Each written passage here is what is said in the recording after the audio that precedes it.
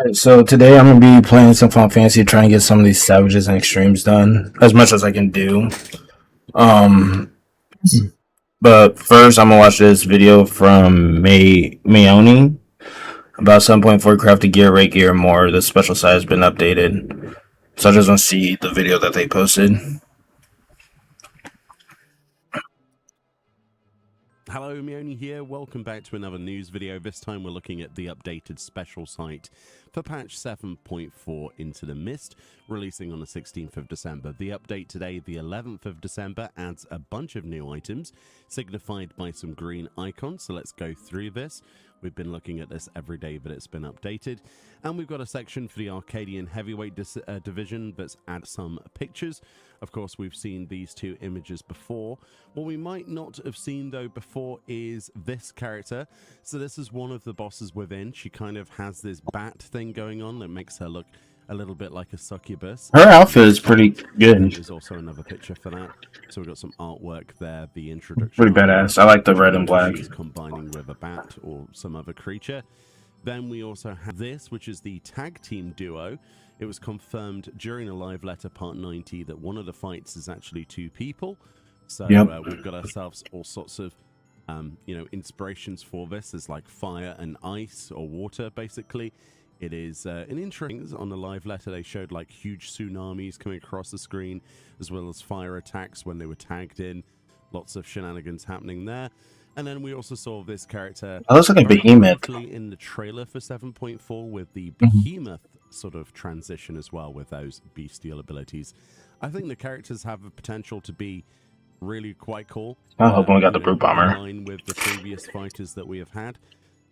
You might notice that the fourth spot is still missing, even though we have at least 4 characters introduced to this because of the tag team. So a lot of people are guessing that Brute Bomber is going to be making a return. That's what I'm thinking too, is that he's going to be the last one. Will he come back for a third and final time? I think he's going to come back. Get the best holiday deals at Verizon. Now you can get iPhone. I don't know. Can we be put through Brute Bomber again as a fourth fight this time? It's pretty unlikely, right? One of the theories at the minute is that the statue emblem for the Arcadian is actually the boss, but we'll see. Sporting some of the new raid gear as well in this shot. You can see there with the warrior swinging what looks like almost like a guitar at the enemy, or at least that's what I see there, with some sort of futuristic gear like neon straps and things, almost like hexware, against the succubus slash Batgirl. And then of course this is what that gear looks like. So a lot of people are, my friend Sky's gonna love that green gear, myself mostly included. There are some elements of this that make it quite unique to some of the other sort of futuristic gear that we have seen in the game. I especially like some of the weapons. I didn't think I would. I really like that bow, the bard there, rocking with the sort of futuristic quiver as well, with those pointed arrows that look pretty mean, and then the compound bow. It's pretty cool, actually. As for the actual gear itself, I mean, it's a mix of what appears to be, if you didn't know this was a raid tier, you'd probably expect this to maybe be PvP gear. Wait a minute, is that Astrologian? Because I'm wondering why they have that thing there, because that looks like a red mage weapon. Solution 9, so maybe some tome gear or something. It's been done before. I don't think it's very similar to the rest of the pieces. The Viper, especially with the twin blades, is definitely giving me Phantasy Star Online vibes. I don't know if that's just me. Maybe I've played a lot of PSO in my days, but it kind of gives me that sort of look. Honestly, it's pretty close to that sort of neon futuristic thing. I really like the blades. I think my takeaway from this is I really like the weapons. Like, look at the monk fists. They're literally like exoskeletal fists, claws, basically. It looks like something you would use in like a futuristic environment to lift heavy crates or something around. Like, it looks very, utilitarian, but turned into an actual fighter from the Arcadian. I suppose that's what they're going for. You want that futuristic, what would the Warrior of Light look like if they were actually competing as one of the headliners themselves? And I think this is pretty close. Definitely got some like cage vibes going on here. Yeah, there's a lot of little nods in this. The Pictomancer Oh. brush is very bulky. Well, that's pretty cool. The palette Pictomancer's alright. pink default. I mean, yeah, there are certainly elements of this gear that I like the armor, but the weapons definitely take it for me. I wonder what you think. Please let me know. But that's like the clearest image we have had since the live letter of what that gear looks like. I'll probably end up collecting the Viper weapons, quite honestly, and some of the pieces. Probably, you know, the melee, like monk stuff. Yeah, like striking stuff. Looks pretty good, in my opinion. But I am slightly getting over futuristic gear. I suppose that's like a good... I like it. We've had a lot of gear like this in Yeah. Trail. I'm personally ready to go to a different aesthetic, but it doesn't mean that I'm done with, like, you know, using some of these pieces. But yeah, it reminds me... I like the futuristic look, because Final Fantasy's always had like a futuristic theme to them. Right, with the Arcadian theme, you know, battling against others, but also gives me those Phantasy Star vibes. So that's... Well, not really futuristic, I'd say like more dystopia type, but yeah. Section on Tom Morello and Caleb Shomo, who are doing the music for one of the fights within there. Everything Burns, which in theory we shouldn't have to mute on streams, but we'll have to wait and see, because licensed music is licensed music. Yeah, I gotta think about that. Then for the Merchant's Tale, I don't believe we had a picture set like this before. It says passed down through generations in Corvos. Again, another mention of Corvos. Have you noticed that we keep mentioning Corvos? Foreshadowing. The Merchant's Tale is immortalized in an enchanted manuscript said to pull the reader's mind into its illuminated pages. The book now rests in the care of Inazqua? A gleaner who invites you on a journey into a world more vivid than reality. This character is a relation of Ishtola, supposedly. They also make a good point here about the new playstyle, because this is a new of the variant modes being introduced, which are quite similar to how it used to be, but I guess more defined. Variant dungeons obviously are your exploration of branching paths to uncover the dungeon's mysteries. Starting from level 90, you may enter solo or up to 3 other players, and the difficulty scales with your party size. You'll also be rewarded with experience points. So that's your basic mode. That I might try to do that solo when it comes out. At all. The changes then come in Advanced and Criterion, if you wanted to know. Advanced basically is fighting even more powerful versions of those same 3 bosses. They can be fought in any order, and each boss will offer its own rewards. Defeat all 3 bosses for either greater spoils. 2 to 4 players may enter, so a 2 limitation minimum, and difficulty scales with party size. So the other limitation they haven't mentioned here is there is no trash or exploration, much like Variant, so you won't be able to go down like here. There's like street paths, yeah, on this picture. That doesn't exist on the Advanced Variant mode. You just basically get the bosses one after one. You know, you get to choose the direction of where you go for each boss, right, from a drop-down menu when you talk to the fountain, but you don't have to deal with trash packs. So that's a cool trade-off, so you can actually practice the bosses. And Criterion is very much the same thing. However, they're obviously upscaled to their most formidable. Will you best them all or be buried by their wrath? Parties must consist of 4 players. Very similar to Advanced mode, this is a fixed order rather than you choosing which one, like in Advanced. Again, no trash, and of course, a set order of which you must defeat. Like this one, there was a 4th tier that they also don't mention that they talked about during the first 7.4 medium tier live letter. You also have the ability after each boss to be able to vote to leave the party and give some rewards. This is a focus to basically hone in on people who do not have the amount of time they perhaps used to, or less time for this type of gameplay where you're going against every boss. There is an advantage to clearing all 3 bosses in Advanced mode. You get another room with rewards, but of course it's not mentioned here, but that is the case apparently. Yeah, there's some cool images here. We've seen a good portion of these before. We might as well just quickly gloss over them. That's the Warrior of Light meeting Ychtola's relative being sucked into the storybook. That's how beautiful and vibrant it is, with that cel-shaded kind of aesthetic, with shaders for your character and actual painted textures, handmade. When you did the Winnie Pooh quest, then got sucked into his world. One of the paths then. Out in the, again, a very like the graphics and everything reminds me of that. The painted clouds. An example of a trash pack of red pandas and a gate and you know, a cave section with all these weird crystals. I'm not sure what's going on there. And sort of like a water section with a very cool like mossy gobu, like purple moss. Very nice stuff. And one of the bosses of the 3 that you will encounter that rides around on a carpet. Very cool stuff. Let's see. They've not added anything to Mistwake. They've not added anything to Hell on Rails. The PvP mode's got the same pictures, I believe, as it always has. But what we do have is 2 pictures for Hildebrand. And it says, despite their vastly different approaches to case-solving, Detective Hardy-Boiled and Inspector Hildebrand succeed in capturing yet another fiendish fugitive. That's a badass motorcycle. With the 2 laser cannons up top. That Carnelian the Crime King, a villain from Hardy-Boiled's past, is deeply involved in a greater scheme afoot. So, minor spoilers there for one of the coolest storylines in Dawn Trail, in my opinion.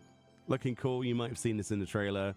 A bike sliding sideways. Are these lights or are these... I mean, it looks like a gun barrel to me. This is giving me like FF7 vibes, you know, expecting us to go on that highway, listen to Crazy Motorcycle or something. And then we got some flashback sequences as well. So, yeah, very interesting. Presumably that's Hardy-Boiled trying to track down something. And then we've got a small section on Cialades, which is the new Air Force One gate map in the Gold Saucer. It says, get ready to test your aim as the Air Force prepares to visit a new destination, the Cialades. Rack up a high score and receive a handsome MGP reward. I think the question on everyone's mind is there new MGP rewards? That's, I mean, if we're going to add stuff to the Gold Saucer, can we have new items to collect? I've been capped on MGP for far too long. Maybe that's just a me problem. Anyway, as you can see, you're flying over in... They need to stop with the Fall Guys event. Which is an instant section. I get it was fun. No, I like it. But they've, like, constantly just push it in there. And I think they should just keep it as a thing, as an event. According to Yoshi P, they were a little bit disappointed because... Or find something else to do, like implement other things. If that's the case. Honestly, I don't think Air Force One is particularly difficult anyway, but the fact that they say that it's a little bit easy, disappointingly, yeah, maybe it's even easier. Who knows? Nothing new on Cosmic Slide, but we do have a section for the strategy board. It says that one I'm excited about. And the command panel, which is next. I'm excited for both of those. 2 and a bit years. Streamlining planning, discussion, and party coordination like never before. With presets for battlefield layouts, party formations, and more, it lets you map out tactics with ease and share your creations with friends, study the field, refine your strategy, and take on even the toughest duties. Damn it, I already have you. Not gonna lie, this is probably one of my most anticipated features from 7.4, simply because the amount of times I have to tab out to try and understand what mechanics people are talking about and strategies, or watching YouTube videos, or, you know, clicking on raid plans, clicking on dodgy links basically to go outside of a game is not something that you necessarily want to have to do. And it's nice that we have a way in the game now to actually hopefully solve all of the puzzles needed. There are all sorts of things on the live letter they showed, such as text edit as well, so you can actually put annotations on, which was one of the fears that they wouldn't allow that, but you can annotate your things with text. You can have multiples of these slides to show transitions in the fights, much like you would with a raid plan, for example, a third-party website. And yeah, there's some pretty interesting stuff that you can do with this. They've kind of looked at, from what I hear, they've looked at the feedback that has been given, and they've also looked at various strategies that people have used for the past few years for various different mechanics, and seen how well they can recreate them in the game with their tools, and then add more tools to help you know, add to that. So this is a feature that will presumably be updated quite regularly over the course of, well, not only just this expansion, but the future, with new mechanics and markers and things like that being added. And there are lots of different drop downs and options, transparency layers, color layers, you know, job icons. Yeah, and the ability to actually press a button, I can't remember which one it is, to actually share this. So it generates a code for your creation, and then you can share that code online. Someone can copy paste the code, or, you know, Intel or Party Finder. So let's say it was a 4-digit code. I think it's that one right here. You could then copy and paste. I can't remember. He should have done the live letter. I think it is that one. New strategy, and it would just literally copy what they've done. So you would see what strategy that you're signing up to before you enter, which is pretty cool. Again, this doesn't alleviate one of the biggest concerns with Party Finder, and that is Party Finder lying. People who lie about progress and people who don't read the notes on a Party Finder listing. Those kinds of people, you're still going to have to deal with them, unfortunately. That's still a thing. But at least I did that one time, just a trouble group. Further to bring more people in the game instead of taking them out of it. This is especially useful. I think we all ended up beating the boss or something like that. That kind of stuff, because, you know, you're not always going to want to have to load up a phone to do everything. So yeah, really cool, actually. Really cool. Looking forward to that. And then the other new UI feature. This one I'm excited about. We did a quick video on this the other day. That'll clear up so much in my head. It says job icons, emotes, macros, all kinds of actions can be assigned to the command panel as icons. It's ideal for those things you want to keep close at hand, but don't need on your HUD. Whether that's your favorite mounts, gear sets, or emotes that can only see occasional use, opening at the press of a button, the command panel keeps shortcuts easily extreme clutter. It's a very admirable decision. Myself, I like to use macros to hide action bars and reappear them, just to try and get rid of some of the clutter on my screen. My screen looks like an absolute pain in the butt if I don't have those macros. It's nice that they'll have a designated place now, so I can use those action bars for something else if I want to. It's all about taking away all of the stress off of the screen. Of course, there are a lot less job abilities than there used to be per job, you know, as a result of... Depending on the job. Through expansions. So, presumably, my hope... Like, I think Warrior has less abilities than fucking Dark Knight. I think Gunbreaker and Paladin have the same amount.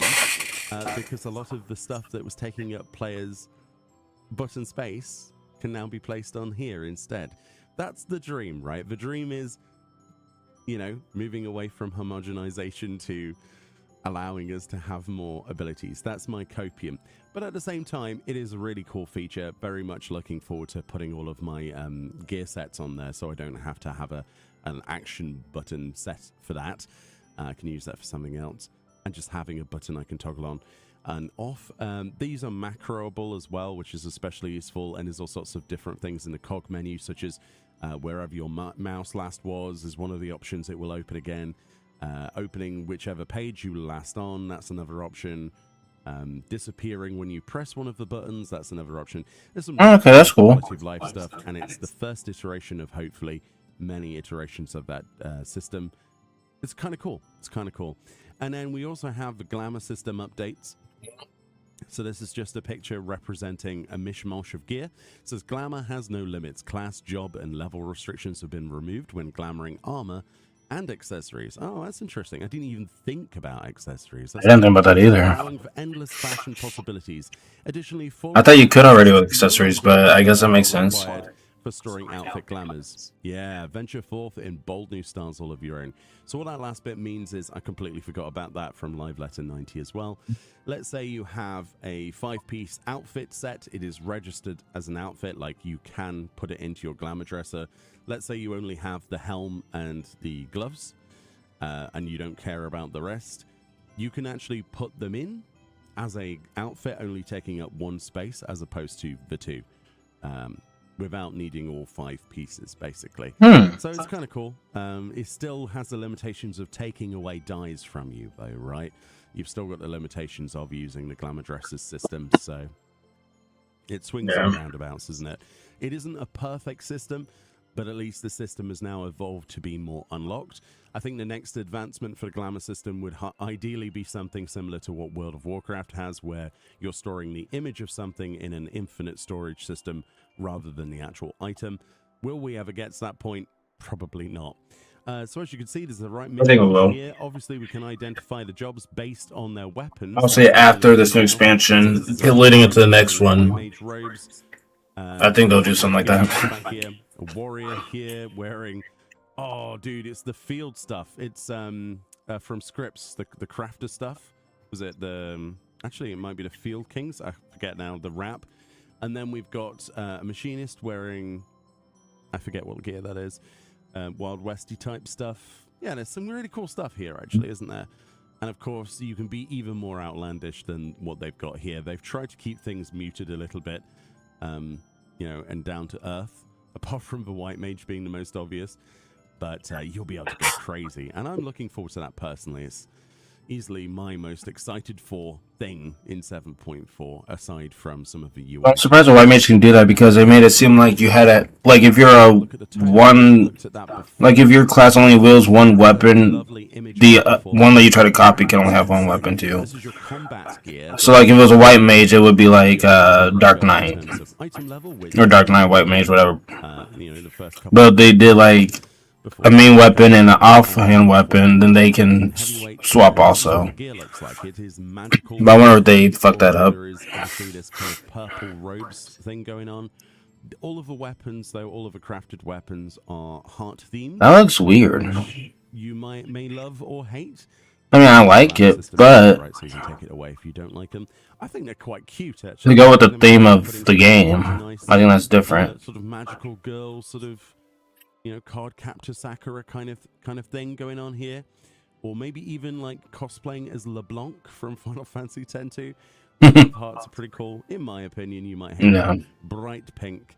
I wonder what they're gonna dye like. Actually, probably just take away the metallic color and leave. I don't know. Actually, yeah. I quite like the chakrams. Actually, I think they're quite cute. And as for the robes. But then again, you might completely hate these, and that's totally fine. You might see that there's a bit of a differ between dark, light. But of course, we don't have to really look at the armor as restricted anymore, because it doesn't matter. So if you like something like, oh, I like that top that the aiming person's using, it's not an aiming top anymore, is it? Basically, apart from its stats, you can purchase that and then use it on your tank if you want to. There's no problem, no great shakes, as they say. No, they're not too bad. They're not too bad, and that's the first full thing. The last time we saw this was on the live letter as pretty cool too. Image. It does look better in the game, I think, but we'll have to see, you know, in person, what that's like. A brand new emote then. So this is these are 2-player characters. This is an emote to hug a book, to hold a book dear to you. I don't know what other stages of frames are in this animation. Presumably picking a book up out of your inventory and then hugging. Yeah, they're holding a book. There has to be more to it, but I'm gonna start queuing up for these extremes and savages. 1 second. Party finder.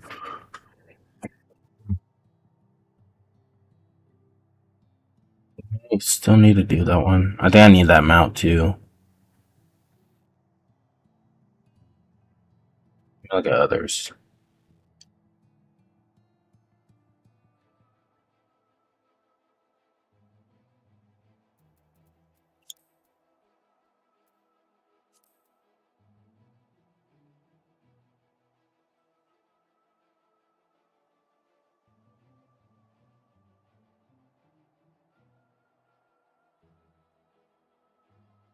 Oh wait, I don't need to do them to unlock the next one. I can just do this one if I want to.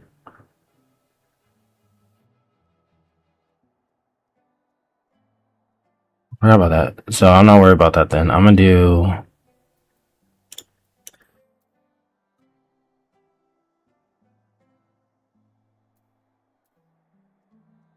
want to be the only tank for that one.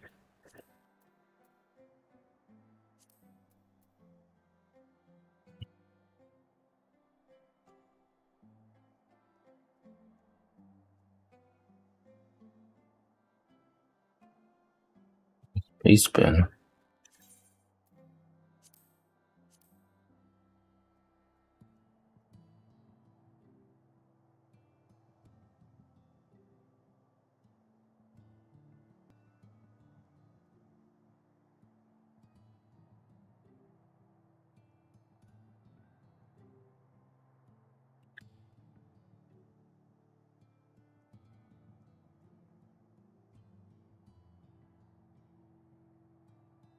What is this? I'm not doing that one.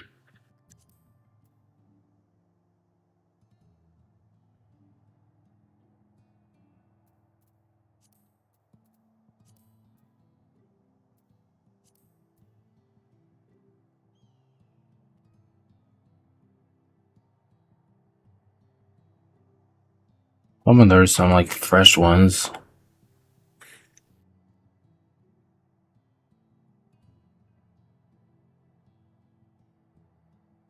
I'll have to try that one.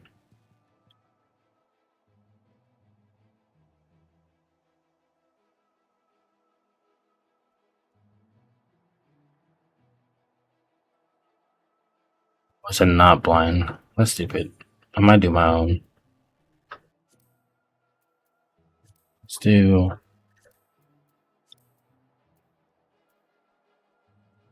Fuck. Oh wait, I see. Never mind. I fucked up. Duty.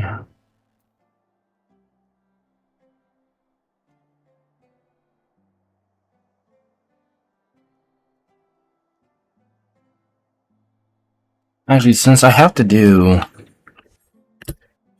Where are you at?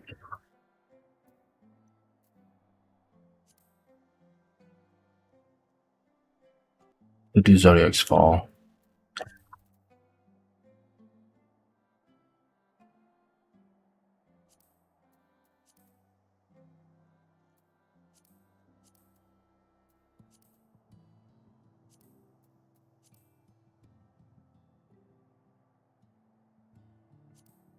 I'll do this one. We'll do practice.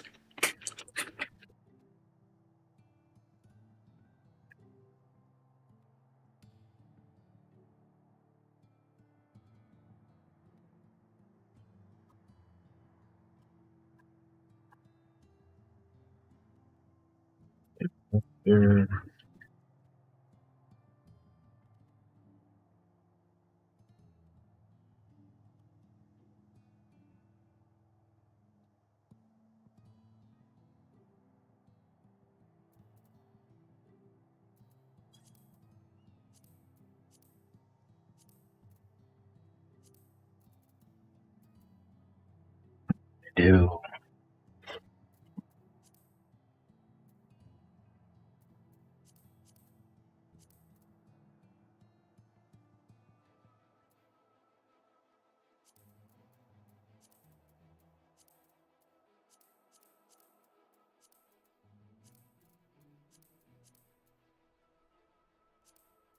No, select both.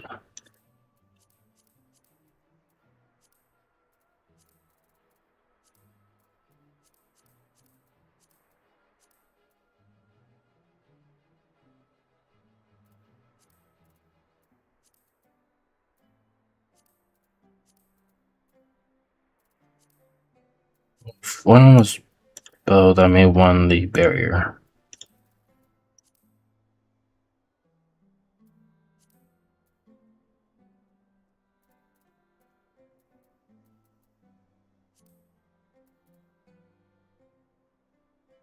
$40, and then that should be it. I think that's all I need.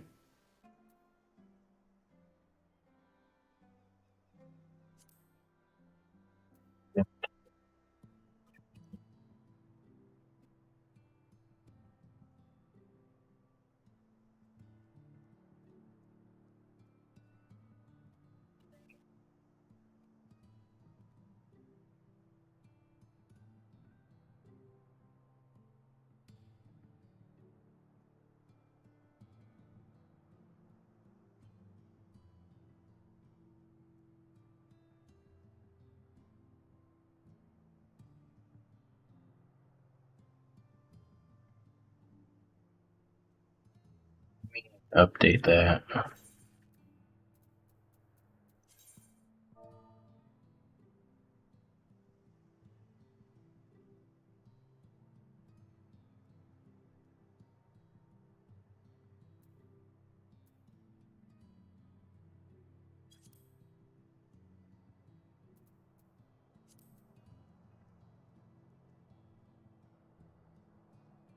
So while we wait, I'm gonna keep watching videos.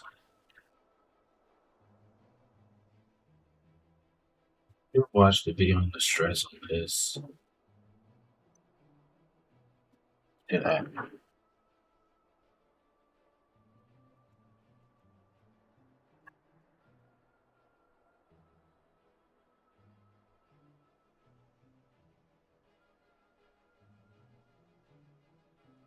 Time 3 will be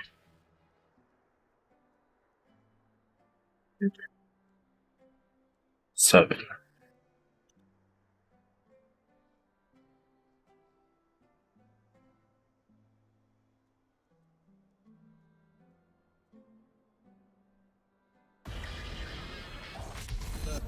Everybody wanna go and talk it. At the same time, gotta walk it.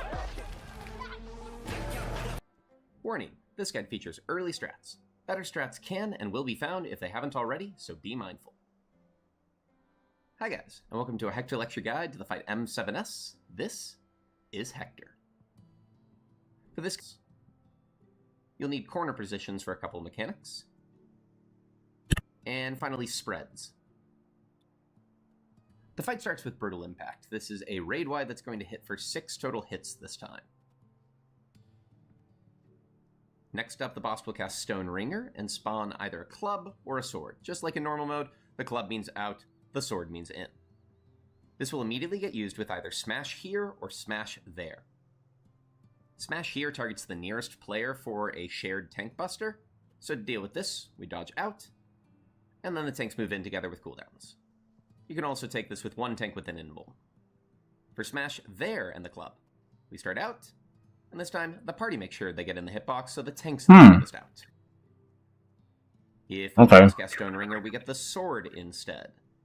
For Smash Here, everybody starts in, and the party slides out afterwards so that the tanks are the nearest. For Smash There, everybody starts in, and the tanks slide out afterwards so that they're the furthest.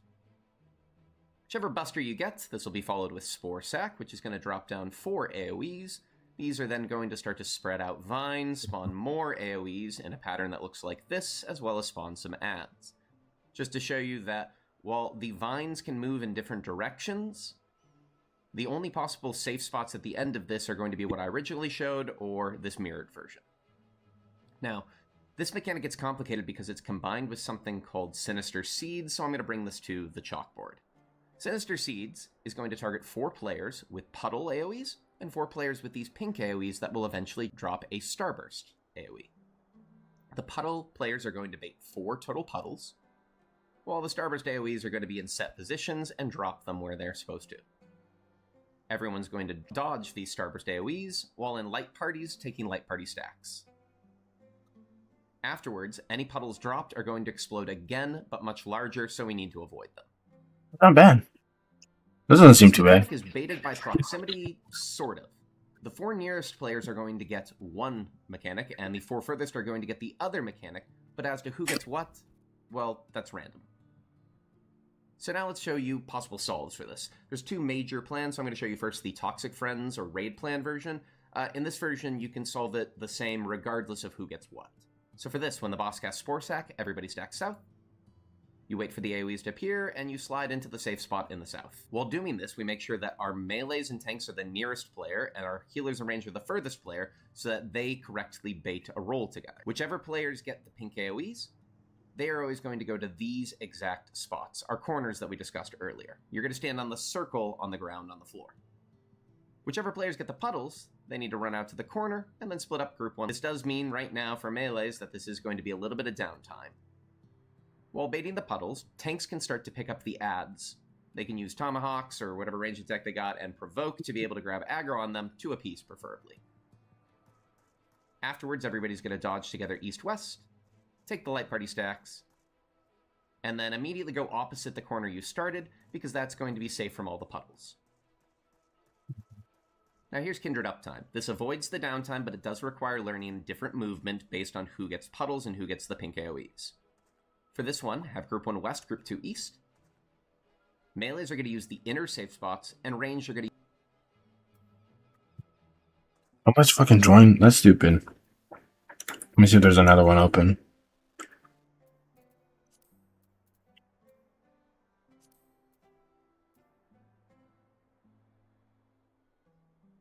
I could do that one. It's not that hard. I think I do need them out. I was just hoping to get some of these savages done. I haven't done Recollection forever.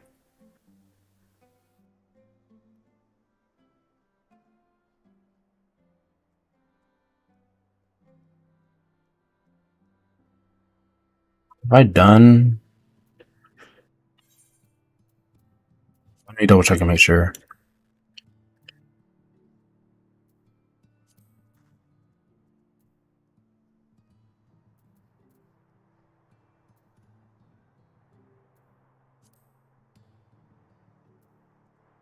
Oh yeah, it's his. Yeah, I've done that before. I'll join the party.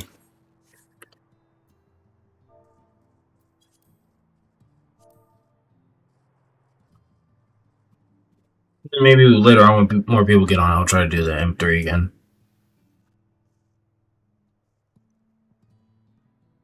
Watch that later. I'm gonna go back and watch some other Final Fantasy videos.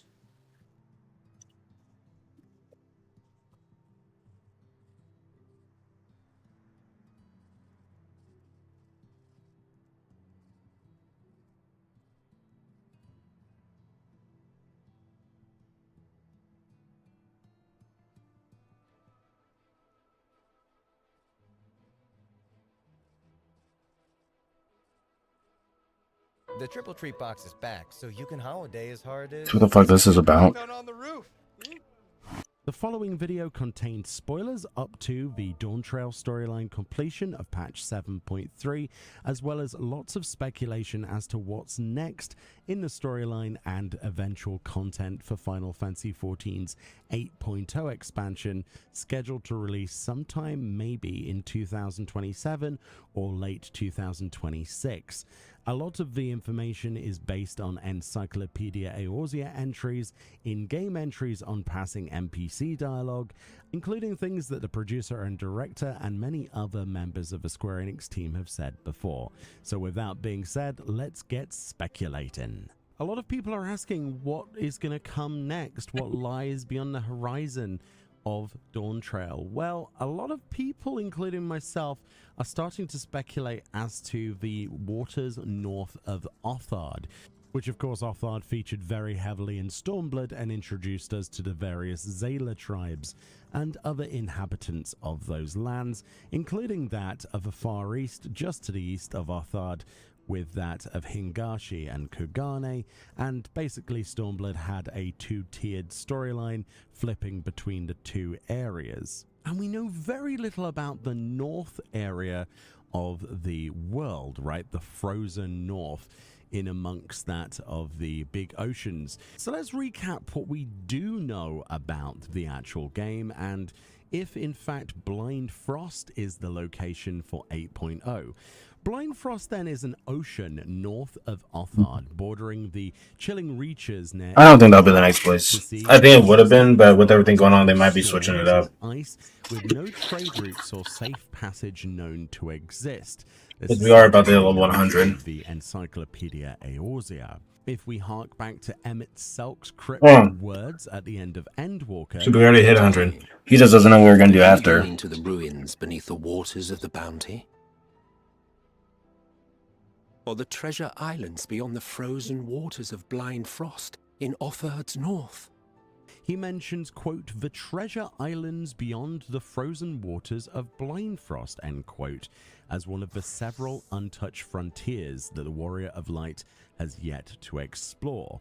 Players have obviously speculated that there could be icebound lands ripe for discovery, possibly housing lost civilizations, ancient artifacts, or terrifying eldritch horrors, of which we can come to the end of 7.3. I'm surprised I haven't done more housing plots, because I know people have been wanting that. So is this a civilization in a shrouded, blanketed ice field, basically, with lots of little islands? A civilization that is host to a myriad of secrets, that is actually hosting that of the sundered Asians that are remaining on this reflection, one or maybe more of them. And effectively they are waiting to pose their actual threat, which has something to do with the key to interdimensional travel that is now currently in the possession of the Warrior of Light. Will we be traversing on a boat north of Othard into the uncharted waters, which is all we really know about that?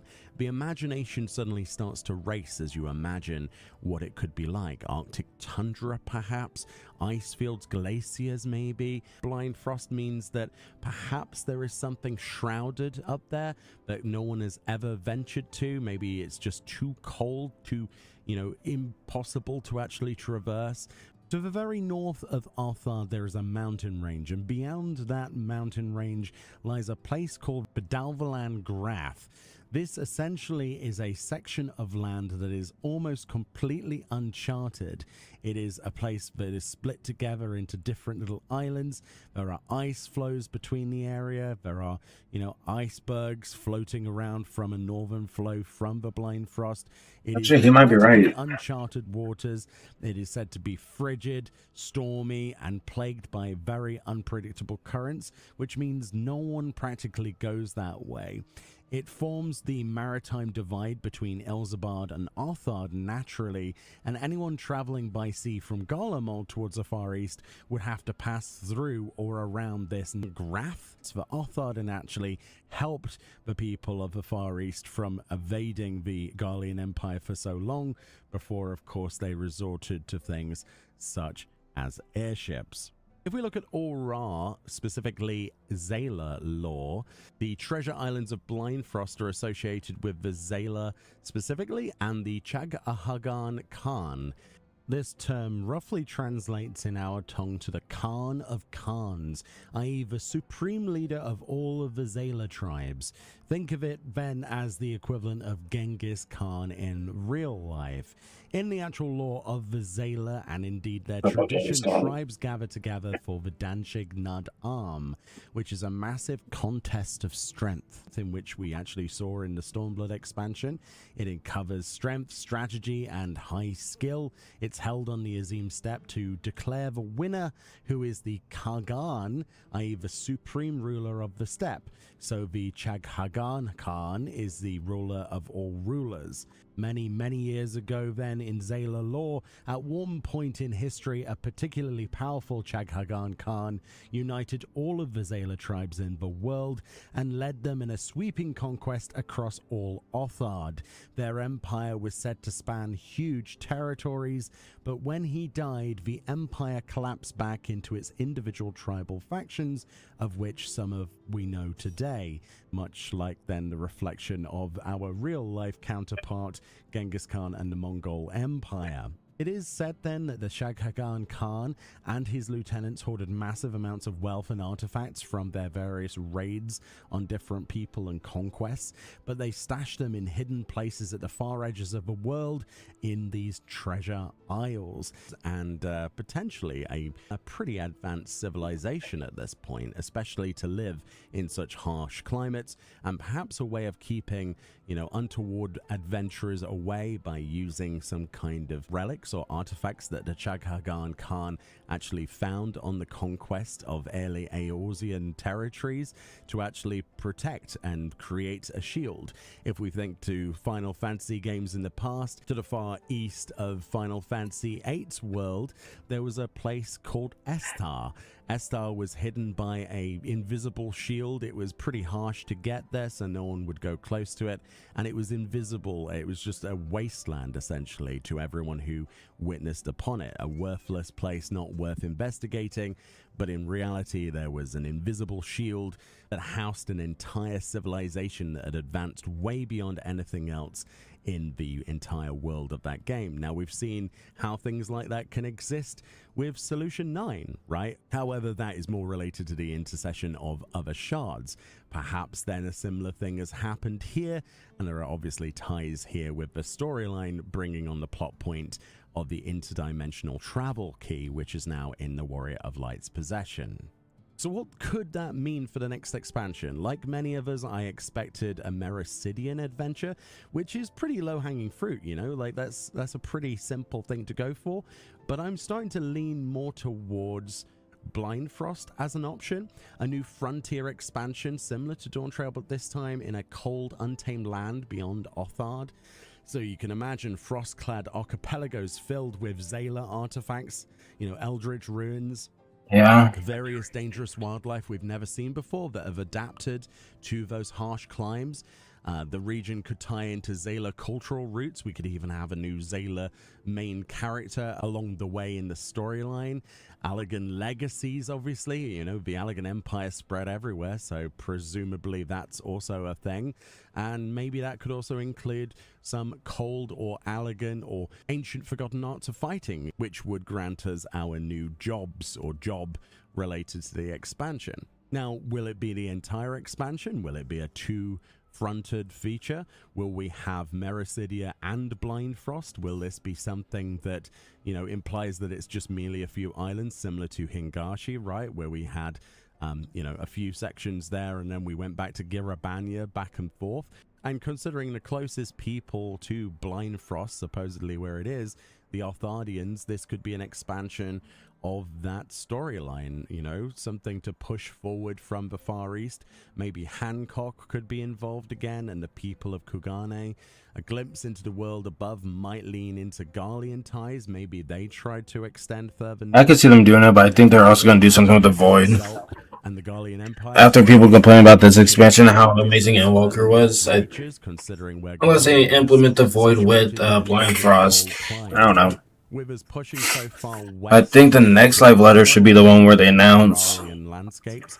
new expansion or FanFest. All of the other places we've never been to, including Mericidia to the southeast, but also to the north, right, with this Arctic North. What is up there? It is a very mysterious place, and I think that it's fair to say that we're going to be ticking off every single place that Emmett Selk has mentioned, and that was definitely intentional, and we'll probably have that narrative, you know, introduction, which a lot of people like. Not till April? On Dawntrail, we had Emmett Selk's quote starting it off, which was a nice Another year? feeling. But anyway, in conclusion, Yeah, because they won't announce. They'll announce something in California, like the trailer, or tease it. And I think in Japan is when they actually announce it. You know, domed area, Which will be another year from now in 2026. People have tried to pass through there. You know, we have Ketanram involved in the storyline now, a world-renowned adventurer who has a ship and has traversed across the world, basically, as we've seen with the Crescent Isles in the Occult Crescent. Maybe there's a continuation of his character as a main part of adventuring, and the idea that these are treasure islands, you know, ancient treasure, lots of lore to sort of fill in the blanks for a lot of the Zayla tribe. Maybe an entire civilization of Zayla. Yeah, tickets are fucking sold out. The dominion of a sundered Ascian or multiples of them hiding up there. There could be a call to arms. Something happens, rumors of something nasty happening to somebody disappearing. Maybe something really bad happens and there's a call to arms that requires us to go north of Othard. You know, the seafarers' tales of what lurks beyond that of Blind Frost and no one ever returns sort of thing. You've got a good option there for what we had with the Siren Song Sea when we were coming over to Hingashi, that kind of lore. It practically writes itself, pretty similar to what we've experienced in the game before, but also opening up this cold, harsh, untamed place. And it's also a good reflection of we've just had a summer expansion. Maybe this is the winter expansion, or the turning of the winter. That could be quite a good contrast, and could be a lot darker toned than that of Dawn Trail, which a lot of people have said that they want, you know, to get back into. Dawn Trail was kind of like... That makes no sense because we're at 7.4. You know, it's supposed to be kind of subtle. It's a getaway, basically, a vacation, as Yoshi P called it, and then it got darker. I'm fucking confused right now. Storyline, and now we're getting closer to even greater story. Because it normally goes up to 7.5, right? Hiding in different reflections, and perhaps even on our own reflection in the north. So there are 3 locations really that kind of we need to talk about when it comes to Blind Frost that can be seen on the map. Basically, we've got the Raya Peninsula. I think I pronounced that probably very wrong. The Dalvanal Graph, and we've got the Knowing Sea. So let's put this together. Basically, the Raya Peninsula is the northeastern edge sticking out into the cold seas of the Blind Frost. It's a harsh, icy, and unforgiving sort of area, body of water, and the peninsula is regularly battered by flows drifting down from the Blind Frost, making its coast dangerous to sail because there's massive icebergs around. The inhabitant is populated, albeit sparsely, and there are Zala nomads of the steppe occasionally roaming that far out, but there are no large cities or settlements that Servers went up to Sea 5.5. monsters are said to prowl in that area. There are many other rumors, including that of the icebergs that put off sailors from exploring. And it seems that many of the inhabitants consider it a natural barrier against venturing further north, which seems to hold some truth, at least in superstition. With that kind of geography of that peninsula and the ice, Went up to 0.5. makes it the gateway to any future expansion that ventures northward. So it would make sense that that's the direction that we would enter into whatever expansion would be in Blind Frost. And then finally, I think the Knowing Sea is also important. Even Heavensward went up to 0.5. This is the So if we're at 7.4 now, we have like a little less than a year left till the next expansion is even announced. Not even like released, like announced.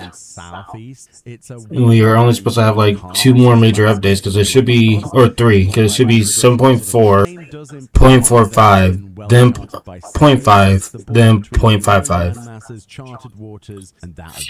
But once those come out, like, I wonder what's going to happen after 0.55. Further north, the more dangerous those shipping routes become. It would also be quite poetic. Yeah, Heavensward's website is pretty cool. Seas before the literal storm. So yeah, there's a lot of theories, especially after 7.3. A lot of people have gone, Blind Frost, especially considering the terms which was referred to by Calyx, the Winterer Elders, which basically Winterer means is resident of a cold plain. So yeah, that would make sense for Blind Frost.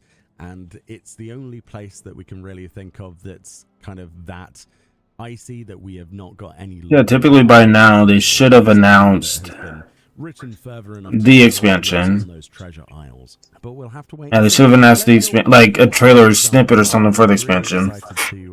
Yeah, I think the next major update released the trailer and what it's going to be, and then announced the next release date for the trailer, or for the expansion. And there's a good chance that we might see a shake-up in terms of murmurings. 6-7 months at least before it actually comes out. But we'll have to wait. So I don't know what they're gonna do. Anyway, let's keep the speculation rolling, and I'll see you all next time. Bye-bye. We'll see what happens. I mean, it could be Blind Frost. I don't, at this point, I don't fucking know.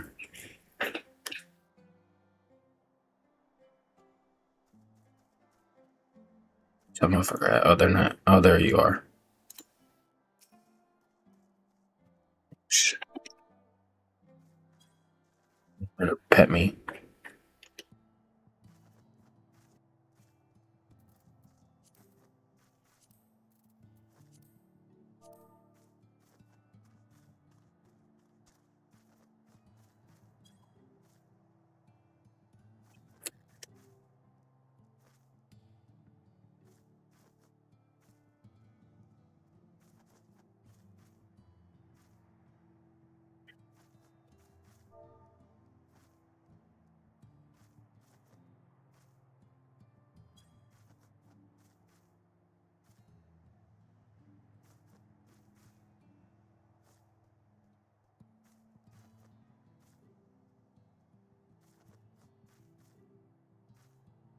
Jesus Christ.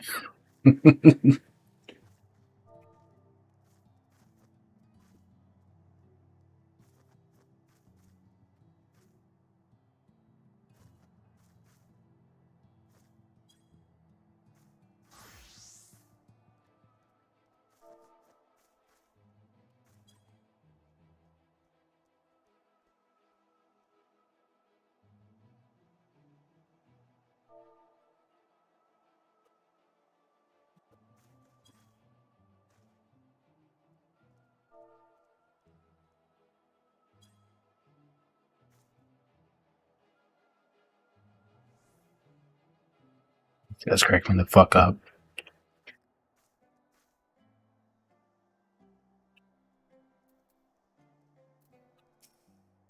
Maybe add him. Ah, the friend list is full, damn it.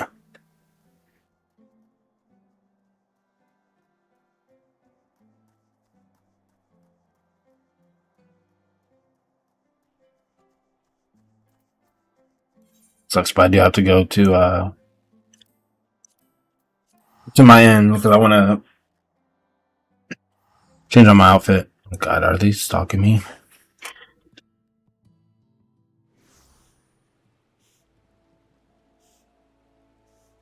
I'm just gonna laugh if they're here.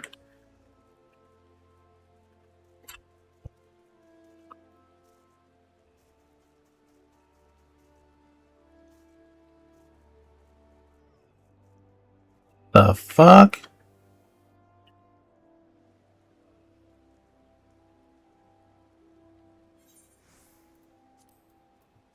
Photo.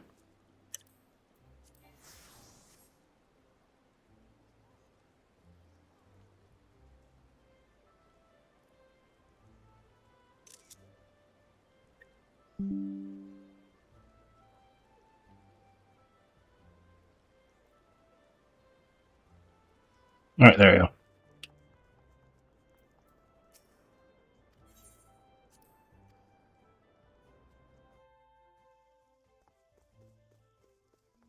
Glamour. It's either here or it's in the armor. I can't remember. I need to edit one of them. Change. Yeah, let me change this one.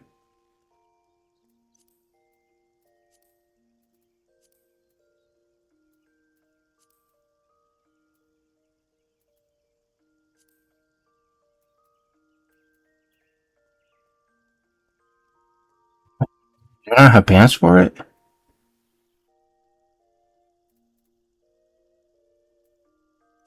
What's these ones? Okay.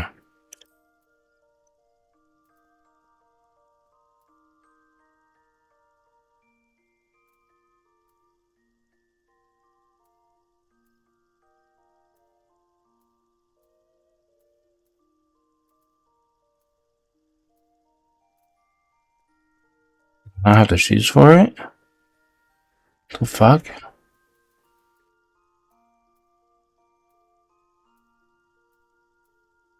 There you are.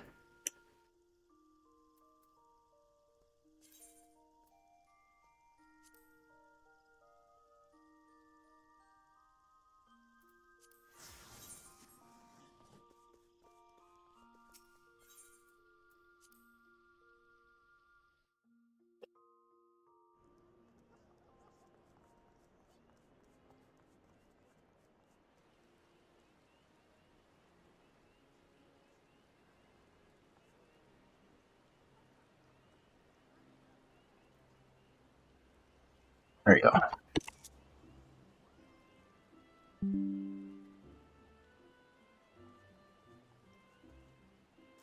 Do need 1, 2, 3, 4, 5, 6. So 2 more.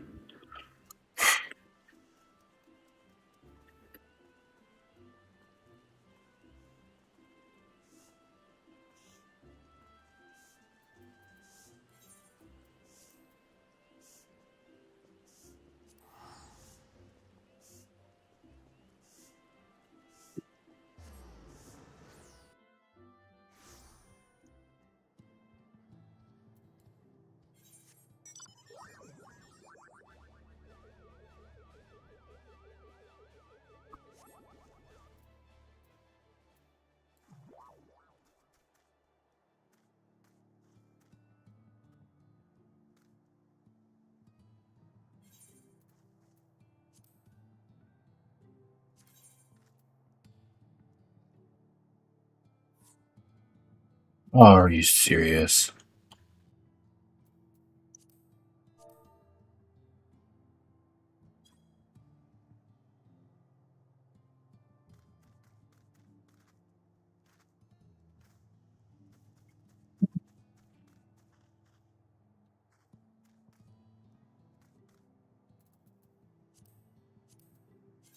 Look at the other party finders too.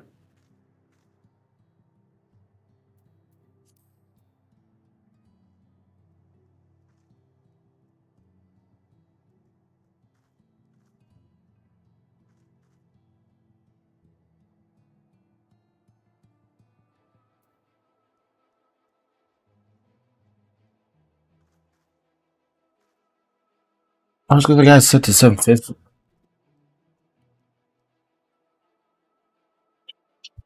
I don't think you need 750 to do this. You need like 740.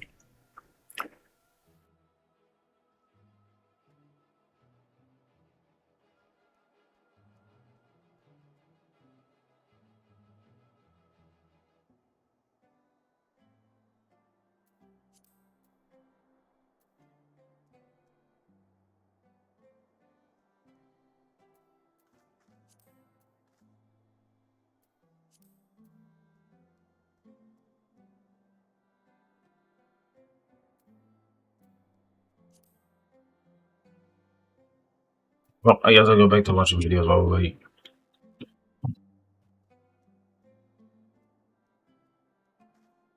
See, what's up? What else is out there?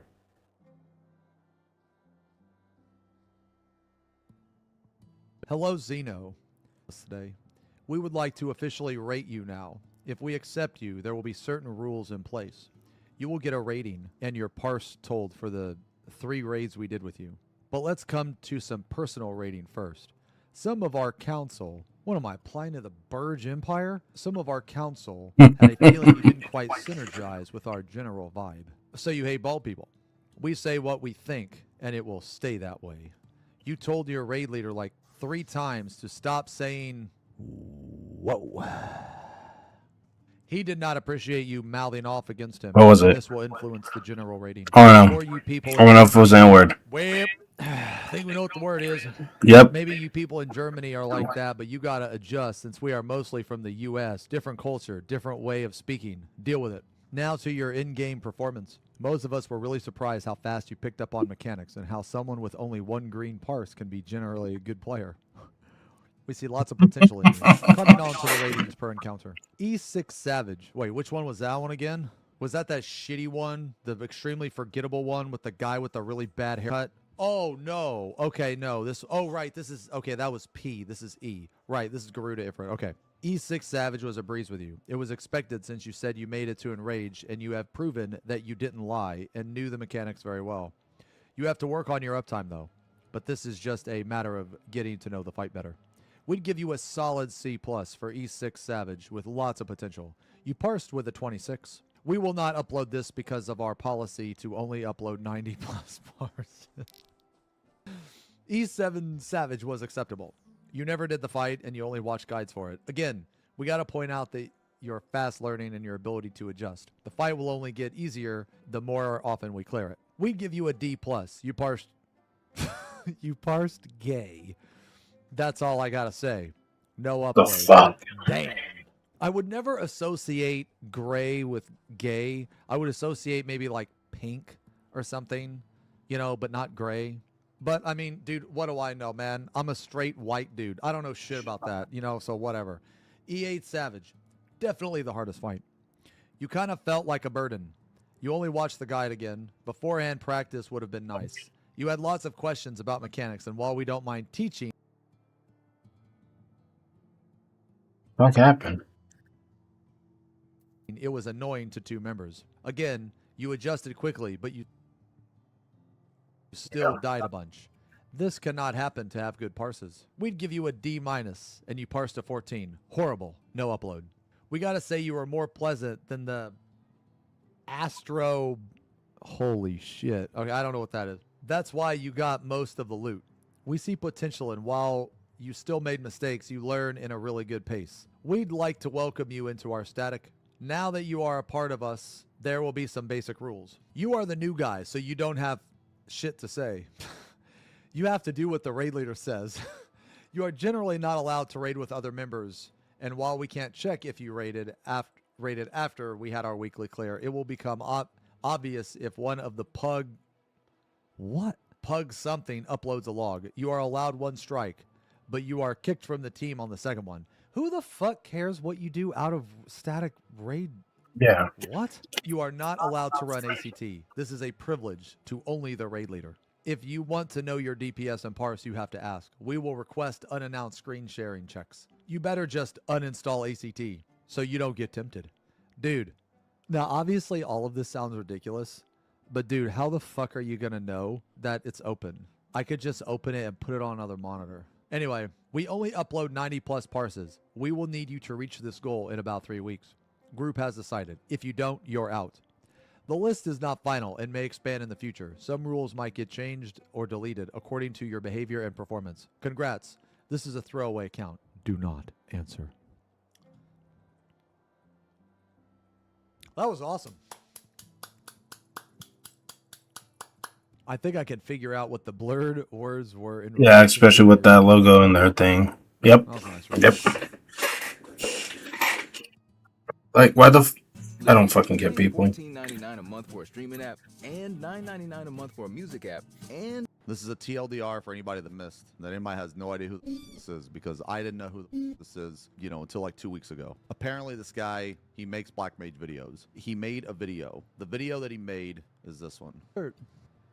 This is the video that he made. Now, that video, it was received very poorly throughout the community. He said a bunch of stupid shit players for being trash, and people were like, you can't do that because you're trash. Like, you can't call a player bad when you're bad. And he didn't like that. So he deleted the video. Someone re-uploaded that video. Damn. Reacted to it. Now, the entire time I was reacting to the video, he was in chat. He was agreeing with everything I said. For context, this video right here is the one where I show his chat logs and where he was agreeing with everything I was saying. So then he tried to copyright strike my video. And in this video, I go over the things that he told YouTube. He 4, basically 5, 6. lied. Okay, fine, I got He 6. said that I didn't transform the content. He said that I didn't have his permission, all this shit, when he's literally in my fucking chat, okay? So, like, again, I don't need his permission. Once it's online, fair use, I can transform the content. I don't need his permission. YouTube actually told him this. Okay, this is all in this video right here.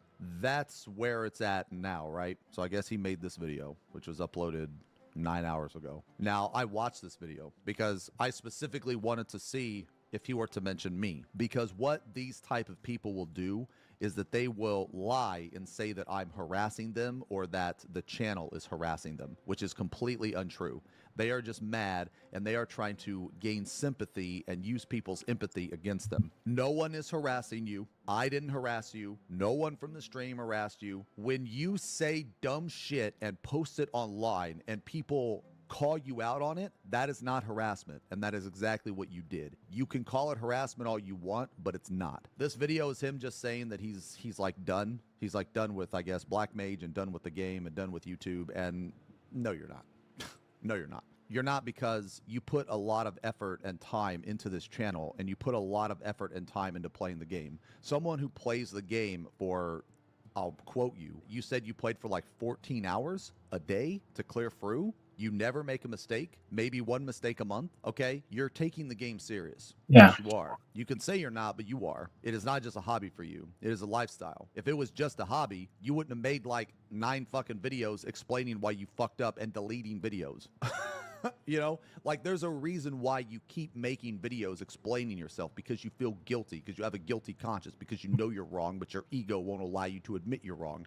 If you truly felt that you were not wrong, then you wouldn't feel guilty. This to me is, it just screams guilt. Anyway, he made another video. I didn't listen to the entirety of it, okay? I listened to like 5 minutes, skipped a couple minutes, then another like 6 minutes, skipped a couple minutes. I basically was just trying to find parts where he mentioned me, because honestly, I figured that after he got rejected by a copyright strike, he would try to like cry again and say that I was like doing some fucking stupid shit, like harassing him or some shit. I've dealt with this exact behavior before from other people. These people will love to use the fact that I have had success on Twitch and YouTube, they will love to use the fact that, oh, I'm the small streamer, I'm the small content creator, and this guy's bullying me with his audience. Shut the fuck up. Ain't nobody bullying you, man.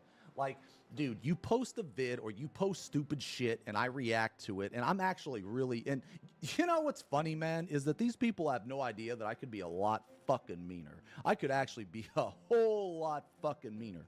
But there's no reason to do that. There's no reason to twist the knife any further. Like, the people that upload this type of content, they're already digging themselves a hole. The first vid that I watched, the first vid that I reacted to, I initially didn't even want to react to it because I didn't even fucking know who the person was. Even after I reacted to it, right? Nobody gave a shit. Like, a couple days later, nobody gave a fuck. You know what I mean? So I knew that when he tried to copyright strike me, I knew that he was a little fucking crunt. Okay? I fucking knew it. We're not watching the first hour of this. The only care about is the part that he mentioned me. I'm sorry. The situation, though, the thing that I want to say is that I think I'm done with 14. I'm done with the community. I'm done with providing resources. I don't even know what you're talking about. The community is like the best one in all of like gaming, in my opinion. No matter Or like what MMOs. way, Like, it's just they're the only one I know that like actually help you out and walk you through a lot of things. about, oh, top 5 most hateful players in 14. That black mage guy and our players are evil. And I want to say this now, man, because he called out people in his video. He like called them trash. He made fun of them or whatever, you know. He called them trash. He called them brain damaged or brain dead or something, right? So it's okay for him to do that. But when people say the same thing to him and they have like evidence to back that up, that's harassment. Like, in what fucking world does that make sense? Like, so you can dish it out, but you can't take it. So like, basically he went out of his way to shame multiple people. And then when people were like, wow, that's kind of fucked up, then they dug into his history and now they're calling him out for the same stuff that he's calling other people out. So it's okay for him to do it, but not for people to do it to him. Okay. all this crap. You know, all this just Sounds like somebody I know. dragging it out for clicks and views and blah, blah, blah. And like, that's never what we've been about. It's exhausting, honestly, to just be going through your day and then your phone bloops. You look down at your phone, it's like a million hateful comments and like a bunch of emails about your account security and, you know. So he says like that he doesn't want to drag it out. Okay, motherfucker, like, bro, you made a video. Then you made another follow-up video that is an hour long explaining the original video. How in the fuck is anybody else but you dragging it out? Then you make another video, which is what we're watching fucking now. And you mentioned me somewhere here. We're going to get to it eventually. I know you mentioned me here. Bro, you're the one dragging it out. No one else. Just imagine, let's rewind the clock like 2 weeks, okay? If you just would have shut the fuck up and just not made another video, not copyright strike or not attempted to copyright strike me, not been a like if you weren't like exposed. You try to copyright strike him? Fucking snake. Are you serious? Think anybody would have gave a shit about your original video? No. Like, honestly, it wasn't even that bad. Like, in comparison to some of the shit that other people have done, it wasn't even that fucking bad. Like, I forgot about it until the fucking copyright strike shit. He complains about people dragging it out when he is the one that's dragging it out. Bloops. You look down at your phone, it's like a million hateful comments and like a bunch of emails about your account security and, you know, you're just like, oh my God, dude. All right, 2 things. One, what he classifies as a hateful comment, I disagree with. He classifies a hateful comment as anything that disagrees with him. That's not hateful. And 2, I don't believe him that people were trying to hack into his account. Absolutely not. That's just a lie. What is this, man? And I just think that the 14 community is very gullible. I think they listen to people. How the fuck are they gullible? What the fuck is he talking about? A lot of the time, I think that they are very happy to harass someone and do evil things as long as they feel like the person they're doing it against is evil. And keep in mind, this is coming from the same person who literally harassed other people and tried to spread fucking slander against those people. Okay. And I don't know about you, but I can't stand people like that who like try to talk shit and then play victim right after. So, seeing Like, you're the comments one who like, started this shit. You should be able to handle it. You shouldn't have made a video. Yeah, you shouldn't have made a video if you didn't want to suffer the fucking consequences of the stupid shit that you said in the video. And do you deserve the disagreement and the comments that say you're wrong? Absolutely. Mm-hmm. You deserve that. Yes. You started You it. said some stupid shit. You Yep. deserve to be called out on it. Mm-hmm. You didn't want, this threat and that threat. Like, it's not right. It's not right, So it's not worth it. It is right. Because when you say dumb shit online and it's just wrong, like it's not fact and people call you out on it, you deserve to be corrected. And I have really, really loved being a part of this Black Mage community, You guys have... No. He's loved being a part of a community that he can kind of say and do whatever he wants with no consequence. It's not Black Mage specific community. Have taught me a lot. Just as I have hopefully brought information to you that has been helpful. I'm telling you, those guys who are actually part of the channel... The only thing anybody can learn from this motherfucker is what not to do. That's what people should focus on, is what not to do. So if you see him do something, you should probably not do it, considering the evidence, considering the fact that his logs are fucking green, considering the fact that it took him over 2,000 polls to fucking clear through. Maybe you shouldn't do what he does. That's just a thought. But I don't know. You do you. You can do whatever the fuck you want to do. At the end of the day, I don't give a shit how fast or slow your prog is. You know what I mean? I don't care. It doesn't affect me. I don't give a shit. You want to take 9 months to clear something? That's fine. You want to take 3 days? That's fine too. It's whatever. Actually part of this community and not like these like Twitch vermin, you guys have been around for a while and I really appreciate that you shared your joy. So Twitch vermin, he's basically saying that he's basically talking about you guys. He's basically putting YouTube versus Twitch. In some of the YouTube comments, there were people that genuinely liked his channel. And you know what, man? I feel sorry for those people, honestly. I feel sorry for those people that genuinely liked his channel and supported him because it came out that he was like a two-faced rat that lies and tries to copyright strike people and all of this fucking garbage. Of course those he are the is. people that I feel sorry for. With me, your joy of accomplishment and figuring out Black Mage and running the numbers and asking questions and talking in the comment section of all our videos. Those who have DM'd me, over the past couple of years saying thank you or asking me questions or whatever. It's been so wonderful to talk to all of you. It's been really great. And I'm going to miss it a lot. I am.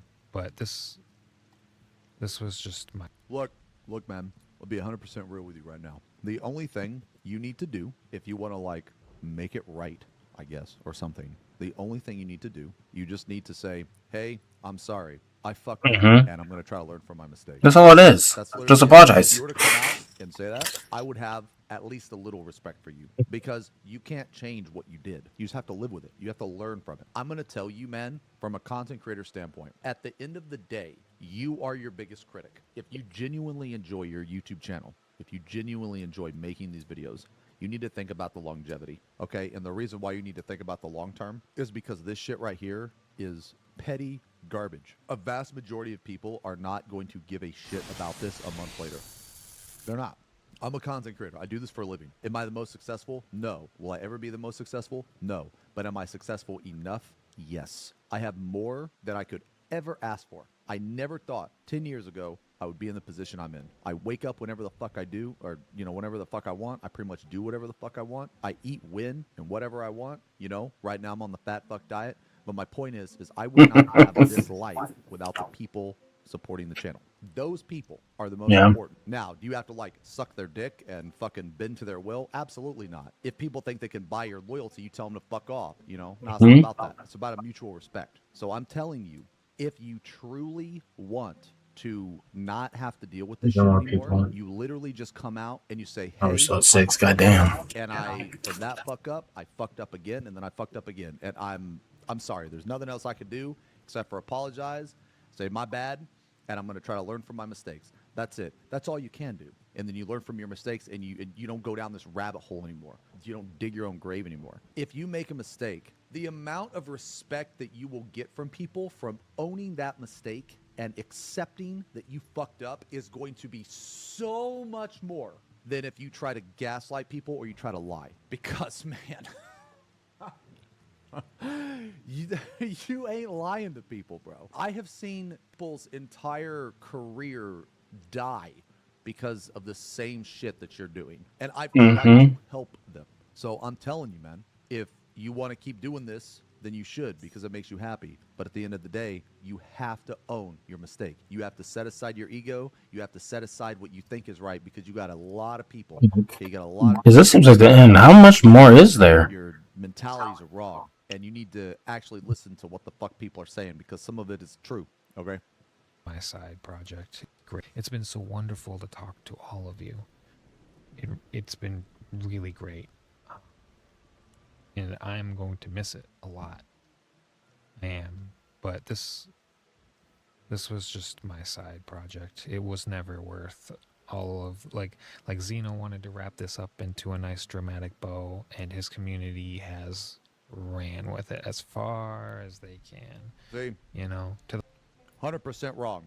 You were in my channel agreeing with me 100%. No one from this channel is harassing you. No one from this channel is saying shit about you, dude. No one from this channel even gave a shit like a day or two after. No one cared until you kept making shit up. You kept making videos. Don't blame me and my channel for people calling out on your mistakes. You tried to lie to YouTube and get my video copyright struck, try to get it taken down. So now, in this latest video, now you're trying to blame me and my channel for harassing you. So now you're lying even more. No one is harassing you.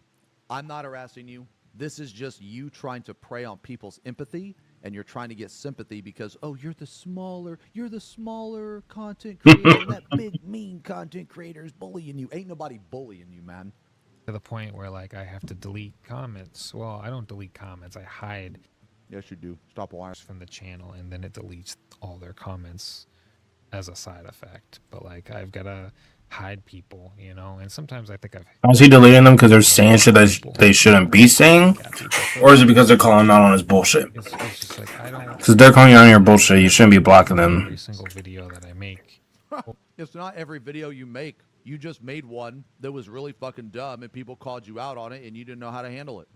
Over and over and over again, because they keep creating new accounts to spam the same thing on my channel over and over again, or for people to play armchair psychologist based on one moment in time, saying things like you need to look up personality disorders and you need to do this. It's like, huh? Are you okay? Like, is this projection? Like any logical person is going to look and see, okay, this person made a mistake. He apologized before you even saw it, and then you didn't apologize, though. That's the thing. He misplaced blame and gaslit people and didn't take accountability. He didn't apologize at all. That wasn't good enough. And he's still not apologizing. And then he consistently said, no, I know I'm not perfect. I know, I was just venting. And it's still just not good enough for you people. It's because you people are lost in the sauce. You're gobbling up the drama, and once you find someone to crucify, you go for it. And I just don't want to be associated with people like that. He's trying to blame other people. He's the one that's constantly releasing videos. He's the one that's constantly like digging his own hole. Here is a reality check. You are doing this to you. No one else. No one else is doing this to you. You are doing this to you. That's why it's fucking happening. It ain't no one else's fault but yours. And this is another fucking example of not taking accountability. Like, bro, if you just want the shit to die, then just stop making fucking videos and stop mentioning me. I don't even know you. I don't give a fuck about you. But you keep involving me. When you blame me for things that I didn't do, I'm going to respond to that. I made a mistake, but I acknowledge it and I learn from it. This is absolutely 100% false. 100% bullshit. He is fucking lying through his teeth here. This is not a mistake for you guys. This is just how you want to be. And that's not for me. It's not for me anymore, you know? Yeah, so thank you, Black Mage players. You know, you guys have been great. This channel has been such a source of joy for me because of you guys sharing your joy with me. You know, your victories, your experimentation. No, I agree with him. I think he should take a break. I think he should stop. He definitely shouldn't be trying to give advice.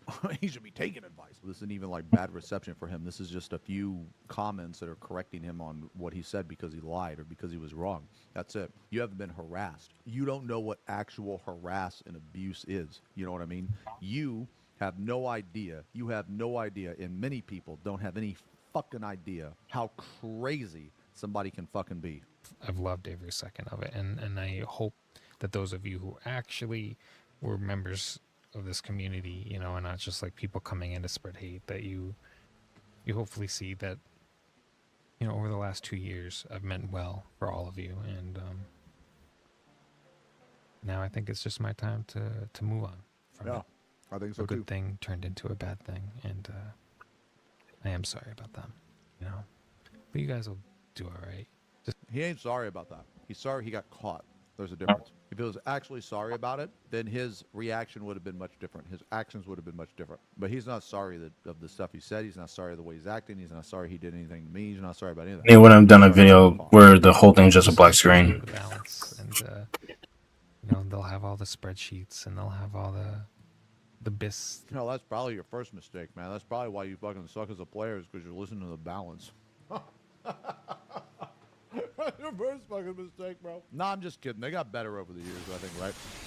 I actually don't have anything against the balance anymore. I did when they had people like Emin in there. I don't know how the balance is now, but back in the day, it was more of a social club. Like the people that were mentors and giving advice and shit, they were actually extremely trash at the game. They just like climbed the social ladder. I remember a couple people in there like years and years ago were trying to say that the shit I did was wrong and stupid when I'm sitting there getting all fucking hundreds, fucking rank ones on fucking everything. They're saying I'm trash, but then they're using my exact rotations and shit. And the reason they said that is just because they were jealous because they weren't, one, as good as me, two, successful as me, and three, they didn't have the things that I wanted. Like, that's how petty people can be online. But that was years and years ago. I don't know how it is now. To be honest, I'm pretty neutral on the balance. Some of the stuff I hear from the balance is good. Some of the stuff I hear is bad. I do know that it's very convenient that they come out with so many gear sets. That's really cool. But the game's so fucking brain dead easy anyway. It's just you look at a piece of gear and like, okay, does it have crit, direct hit, or dead on it? Okay, I'm taking it. That's it. I mean, so it's like a lot of the optimization over the years is completely gone. There's no, like, I'm just going to take it as this. I have never, ever followed anything from the balance. Never. In my entirety of playing this, and you can check my FF log, clear rates, you can check my clear speeds, all that shit. You can call me bad, you can call me good, it doesn't really matter. You can tell me to shut the fuck up, it doesn't really matter. Just take a look at my resume, my FF logs, it'll speak for itself. Logs, and we'll have everything you need. There's also some good YouTube channels, you know. There's a couple I might not recommend, but there's some accurate ones out there, some really good ones for Black Mage, so find them, use them. You'll be all right. You'll have a good time. I will miss you all. It's like the ego on this guy, man, is insane. It's like he's acting like if he stops making YouTube, the Black Mage community is going to fucking die. If this guy stopped making content, barely anybody, if anybody, would even fucking notice. Of course there's more experienced players than you because you're not very good. Like, I'll put it this way. Let's say I stop making YouTube videos. Let's say I stop streaming. The tank community is going to be fine. It's not like I'm the beating heart of the tank community, but this guy is like acting like he's like the beating heart of the Black Mage community. You know what I'm saying? I will. I'll still probably play the game because that's how I spend time with my girlfriend sometimes. But I just don't think I'm gonna make any more content. It's just it's not worth it. It's not worth dealing with these types of people. It's not that important, you know. I will say this though. As a content creator, you have to be prepared for that mentally. That's one of the hard parts about being a content creator. I like to think I have a pretty thick skin, for the most part. I've seen a lot, I've heard a lot, I've had a lot of bad shit said to me. But even though that all of that has happened, still, occasionally, there will be a little comment that gets through. You can have thicker skin, I've had them. armor, but eventually, something is going to get through. And when it does, it sucks. Yeah. When it does, it sucks. Okay? You have to be prepared for that. All right. Well, I'll see you around, guys. Bye. Damn, the video's still not over? Comments here, man. Oh, there goes the lack of accountability. He's punching down on a small creator to make a Oh quick shit. buck. What? I didn't even hear the thing go off.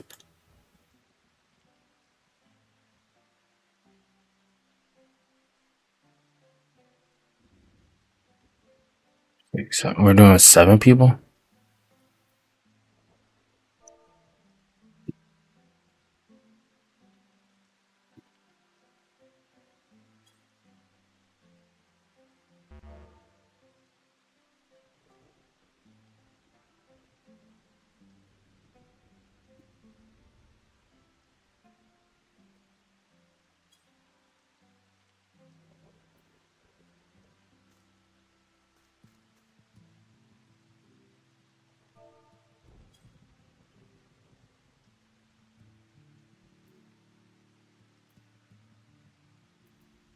That motherfucker didn't come pet me again.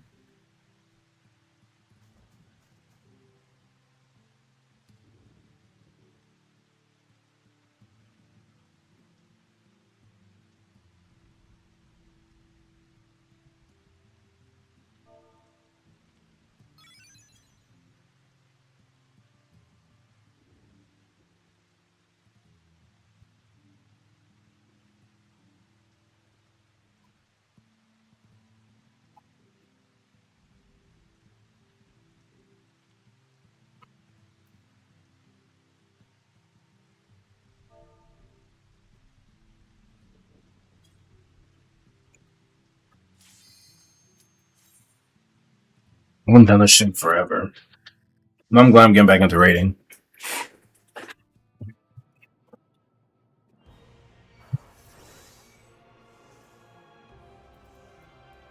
Dude.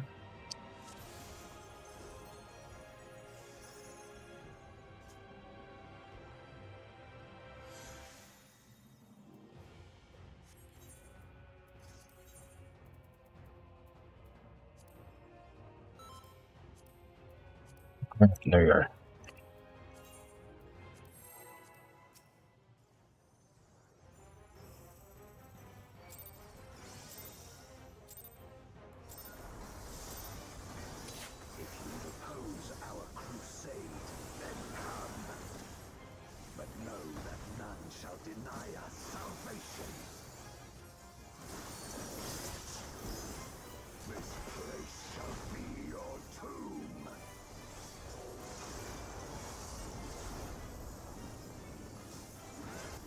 I'll be fine right here, right?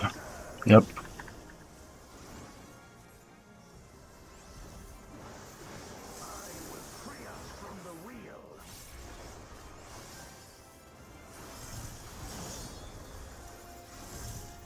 Oh, I forgot about the back one. We're good though.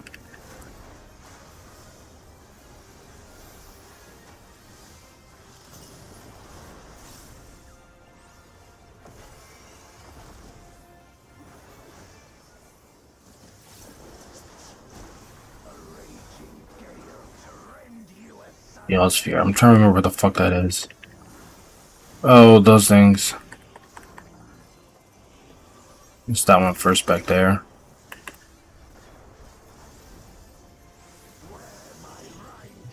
This one.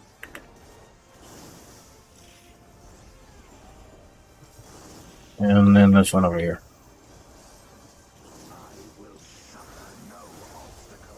Slashes. Right, yep. And then he's gonna do it again. We good? There you go.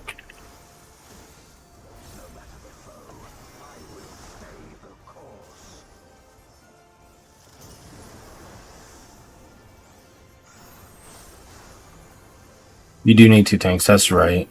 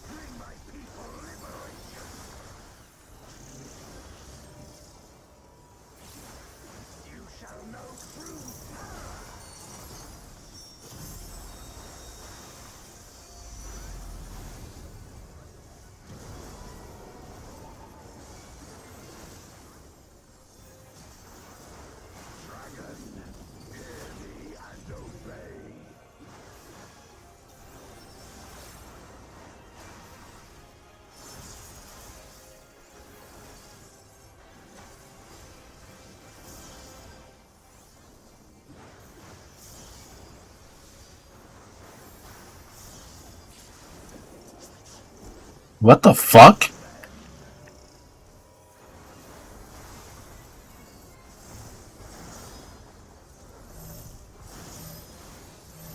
Right them. Yep, right here. There we go.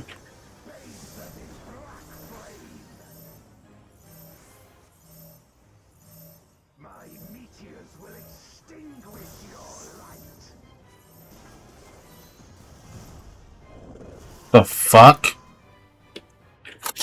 Oh, I don't think they all got into the pillars.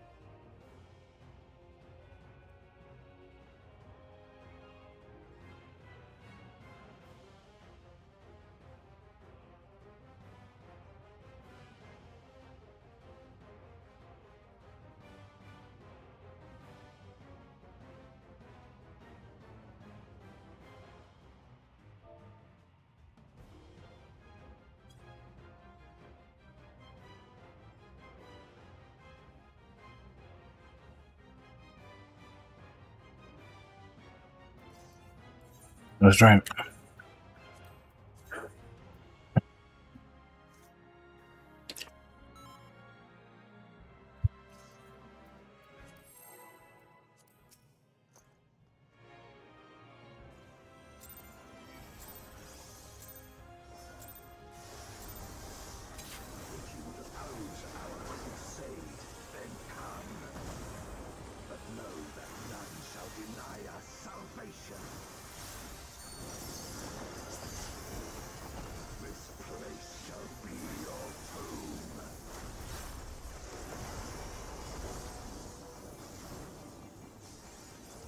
Should be like right here.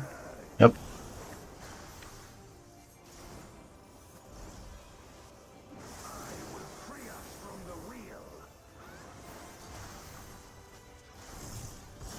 Fuck me.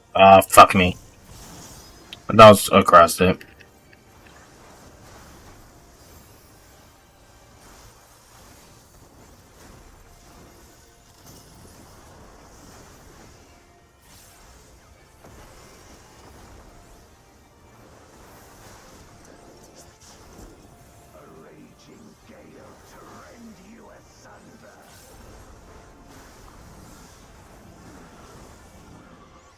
Guess I was going back to me first. So that one, that one, that one. So here. Here. Thing. Yeah, fuck me. I looked at the wrong one.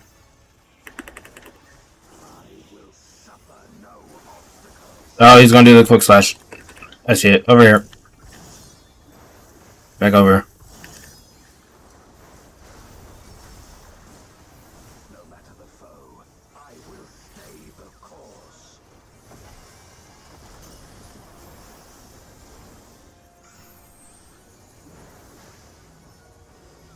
Popped on my fucking mess. I'm gonna pop that.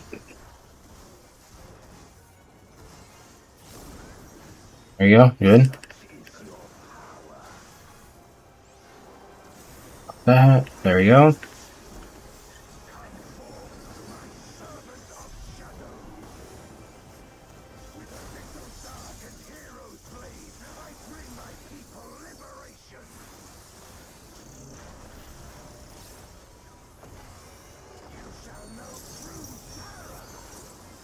Do we skip it?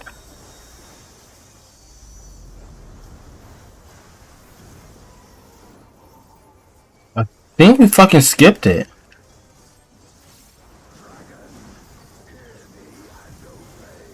You know, maybe this is what it is.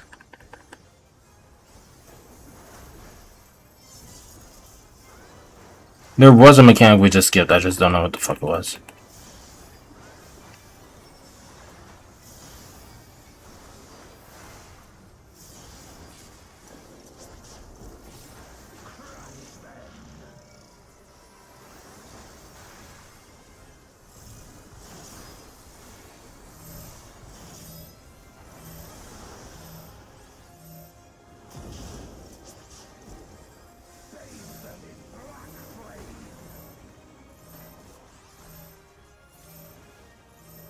Oh shit, we got it.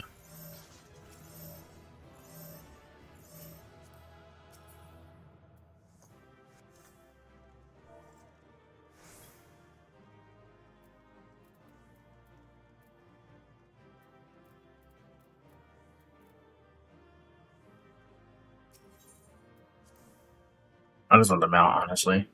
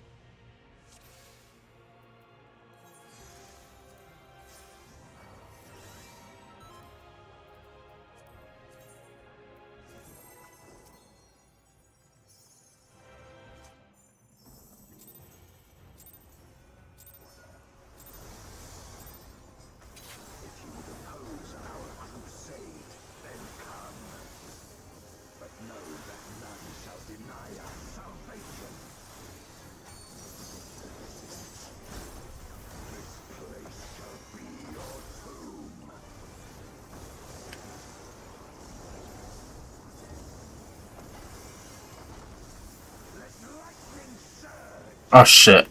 I thought I was in the clear.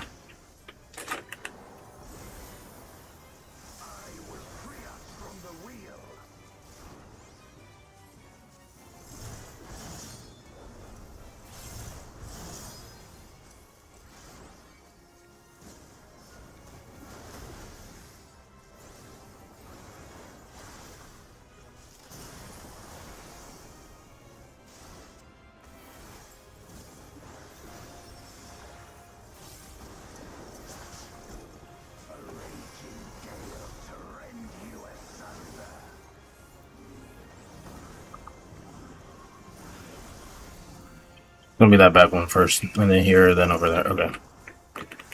Should be this one. Here. Should be safe here still. And then go down. Oop. Quick slash.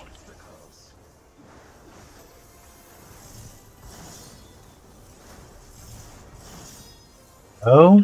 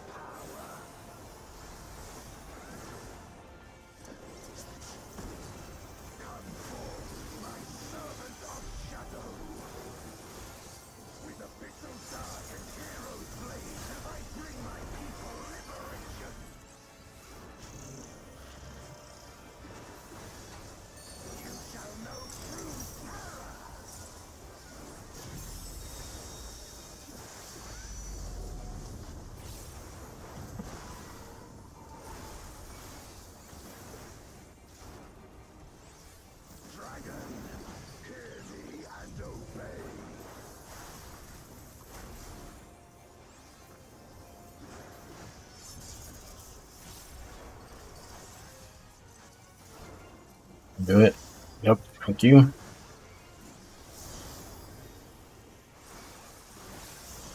Wait to pop it. What? The fuck?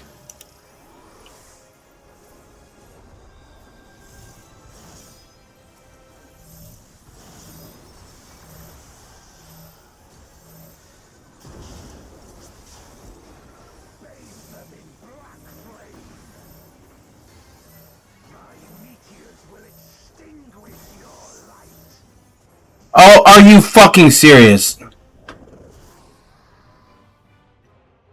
The wipe wasn't it?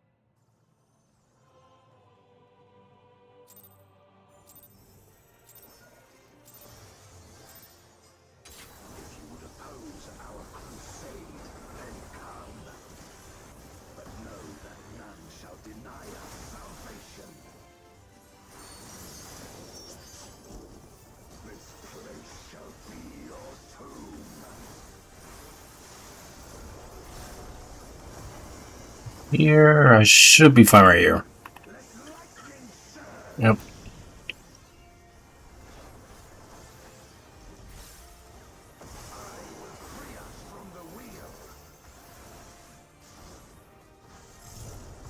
Shit, already?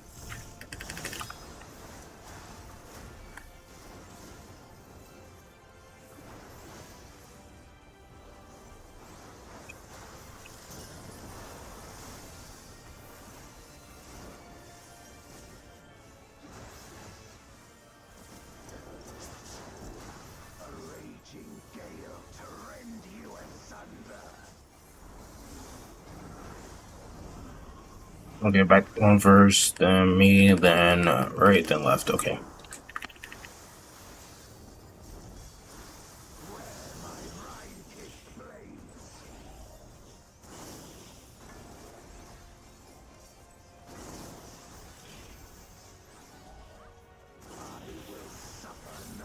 Flash. Yep. Yep. Nice try, bitch. I see it.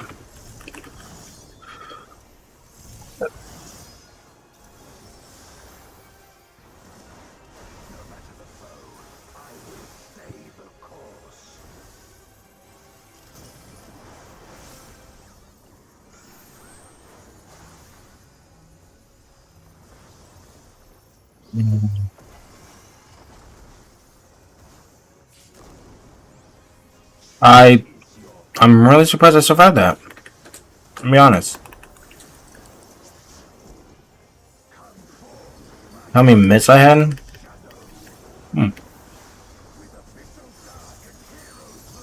Okay, I can survive that, but not the other attack. Even with my miss, I can't survive the other attack. I think I missed one or something. Or I could have pressed one too early.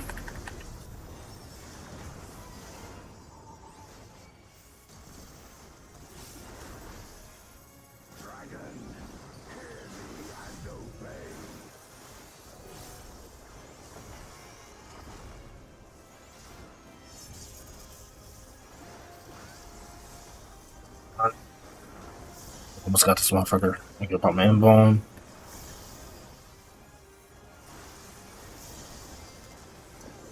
What?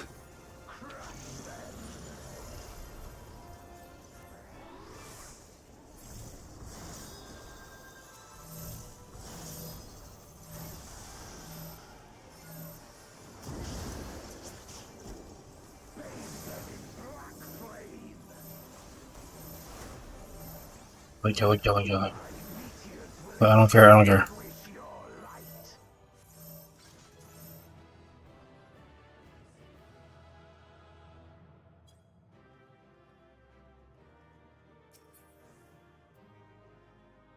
Oh, I already have this mount. Oh well.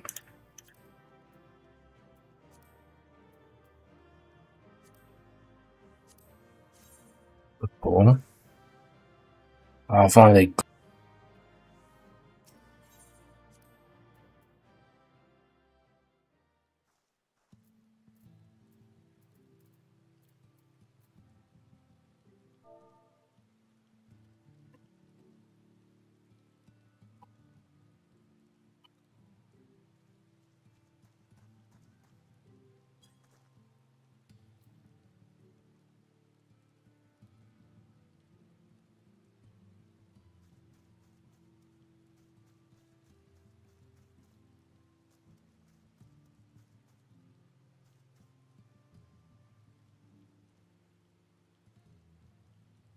So they're going back over the park finder, so I'm gonna go back to watching videos.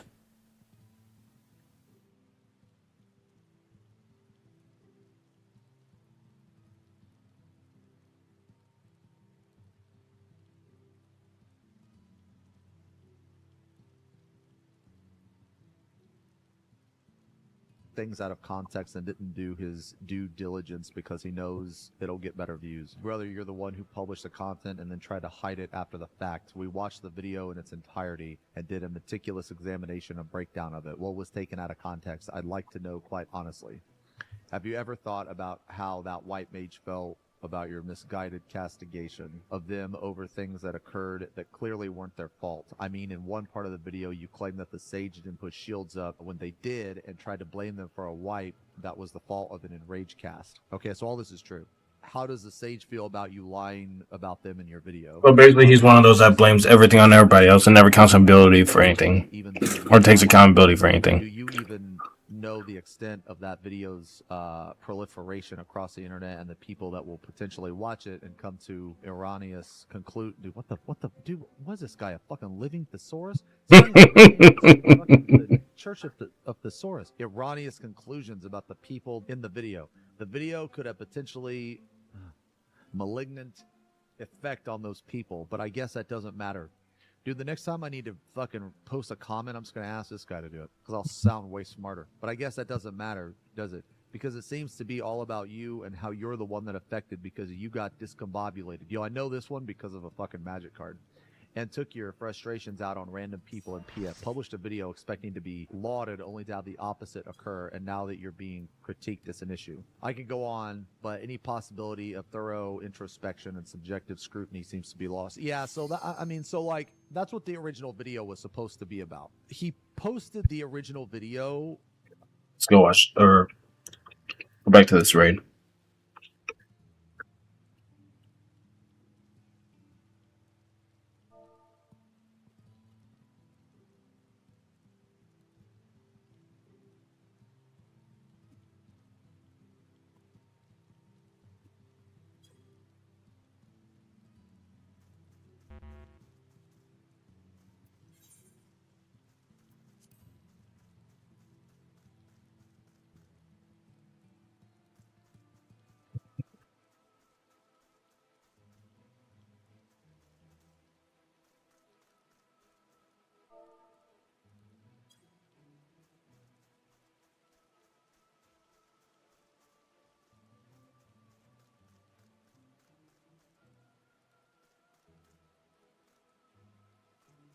Oh shit, that finally sold.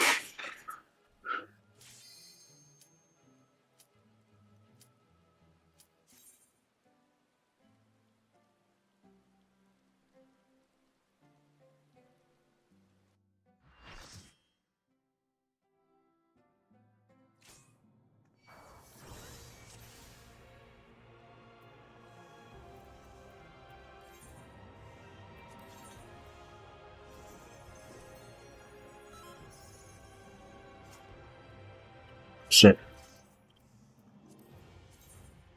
Need that countdown. Well, no, there's no point when that thing's about to come out. So I'll wait and change everything up when that new thing comes out.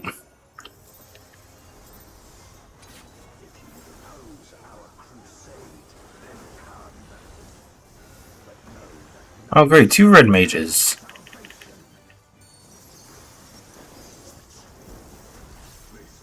I ain't got no beef with red mages right now. It's fucking samurais I have a beef with. With fucking PvP.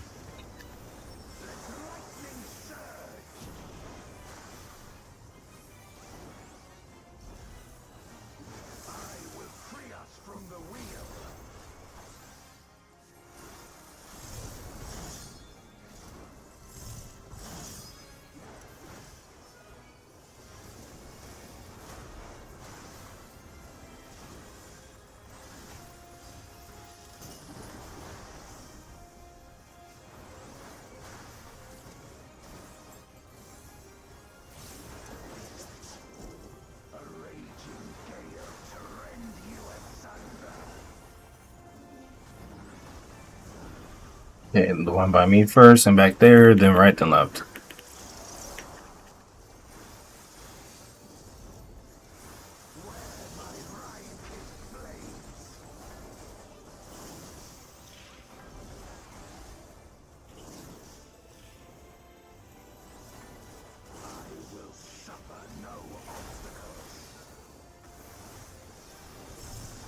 Ah, fuck me!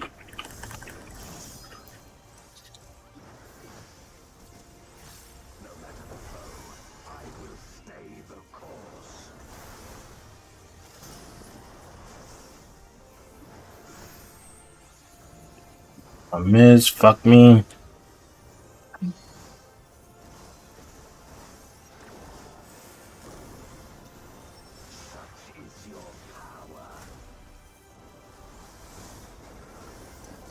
I should have my miss back when the one thing happens.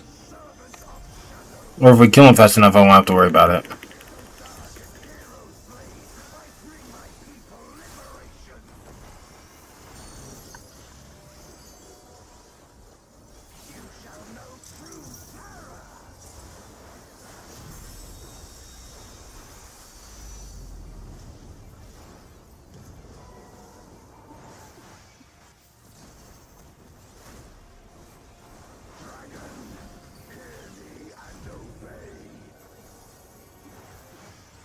What's that almost said? Come on, get him.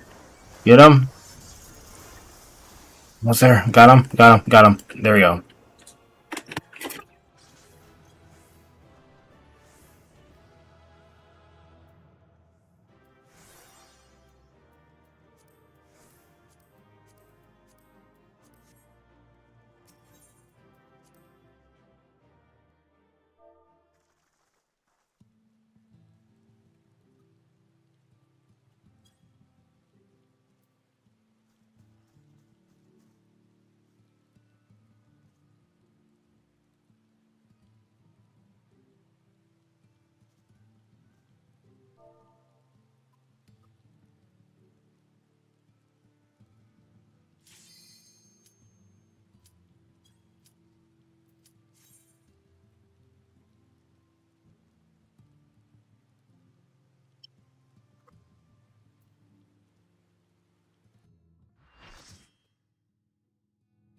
Do you feel bad?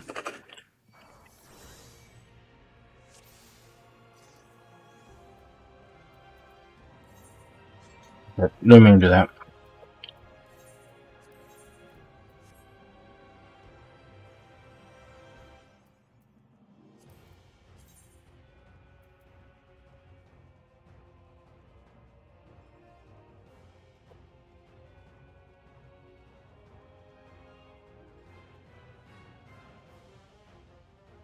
Michi, the fuck you doing?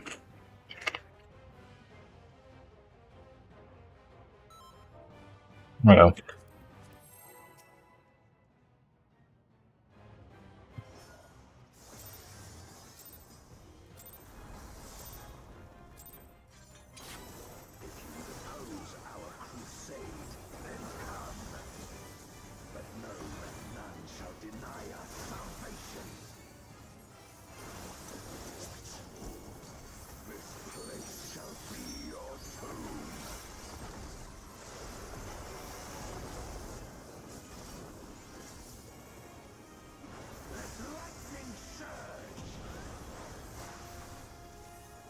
Oh, I do need to do the Zeralja one because I need to get that mount.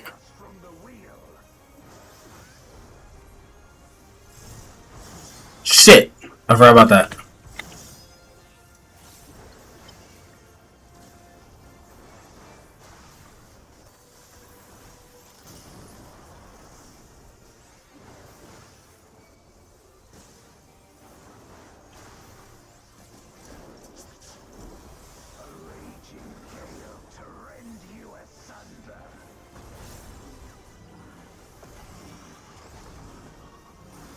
I don't know which one. I think it's mine is first. It's mine. Yeah, mine's first. And that one. Over there. Up here.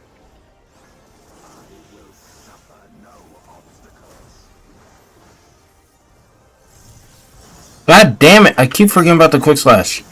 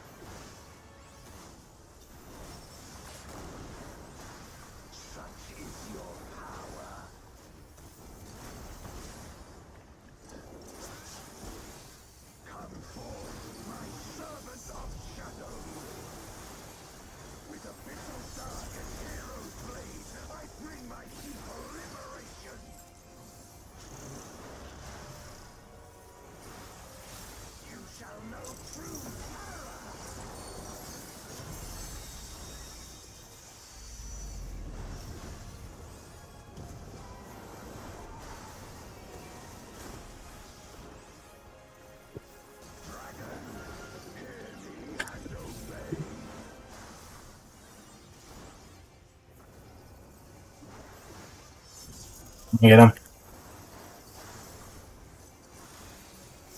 No.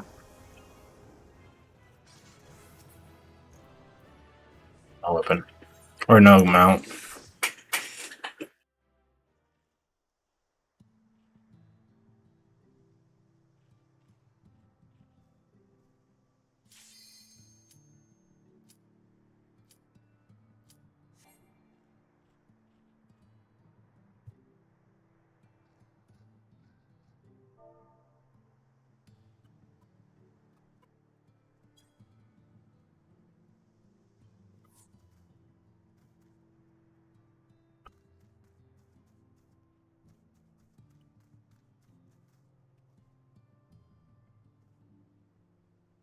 No, they got leave 2. God damn it. I held them out. Held them on get mounts.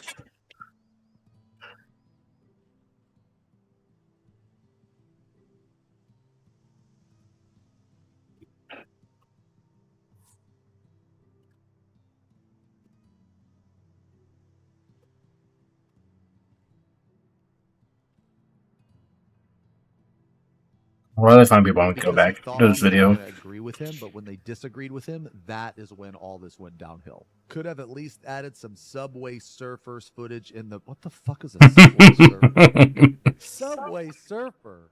No. Hold on. Let's test it. This is Nem. It's been a little while. How you doing? So, I didn't want to make any more videos like this because for the 2 years that we've had this YouTube channel, it has been entirely dedicated to about 2 things. I mean, One, yeah. teaching Black Mage, making Black Mage information I was gonna say it would have been better if you had a background or accessible something. in a location that doesn't require you to dig through pages and pages of balance information and look at spreadsheets I mean, and talk to other Black Mages. I'm gonna be real. That kind of works, man.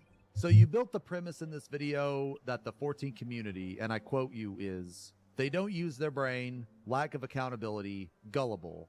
That's just a 14 thing here. You know what I mean. We really avoid consequences here. Wear fake face community, immature. Your main point of apology is, and I quote you again, sleeping on the community's guidelines, that you deemed all of the above. I'm just hearing a lot of pivot the blame to the community. That's a lot to comment on a YouTube video. Apologies throughout the video. You simply excuse your behavior for claiming frustration. I don't know, man. I don't have anything against you. In fact, after the first video, I even talked to my friends that you had reached out and apologized and tried to talk it out privately. I'd be happy to grab some people and get you a clear. Instead, I was disappointed to see you double down on the whole thing. Oh, is this one of the members in the party? But actions have consequences, and Xenos and Twitch vermins caught wind of it, and here we are. Had you just made a sincere apology and move on, things would have turned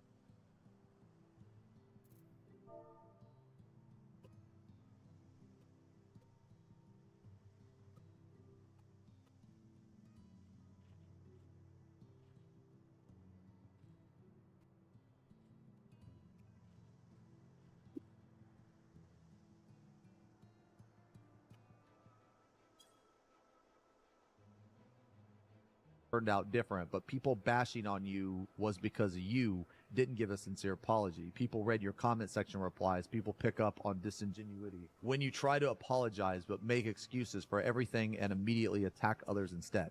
I can't remember a single thing he said, like apology-wise, or I guess like trying to take accountability that has been genuine. Maybe I'm missing something, but it's all been disingenuous from what I remember. Again, I don't have anything against you, so let me leave you with life's lesson on giving a sincere apology. There are books, articles, and YouTube videos over this, but in summary, 1, acknowledge.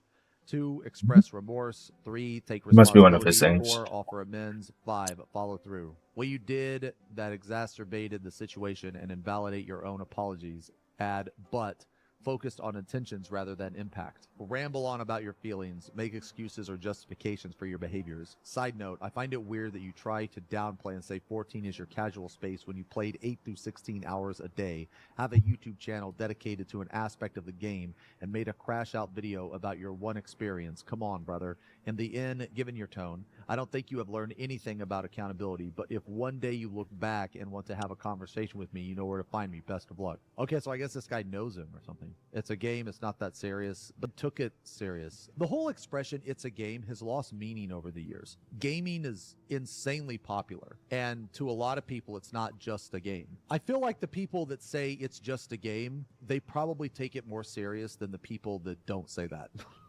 Man almost gave the internet time to forget. Almost. I mean, yo, this is true, though. This is true. I'll never understand letting the kind of internet affect you like this. Literally just not check comments on it for a week and it's over like it never happened. What all led up to this is that you copyright. God damn, that's a lot. Content creator under false pretenses. This is true.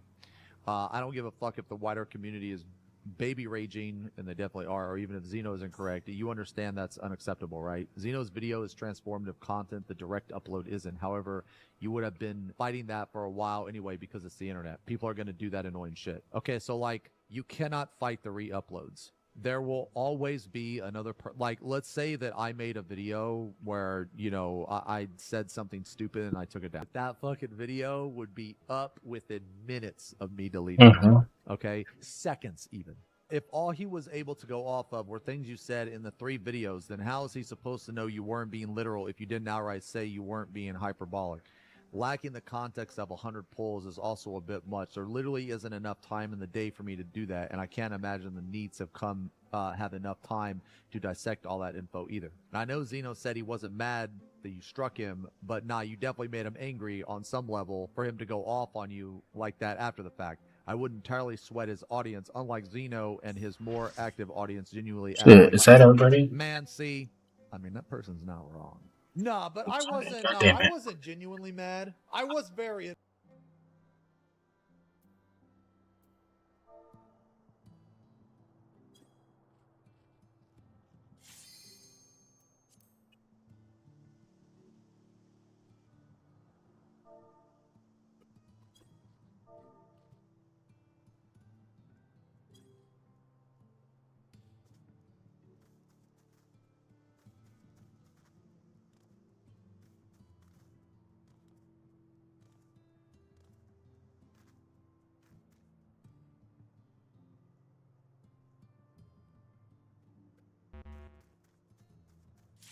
Fucking ready.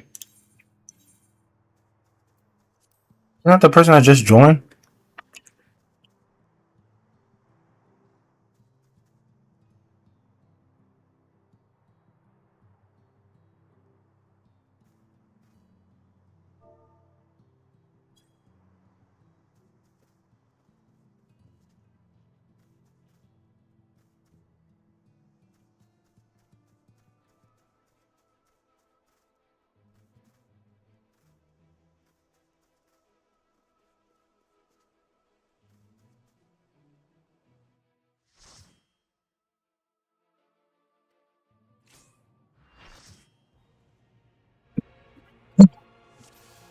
Oh, I thought someone was in a cutscene. Never mind. Ready before I do a countdown.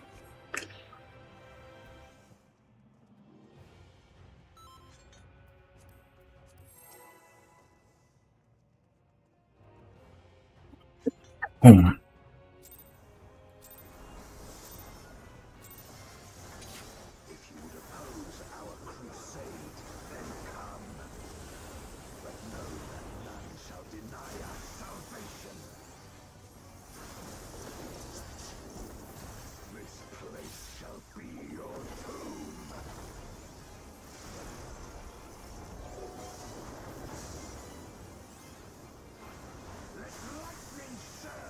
Oh, motherfucker.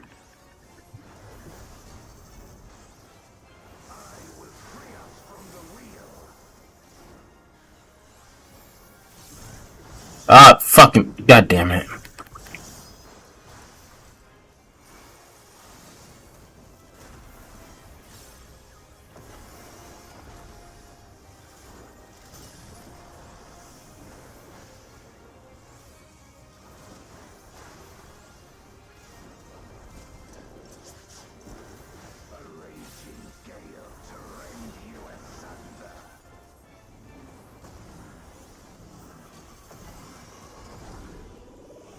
I think it's that one back there first, and then mine, and then I can't remember. Yep. Okay, nope. It's this one first.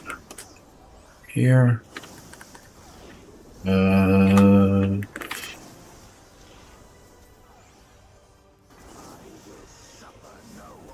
Quick slash. Not getting me this time, bitch. No! Fuck! I fucked up.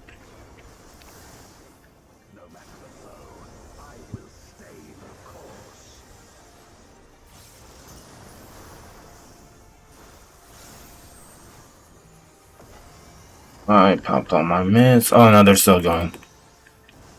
I think one of them just went away. Just have another one up there.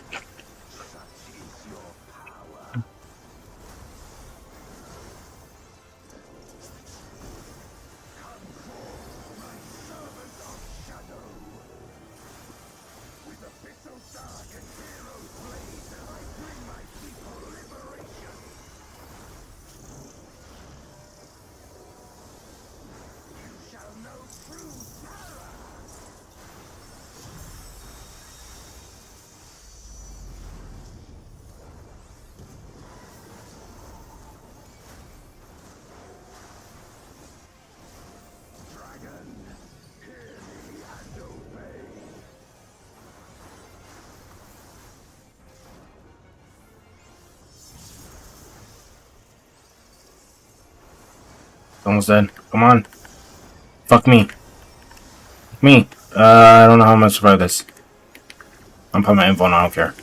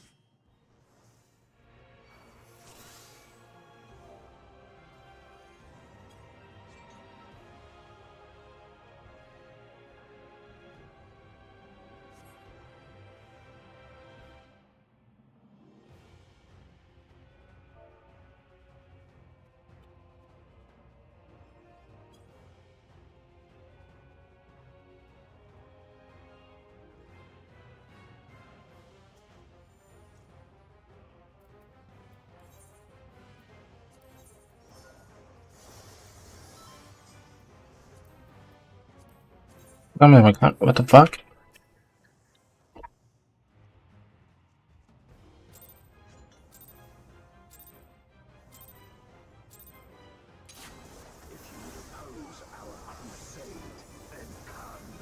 I'm gonna try to get my one thing going first before I use my other ability. Yeah, and I release. Now I can get the damage boost.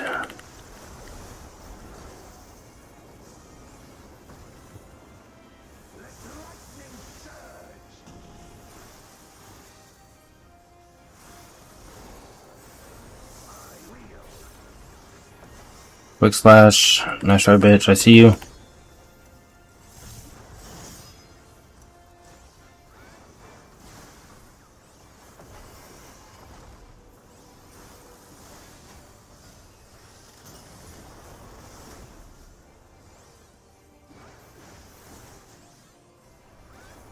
I remember my rotation now.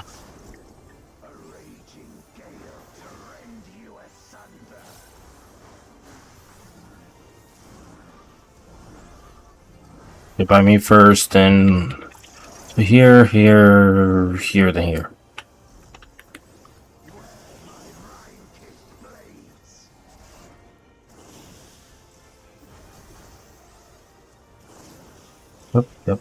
Yep. Quick slash.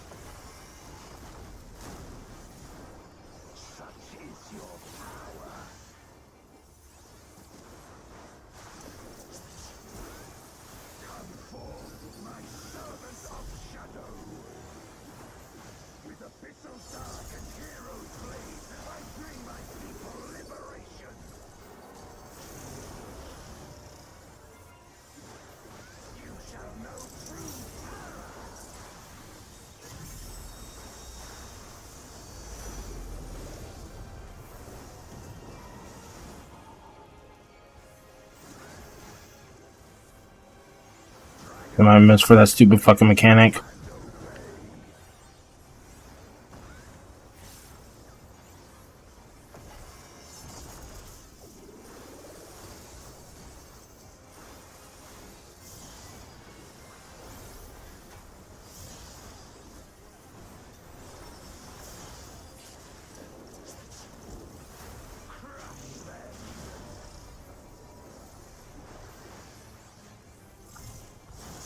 So you gotta pop, save all your mids, pop it, and then use your invuln also when that last hit hits, or second last or whatever. Oh, there's a mount.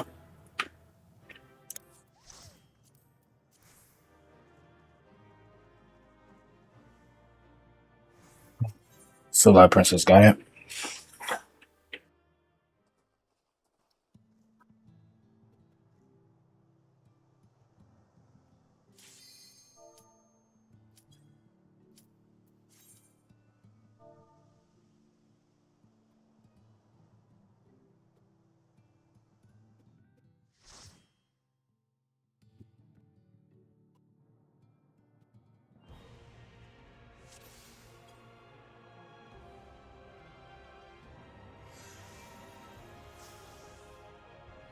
Fuck left.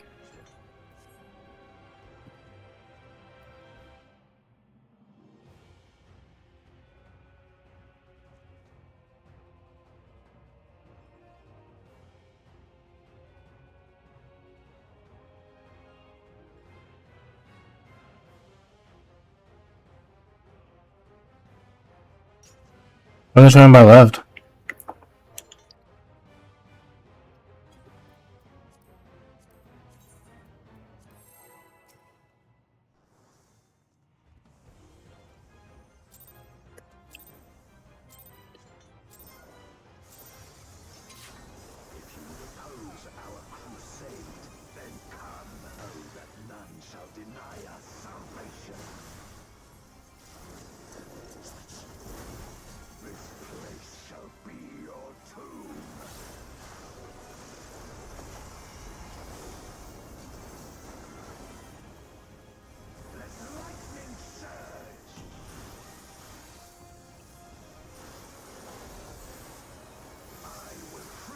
Oh, fuck me. I forgot to move.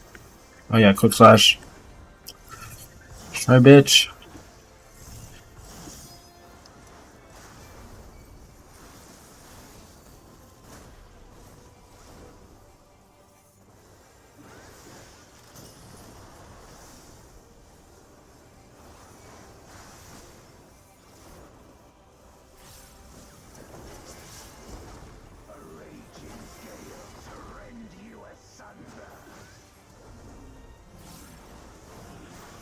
Who's up by me first?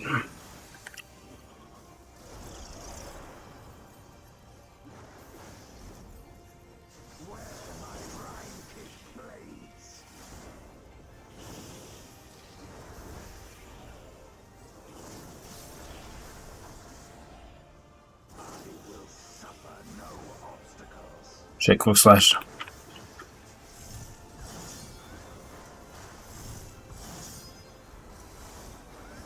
Should be tank. Really? Shouldn't be? The tank buster? Luke's popping up soon. There it is.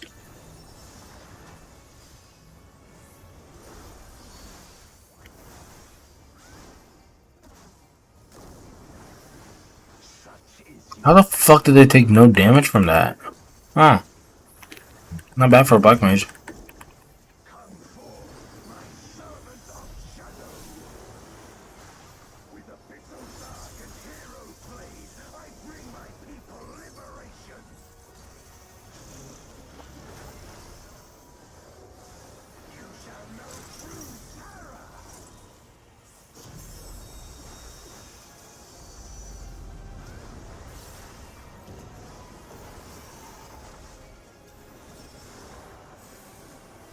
Oh wait, I pressed it too early. Fuck. I fucked up. I forgot about that mechanic. I mean, maybe I'll be fine. We'll see.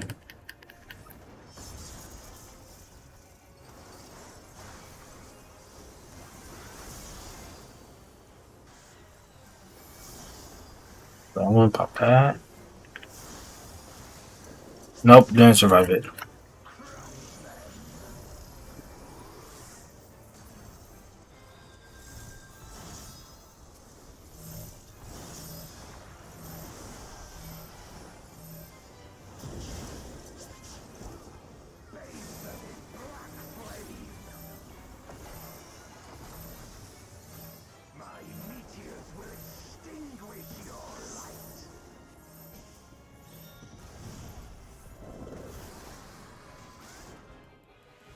Oh.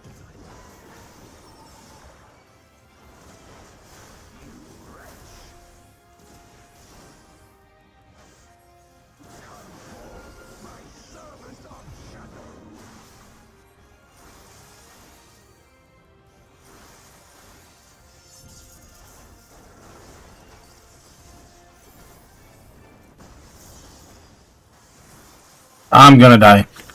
I'm gonna die. I'm gonna die.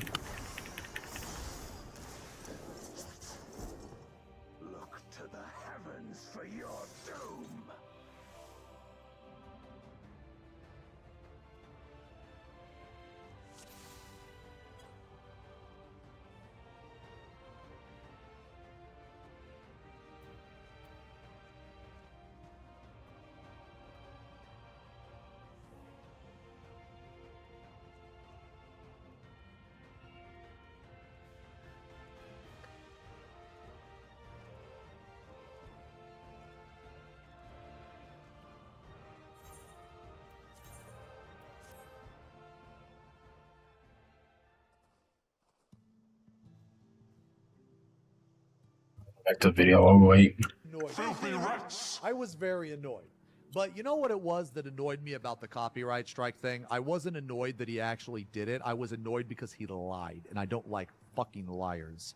That's what annoyed me, is that he lied. Zeno also makes it very clear he calls out people's mistakes when you're in the party with him, a party that he made or within a static, mind you. He doesn't join random party finders and then start pinpointing people. Okay, so I don't, even when people join my party, I will only pinpoint a person in a funny way and if they're on stream, because I will talk to that person like I talk to my friend. But I feel like that people in here, they already know it, and it's never been a problem. And when I make a mistake, you guys do the same thing to me.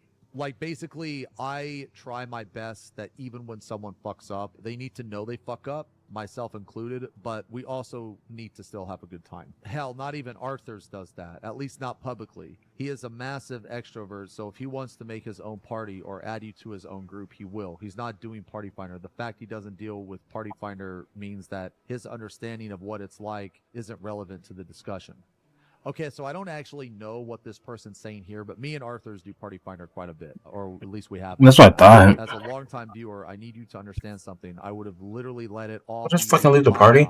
if you took a step back after all that, after his vid. Yeah, it feels bad to talk shit and get hit. Yeah, they said they gotta go. Okay, never mind. Causing your own audience not to trust you when you do things like that. I'm not even mad at you. Just More people just fucking leave. The matter is that it would do more harm than good to add all of the hate, because it's clear that this is something you couldn't handle. And additionally, the community is full of drama sluts making everything that has something to do with calling it a now? life issue. All I gotta say. Oh no, I'm just gonna leave the party.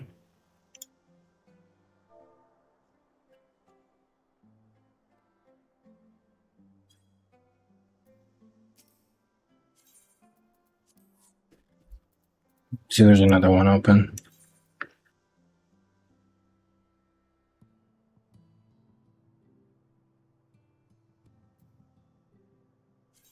Could do this one.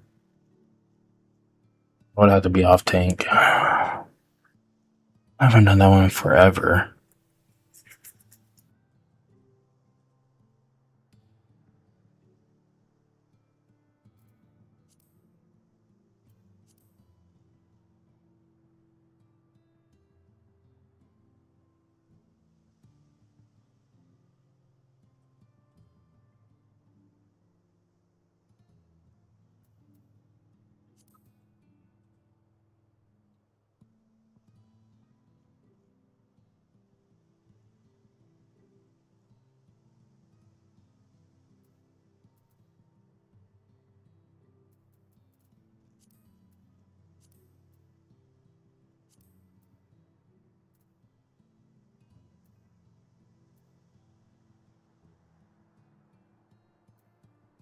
But I'll finish the video and then I need to go run to the store and grab something. After that, then I'll queue up for something. If they're still open and need a tank, then I'll join them for recollection. Done that. Sometimes if I have like a very, very important racked, I'll talk to myself. I'll get my, my I's dotted, my T's crossed, my eggs in a basket, There's been some React stuff that we do that I actually tell Leo not to make a video about, because I either one, felt I was too mean. Yes, if you can believe that. Leo can vouch for me. I've had to tell him, not a lot, but a couple times I was like, you know what? I feel like I was a little too mean in this video. Let's skip this one. It is what it is. Oh, here we go. Never liked Xeno, to be honest. Another reason to add to the list.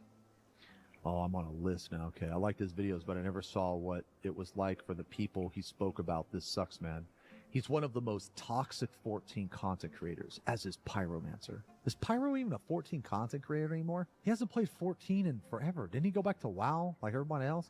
I was bashed in front of 5,000 people while he taught the entire chat how to install add-ons. Oh, come on, brother. 5,000 people? That must have been a good day.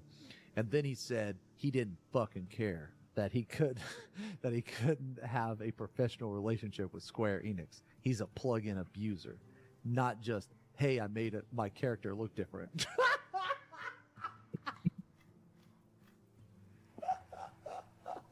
Oh, dude. Uses plugins and says he's not cheating, but the other plugins are cheating. He has the plugins to script rotations, zoom hacks, etc. I'm also a developer of Splatoon. Get it right. You forgot to add that in there, Nimroot. Wait, Nimroot? Is this one of Nim's alts? I'd actually get informed of the full story before taking a solidified stance. He also coded Splatoon. Oh, yeah, I have, bro. He is notorious for that. The fact that you Andys think he coded Splatoon. Oh, fuck, yo, remove this comment. Can I report this? Report for misinformation. The fact that you Andes think you coded Splatoon is funny. A meme was made and you fell for it. Do you not see how bald he is? The bald head is literally a Splatoon AoE display. Of course he coded it. You know, I had forgotten about this whole fiasco just a few days ago, and here I am reminded again that, oh yeah, that happened. From Samurai main to Black Mage main, all I have is a single phrase, Mekio Shisue. I don't know what that is. I think I've already said my final thoughts, but I'll just say it again. Like, you just keep digging your hole, like, deeper, right? So, like, my recommendation is to leave me out of your nonsense. Like, I don't know you. I have only heard about you a couple weeks ago. But everything that I have seen and heard and experienced leads me to believe that you are a lying, two-faced, manipulative person. I think you play the victim card. I think you can dish it out, but you can't take it, which makes you a pussy. I think that you are a liar. Well, I know that you are a liar because in the emails that you sent YouTube to try to copyright strike my video, you clearly lied, just blatant lies. I think that you got exposed for who you really are, and I think that you're suffering the consequences from that, and you deserve it. You deserve to be called out on the things, on the lies that you said, on the way you presented yourself, the way you acted. You deserve to be called out on it, and you deserve to feel the way you feel. If you can't handle that, then, I mean, maybe this isn't for you. You know, you say it's a hobby, but over the past 2 years, you've dedicated you've dedicated a lot of time to this channel. You dedicated a lot of time to the game. You've admitted to that. So I think it's more than a hobby for you. In my opinion, as a content creator for almost 10 years, you just accept it, you own it, you admit your mistakes. However, I don't think that's going to happen from you because I think you're an extremely egotistical person that thinks that everyone else is wrong and not you. But in the end, I don't really give a shit one way or the other.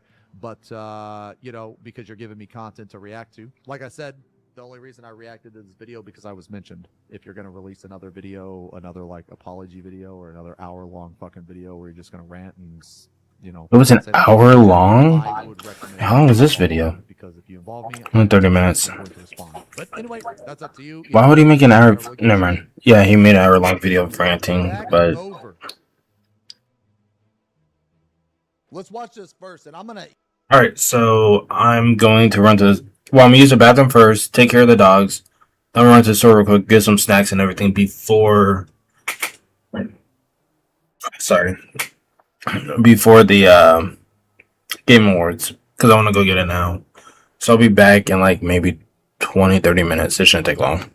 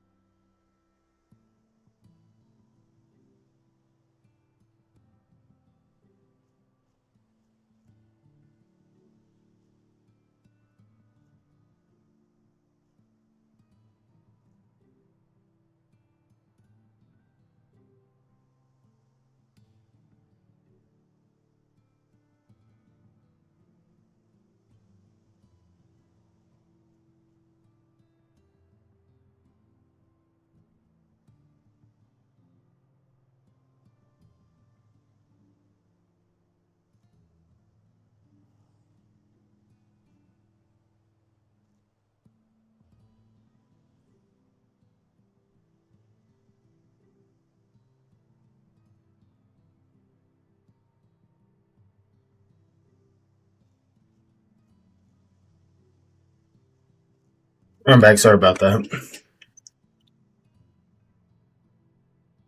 Eat Keep while pushing we this watch one. it, and hopefully he doesn't sue me. But I promise to provide like commentary and. Oh wait, I was gonna queue for something.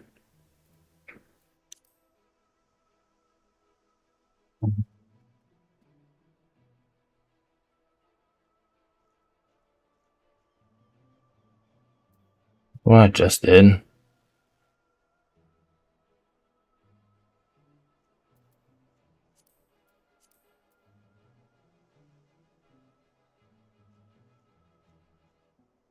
Friday, god damn it. It's tomorrow.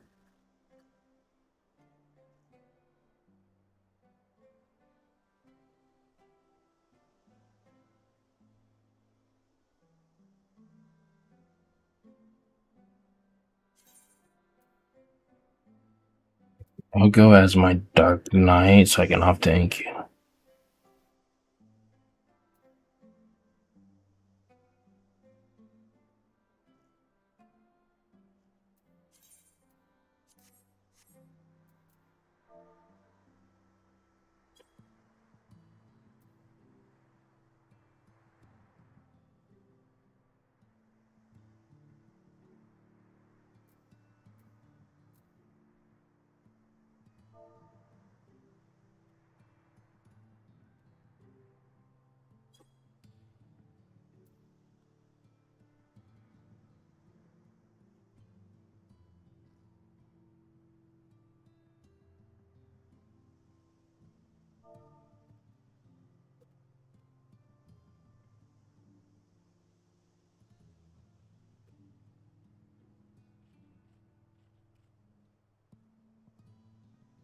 Alright, okay.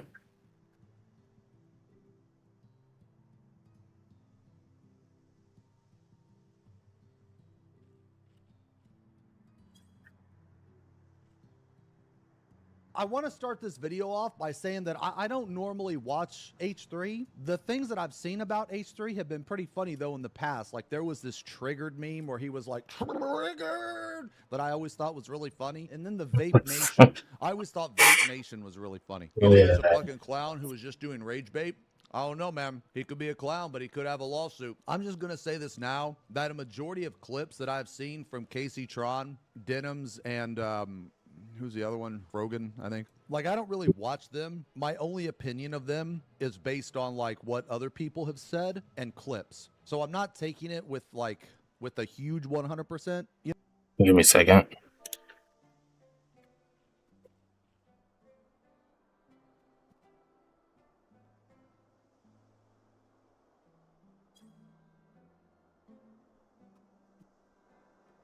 You know what I mean? But I can kind of get the gist of what the fuck they're doing. And I feel like that people that do React content, they should really, really try to make it as transformative as possible. That's what I've heard, that like XQC and Hassan and all these people, when they do React, they actually get up and leave, which I think is really insulting to the original creator, man. They just don't know how good they have it, man. They really don't know how good they have it. Mhm. I feel like that if you do that, you should... Especially XQC. That's not how you should react. But anyway, you know what? Let's just watch this because I heard it was a really good video and I heard it was funny. So let's watch this. Hi there. My name is Ethan Klein, and my favorite hobby is spending hundreds of thousands of dollars on lawyers. Today, I invite you into my home to share my favorite pastime with you. Join me in creating generational wealth for my attorney. Okay, lawyer fees are expensive. Let me tell you guys a story. About a year and a half ago, it's a big conversation called React. Yo, here's another thing too. If you ever sue somebody, expecting to get something out of suing someone is like, I'm not going to say stupid, but it's like, it's a reach. Because in almost every case, the amount of money that you spend on legal fees is not going to equate to what you're going to win. So if you're going to sue someone, you need to sue them. Did somebody- a point, in my opinion, okay, that you spend on legal fees. About a year and a half ago, it's a big Sure, conversation I read that right. called React. Yo, here's another thing too. If you ever sue somebody expecting to get something. I think someone called him a 6'4" daddy. I'm not gonna say stupid, but it's like it's a reach because in almost every case, the amount of money that you spend on legal fees is not going to equate to what you're going to win. So if you're going to sue someone, you need to sue them because you're proving a point, in my opinion, okay? Because that's what I did. You need to do it to show the other person they can't fuck with you. Because if you're trying to actually get any money out of it, you're going to come in at a loss. Wake up 6'7" on TikTok. About a year and a half ago, it's a big conversation called... My wife can't fucking stand the 6'7" meme. It was a debate going on in the streaming community about what constituted fair use. People like Hassan, XQC, and many of the large Twitch streamers would watch other creators' entire video on their stream. They would rarely add sufficient commentary or even pause the video to speak. Most egregiously, they would re-upload the entire VOD to YouTube with the same thumbnail, the same title, so that they could cannibalize traffic from the original video. Here's what... Dude, he's not even looking at the screen, man. He's not even like, the thing about this that pisses me off, man, is that creators put a lot of work into their original content. And when you react to it, you need to try to engage with it as much as possible, or else you're just stealing it. What if you just hit play and then walk away, right? Like, how is that any different than stealing it? That's why, okay, look, man, I remember, if you guys remember, I didn't used to react to shit. I mean, I'm going to be honest, man. I was very unsure about the grounding, you know, and I was very unsure about what I was allowed to do, what I wasn't allowed to do, because at the end of the day, man, I didn't want to piss anybody off. Not because, like, I'm afraid of them or scared of the consequences or, like, I don't like them. It's just, for me, it's about mutual respect, man. Like, I'll put it this way, man. I treat people's content, I treat people's streams and their channels like their homes, right? That's how I view it. That's how I've always viewed it. And I'm not going to go into somebody's house and, you know, I'm not going to Rick James that bitch. You know what I'm saying? I'm not going to put my boots on the couch. And whenever I do watch shit like this, you guys give me shit for it all the time. You're like, hurry up, unpause, blah, blah, blah, blah, blah. That actually means I'm doing a good job. Because if you guys are like, oh my God, can you stop pausing and stop talking? Like to me, that says, yeah, like I'm talking about this, I'm pissing chat off, because you guys are fucking stupid anyway. You guys don't even know what you want, okay? You guys don't even fucking know what you want. You guys are like, rack to this. Oh God, it's been 2 minutes. I don't want to rack to this anymore. Rack to this because I have the attention span of a fucking toddler and I'm all over the place. You know?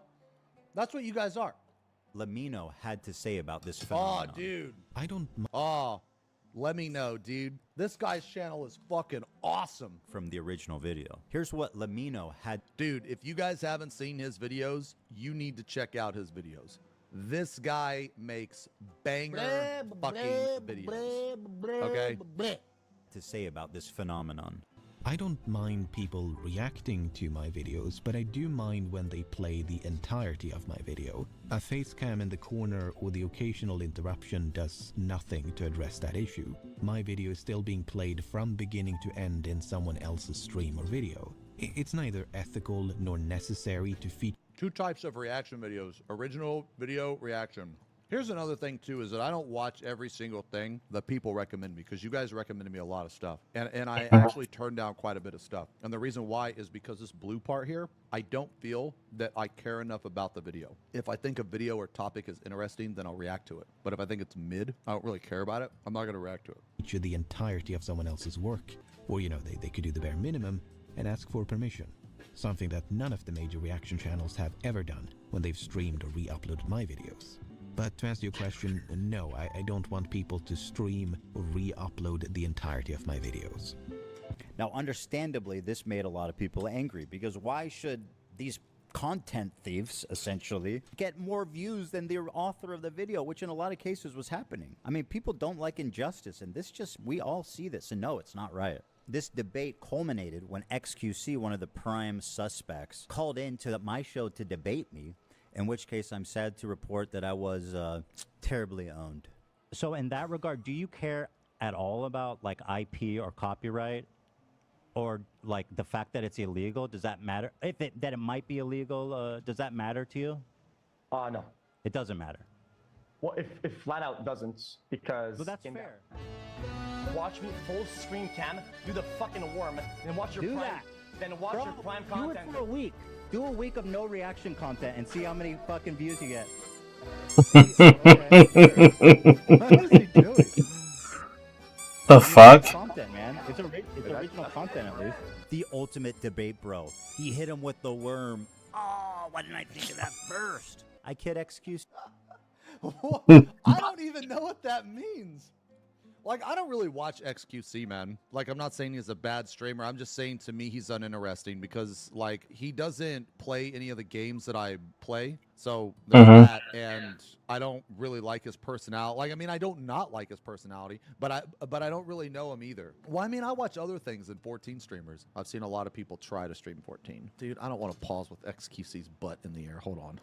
See, but he is not the one I'm suing. Despite my criticism, he's not a malicious infringer. But the ones I am suing, you'll see, are much, much worse. Now, ironically... Sticks, okay. Right, hold on. Okay. Let me finish my thought real fast, okay? I just didn't want, like... I just didn't want his ass in the air, dude. Okay. XQC was making fun of H3 content being so ass that XQC is doing the worm is more... Oh, I see. So that's the... Okay. That's okay. So I've seen a lot of people stream. Oh, not Facebook. God damn it. My advice to anyone that wants to stream 14, it does not matter how good you are. It does not matter how shit you are. What matters is, are you entertaining?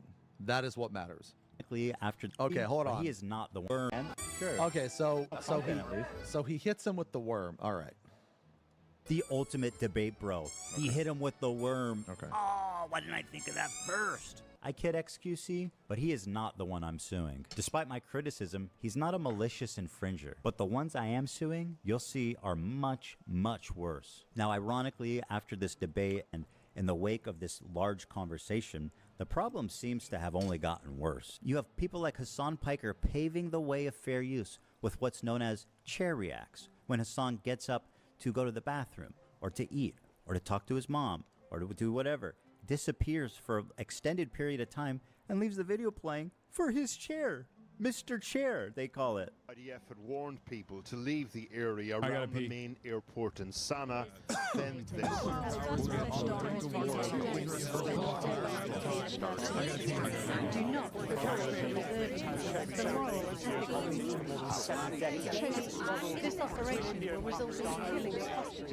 Like, why not just pause the video? Like, I don't understand. To me, these people could... I just set mine to be right back. I don't know if that's what you're supposed to do or not, but that's what I just do. If you cared even a little bit, you would at least pause the video. I feel like that these people don't know how good they have it, and I feel like that these people have no respect for other content creators, man. And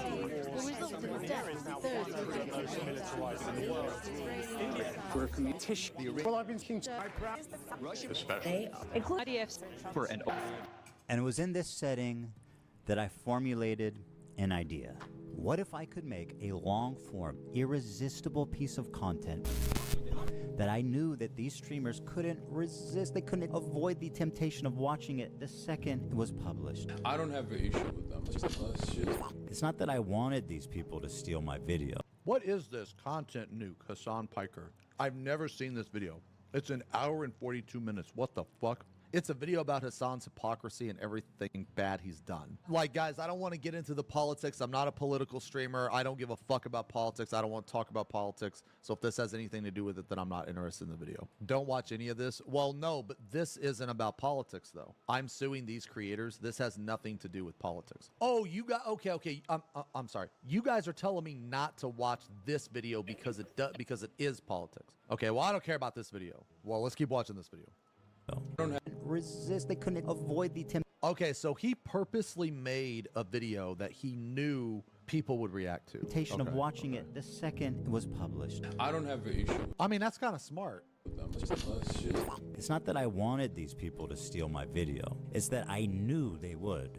I knew they would watch the entire video, add little to no commentary, react to it instantly, giving them no time to form an opinion. The trap was set, and it worked even better than I imagined it would. We captured pretty much every large streamer reacting to it in its entirety immediately after it was published. Now, the thing is, there were a few people that went above and beyond to commit copyright infringement. For example, Denim sits here silently with nearly 50,000 live viewers. That's 30 times her regular viewership. She's working directly with the Snark subreddit moderators to siphon views, and their intentions couldn't be clearer. Here's an excerpt from a stickied post from the Snark subreddit. Hey everyone, we've seen a lot of comments about wanting to watch the nuke without showing support for H3. Here's a list of... See, to me, this concept is just ridiculous. If Ethan makes a video and people watch it, he should get credit for that video. We've seen a lot of... So you want to watch the video but without showing support? Then don't watch the video! This is malicious. This is 100% malicious. There's no way that you can take this any other way than being malicious. ...the nuke without showing support for H3. Here's a list of... If you don't want to show support for H3, then don't watch his shit. ...who've supported our sub, either by engaging with us directly or citing our post in their critique of H3. Here they're offering these streamers as market substitutes for my work. This is the cardinal sin of copyright infringement. The Snark subreddit has been a frequent and persistent infringer. That's how I knew when this video came out, the Snarkers were going to encourage, promote, and push streamers to commit copyright infringement. I should thank the Snarkers actually. Because of their predictability, they acted like double agents for us, incriminating their favorite streamers and serving... Hallucin Ogender OG, what the fuck? People criticizing you and react to them. Are you talking about me? I guess the Black Mage and all. Yeah, but okay, here's the difference. I have never told you guys not to support him. Like, dude, are you guys fucking stupid? When this Read video this came first sentence. We've seen a lot of comments about wanting to watch the nuke without showing support. I have never one time in any video I have ever watched, I have never, not one time said, don't follow this person, don't support this person. Never one time. Now, I don't go out of my way to tell you to follow them because I honestly don't give a shit if you do or if you don't. But that is completely different. Like, me not caring if you support them or not support them is completely different than going out of your way to say if you want to watch something without showing support. Like, does that make sense? I have watched videos of people shitting all over me, making a fool of themselves and all that shit. And when I do that and then I have a response. And my response will typically end the debate. It will end the whatever the fuck happened, because every time the person has made themselves look like a total fucking clown because they're an idiot, because for whatever reason they thought it was a good idea to mention me for whatever reason. I always link the original video. Always. I am not stealing content. I am listening to what they're saying, I am processing it, and I am responding to it. If I have to explain that in any other way to you, then you're beyond all hope. You just don't understand. And that's okay. You can just continue to be stupid. That's fine. But anyway, this right here, I didn't even know this Reddit existed. We've seen a lot of comments about wanting to watch the nuke video without showing support. This is literally stealing. Literally stealing. So basically these people are saying, hey, we're going to watch the video so you don't have to, but you can watch my stream and not the original video. Yeah, you should watch the original or not watch it at all. This isn't malicious.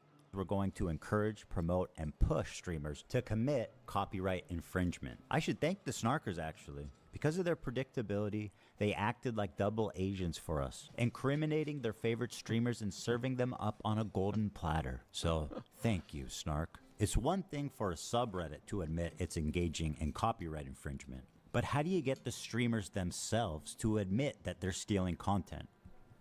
Well, guys, if you enjoyed not giving any views to that terrible video, follow, subscribe, throw a prime.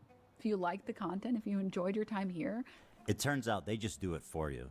You couldn't cook up a more Jesus Christ, dude. She is extremely obnoxious and insufferable. Holy fuck. You can't do this. This is stealing. You can't watch another person's video and then tell your audience that one, the video sucks, and if you enjoyed not giving any views to that, if you enjoyed not giving any views, that is 100% malicious. Terrible video, follow, subscribe, throw a prime. If you like the content, if you enjoyed your time here. It turns out they just do it for you. You couldn't cook up a more incriminating statement if you tried. Denim's the queen of self-owning. You prevail again. There's one thing about copyright you should know is that you got to register it before you publish to be eligible for statutory damages and attorney's fees, which is the Yeah, man. main. Go ahead, queue up.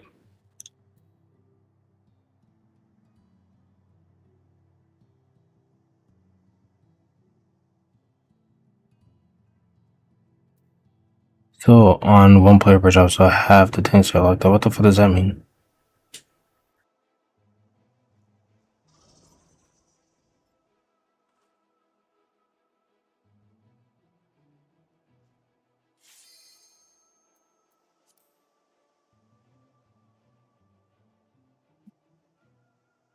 Fuck, I gotta remember my rotation as fuck. Okay, it'll be fine.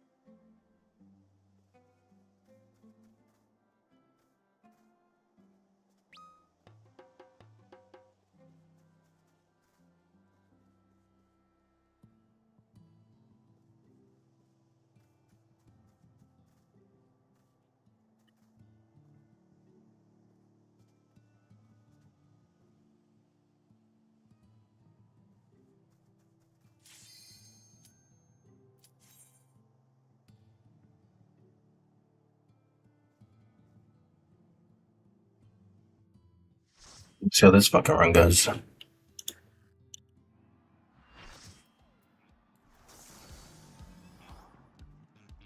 Remember, all my mitts are there.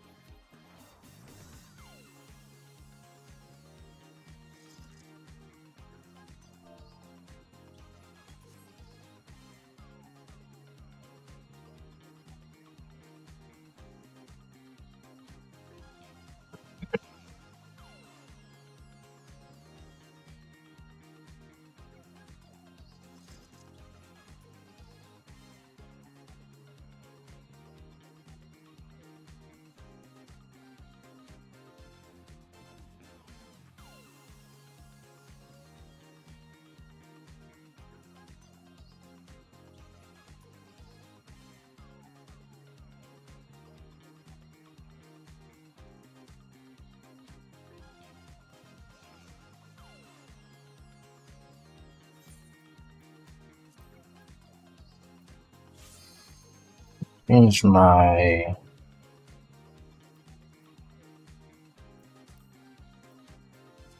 I'll look at it later.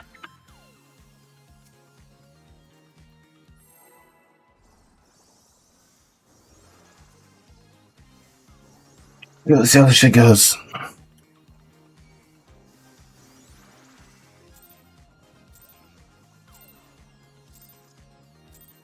Are you ready to get down? The Upstarts Cruiserweight campaign begins.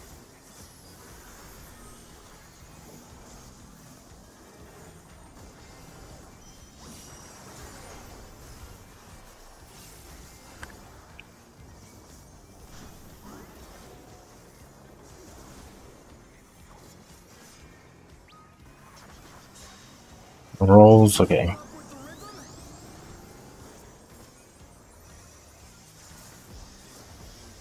Three over.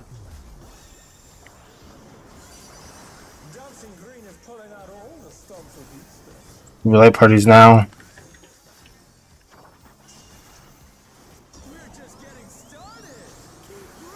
I should have waited to use that. Fuck me.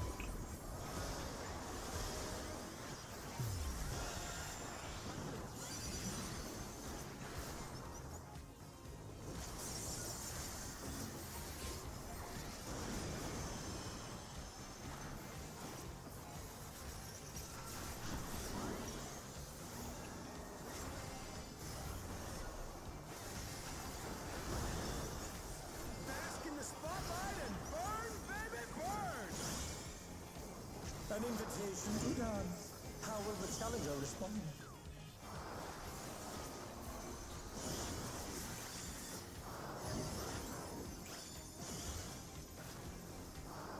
That's my turn. Oh wait, no, they're first. And they'll be me. Light parties, okay.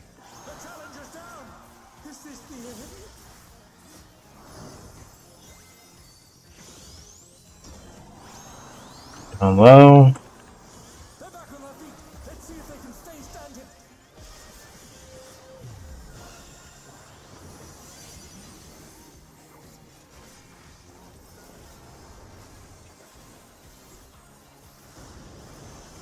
I want to go to clock spots. Oh, get out of here.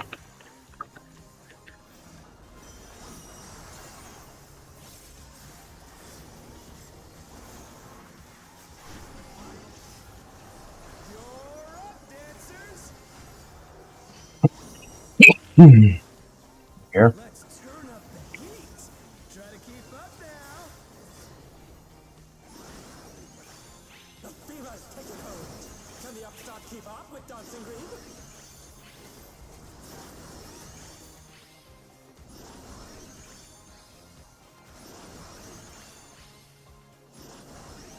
Are you serious? Oh, because somebody was dead. Okay, that makes sense, yeah.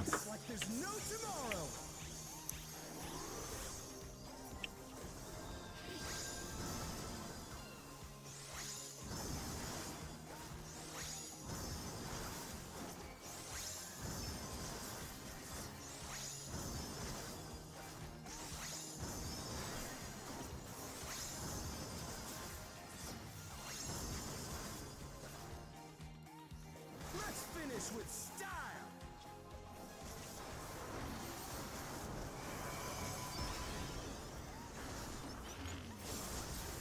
Hey, what are you trying to do? Put the crowd to sleep?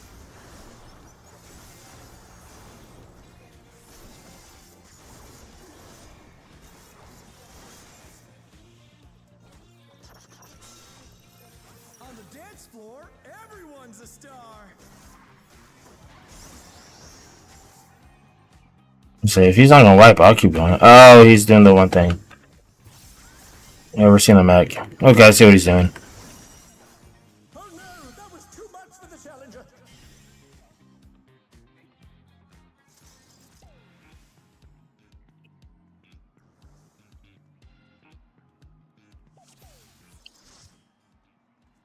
What the fuck?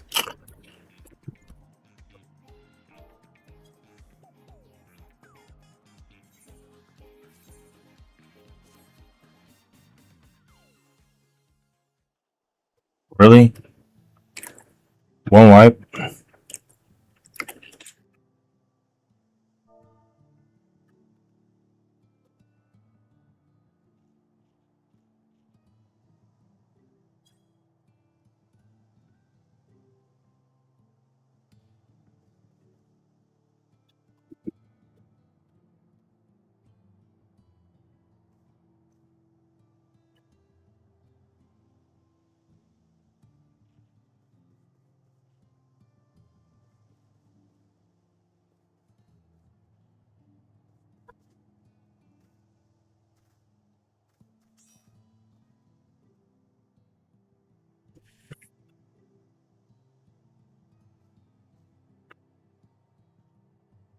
I'll get somebody else in.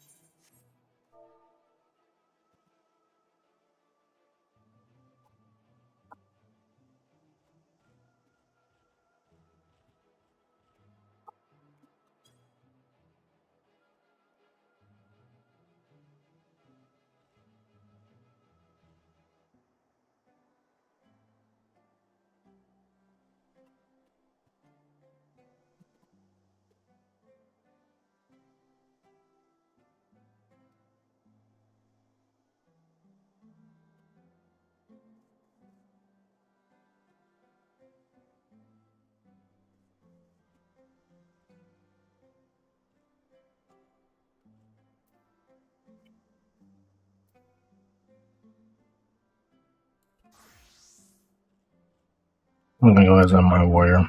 Okay.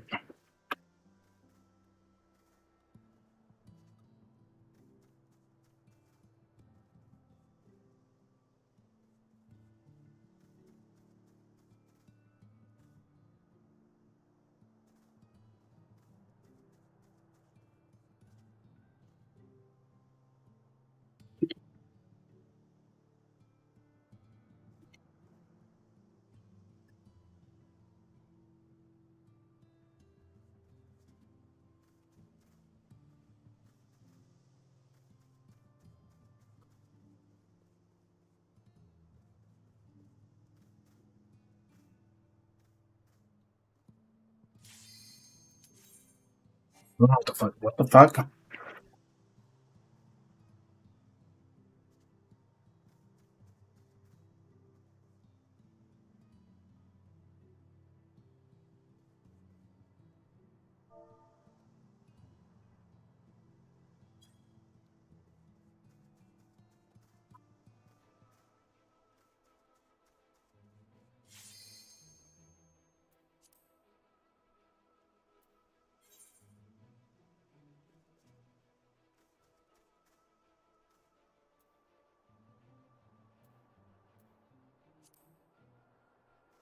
Oh, he's going. Okay, yeah, I'll go back to the tank. I thought he was doing Gunbreaker.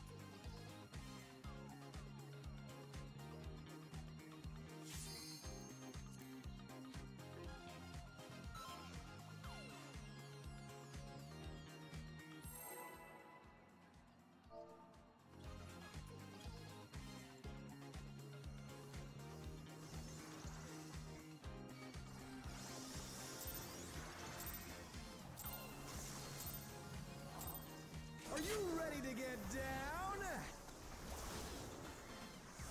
The Upstart's Cruiserweight campaign begins.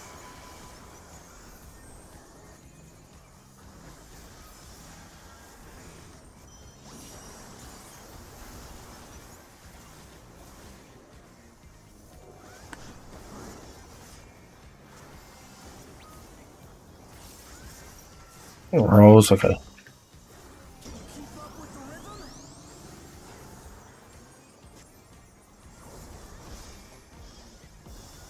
Where? Dancing Green is pulling out all the stops with these steps.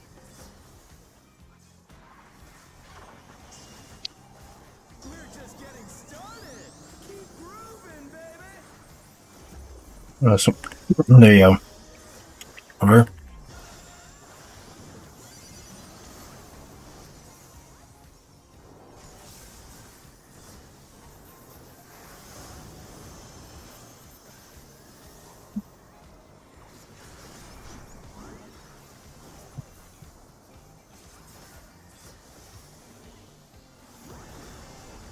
Bask in the spotlight and burn, baby, burn.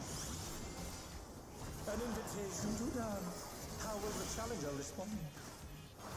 Person out.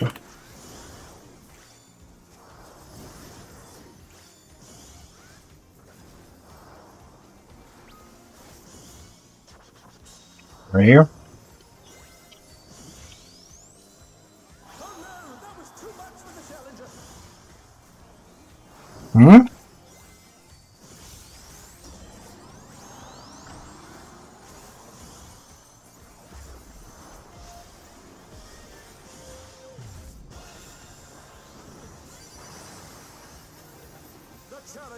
Rise it again!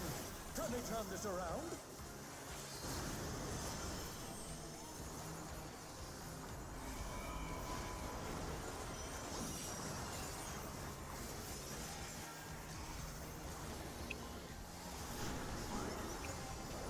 You're up, dancers! Let's turn up the heat! Try to keep up now! The fever's taken hold! Can the upstart keep up with Dancing Green?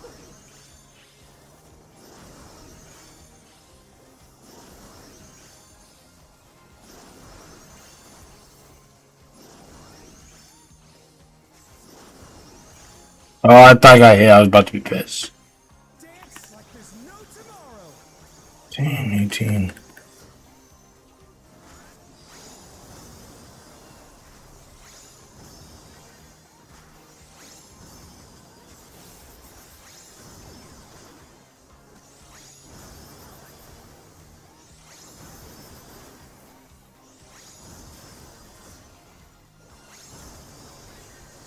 Honestly, I don't care about that. Unless we made it past this part. I just want to see how far we can get. Hey,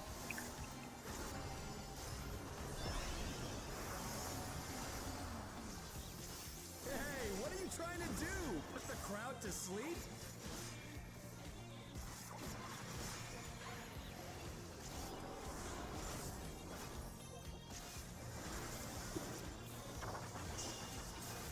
On the dance floor, everyone's a star!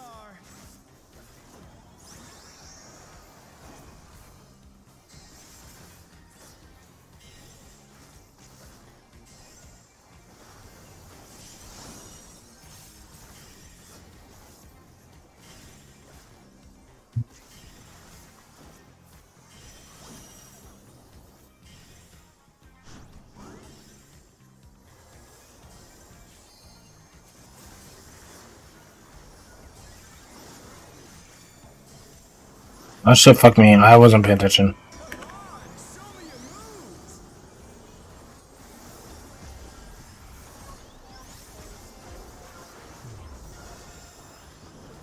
They're back on their feet. Let's see if they can stay standing. We survived it. It's good. It's good.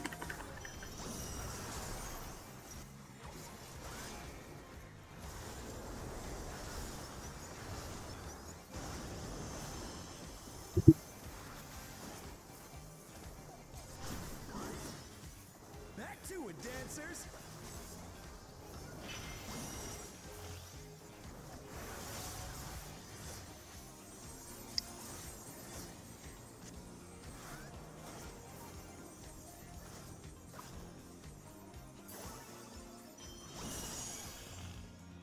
The challenger's down!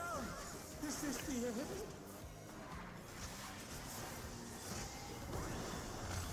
Bask in the spotlight and burn, baby, burn!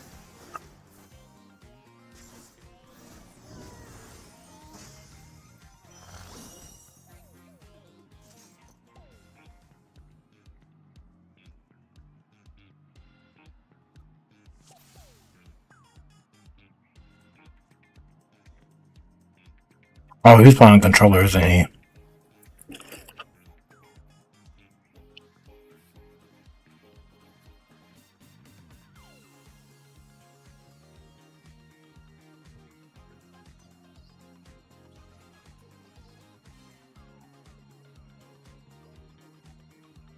Can't let these thighs get the better of you. What the fuck?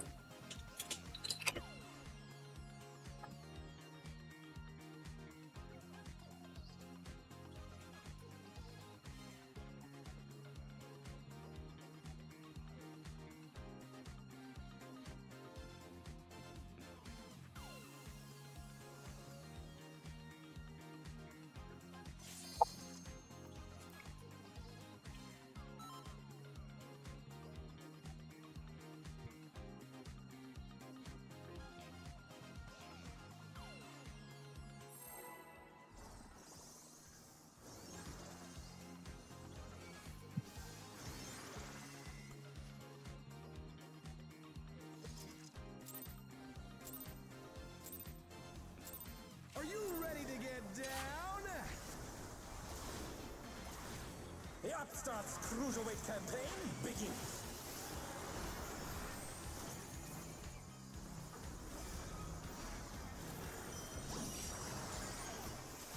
Got it. Got it off. That about that.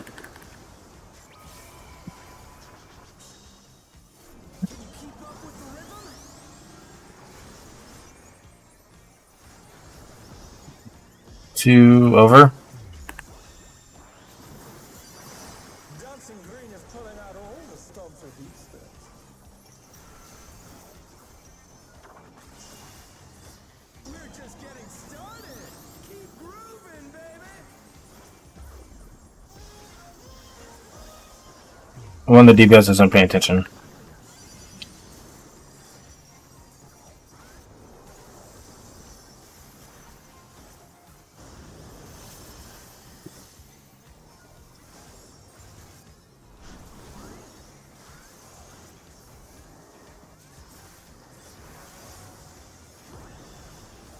Bask in the spotlight and burn, baby, burn.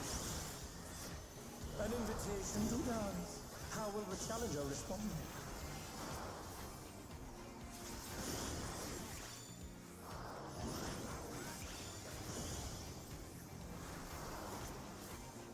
Down here.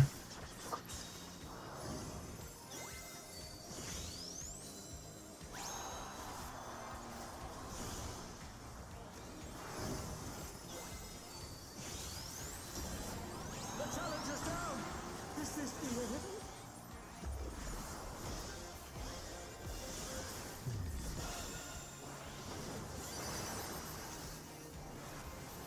They're back on their feet. Let's see if they can stay standing.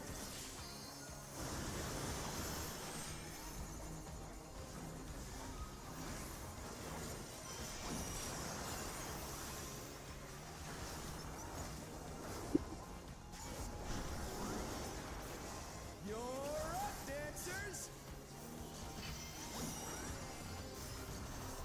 Let's turn up the heat. Try to keep up now. The fever's taken hold. Can the Upstart keep up with Dancing Green? I almost fucked that up.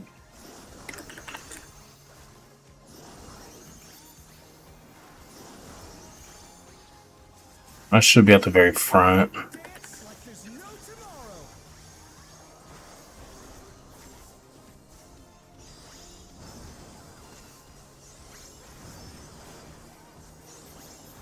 Nobody with me. Oh, because they're dead.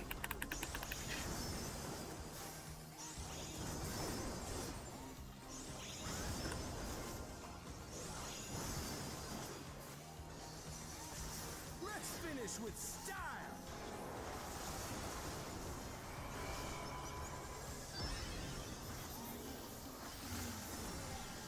Hey, what are you trying to do? Put the crowd to sleep? We're wiping? Okay.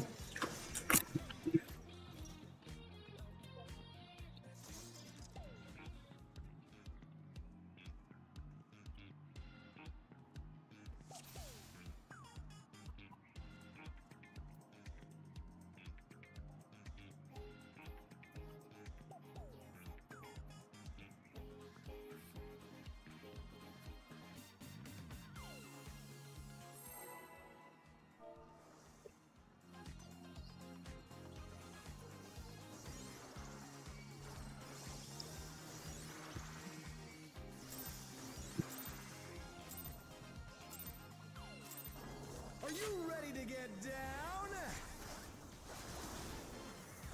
The Upstart's Cruiserweight campaign begins.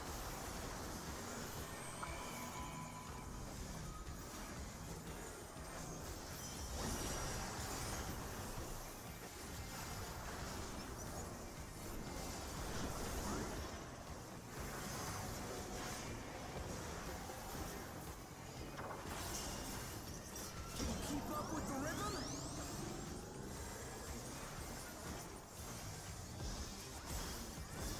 Over. Dancing Green We go. is pulling out all the for beats there.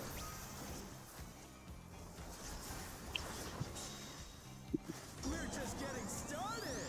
Keep grooving, baby.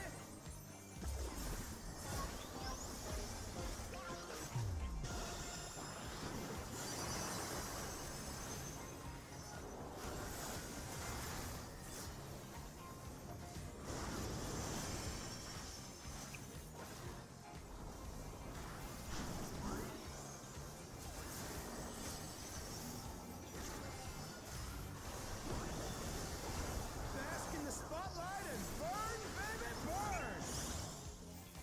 An invitation to dance. How will the challenger respond? So first in inside, okay.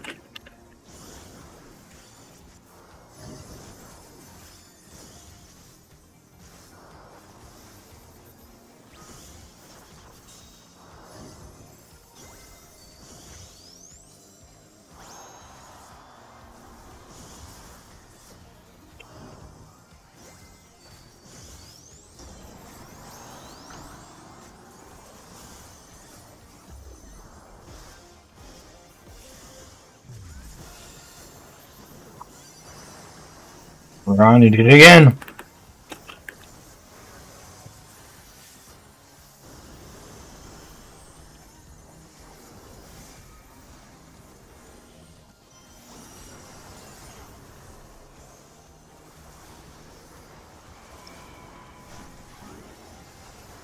You're up, dancers! Let's turn up the heat. Try to keep up now. The fever's taking hold. Can the upstart keep up with Dancing Green?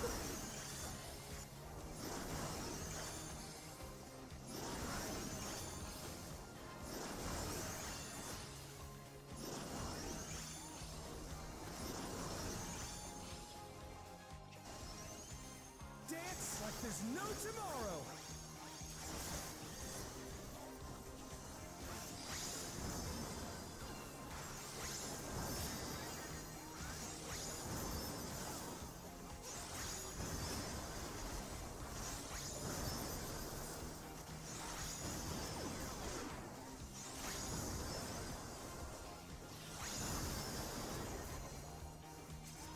Let's finish with style.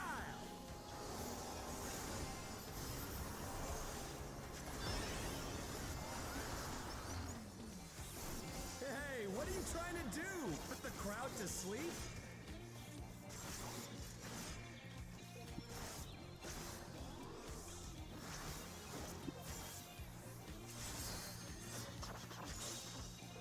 On the dance floor, everyone's a star.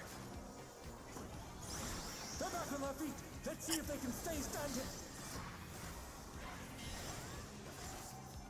The challenger rises again. Can they turn this around?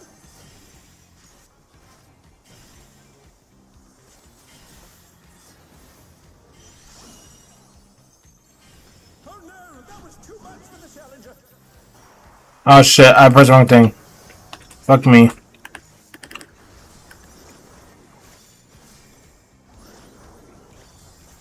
Come on, show me your moves. I don't think we know what it is. The challenger's down. Is this the end?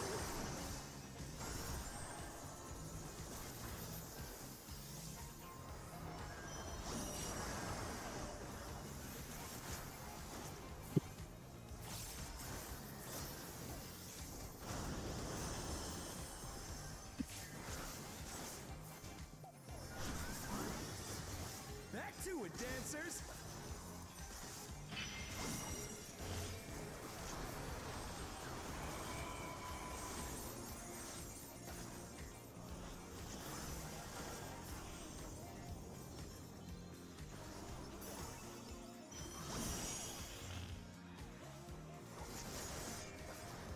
That's a wipe. Bask in the spotlight and burn, baby, burn.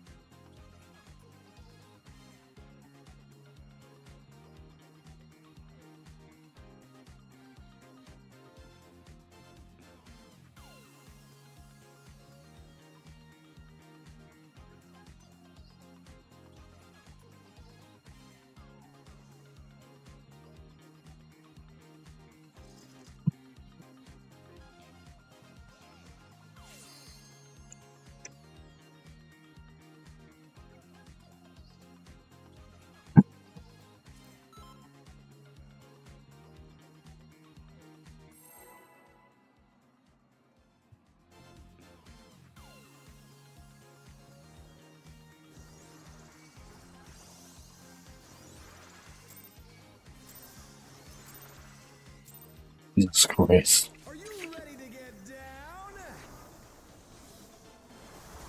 The Upstart's cruiserweight campaign begins.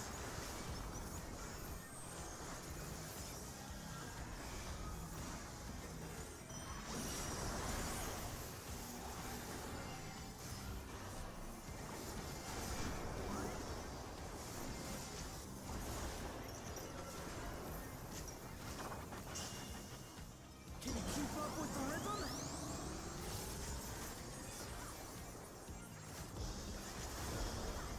Over. There we go. Pulling out all the stops with each step.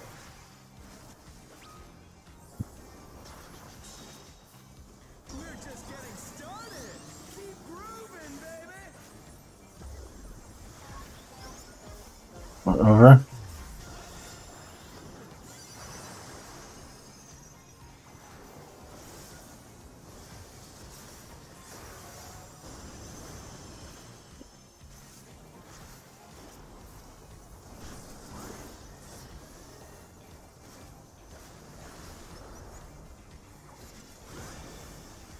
Bask in the spotlight and burn, baby, burn.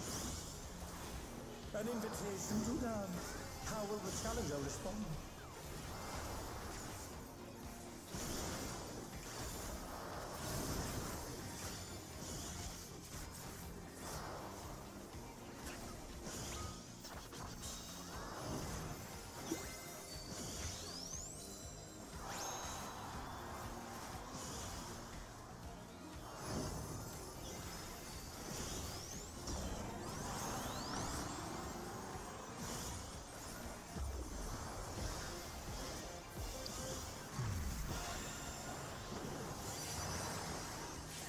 Yeah.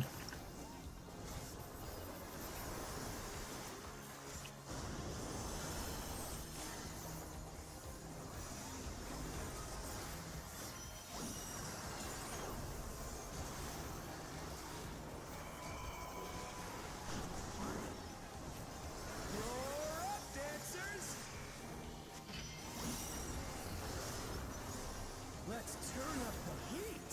Try to keep up now. The fever's taking hold. Can the Upstart keep up with Dancing Greed?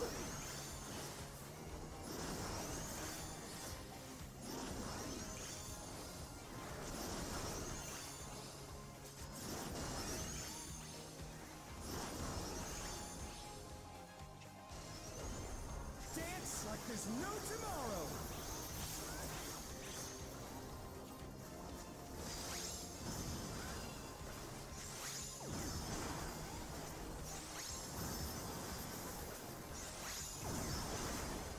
The fuck?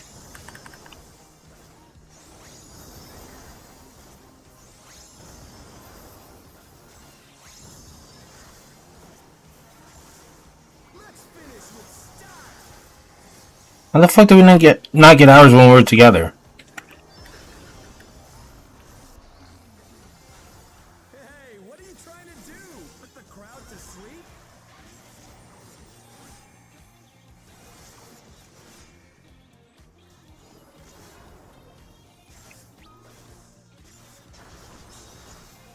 On the dance floor, everyone's a star. They're back on their feet. Let's see if they can stay standing.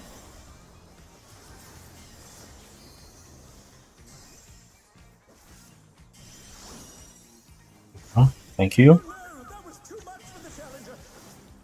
Fuck.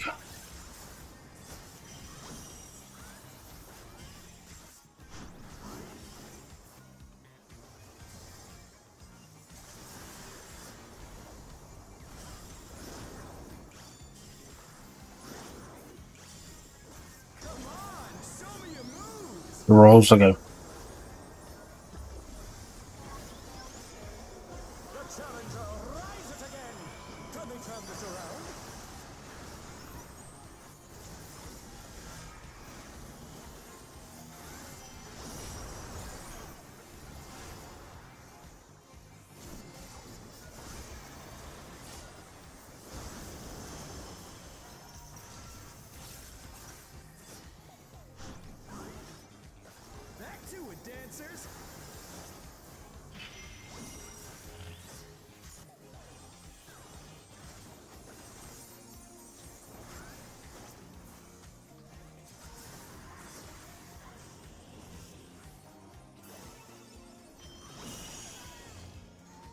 Challengers down! Is this the end? I'm trying to get their way. Bask in the spotlight and burn, baby, burn!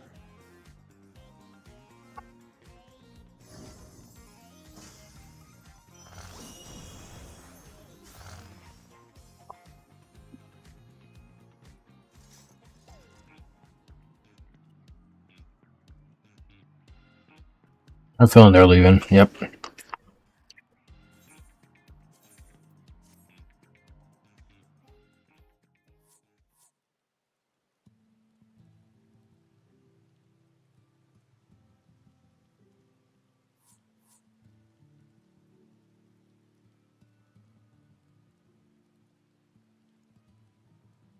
That's so stupid.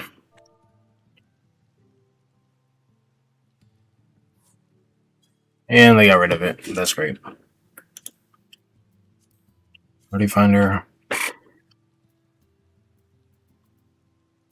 Shit. Not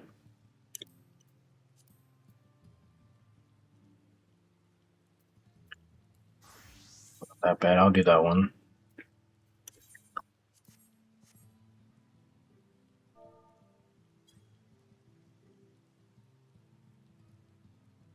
Force of a copyright You watching this? lawsuit. Well, I'm Okay. happy to tell you guys now. I, Ethan Klein, have registered Hassan Piker Content Nuke with the United States Library of Congress. The best companion for your fantasy team is Fantasy View. Track stats. Some of you guys out there sweating? Even though theoretically I could. I think when you register this, when you register your content like this, I'm pretty sure it opens up new legal options. When you sue someone, the plaintiff, which is you or the person suing, the plaintiff has to prove that the defendant did something. But I think if I remember correctly, once you register this shit, it is now the defendant that has to prove that they didn't do it or something like that. And it also opens up, what did he mention, statutory or something? Your content nuke with the United States force of a copyright infringement lawsuit. Well, I'm happy to tell you guys now. I, Ethan Klein, have registered Hassan Piker Content Nuke with the United States Library of Congress. Some of you guys out there sweating? Even though theoretically I could sue a lot more creators and rake in millions of dollars, but the purpose of this is not financial gain. People like XQC and Asmongold may have watched the entire thing, but I would never sue them just for doing that. I don't want to chill the reaction community into fear. Actually, the opposite. I hope that we can all unite against this type of egregious behavior that not only Like, makes... dude, she didn't even pause the video. She just gets up. It doesn't even pause the video. How is this not stealing content? I think that getting up like this, like, it's fine if you have to get up and use the bathroom. That's fine. But pause the video.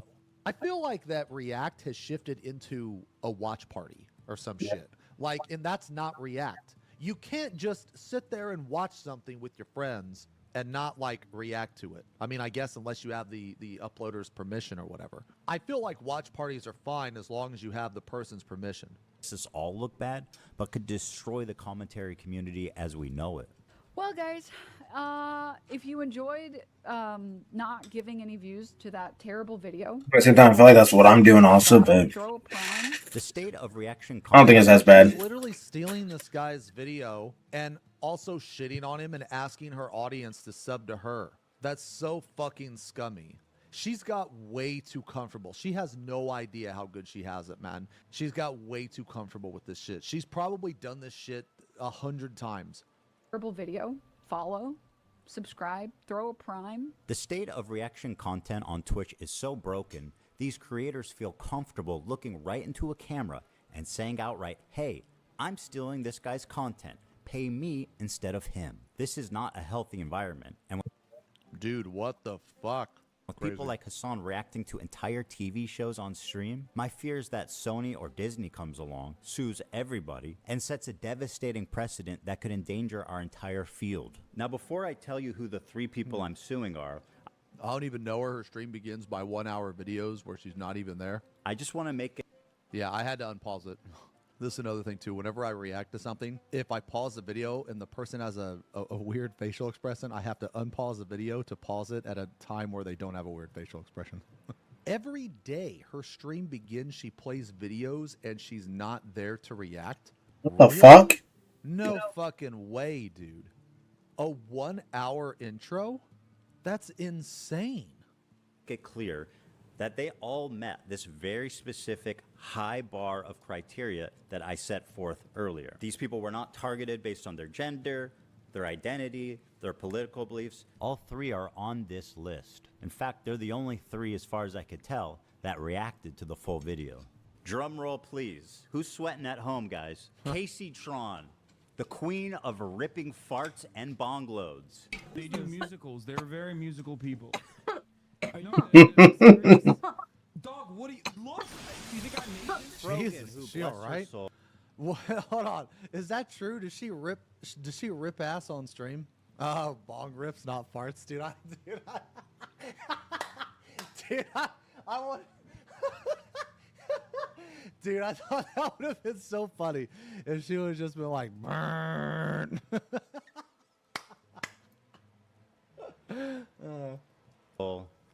They do musicals. They're very musical people.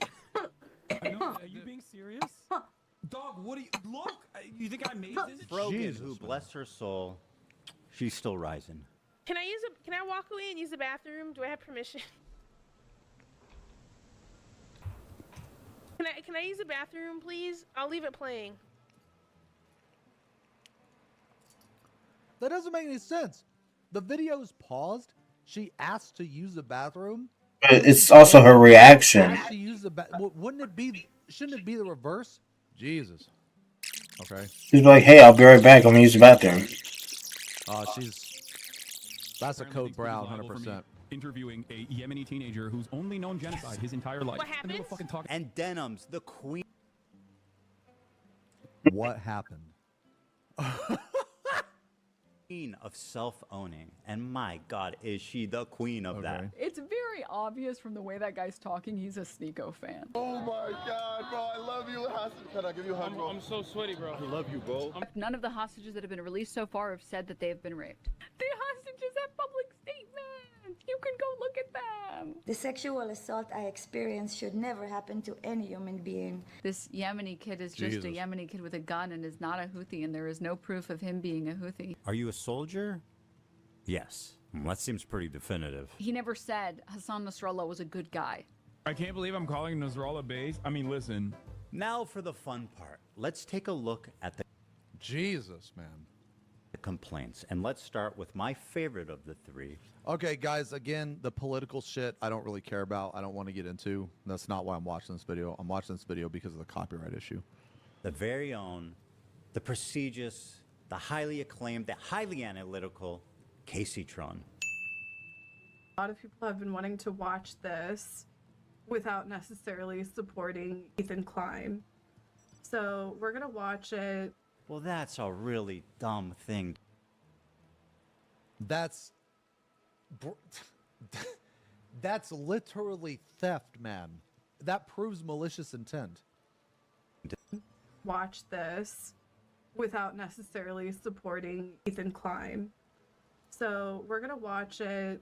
Well, that's a really dumb thing to say, don't you think? Why are you so comfortable? We've given each complaint a clever little title, and here's Casey Tron's. She smoked more than she spoke. Jesus Christ. I think he's got a case here, man. If you can prove in the court of law that something is done maliciously, that also opens up more options.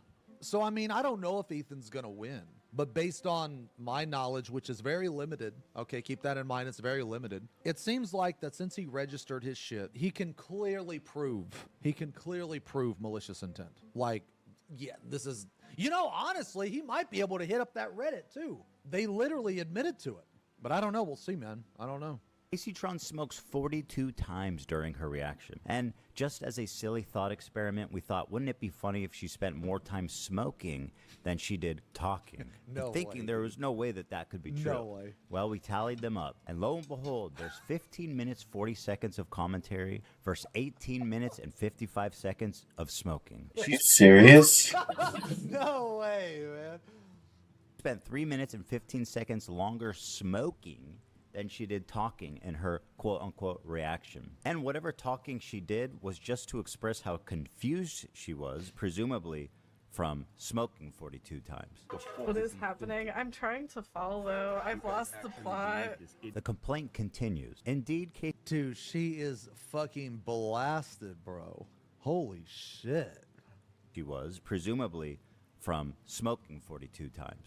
What is happening? I'm trying to follow. I've lost the plot. The complaint continues. Indeed, Caseytron is often too obliterated to comment on the nuke, and instead... A little wording here. Too obliterated. Stares blankly at her computer screen. In a span of 2 hours and 7 minutes, Caseytron smokes marijuana, frequently in highly concentrated forms through vaporizer. Man, I'd be curious to see the whole complaint. I'm sure it's online somewhere. On 42 separate occasions. At one point, Caseytron is so wasted that she states, quote, "What is happening? I'm trying to follow, but I've lost the plot." To give you an idea, the majority of her commentary comes down to this. I don't understand this bit that he's doing. He's read more books than you could ever imagine. CPM's coming out of Qatar. What the hell you is kids going love anime, on? right? Who the dude? What in fuck the is that? fuck is going? What in the fuck is this thing? He's read more books than you could ever imagine. What is happening? I'm trying to follow. I've lost the plot.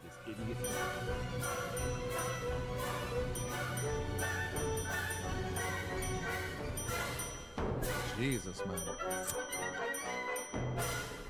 They do musicals. They're very musical people. I know. Are you being serious? Dog, what are you... Look, This is like actually nasty. This isn't a music video, Hassan. And as dumb as all of that is, this is the part that really got her sued. A lot of people have been wanting to watch this without necessarily supporting Ethan Klein. Without necessarily supporting Ethan Klein. Yeah, that's malicious right there. So 100%. we're gonna watch it.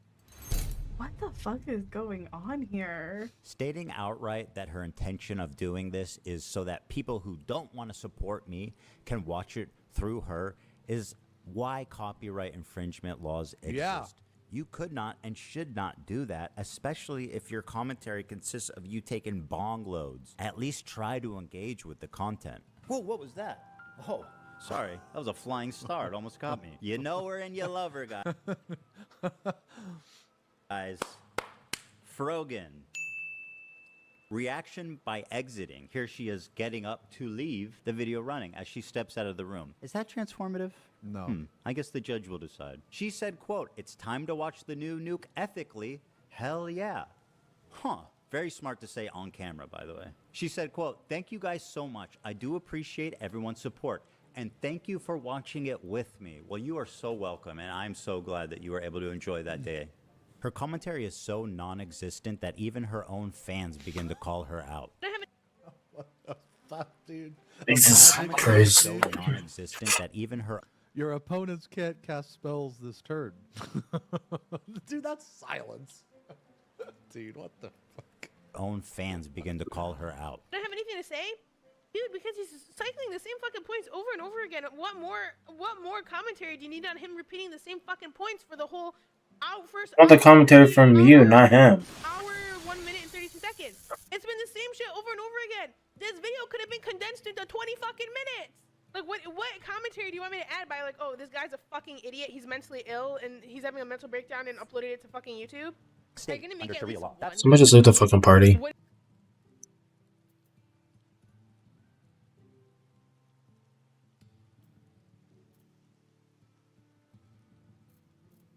Yeah, I'll keep watching. What do you want me to make a point on? Oh, I forgot. She also said, "Can I use the?" So even her chat was giving her shit about not reacting. You know, I never even heard of Frogan until like this like Asmon shit.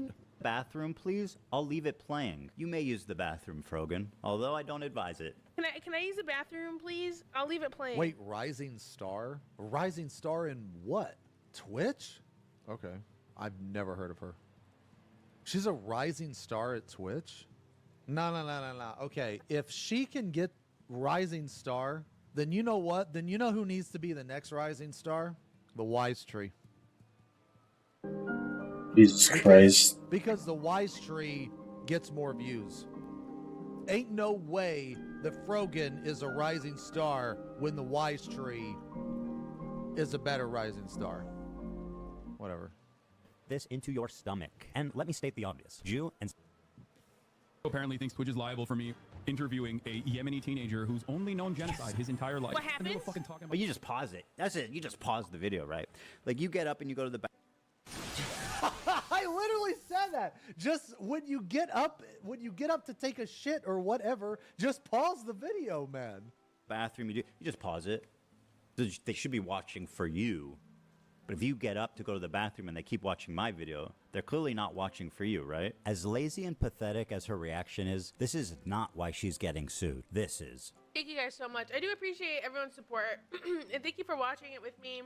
First time viewer, time to watch the nuke ethically? Hell yeah.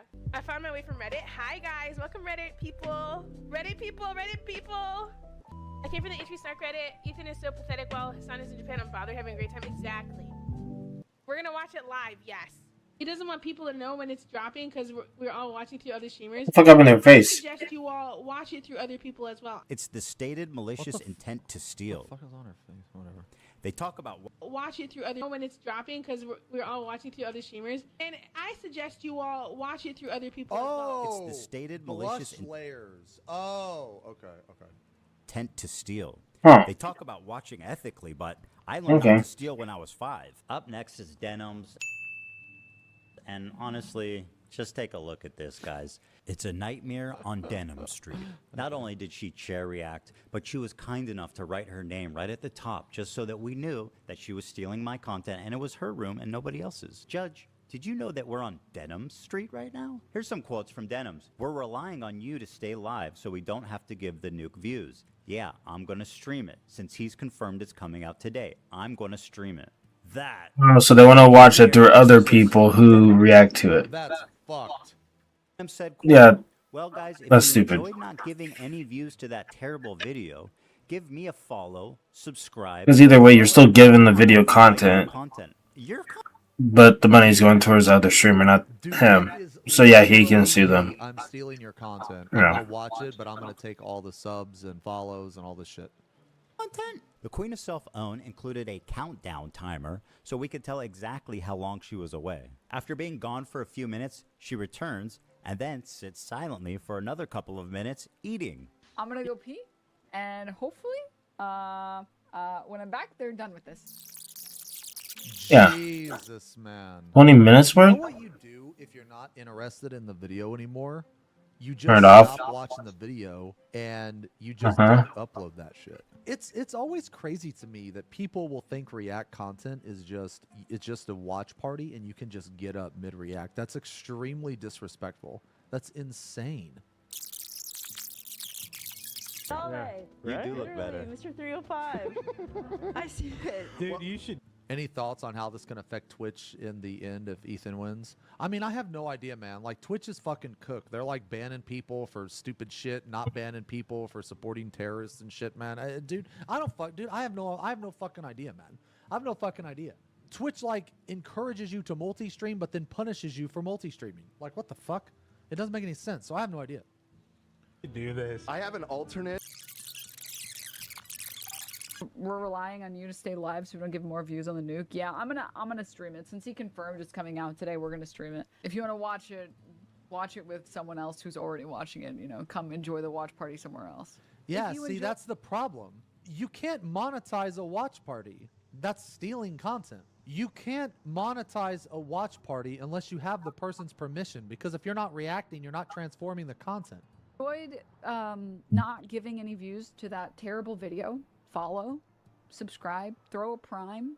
If you like the content, if you enjoyed your time here, Like, I'm gonna be what honest. content does she even do? Her content is based around other people's content, at least based on this video. Like, when she says, if you enjoyed the content, what do you mean if you enjoy the content? She didn't even do anything. I did not want to watch that by myself. Let me also commercialize it. If you didn't want to watch it, then why did you watch it? I just don't get it, man. Still to this day, if I'm not interested in something, then I'm not going to react to it. Look, this is not about do you like Ethan. Like, okay, because I don't follow, what is this, H3? I don't follow H3. Now, I subbed when this video came out or whatever, because this video is important to me. Because I'm trying to put myself in his shoes. What if someone was doing this to me? I actually don't know this guy's political beliefs at all, and I don't care about him. I don't know a vast majority of his beliefs. All I know is that he made a video years and years ago called Vape Nation, and I thought it was funny. That's pretty much it. Like, I'm completely unbiased towards H3. I'm not on his side, and I'm not against him. But as far as him talking about copyright and stuff like that, he has a case here, and I agree with him. I agree with him 100%. It's not about, do I like him as a person? It's about, is what he's saying correct? And I agree, it is correct, in my opinion. You know, and I mean, I'm pretty sure the law would also agree too. Asking you to reward me financially for stealing his content. That is like chef kiss. By the way, Denims had a very successful stream. She had 43,000 people watching her live. Take a look at the title of her Twitch stream. Ethan Klein Hassan Content Nuke Watch Party. Yes. A watch party? Yeah, yo, I was She's saying insane. this earlier, man, the watch party.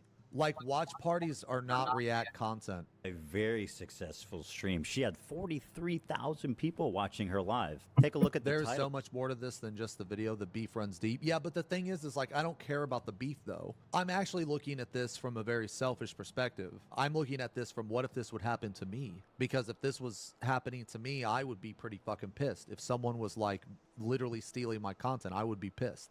But asking people to watch your video without repercussion and then trying to sue them, entrapment, I get copyright being important, but this message is lost. No, I completely disagree.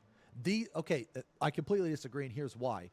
These three have proven malicious intent. That is why malicious intent is so important, because it's hard to prove. But if the person just admits to malicious intent, then it changes the game. He specifically said that even though he doesn't particularly like the stuff that XQC does, he's not going to sue him for it because XQC is not being malicious. There's a difference. The difference is that XQC didn't go out of his way to say, hey, don't support H3. I'm going to watch the shit so you don't have to. We can just watch it here. He's never said that, or at least in this video, he hasn't said that. That's the difference. He stated earlier in the video that he's not a fan of the way that XQC reacts. And he even mentioned Asmon too. But there's a difference. Asmon is not malicious, and neither is XQC, at least according to this video. Now, I don't know. Maybe they are. I don't know.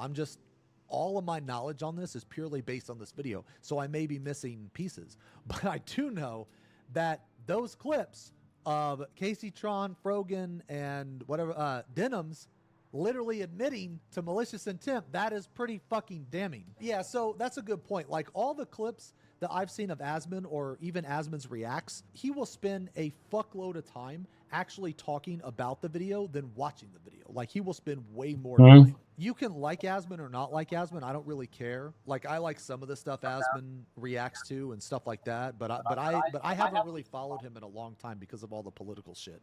Yeah, me too. Political shit. But on the reacts and stuff that I do watch of his, he will pause and he will fucking add more commentary than the actual video in a lot of cases. So, like, there's no way. There's, like, even if Ethan wanted to sue him, he couldn't, okay?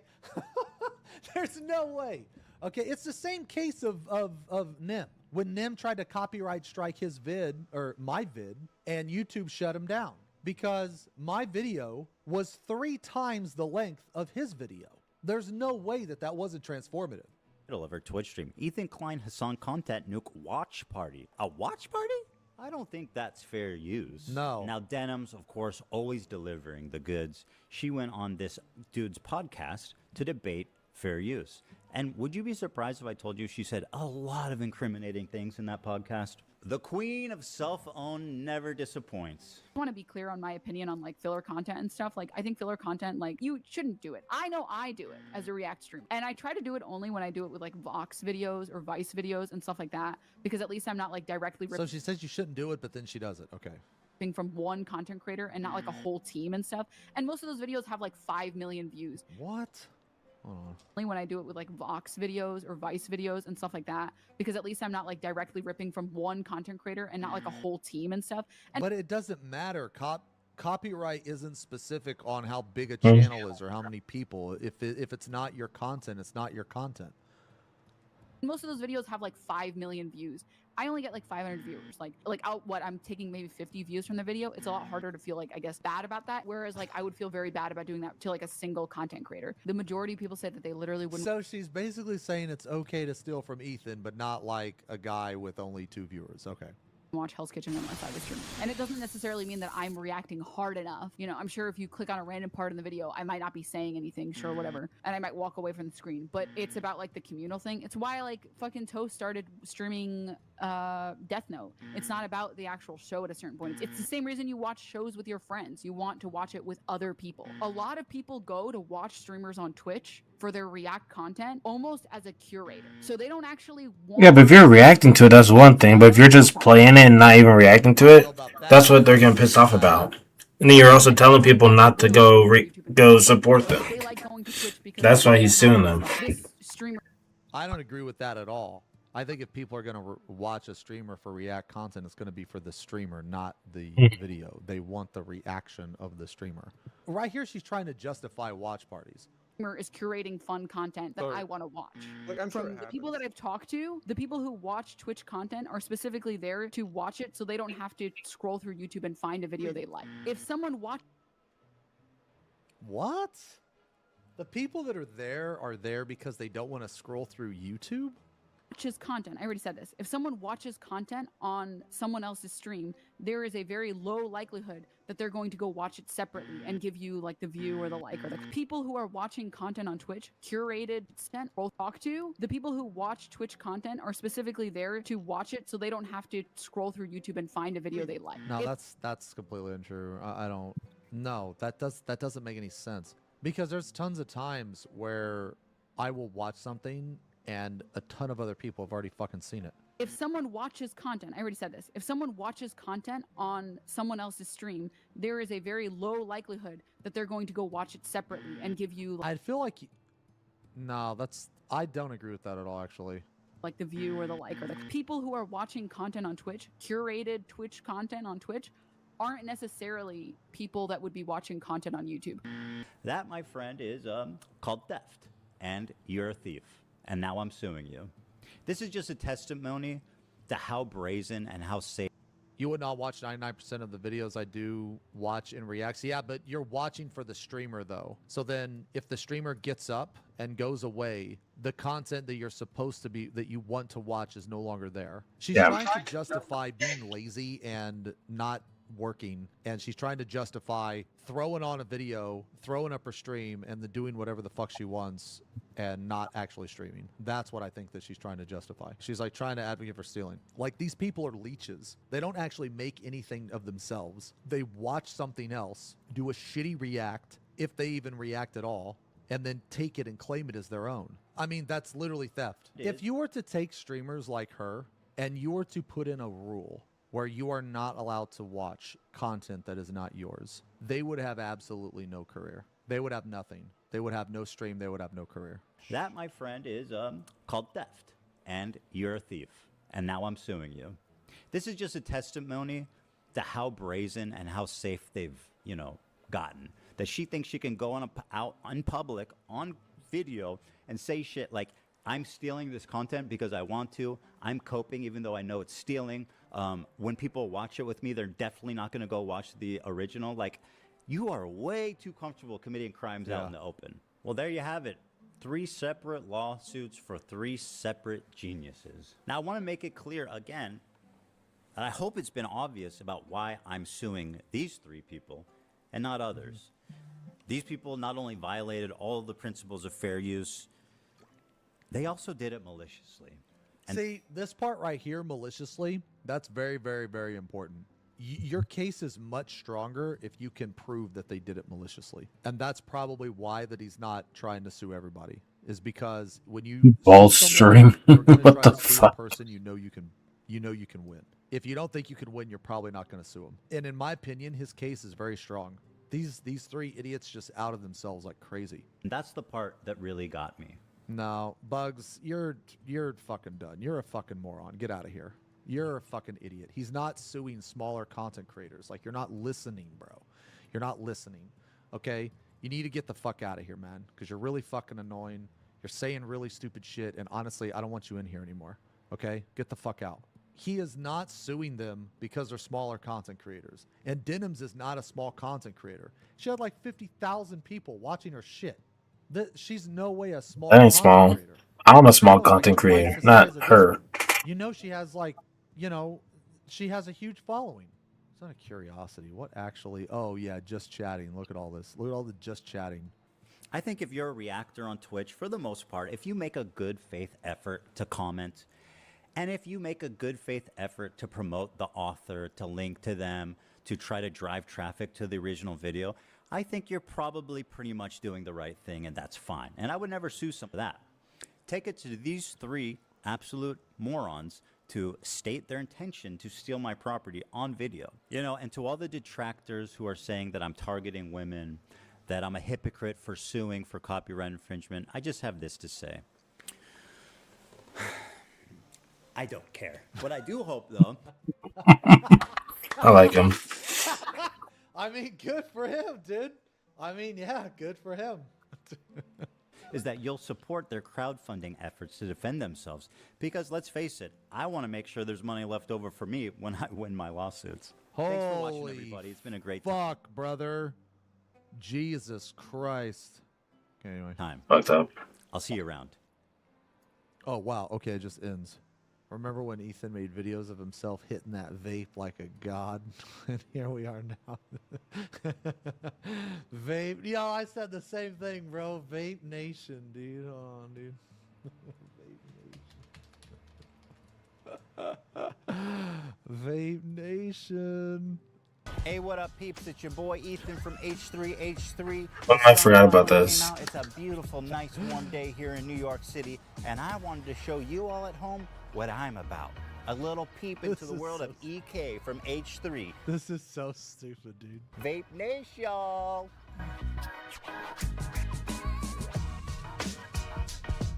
Dude, he lost a lot of weight, man. Good for him.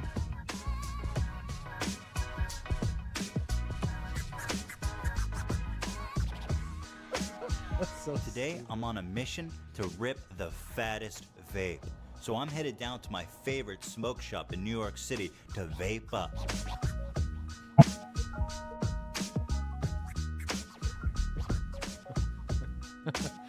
That's so stupid. Welcome to Vape City, home of the fattest cloud rippers in the world. I'm here to kick it up a notch and become one of the best. Let's check it out. Hey, what's going on, man? How you doing, buddy? Heard y'all have vapes here. Yeah, we do. Cool, dude.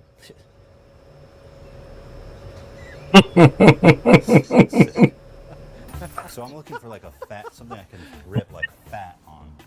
Like the fattest rip you've got here. Pants that come like this kind. Just, build it by yourself. So we building the perfect vape for the perfect rip. Yeah. Exactly. Far out, dude. Vape Nation. So what flavor do you like? Something natural like Mountain Dew flavor or like, I don't know, Cheetos or something. What the We have fuck? It's organic, it's like Lincoln. Churros. Yeah. Organic churro flavor. Shit, that's I'll take that. That sounds good and natural. Churros flavor, all right? Now we here at the Vape Nation are all about going green and staying natural, okay? So when I think about smoking churros, I'm thinking, you know what I mean? That's so stupid, dude. This is such a stupid video. I'm gonna be honest, man. I hope he wins. I think he's got a strong case, and I hope he wins because people stealing his shit, and they're He doing should it win, but we'll see what maliciously, happens. And I think that's fucked up, man. As a content creator, that's fucked up. I feel like people should not be able to should watch that shit and just steal All it, right. man. Well, I think it's fucked up. I'm gonna go use the bathroom real quick, and then I'll react to another video while we wait for this thing to queue up. So I'll be right back.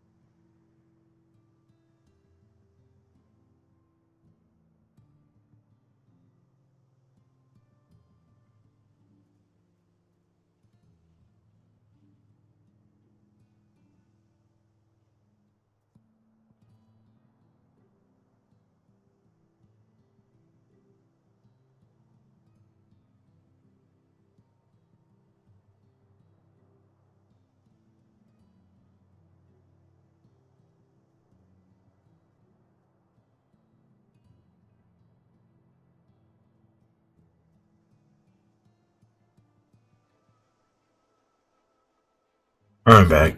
Let me see if this thing's queued up yet.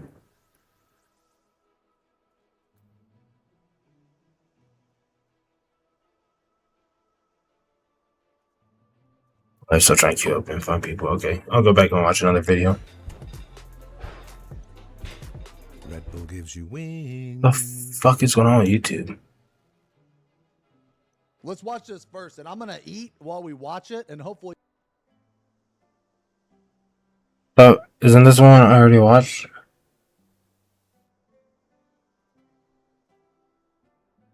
This is a TLDR for anybody that missed. That anybody has no idea who. Yeah, I already watched that one.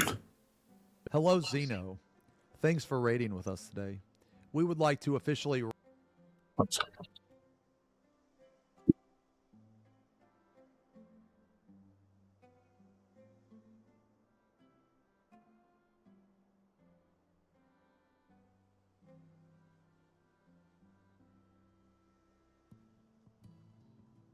Hello, Mioni here. Welcome They back. talk to about Interview Beastmaster? Reading. This time we're looking and reacting to Tech Radar's full article from Gamescom 2025. We looked at a snippet of this before, but this is the full article. Link in the description. Go give them some support. There's some really interesting points about Beastmaster in this, and I think you'll want to hear this. So if you're sat back, you know, looking for something to listen to or watch, then let's talk about Beastmaster. So let's go through this then. So first of all, they sit down obviously at Gamescom 2025. We talked a little bit about the Monster Hunter Wilds crossover before, the reasoning for that. We're going to practically skip over that for the most part, just simply because we've already, you know, been aware of what's going to happen with that. But let's talk about Top 100. It says, briefly, I'll move the conversation over to what plans might be for Final Fantasy XIV's level cap. Each and every expansion so far has raised the level cap by all jobs beside limited jobs like Blue Mage and the upcoming Beastmaster. Yeah, when the fuck are we getting Beastmaster's issue? At a satisfyingly round 100. With such a clean number, and with concerns that any further increases could make grinding levels a slog or intimidate new players, I asked Yoshi P if there were plans to change things up for 8.0. Interesting. Yoshi P says, we're doing various discussions in the development team, and the next direction we're taking has already been decided. Though for us, the important thing is not the level itself, it's providing that sensation of steady growth to the player. Having said that, level as a concept is something that is common among RPGs in general, so it's an easy to understand concept. Then they continue, what Yoshida said next has me inclined to believe that the level cap will indeed increase again, this time to 110 if we're following traditional patterns. Yoshida says, when it comes to the question about whether this is going to be a permanent policy moving forward, that's still another thing we would need to discuss down the line. At the end of the day, we need to think about how we can deliver that sensation of growth, and there's no firm answer behind that. So as right now, we can't say what scheme there will be in terms of level cap being lifted or any details behind that, but what I can say is that we have decided on the next direction, end quote. Interesting. See, I take this as they haven't really decided yet at all, and it could go either way, but I suppose there could be just another 10 levels. A lot of people were talking about, are they going to do an attribute point system or something like that? Oh, they could. Welcomed or not, honestly. I don't think that'll work in. I mean, it could. If they do it right, it could work in Final Fantasy. Let's say you had talent trees. How would you balance all of that, you know, with 22 plus jobs, maybe more with the expansion, right? If they release 1 or 2 more jobs at the same time as balancing all those specializations, because people will just choose whatever options do the most damage, right? At the end of the day, there will always be a cookie cutter, this does X more damage than this, and people will sim that stuff, right? So yeah, maybe 10 levels is here to stay for a fair amount of time until they figure out how best they can address that. It's either gonna be that or a weird reset where they catch these hands, they say. Honestly, I don't know how they would do a reset with everything that's been out and everything that's happened. Because that's a lot of content to get rid of. If not most, are beginning to feel like they've reached their logical conclusion. Not only do most jobs have some form of big flashy burst window finisher, think Reaper's Perfectio, or Bard's Radiant Encore, but Dawntrail started introducing traits that upgraded our role actions, abilities that are shared between all tank, healer, or damage-dealing roles, instead of exclusively job-specific upgrades. Yoshi says, "We do have quite a big plan for jobs moving forward," said Yoshi. "But it is quite difficult for me to convey the nuances at this time. When it comes to the current content that we have in terms of battles and design, we don't want to destroy that experience as it is right now. So keeping that in mind, we don't want to incorporate major changes to that, but what we do want to do is make jobs more interesting for players to use." End quote. That's interesting. So whilst a few of the other interviews are saying, oh, there's big changes, and we were speculating as to how big those changes could be, it does not appear from that, if we were to look at that quote isolated, that they're going to be that much drastically different, and they're talking about more interesting use of the jobs. I don't know how I feel about that. It feels a little bit underwhelming. Could there be even more homogenization of certain jobs? Will they take Revive away from Summoner, for example? Are they going to redesign that to be more DPS-centric rather than their sort of semi-support crutch that they've got? They don't really go into enough detail. And it also conflicts with a couple of the other interviews that I've read from Gamescom and before that, where they were like, we want something big, you know? I don't know. Big changes to the way that jobs are to make it more interesting for players to use. That could mean anything, dude. I have no idea. Now we come on to the bit that I really wanted to talk about from this article and interview, Unleash the Beastmaster.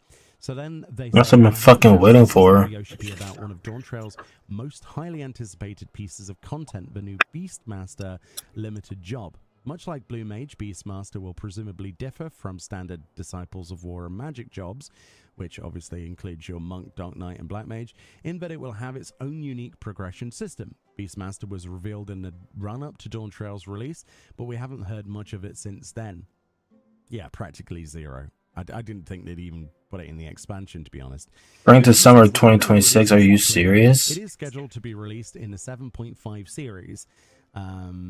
In terms of the concept, you ally yourself with monsters, and those monsters grow so that they can join you in dedicated battle content. This is going to be something completely different to anything we've done in Final Fantasy XIV before, and it's exclusive to this limited job. We've been investing a lot of resources into developing this content, and the team is super excited about it. They continue, I asked if the Beastmaster questline would tie into the Shadowbringers expansion Save the Queen content. During that, we dealt with an Imperial Beastmaster, Leon, and got to witness his power and beast taming firsthand as we aim to help liberate the Borgian Southern Front from the Gallian Empire's control. Yoshipi's answer was interesting.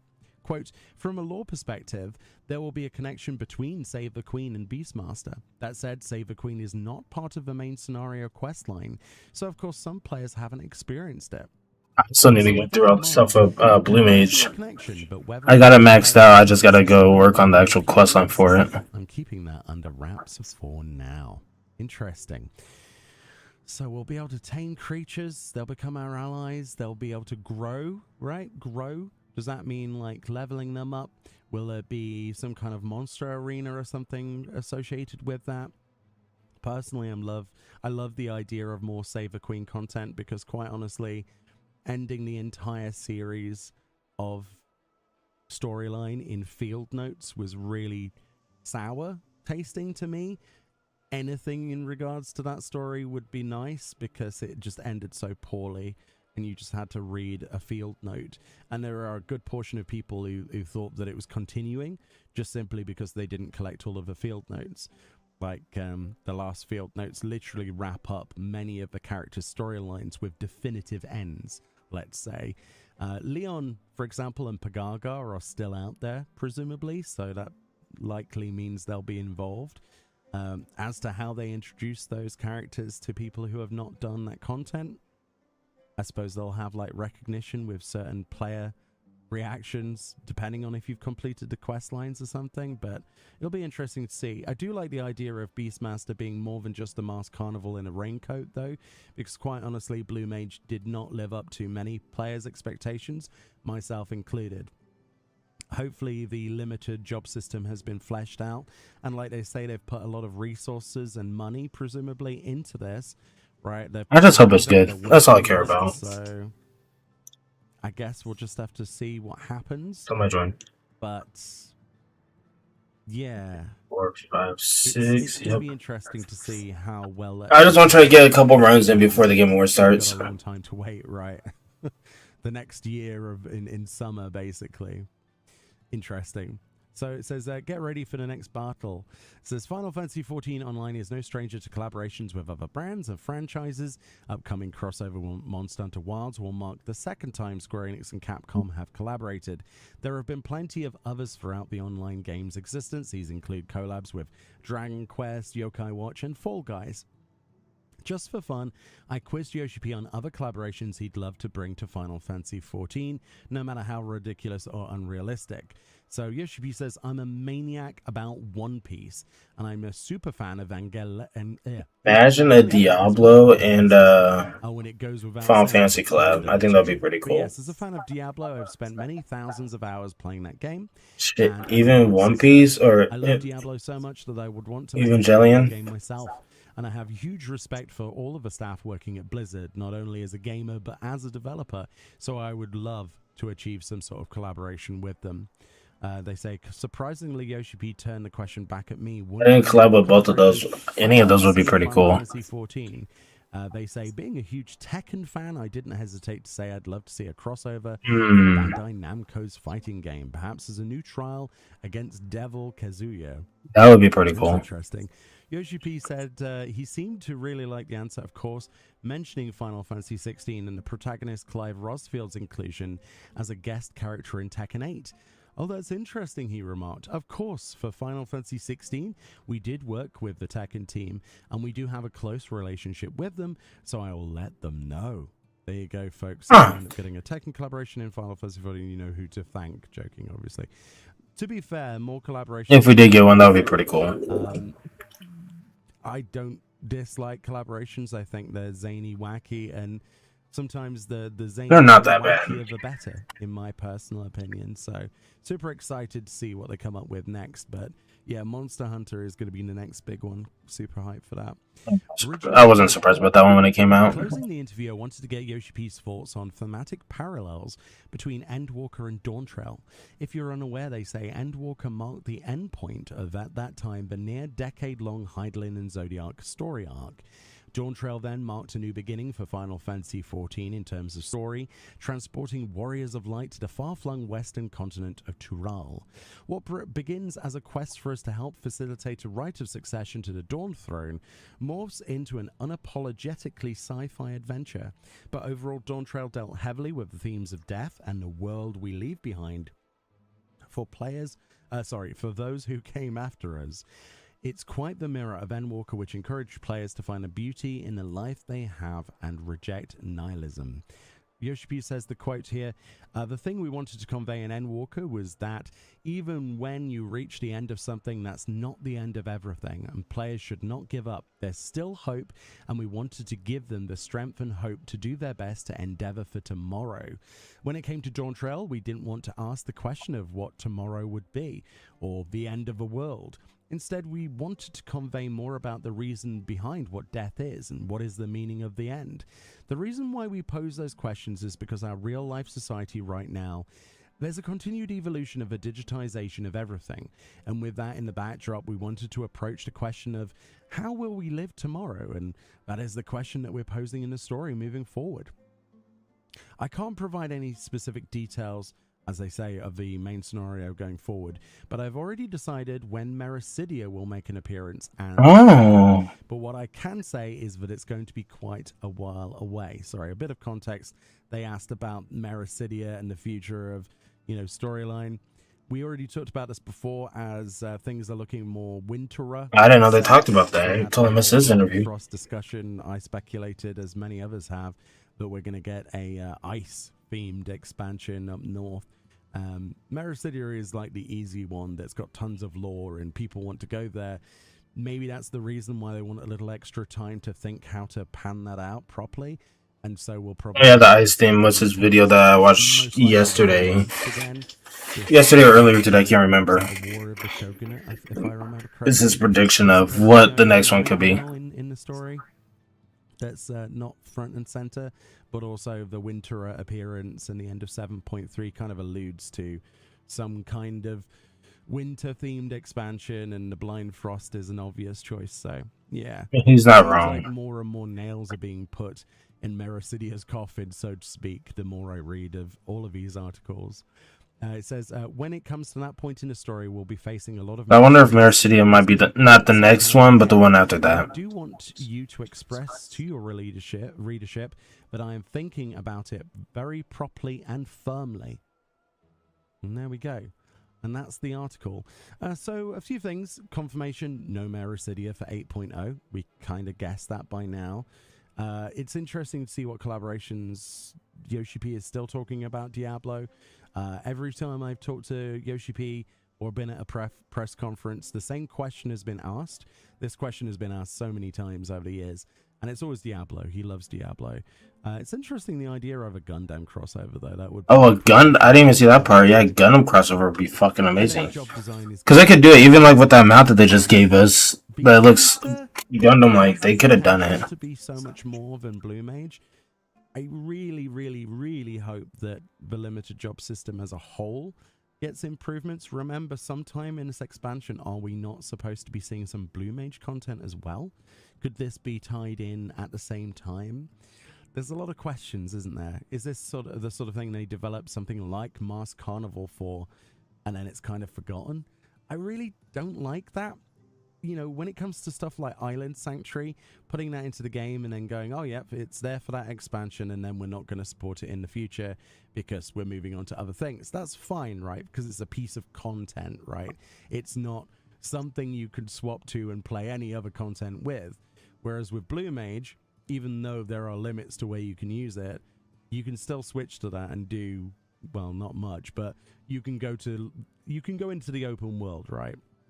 It's not locked to a specific piece of content per se directly, but it does feel like it's been shelved for far too long, and it's gathered dust, and it didn't get enough love when it was first out. So my point has always been one that not everybody agrees with. What is the point in adding more limited jobs if a limited job system as a whole is not something that is going to be fleshed out enough to be a decent sized piece of content? The Mask Carnival is not really everyone's cup of tea, and there's like some titles. There's the Morbol mount, I guess, doing some old content. I really think it needs its own content designed for it. And you'll have to excuse my cynicism. Like, I want what's best for the game, right? I want to play these things as much as you. I look forward to Beastmaster. I love the idea of Beastmaster.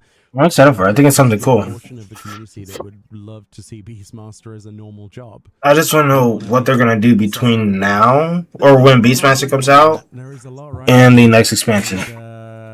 Because they said that's supposed to be in 7.5, which is summer 2026. What you think about this? Which means we have, specifically what, 6 months of content from 7.4? Design going forward. Do you want 10 more levels, or do you want something completely different? 6, 7. Okay, need one more. Link in the description to this article. Obviously, all rights belong to Tech Radar, which we thank for putting out all of these articles. I just want to know what's gonna happen during that time frame. Like what they're gonna bring out, or if they're gonna like. Did somebody just fucking leave? You motherfucker!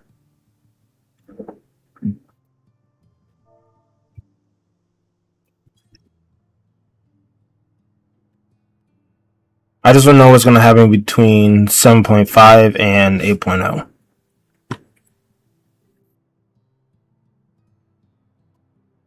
What's this one? Okay, so what is this post about, actually? There are people that are, like, upset about the patch. Patch isn't even out and people be crying. Okay, so let's see. We don't need them anymore. Throw them away. No on needs the old veterans anymore. We have their money. Dude, what is this person Huh? Or so it feels. I played since shortly before Heavensward and spent much more time in the game than I should have. I played every possible content back in those days when you had to level all jobs for cross skill and learn what does what. My biggest passion was PvP, and I was so damn happy when we got the feast. I spent even more time in the game, practiced, worked on my skill as a healer. Scholar was the only healer I had at max level, and they were not that great in the first season of the feast. Yet I kept going, from getting stomped to out healing the then rank 1 white mage, and in the end earned my top 100 lone wolf eaglebeak set. I have worn it ever since because I worked so hard for it. Sure, I switched every now and then, but never did wear other stuff for long. Oh, I know where this is going. Okay. For long, simply because of how much I worked for the set. Now it appears that the old rank rewards are coming Oh, as replicas. they're complaining about that. If the live letter are true, that would be the last straw for me. The game has changed so much over time. Yeah, but so much people missed out on that content, so they wanted to come back. Existed and are now lost. I still held on. I never unsubbed, but I don't play all that much anymore. Okay, so this person that's already on their way out. So the person that already doesn't even play anymore, they felt the need to make a I say bye, boomer. Holy shit. If this is truly happening, then that's pretty much it for me. I mean, it was pretty much it for you already. As someone supporting 14 for a bit over 10 years, this feels like I'm being robbed of the greatest accomplishment I ever achieved in the game. Dude, I'm going to tell you this, man. Okay, dude, I kind of feel sorry for this guy because if his greatest accomplishment was achieving top 10 or top 100 in the PvP, dude, that's a fucking joke because I played back then and nobody played fucking PvP. Nobody fucking played PvP. So this person who worked super hard for this, in their mind, they worked super hard for it. But in reality, what probably happened is there was so few people that actually played. This person just defaulted into top 100 because Because I started playing back in around Reborn, and I don't remember people ever being big in PvP. Because what he perceives as like a lot of hard work actually wasn't hard work. I didn't hear people get big into PvP until Stormblood. Into the top 100. For now, this is just a Discord translation from a live letter, and I know how many will just dismiss what I say, but to me, that mattered. If it comes true, I am gone, okay? If Yoshi P should read this, yeah, as if that would happen. How many times can you go back on your word before your word means nothing? Have a good day. Edit. I was just told that the replicas might not be dyeable as it was with the Garo replicas. If that's the case, I can live with it, I suppose. What does that matter?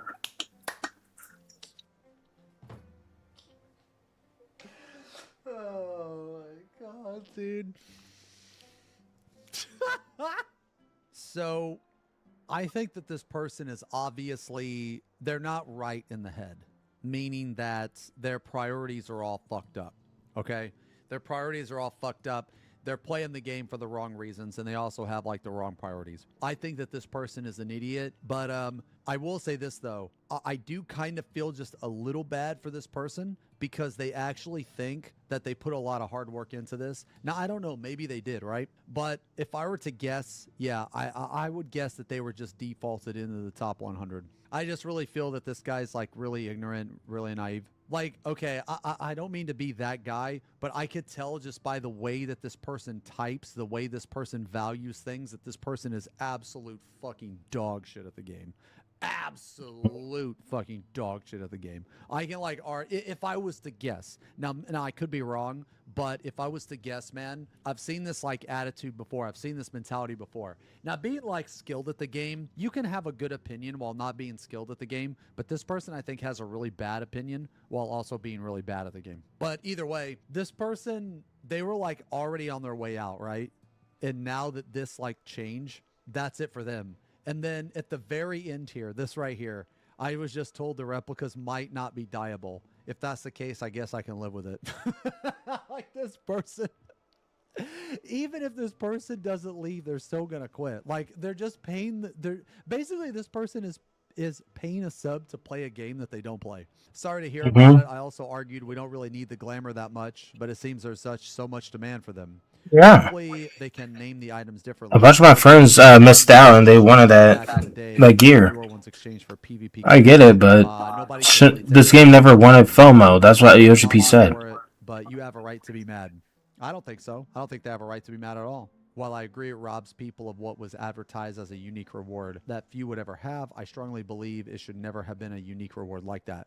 The whole top 100 thing put people off of PvP because they knew there wasn't much chance. Dude, this game is like so soft, man. Dude, the people that play this game are such pussies. You know in fucking Terra, man? Okay, imagine if they did this. Imagine if this game had in it that if you cleared an ultimate in the first 2 weeks, you got a special ability that increased your damage by like fucking 20%. Oh, bro, it'll be over that. And like, I don't know, some other crazy ability. Because that's how it was in Terra. Like in Terra, if you were top 5 in PvP, you got this fucking ability, man. And I remember because I had it. It was fuck, what was it called? It was called like Bloodlust, or does anybody remember what it was called? It was so fucking badass too, man. It was called Murderous Intent. Yeah. Oh yeah, dude, look at this shit. God damn it. I heard that premium light is coming.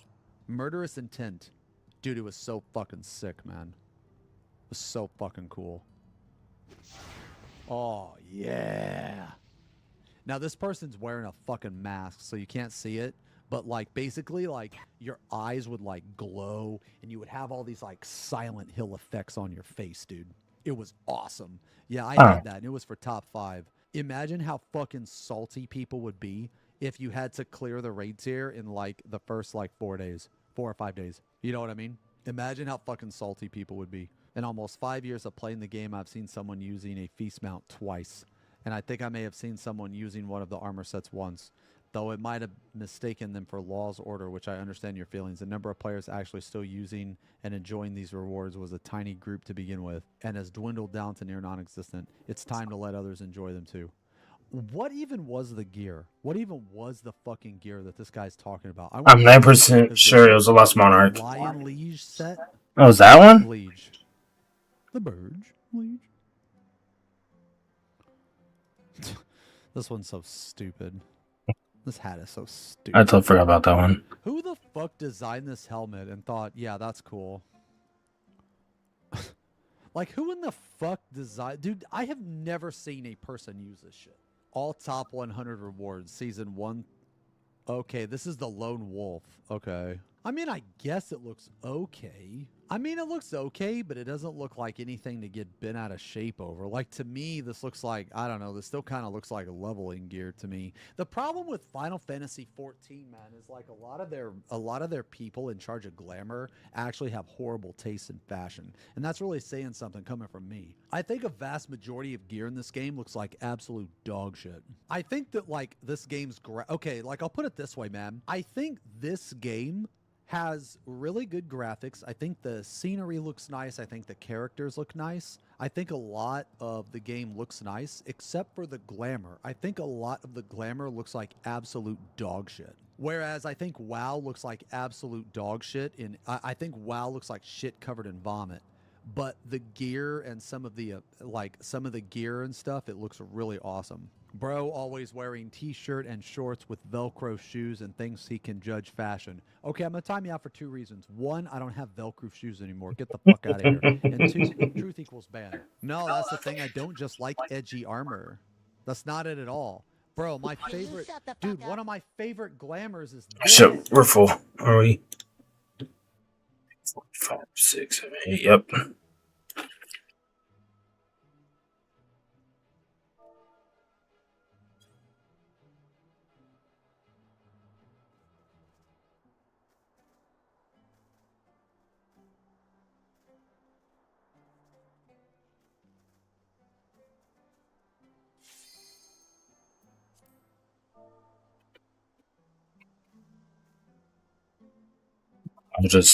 I'll keep maintaining. We'll see what happens.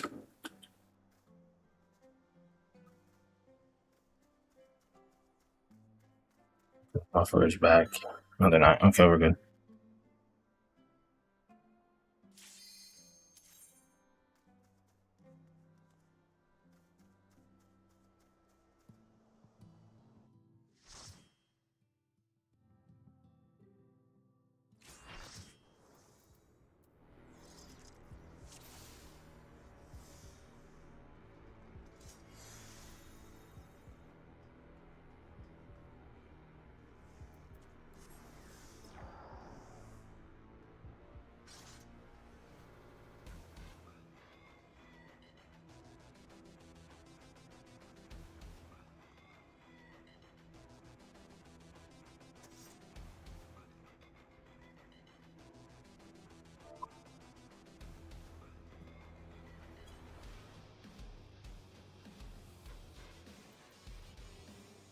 There we go. I need to. Let me save.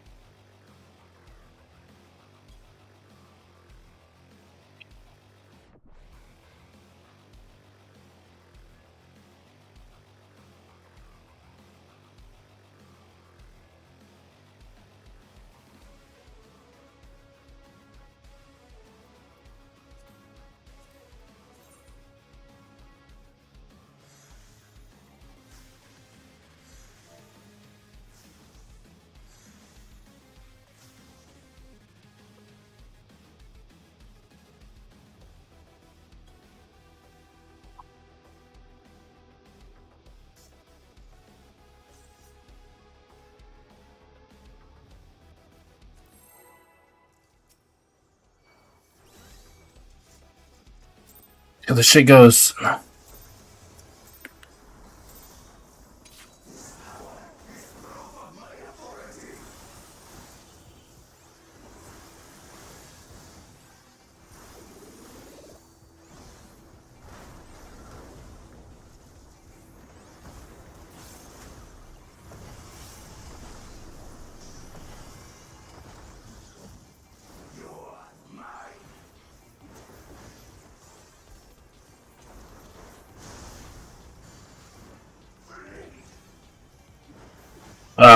Fuck me, I gotta get back up. Wait, is it up here? Oh, I had it right!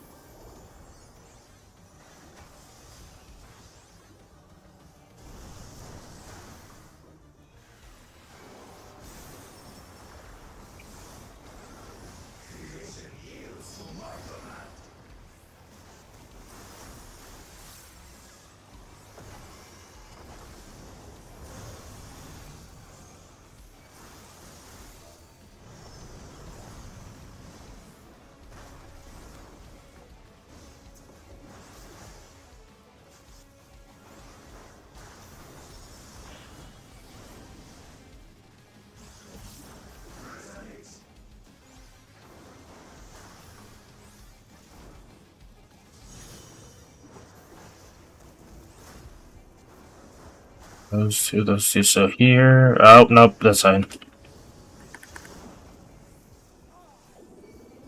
Then we got the stupid mechanic coming up.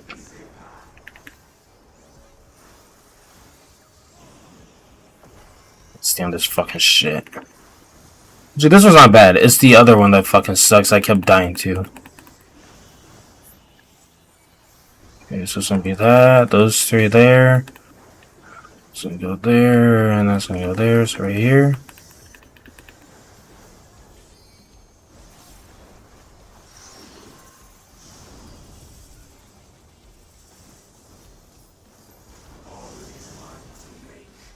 fuck?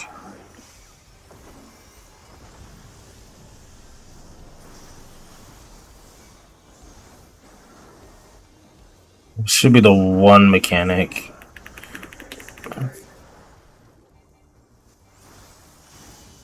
Yeah, this one.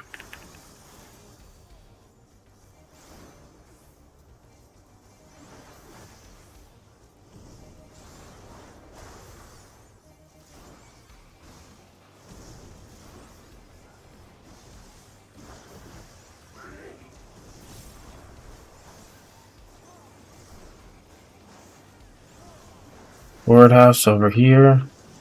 Oh wait, fuck, back here. I fucked that up.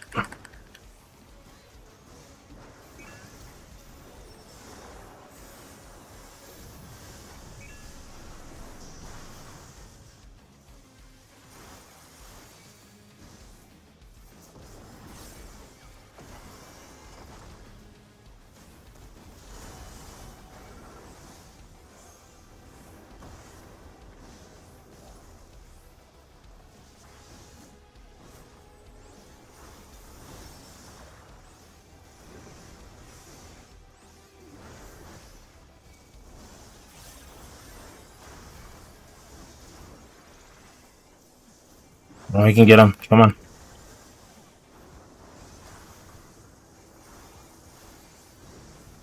Pull him down more. I'm back. There we go. More, come back.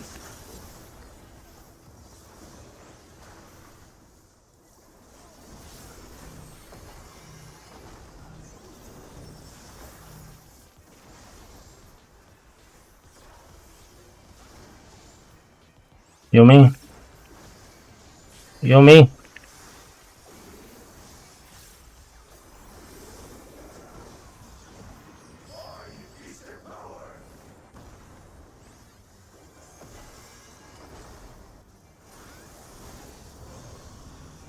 But I think I still need the mount from this one. I can't remember. I think I do. I think the only one I have is from the Wakorla whatever.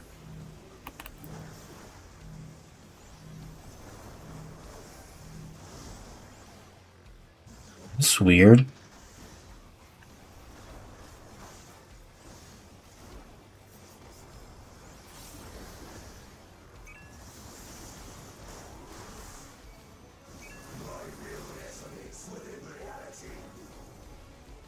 Spread out, spread out, spread out.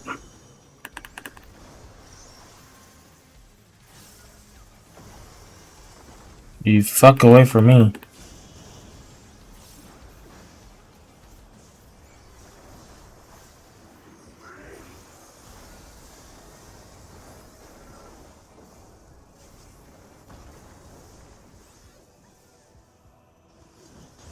Oh, damn, it was this side.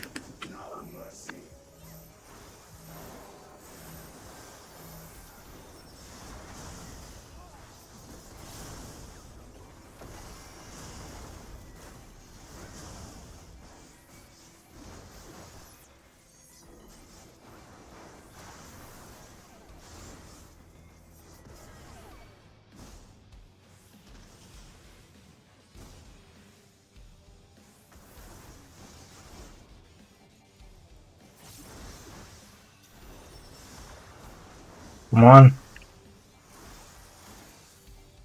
I don't have any of my fucking mitts.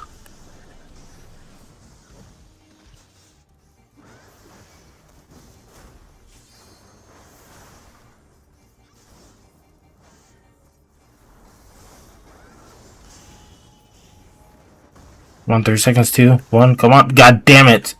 I have 2 seconds left.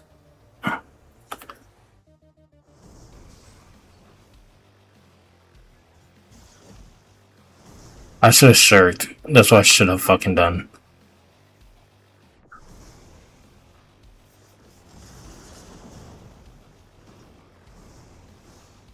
First round, we made this far. That's not bad.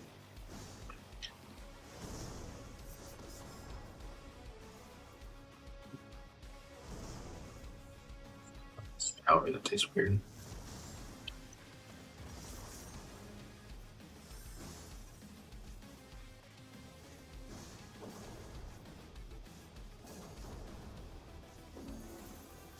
But it has passion fruit in it.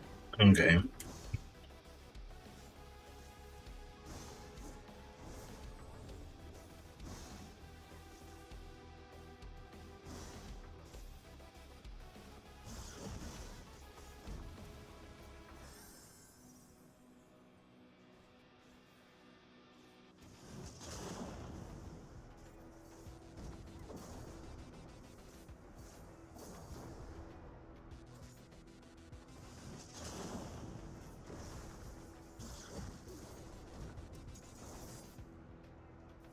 You can get this.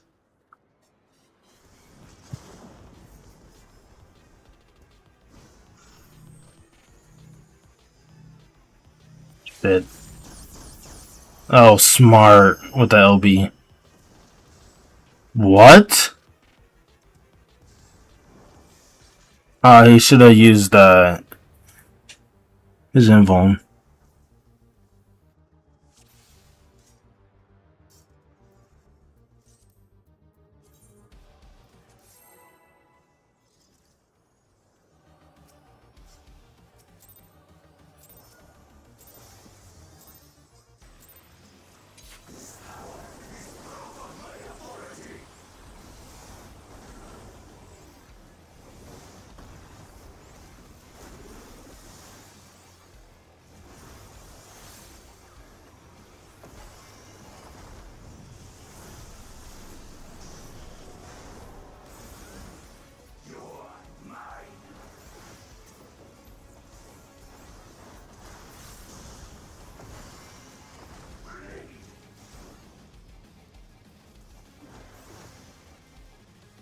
Without no, it has. Isn't it this side?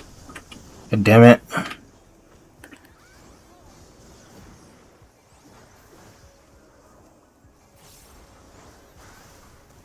Oh shit! Fuck me! I'm stupid. I forgot about this. Here we go.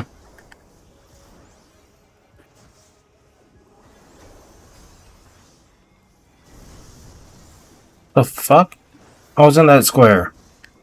Whatever. It's fine.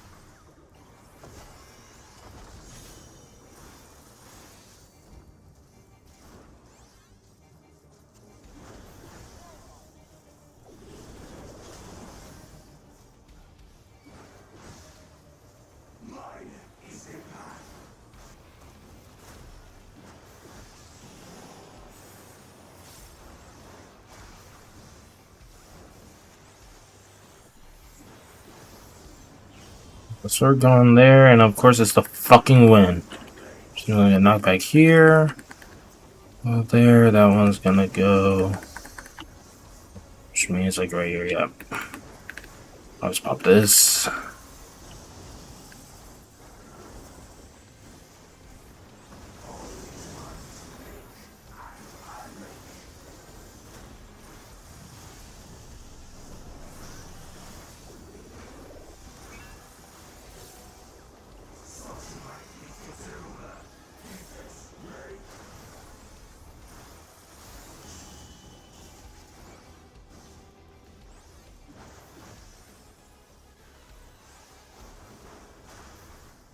Right here.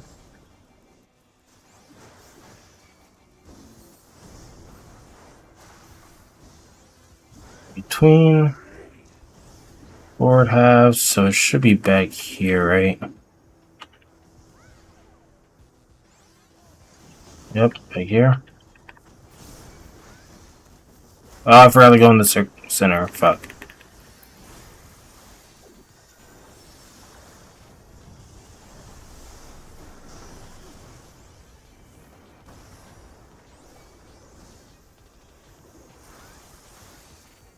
This should be the what's it called? Conga.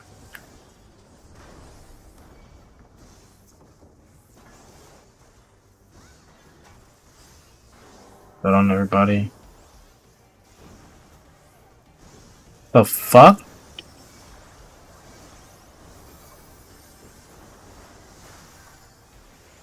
Here. Come down more. Down here. Yep. Yep. More down here. Down here. There we go. And right here.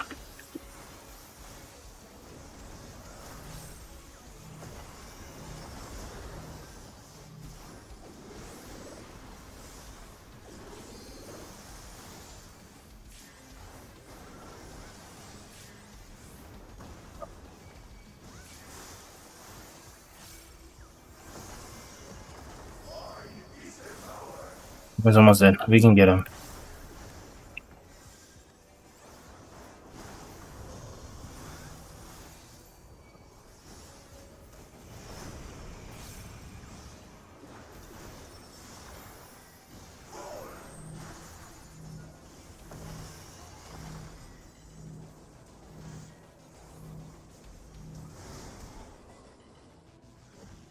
Where'd the other tank go? What the fuck?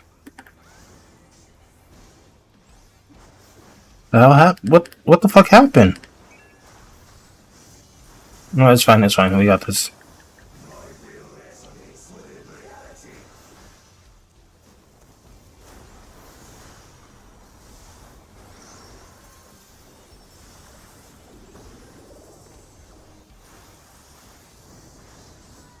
What the fuck? Oh, I bet you money somebody down there was in the same square I was in.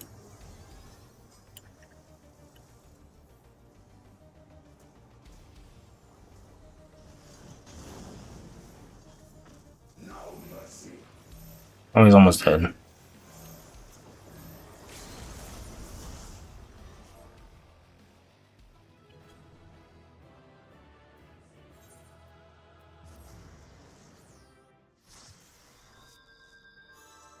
Damn about.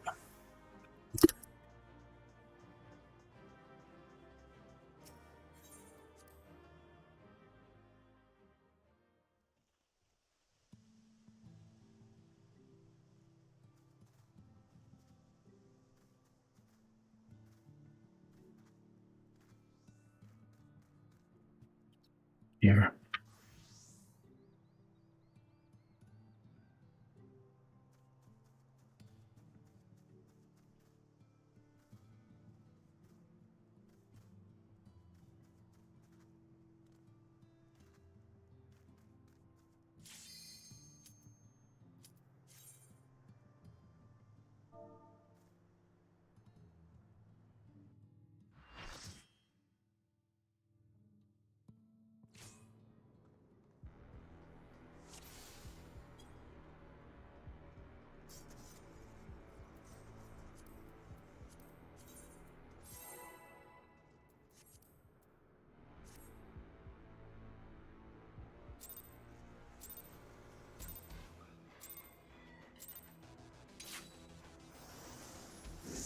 Well.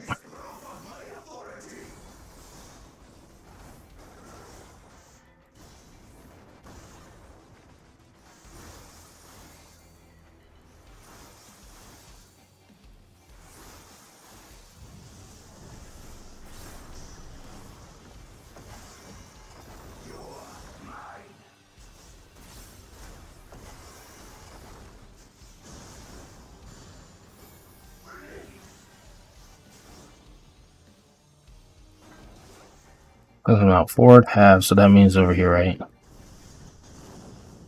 Okay, I got it. I figured it out.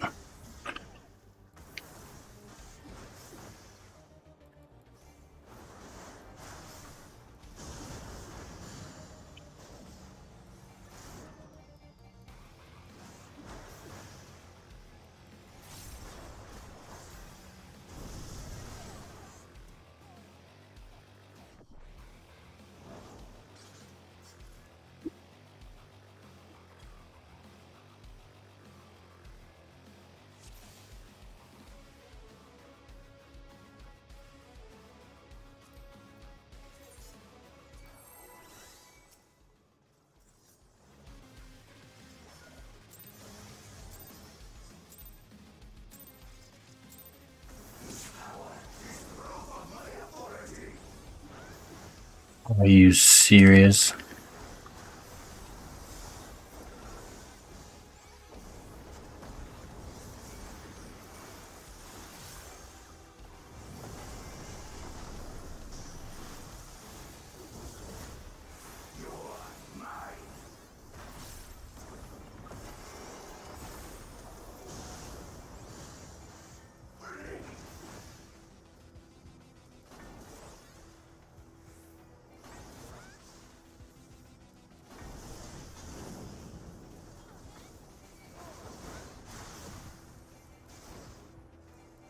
How the fuck?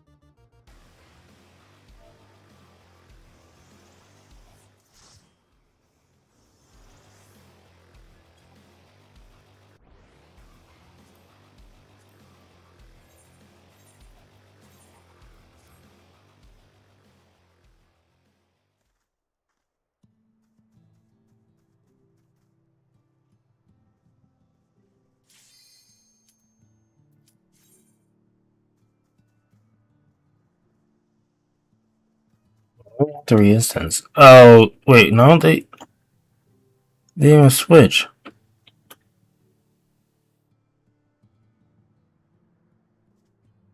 Oh, they were switching to summoner. Never mind. I thought they were switching to healer.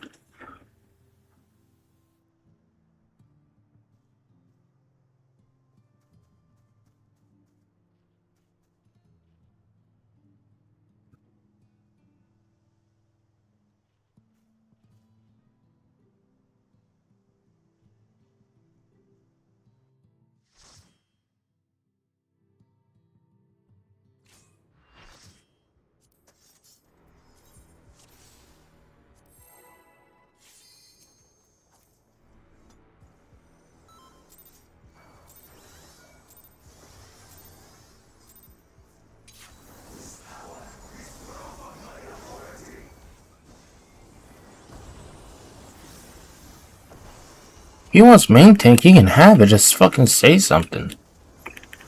But I'm used to the warrior being the main tank.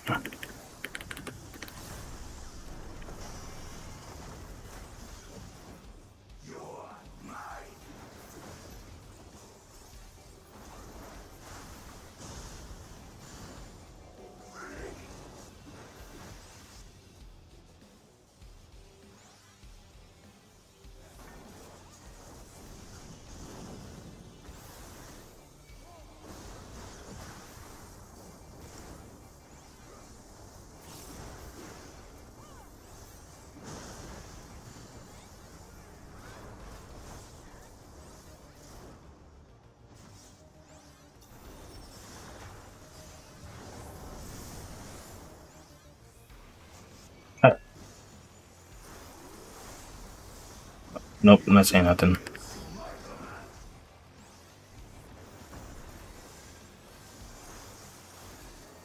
If they died to my limit break, that's on them. Or my tank buster, that's on them.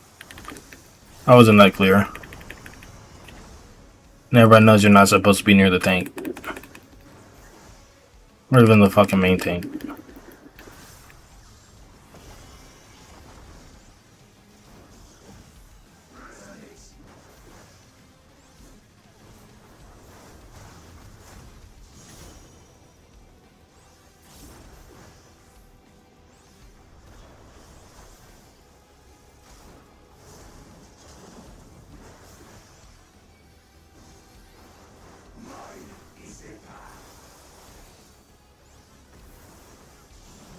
Oh, we're doing more damage than this earlier.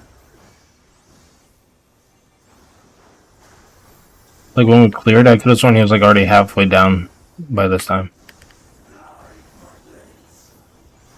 This is a stupid fucking win. It's gonna push back here.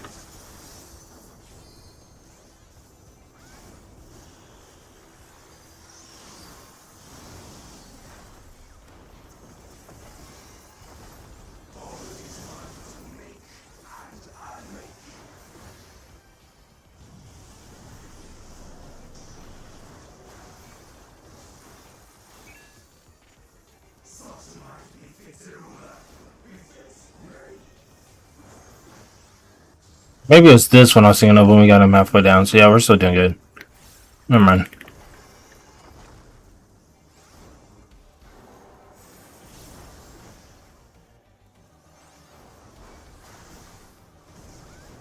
What the fuck? That's bullshit.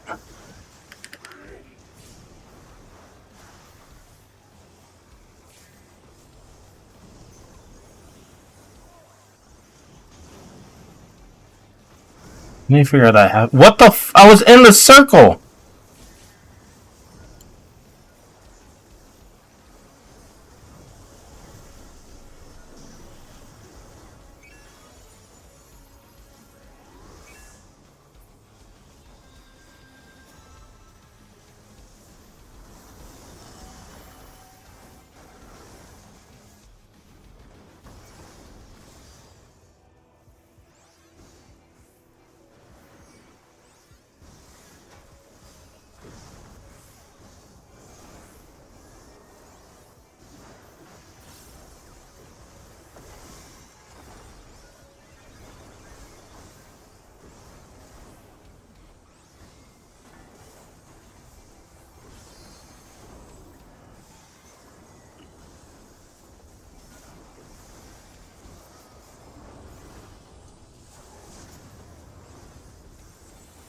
Oh, I forgot there's somebody right there.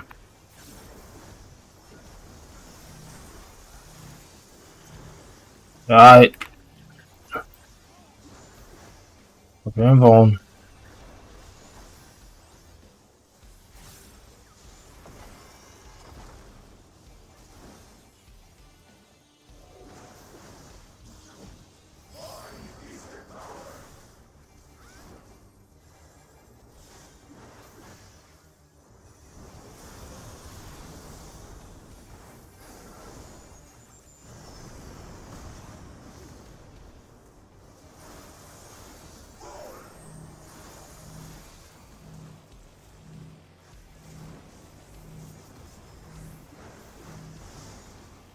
The fuck, Grant?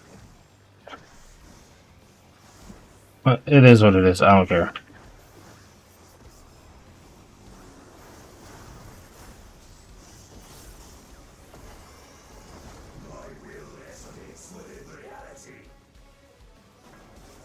Wait, no, we gotta be up here. You're on square healer. There you go.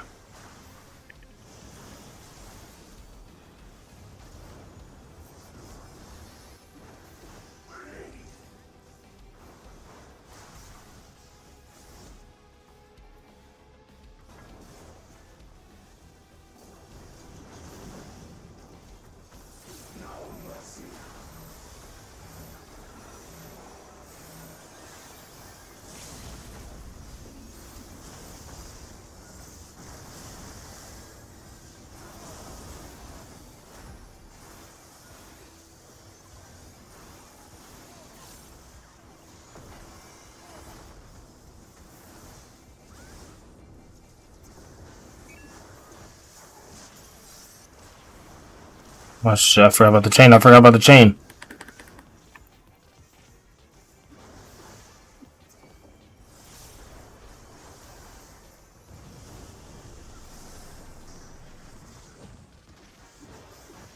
My defense, I thought we were gonna kill him in time before I had to worry about that.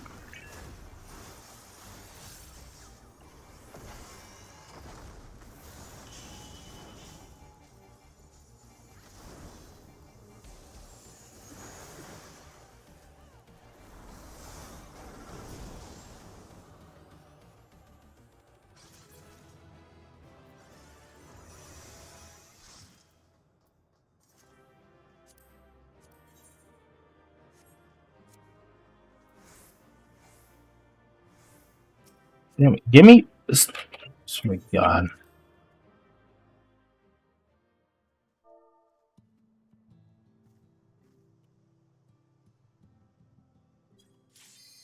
I'm not gonna be fighting back and forth if he wants main tank.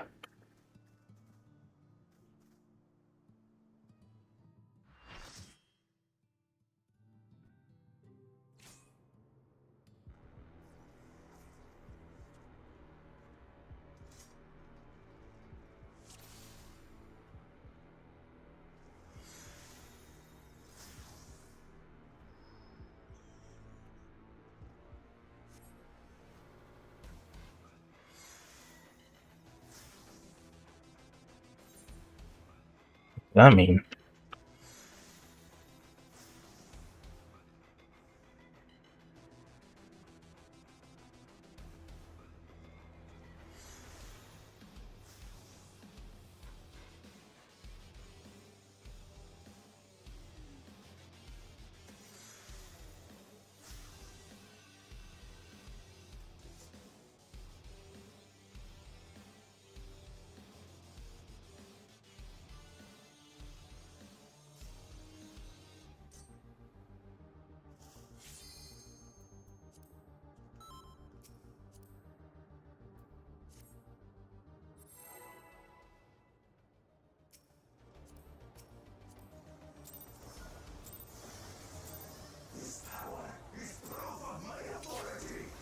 Uyghurs are 50. I don't know what the fuck they're talking about.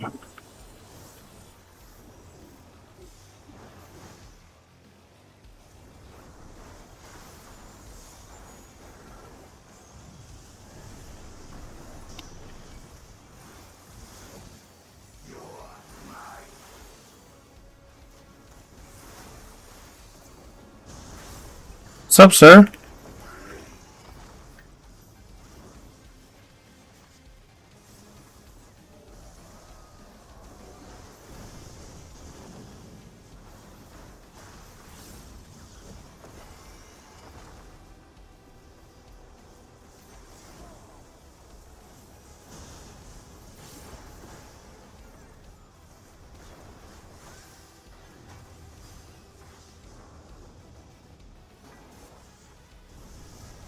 Oh, I forgot that spreads out like that.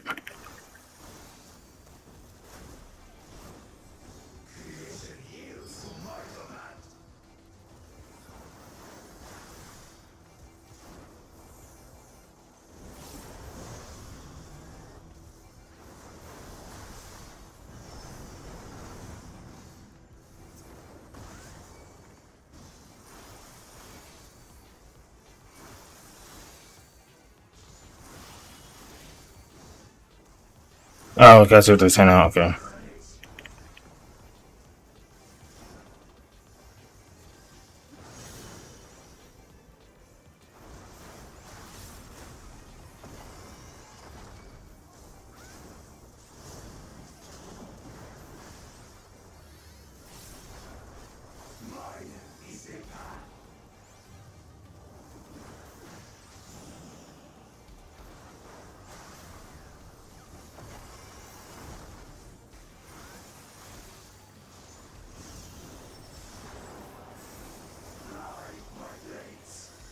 It's a stupid fucking wind attack, and then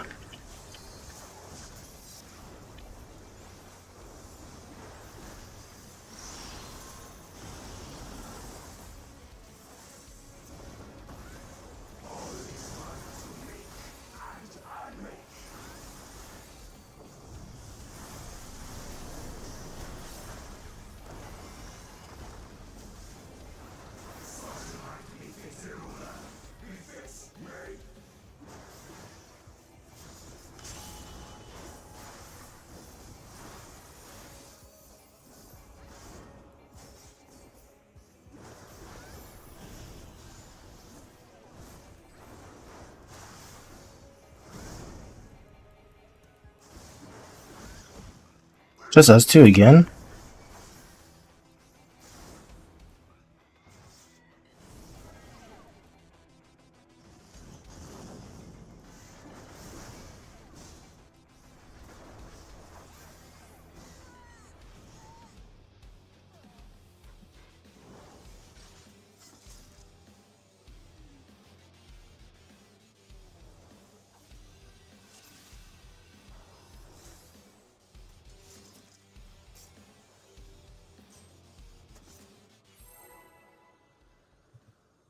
Fuck me.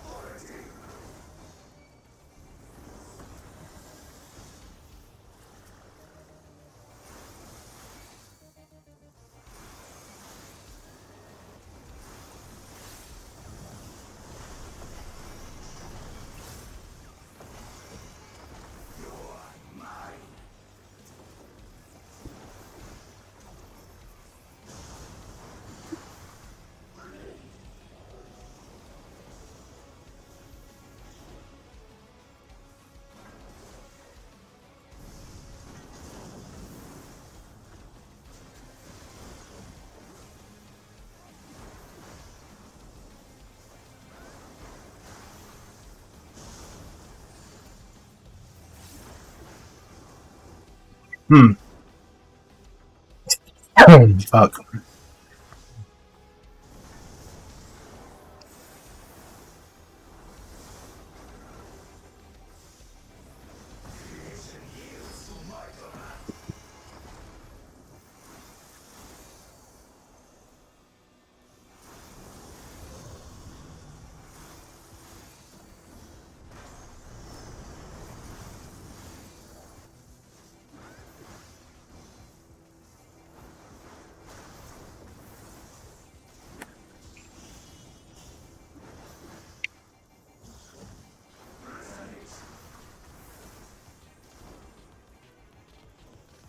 What are you doing? What are you doing?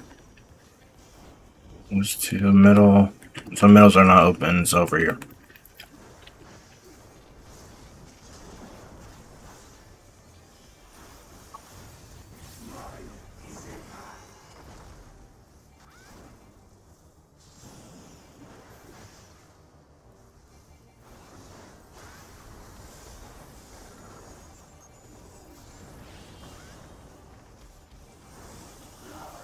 Fire is gonna go there, so it's gonna be this one down here.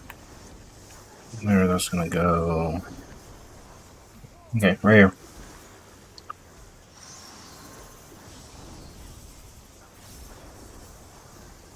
You got fucking lucky. How was work today, sir?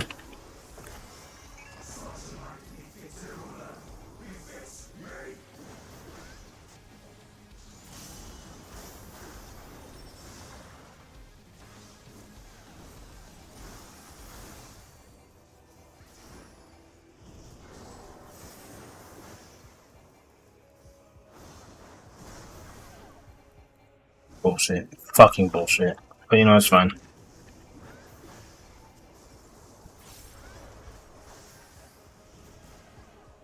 I was in the clear. What the fuck?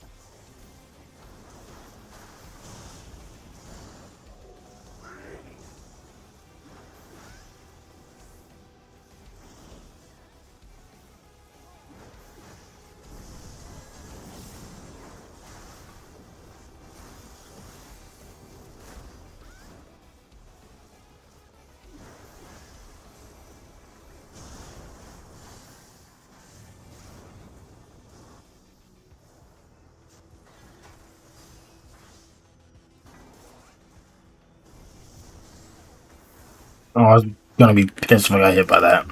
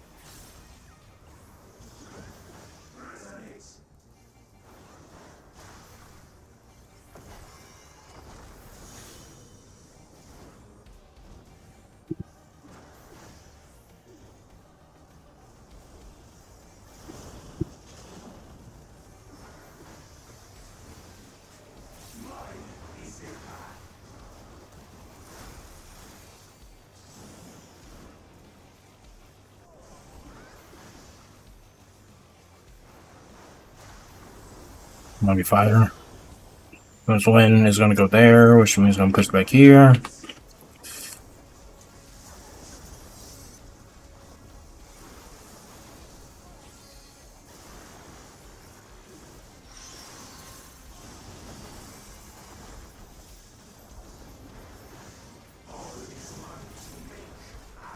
There we go.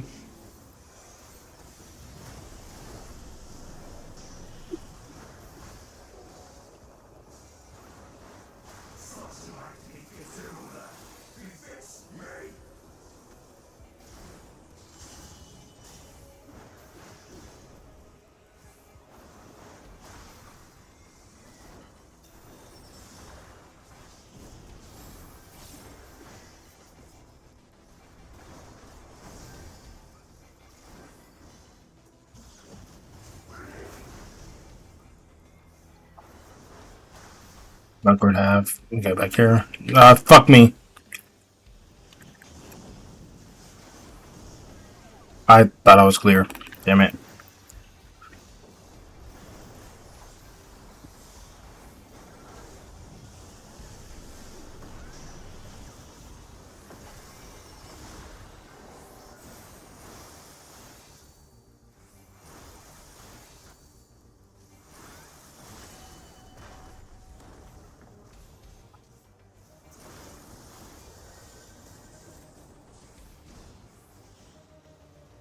Oh, fuck. Whatever.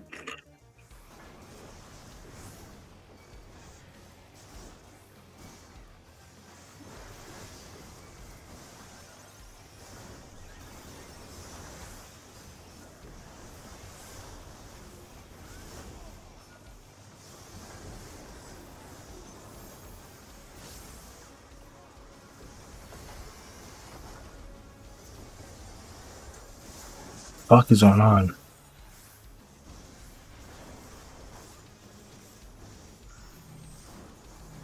I'm gonna die. I bought my info. Why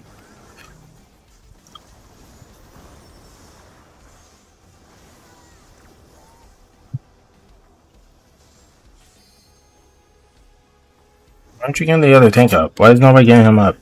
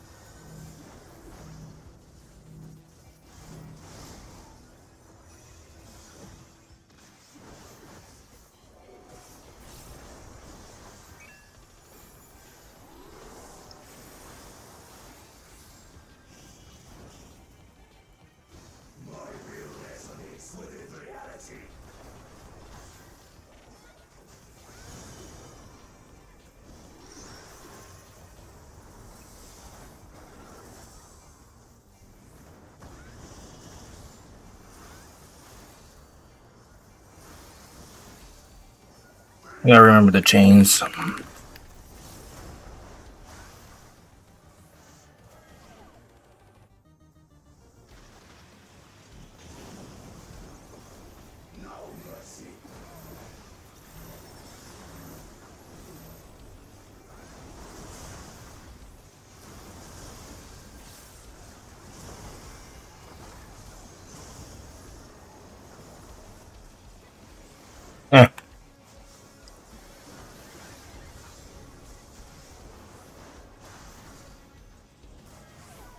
Oh yeah, because I already jumped. I can't do it again. Fuck. I forgot about that part.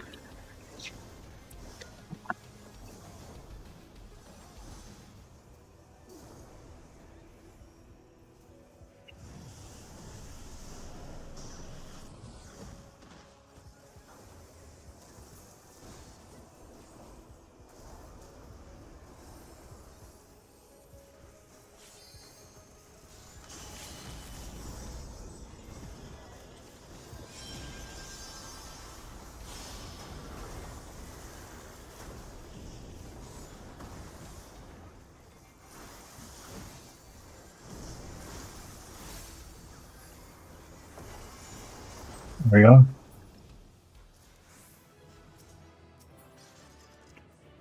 There's the wings. I rolled a fucking 8.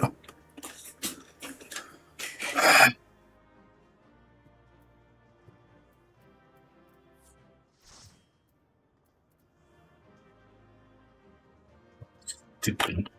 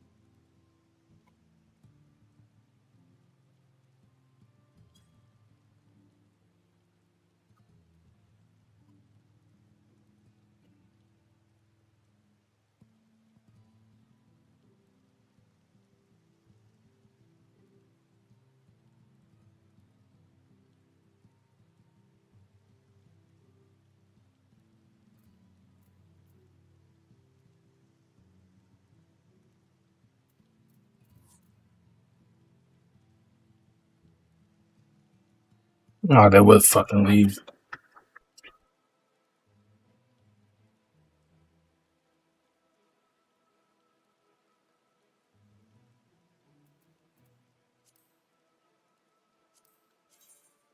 Not that, not that.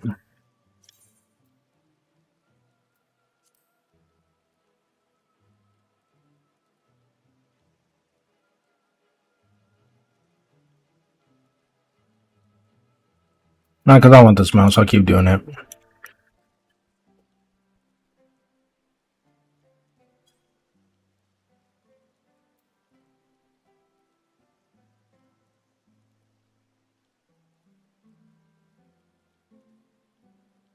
This right here, man.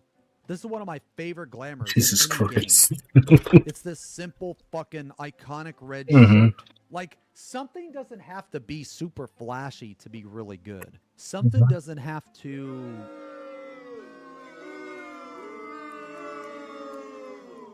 That beard, way bigger. The beard, way bigger.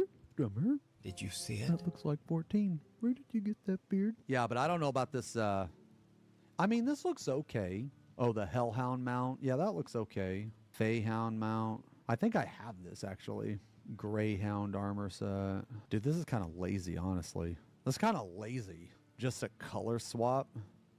Okay. Well, that's not a bad mount. That's kind of cool. Dude, I'm going to be real. None of this armor looks cool to me. I think every piece of armor with a cape looks like fucking dog shit. Capes are very bad in this game, man. I do like... They're not that bad. The Dreadnought. It's pretty cool. The difference is that Savage rewards were never advertised as limited exclusive rewards. The ranked rewards of Feast were advertised as such. Yoshi P repeatedly said they would never be available again.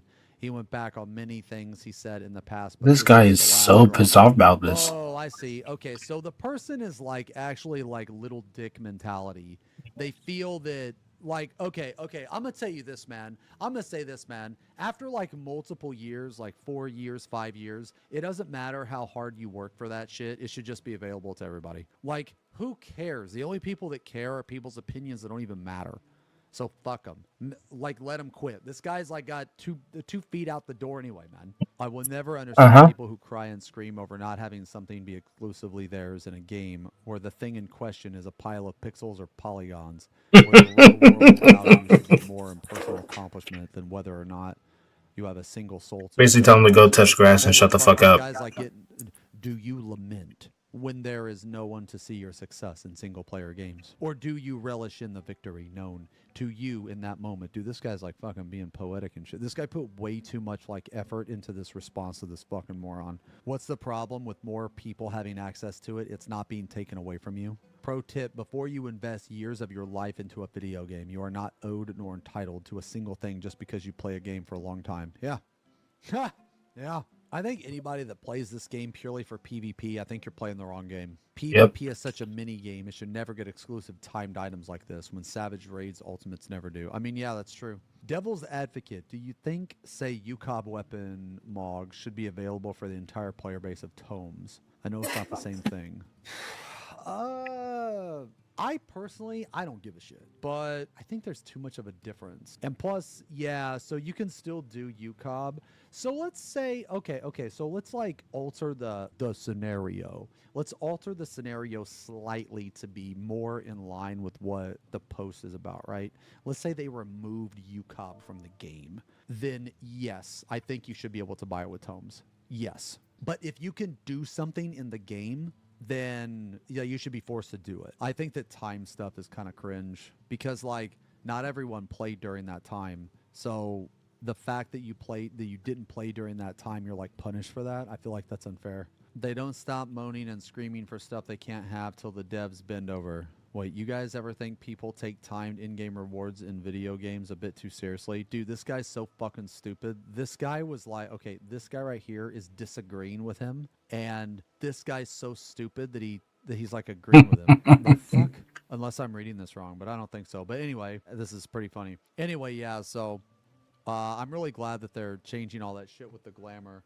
Hold on, let me see. There's a couple other posts here, too. I missed the good old days. I was talking to a friend today and was asked what I played for fun. Told him I used to play 14 was a big part of my young adult life. I bantered with people, chatted in Idleshire, rage baited before that was a common lexicon. Dude, what the fuck is a lexicon? What is that, like a shape? What does that even mean? Lexicon. Is that like a hexagon? Is that like some weird fucking rhombus or something? Had a blast clearing the early ultimates. Screamed when I cleared. What went wrong? I always thought it was the game. To be sure, this game has been going downhill in many respects. You know what's crazy is people always say the game's gone downhill since like fucking Stormblood and shit. Or Stormblood and Shadowbringers. And it just keeps getting more popular and popular. And we keep getting... It's just crazy to me, man. But anyway... But I don't know if that's it anymore. I think we're just living an age of I don't even know what that would. Dude, this guy's like making up words, especially in the United States. I refuse to believe that this person is living in the United States using these words. These are like foreign words. I figured when you look at how completely nonsensical the Endwalker Dawntrail story was, that's partly because we can't imagine that kind of society in real life anymore. What is this guy? Dude, has this guy even got to the point yet? Really, people just giving up the centuries of hatred because you offered them a steamed bun? That's ridiculous. It wasn't just because of 14. I think it's also because this game is now situated in a very different culture and climate. And the Heavensward community, I remember, will never come back anymore because it was a slice of internet culture that will never come back. It's not that people grew up. It's that the internet writ larger is no longer a somewhat insulated pocket. Dude, is this... But I don't know... Okay, I'm gonna be real here. I have no fucking clue what the fuck this guy's even talking about. You know what? Let's take this guy's post. What the heck does this mean? What your friend, or maybe you, are describing there is a mix of personal nostalgia, cultural critique, and socio-emotional reflection. It's not just about Final Fantasy XIV, even though that's the surface. Let's unpack a bit. The emotional core, nostalgia and loss of meaning. At the heart of this post is a sense of loss, and not just a game community, but of a moment in time. You're remembering 14's Heavensward era as more than a patch or expansion. It was a small, optimistic online society where people laughed, raged, and connected. The grief comes from realizing that this feeling can't come back, not because the servers shut down, but because the world has changed, and so have we. Okay. Malaise here means a kind of generalized depression or numbness. Good Lord. A societal fatigue where optimism feels naive. Huh. The writer connects that to modern American life. Dude, what the fuck is dramatic? But it captures the despair some people feel today. Holy fuck. See, that's what I mean, man. Dude, this is way too... Okay, thank God, in fucking simpler terms. This passage means it's not that 14 got worse. It's that we live in a world that makes it harder to feel joy and connection in the same way we used to. The game changed, yes, but so did we. Would you like me to help you replace or summarize? Do you think this is a weird or parasocial opinion? Not weird and not really parasocial. Let's break it down a bit. It would be... Cultural? What the fuck? Hold on. Let me kill for this.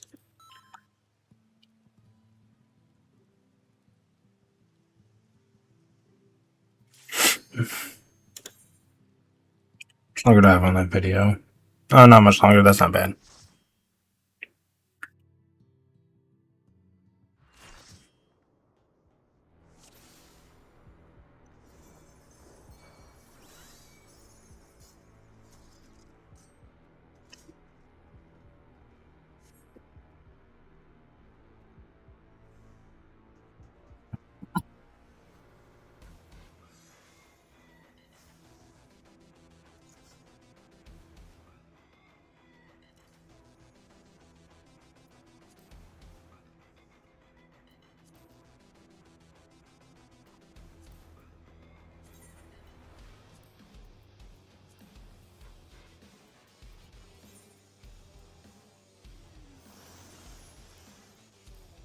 Just do a 16 countdown.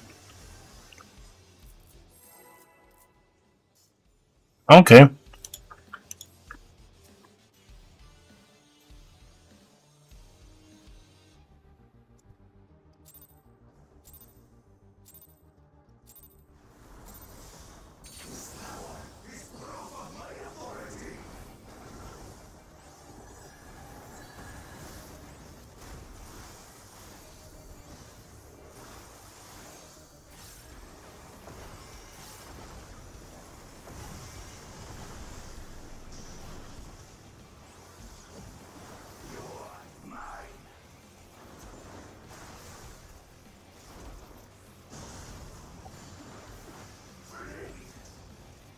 Forward half will be that one. So over here, like right here.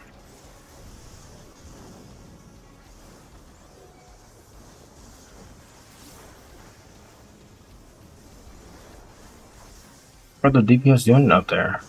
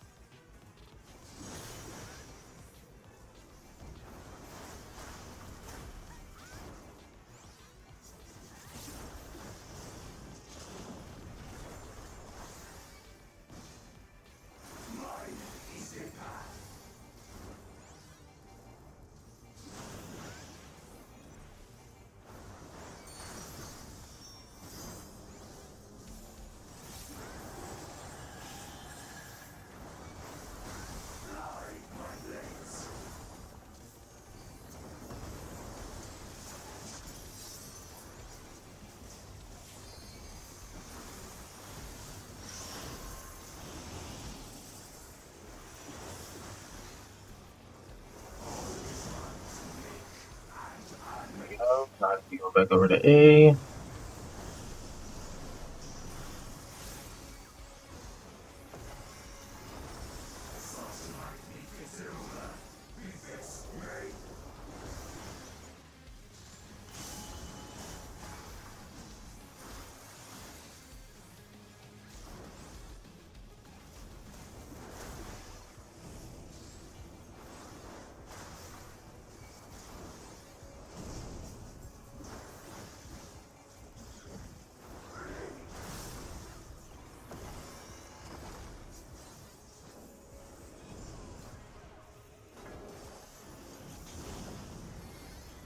Fucking staying here, not fucking that up again. Shit.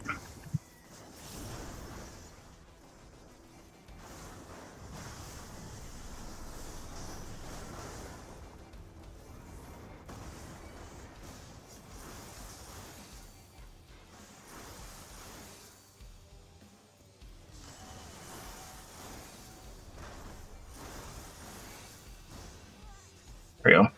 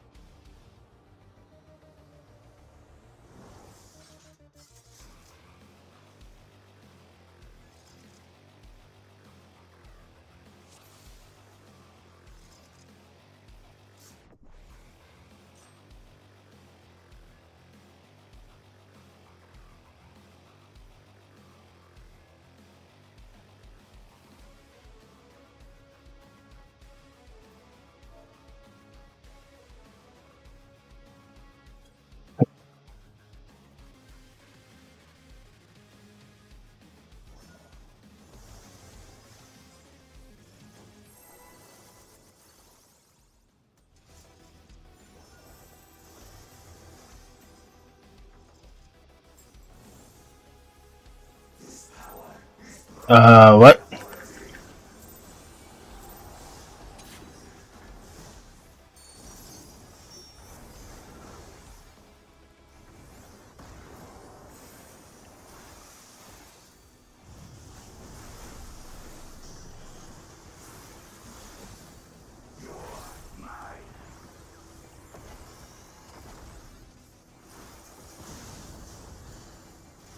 Forward or backward? Forward half over here.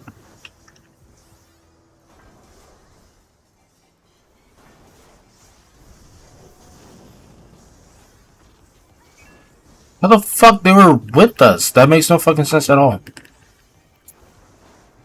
And even then, even if they got hit by a little bit, they should not have died unless they're like too late, and that's what happened. Here. Move out the way.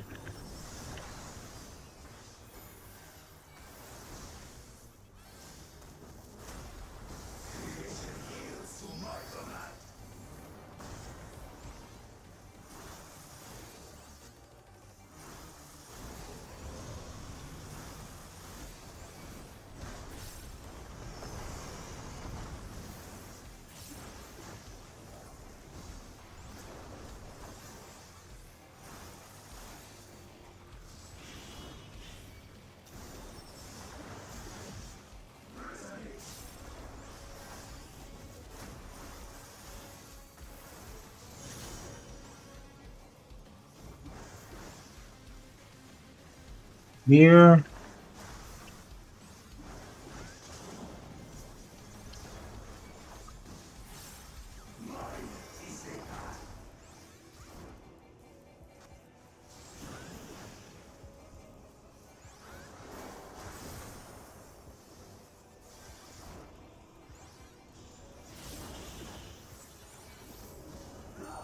It's gonna be a knockback. Okay, right here.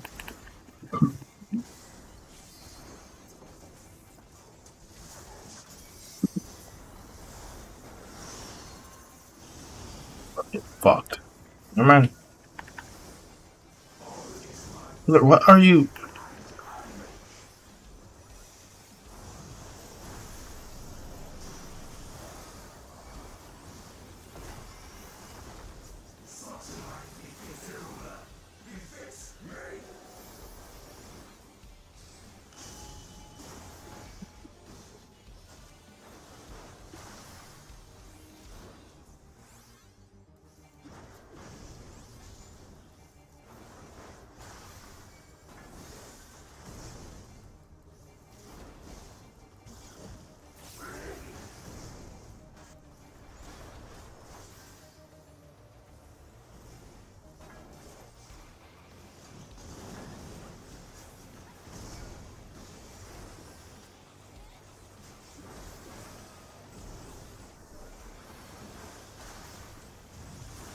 for Conga.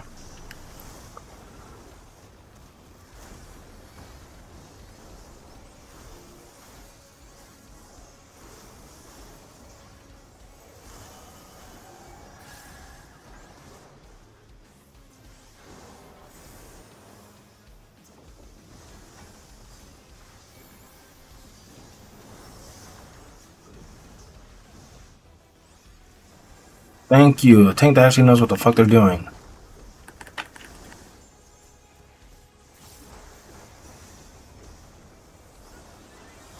Down. There we go.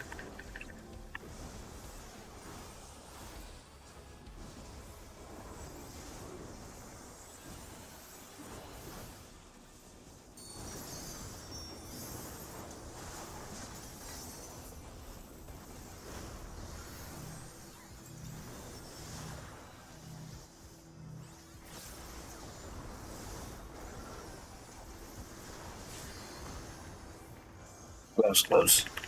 Ooh, that's close. Give me up, or heal me.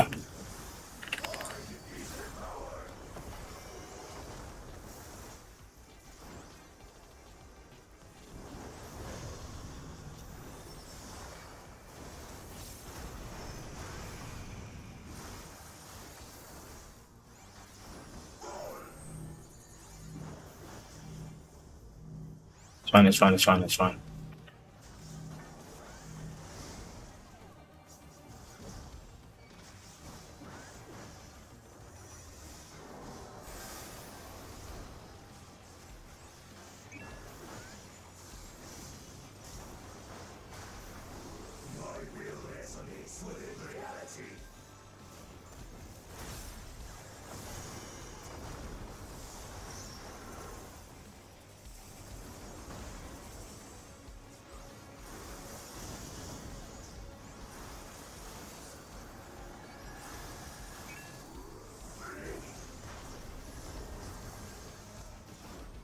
So I need to jump across. How do I aim this? There we go. God damn it.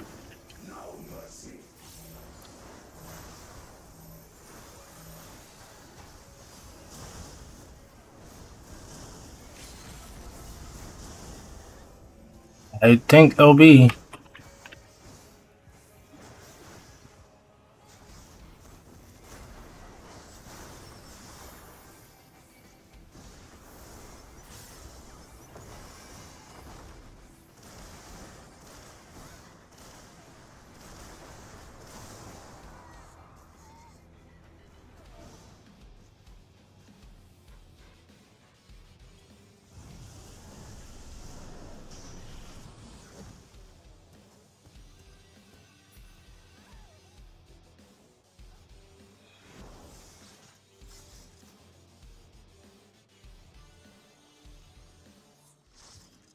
The fuck left? Oh my god. Why? It wasn't even that bad. We almost had it.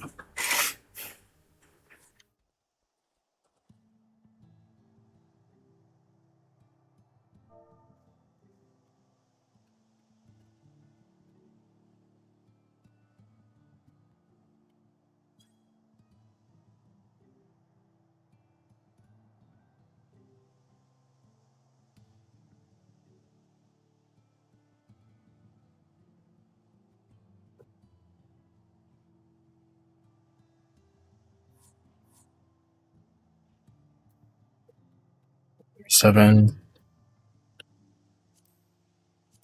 Do they have anything that I want to do? If not, then I'm gonna keep watching, reacting to videos until the Game Awards.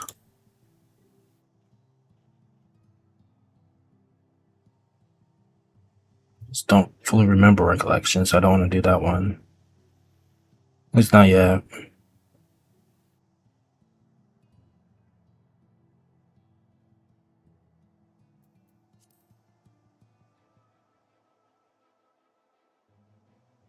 Yeah, they're not doing anything that I want to do, so I'm just gonna queue up for it or watch some videos. Something that feels personally betrayed React to them. or learning what You'll personally be betrayed by Yoshi. I might go That's smoke like for a little fucking bit. I don't know yet. the person It shouldn't take me the long. post is about Because I'll do that when I take the dogs out in a minute. atmosphere. So it's not socioculture melancholy. So it's socioculture melancholy while it feels intense. It does read emotionally charged. That's because it mixes personal memory with broad social critique. They're trying to connect a personal nostalgia to a wider cultural mood. This can sound grandiose, but it's more like a reflective essay than a personal rant. Weird? No. It's a bit heavy but thoughtful. Emotional? Yes, because it mourns a culture mood that's gone. It's the same kind of tone people have when they say, man, the internet used to be fun. Switch almost with the just chatting. It's fun now. It's just fun in a different way. Okay. So this doesn't have anything to do with the glamour shit. Man, where's all the fucking posts about people hating on the glamour, dude? You have no idea how many times I heard someone post on, like, you have no idea how many times I heard, oh, this person, oh, so many people are outraged about the fucking glamour posts, and there was a post here and a post there. I ain't seen no posts, man. I was like genuinely curious and genuinely wanting to see why people hated the glamour stuff. But everybody said that, oh, it was like, oh, people were making forum posts about it and Reddit posts about it. I ain't seen a single fucking post. Everybody loves the change except for like 2 people. Zeem's got baited. The stream is in decline. Jesus. Wait, Zeppla was upset about the glamour announcement? I would have thought she would have been happy about the glamour announcement. What did she say about the glamour announcement? Dude, what?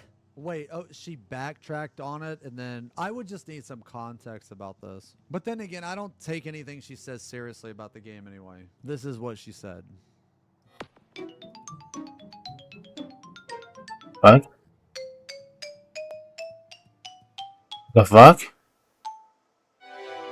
that the new thing before videos? What the?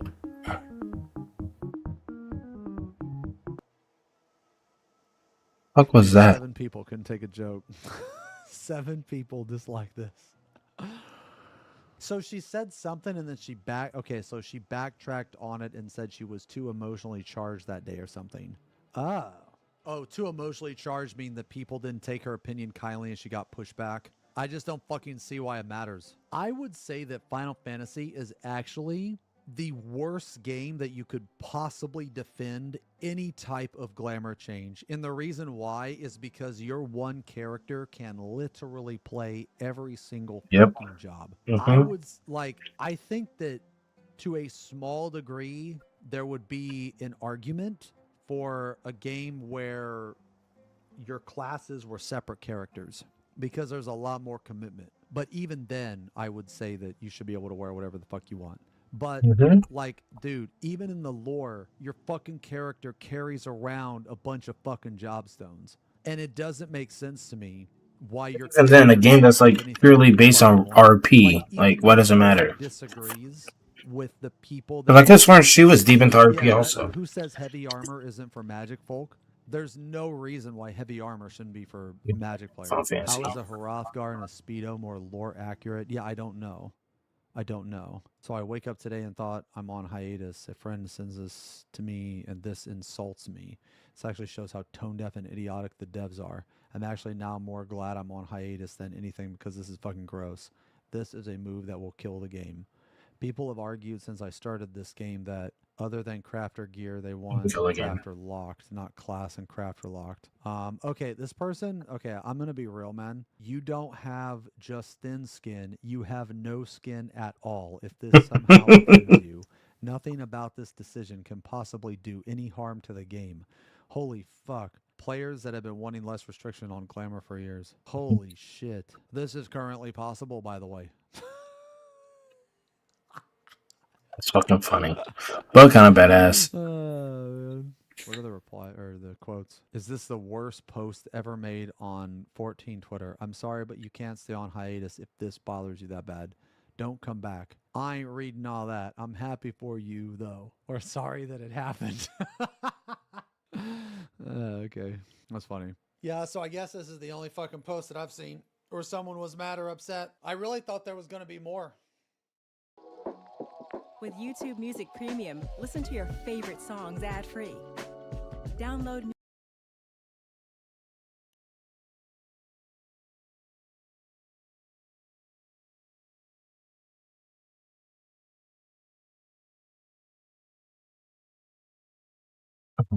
So watch. Let's watch So this. then this is Todd's tweet that got like people upset or something. I guess. Okay. I get that people don't want to hear negative things, but let's face reality. There are no major quality of life or UI updates in over a decade. I agree to this to a certain extent, but I also disagree. And the reason why I disagree is because Final Fantasy has took mods and put them into the game. That to me is a quality of life. Like the debuff timers, for example. Now, if Todd meant like the friends list or something, then I agree to that. So that's why I say I somewhat agree and also somewhat disagree. So it depends on the context. The mobile version getting features we can't get in retail, adding to FOMO and resentment. Okay, so They're probably testing it out in the mobile version and then bringing it to the PC. But the mobile version looks slick, man. It really does. Let me ask you guys a question. For those of you that code, the stuff that they have in the mobile version, can they put that into the PC version? No. Yes. No. Yes. No, in a way. My question is why can't they? Is it just because of the old code? Because I feel like that They is can. at this point. Different engine, FFXIV. They're probably just testing stuff out. Yes, that. Okay. Yeah, they would have to could do switch the it, but engine. It would take a lot of work. Okay, so Yeah. then that means that they're not going to do it. Okay, I understand. DC travel killed PF in NA region. Why isn't all combined and shared? There's two parts to this, right? DC travel killed PF in NA region, and why isn't it all combined and shared? I think the thing is we should focus on the most is this part right here. I think this is the most important. This being fixed would completely negate this. You have two problems, but if you fix the big problem, it will naturally fix the smaller problem. DC travel won't matter if you have an entire data center of party finders, right? So you know how you have a primal party finder and that type of shit? Well, what if you just combined all of that data center? Then it wouldn't matter at all. So this first issue would it wouldn't even matter. I can't remember if they touched on this. I know they said that EU data center travel from NA to EU, it's already possible. They just haven't implemented it yet. So I know that that's a thing, but this also needs to be a thing too, because like a lot of you mentioned being on light and chaos and stuff, and you have to go to another data center. So it's the same thing on NA. So they should just combine that shit. Like there should be a party finder for every like region. Massive technological debt due to old infrastructure preventing real innovation and updates. Yo, did you watch that Coding Jesus video on Pirate Software? Okay, so for those of you that don't know, Pirate Software is he's a massive liar. He's a massive fraud. Everything he says is a fucking lie. He's a huge fucking clown, man. There was an actual coder. He critiqued and gave his feedback on Pirate Software's code, and he described it as technical debt, which basically means that you're coding in a shitty way that works now, but in the long run, it's going to cost you. This is just saying like the code is shit, right? It's fragile, not very extendable. Yeah, so I mean, this is true because it always goes back to old code. When it comes to Final, like some of the shit in Final Fantasy XIV, it is unbelievable that it still exists. Like the friends list, just little stuff like that. It's like sprinkled throughout the entirety of the game. They need to like, I don't know, fix their shit. But you know what? I'm not a coder, so me saying fix your shit, there's probably a lot more involved than just fixing your shit. Yeah, let's just fix it. Just fix it. They do, but I think it would Dawn Trail MSQ not delivering on many fronts. delay an expansion or something. Because I don't really give a shit. I don't really like this could be the best story or the worst story. I don't really give a shit. But Dawn Trail MSQ not delivering on many fronts. This apparently is true because everybody's crying about Wook Lamau. Okay, no clear long-term roadmap of new innovation. Updates unlikely. Nearly every MMO out there does. So there has been some stuff that is said. Absolutely nothing is wrong, but not like I would agree with not a lot.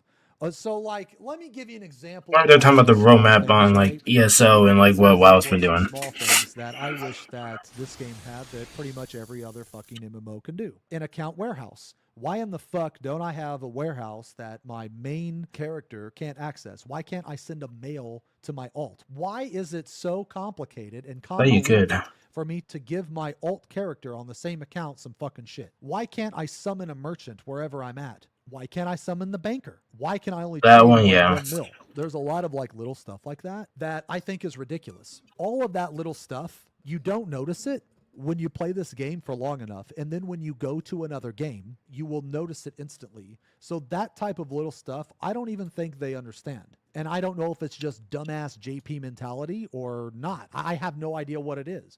But their lack of ability to innovate and shit is fucking cringe. It is insane to me that this game, it promotes one character being able to play every job, but it's an illusion. Sure, you can level every job on the one character, but can you play it? That's a whole other fucking different story. There's a lot of little problems that come with playing multiple jobs on the one character. Imagine that you get a piece of gear that is account bound. You can take it off of your main character, put it in the account warehouse, and give it to your alt. Wouldn't that be fucking cool? Wouldn't that be fucking awesome? Wouldn't that be great? That'd be awesome. That'd be awesome if I could just fucking give my alt some shit. You know what I mean?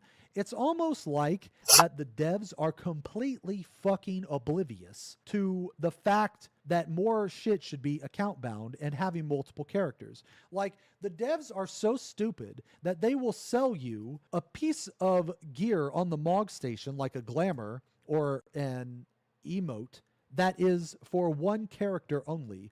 That is so fucking stupid. I can't even put into words. Like, when you buy something, you know, and look, guys, we're not going to get into how shitty the Mog station has been recently. Okay, we're not going to get into that because it's actually What's the issue with the Mog station? It's actually fucking embarrassing. And you know what the biggest embarrassing part about that is that if they actually used even half a brain cell to put good shit on the Mog station, they would make a fucking killing. Now, let me give you some suggestions on what should be in the Mog station. Animations. I want a different running animation for my fucking Dark Knight. Instead of running like this.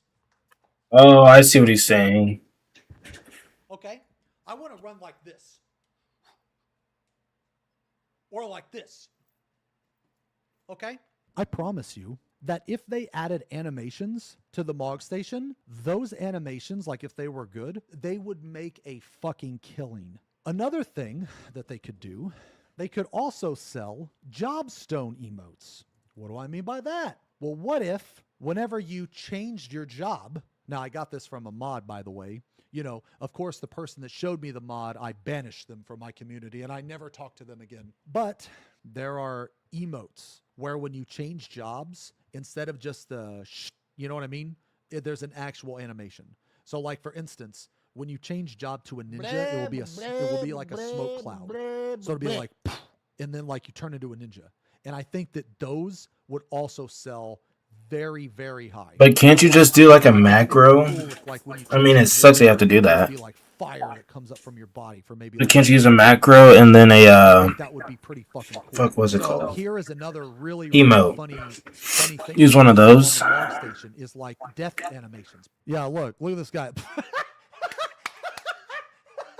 Oh, yo, that's fucking great. Okay, see that shit, dude? See that shit? That's what I'm talking about. Look at this guy, just comes out of nowhere.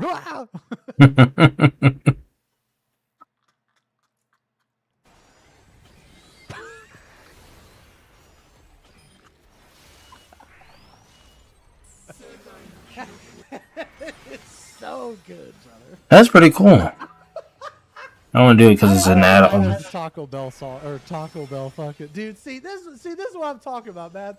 This is what I'm talking about. This could make the game better, 100% better. And you know what, man? Honestly, I feel like that even if it was just so you could see it, I feel like that's all. Like, now, obviously, if like everybody sees it, that would be great. You could turn it off, you could turn it on. But at minimum, if only you could, because I would buy this shit. I would buy this shit. Like, even if I was the only person that could see people fly up in the air like that, dude, I would still buy it. I think it's funny as fuck. You know what I mean?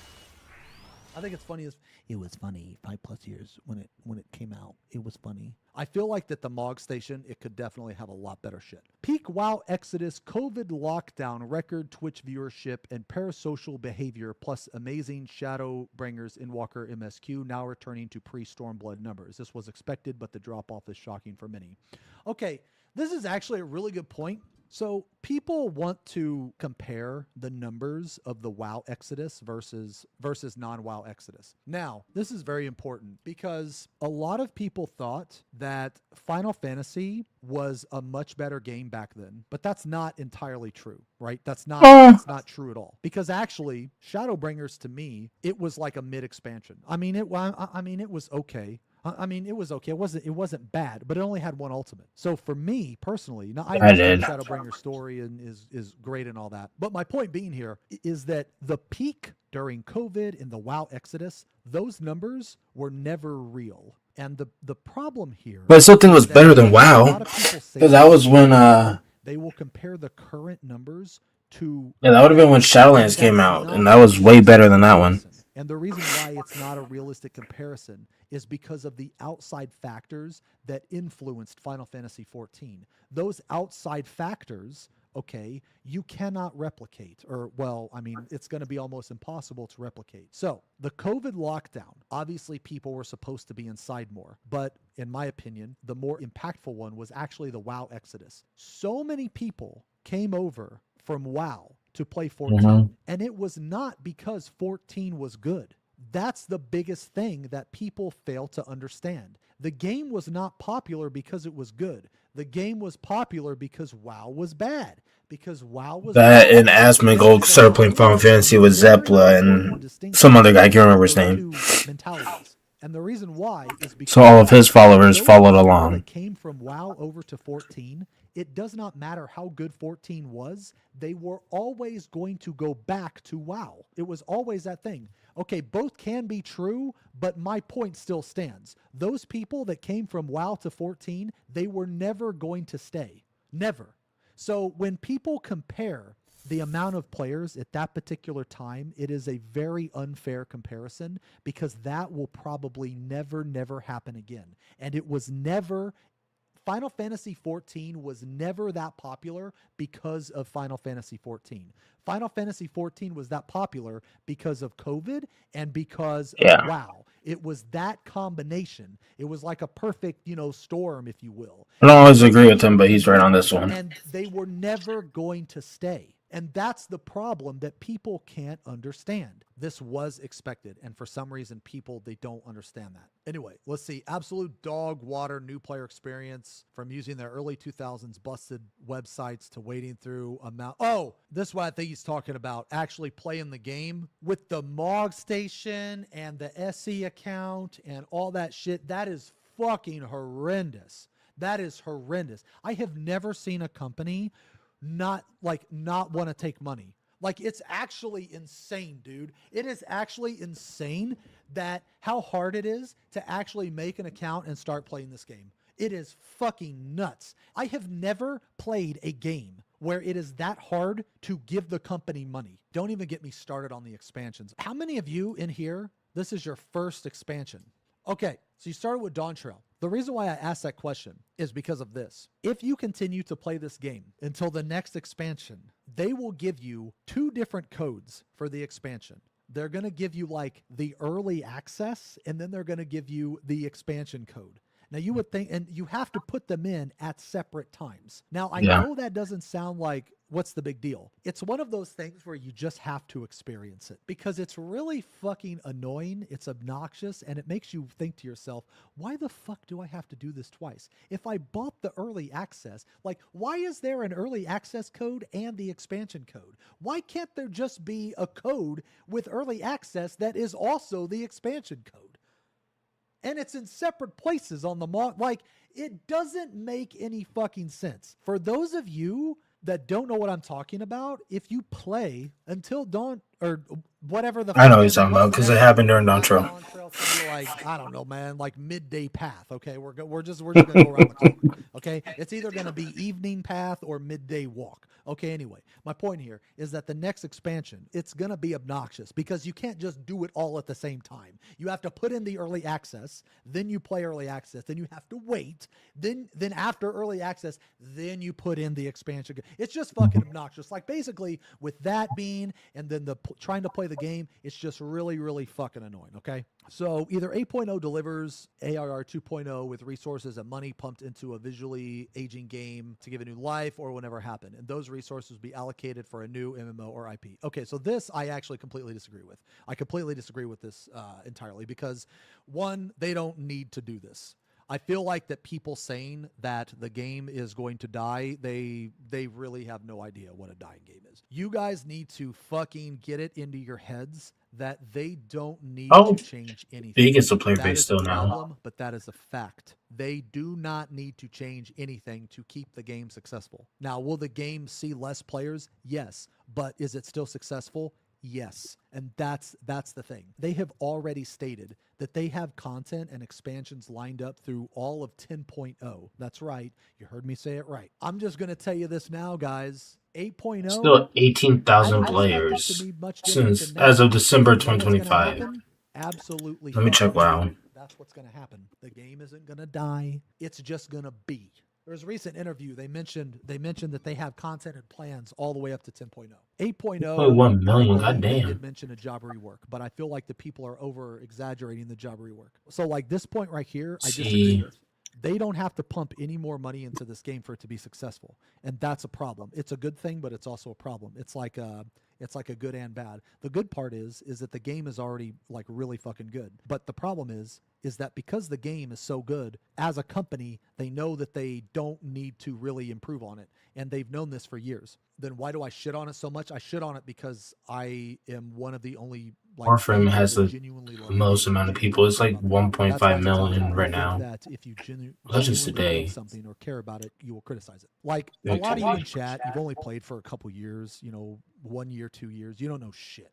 You think you do, but you don't. You don't know shit. You don't understand the cycle that the game goes through, okay? If there's anybody in chat, see, here's the problem, guys. It's like a much bigger picture than just, is 8.0 going to be good? Some of you are Right here saying says Final Fantasy 14 has 150,000. but my point being is that a lot of people, So it's not dying, but it's not as big as it used to be. Time that they've experienced something bad in the game. That's my point. When they say that they have content up until 10.0, I believe them, and I believe them because Final Fantasy XIV is a very successful game to Square Enix. Now, we can shit on it all we want, but see, the same people that are shitting on it, Final Fantasy XI has more. that are like, oh, well, Final Fantasy XIV is the cash cow of Square Enix. Like, okay, well, so now you're contradicting yourself. It doesn't make any sense to me. Like, how is it dead but a cash cow at the same time? The main reason why I don't agree with this is because they don't need to make another MMO. This game is extremely successful, regardless if people want to think so or not. SC releases its fucking quarterly shit, right? And 8.0,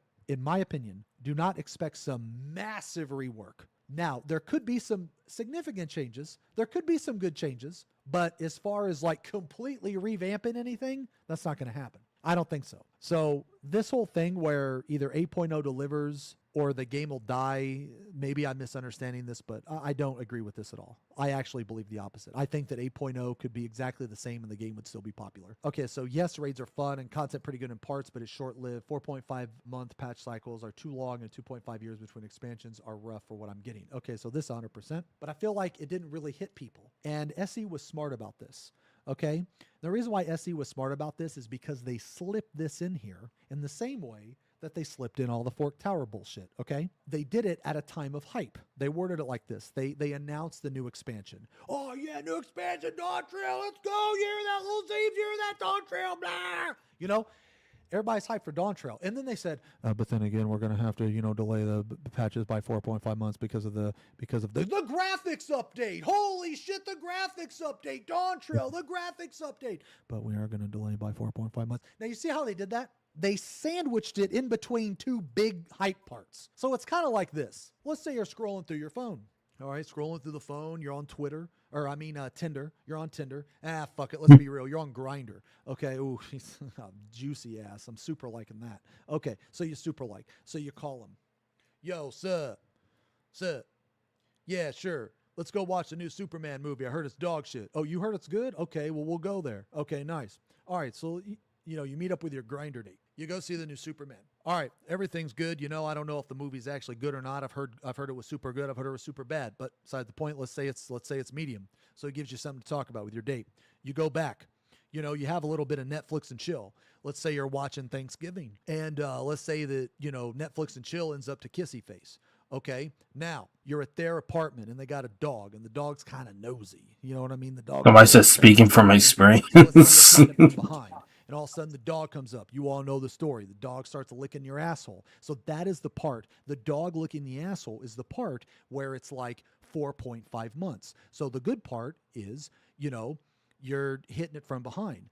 The bad part in the middle is 4.5 months. Now, as a viewer, as a player, we have to think, do we finish? Now, the answer to that question is obviously yes. So when we finish, that's the second part, right? So you have a really bad situation sandwiched in between two really good situations. Do you understand? So that's kind of how they did it, okay? And they were very smart about the way they did it, okay? It's the same thing as the Forked Tower. Cease. Stop streaming. But my point still stands, is that the way that they slipped it in there was very tricky, because at the time, nobody thought how bad it would actually be. That's my point. Now go back to the dog situation. Now nobody thought how bad it would actually be, because now after the incident, now you got a butt licking fetish.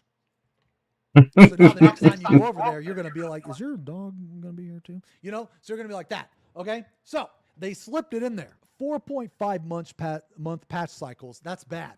They need to go back to around 3 months. That was the normal cycle. This right here, I agree with 100%. I feel like the graphics update is not worth it. I think we deserve the same cycle and just to have better graphics. I just think we deserve more. What is the point of a graphics update if every single piece of gear that they release is shit? This is just one thing that I've noticed. The new stuff. I mean, it hasn't been bad, but it's so fucking dog shit and basic.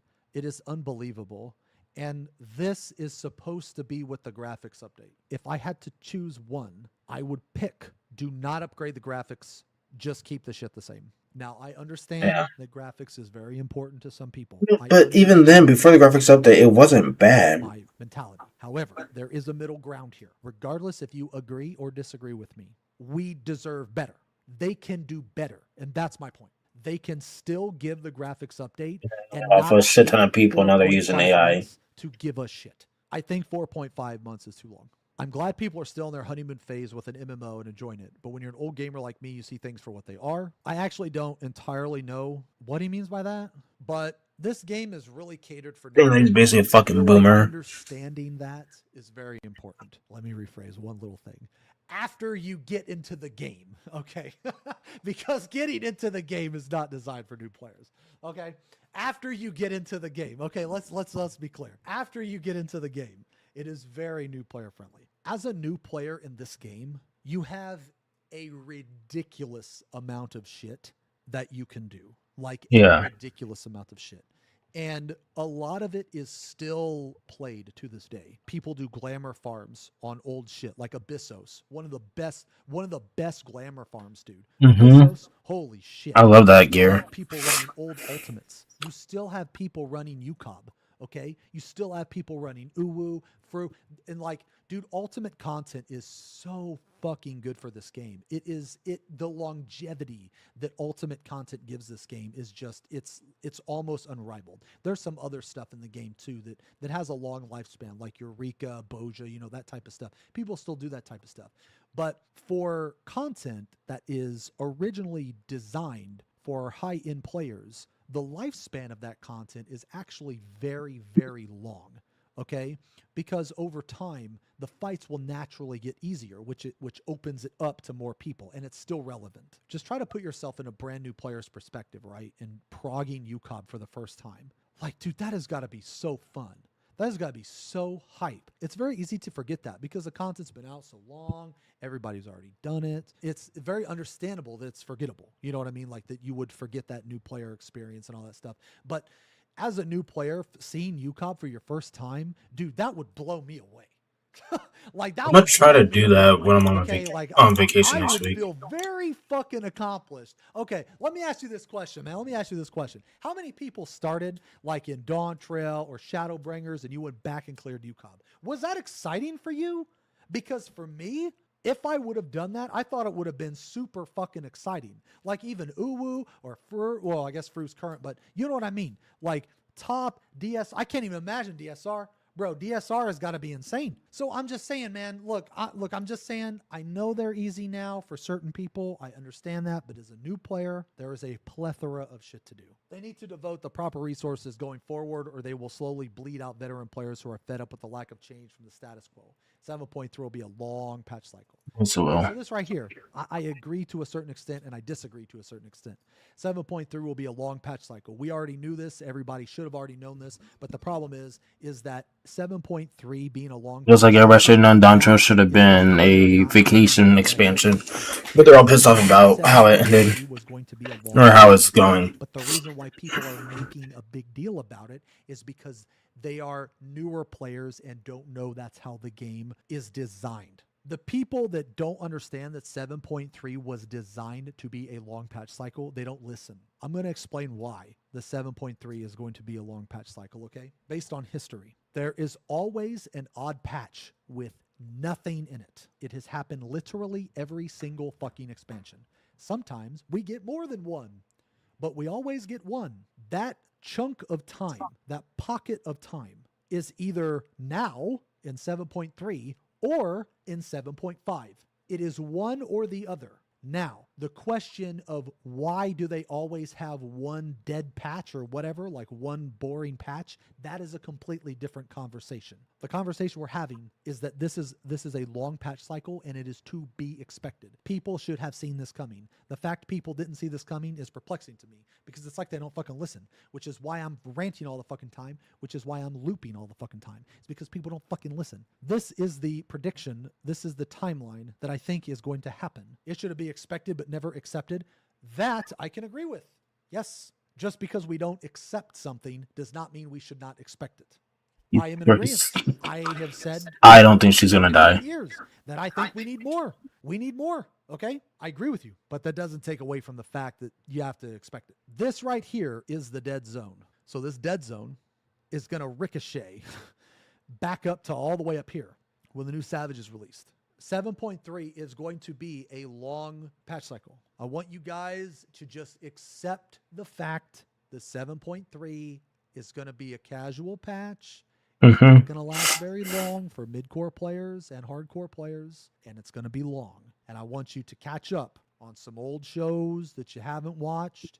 I want you to catch up on some old games that you haven't watched. You know, I want you to go for a run or do some stairs. All of the content is going to happen starting this next Savage that we're going to get. Okay? That's when the game is going to be just releasing shit after shit after shit. Okay? That is what I predict. Could I be wrong? Yes, I could be wrong.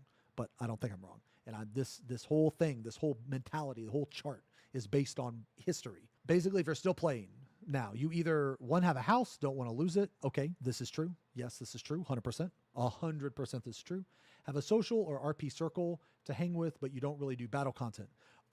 This I agree with, but I also disagree with. You can still definitely have a social circle and RP circle and also still do battle content. This comes from his perspective where he is caught up from everything and not everybody is caught up with everything. So let me give you an example.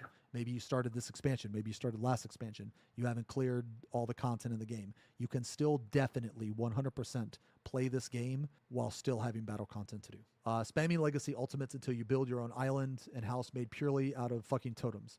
The thing is like some people find that fun and they don't have to use stuff for their house. I get what he's trying to say though with spamming Legacy Ultimates, but to me this comes from a point that he doesn't like doing that. That he doesn't like doing that. And that's fine. That's fine. But some people actually enjoy doing that. Like, and it also depends on your perspective of the game too. What I mean is I have done top probably. You heard a Lego person singing "Everything is Awesome." Square Enix White Knight. After like Jesus 10 Christ. clears of top, I'm kind of done with top. Okay. I'm going to be real. After about 10 clears, I was fucking done. But some people really like those fights. So for instance, okay, I did DSR way more than top. That's because I genuinely enjoyed the fight. Here's another thing too, man. One thing that actually got me started on Twitch was Clear for One. For those of you that have not been on the stream for a while, I first started, and to my knowledge, now correct me if I'm wrong, but when I first started streaming, I specialized in helping people get clears and clear for ones. As a matter of fact, I did it so long ago that I did it before the Party Finder. I did it when you had to queue up in the Duty Finder. That feeling of helping people For that. lasted an insane That's why I didn't really do long them time. because of how And to shitty this that day, was.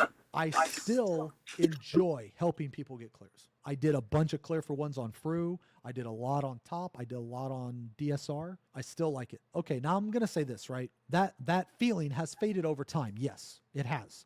I don't do it as much as I used to. Okay, like, dude, we were talking about this the other day. Look, this is a clear for one, actually. Hold on, let me see. This is good. I promise, dudes. I promise this is good. Well, that's it. That's me, dudes.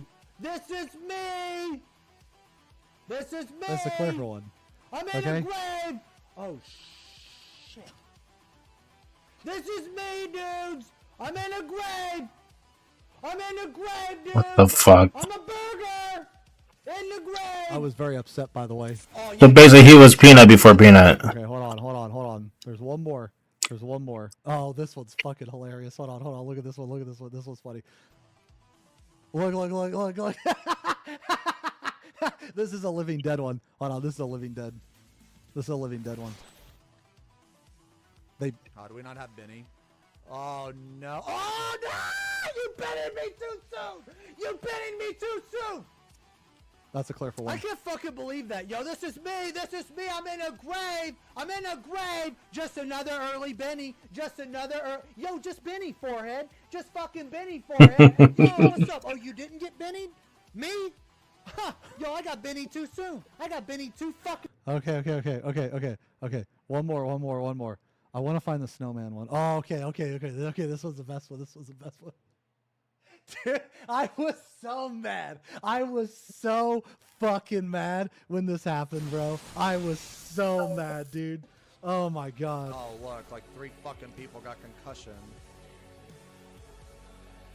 Please vote. Please vote!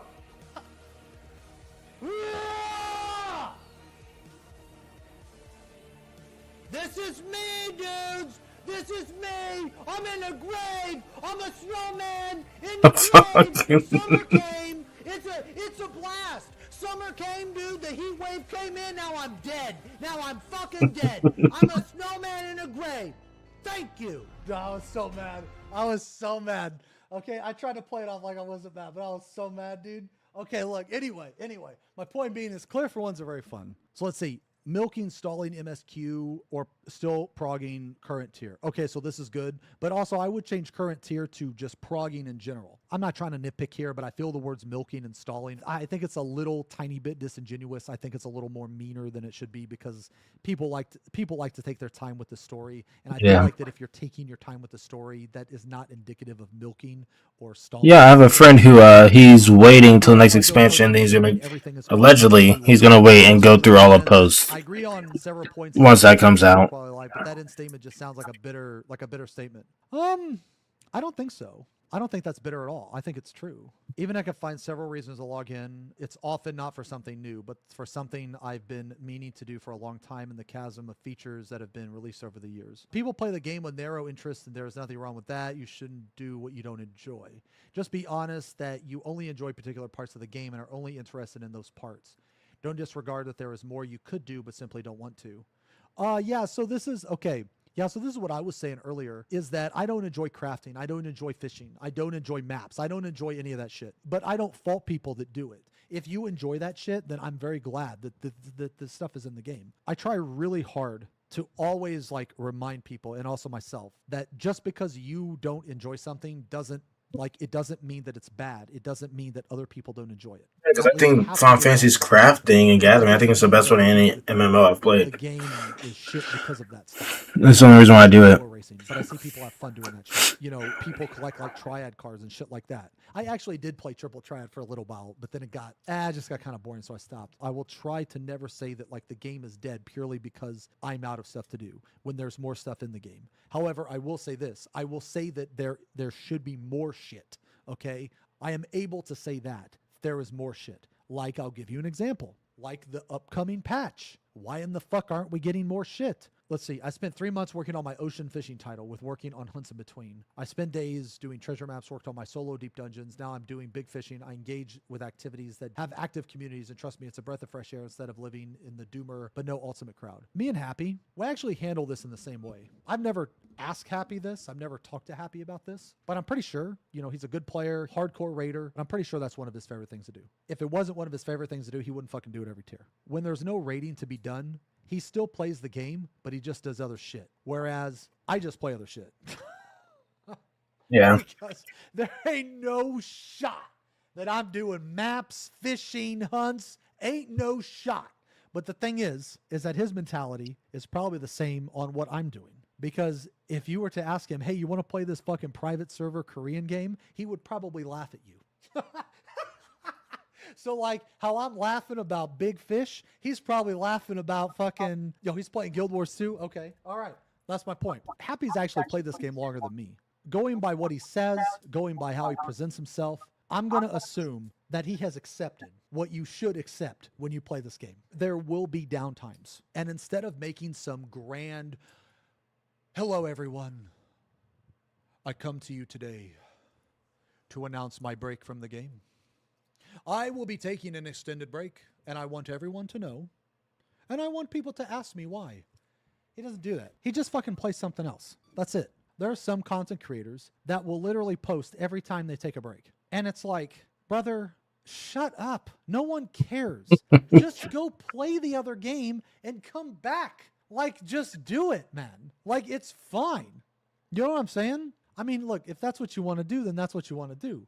But I just don't see the point in it. Honestly, dude, reading your social posts has become absolutely exhausting for me. I don't know what post that he's talking about. But then again, I'm going to be honest, guys, I don't really follow Twitter near as much. I mostly follow this website just for like animal pictures and memes and shit, you know? Like, I don't really take anything too serious on the site. But one thing that I do disagree with, the end statement sounds like a bitter statement. I actually don't think it sounds bitter at all.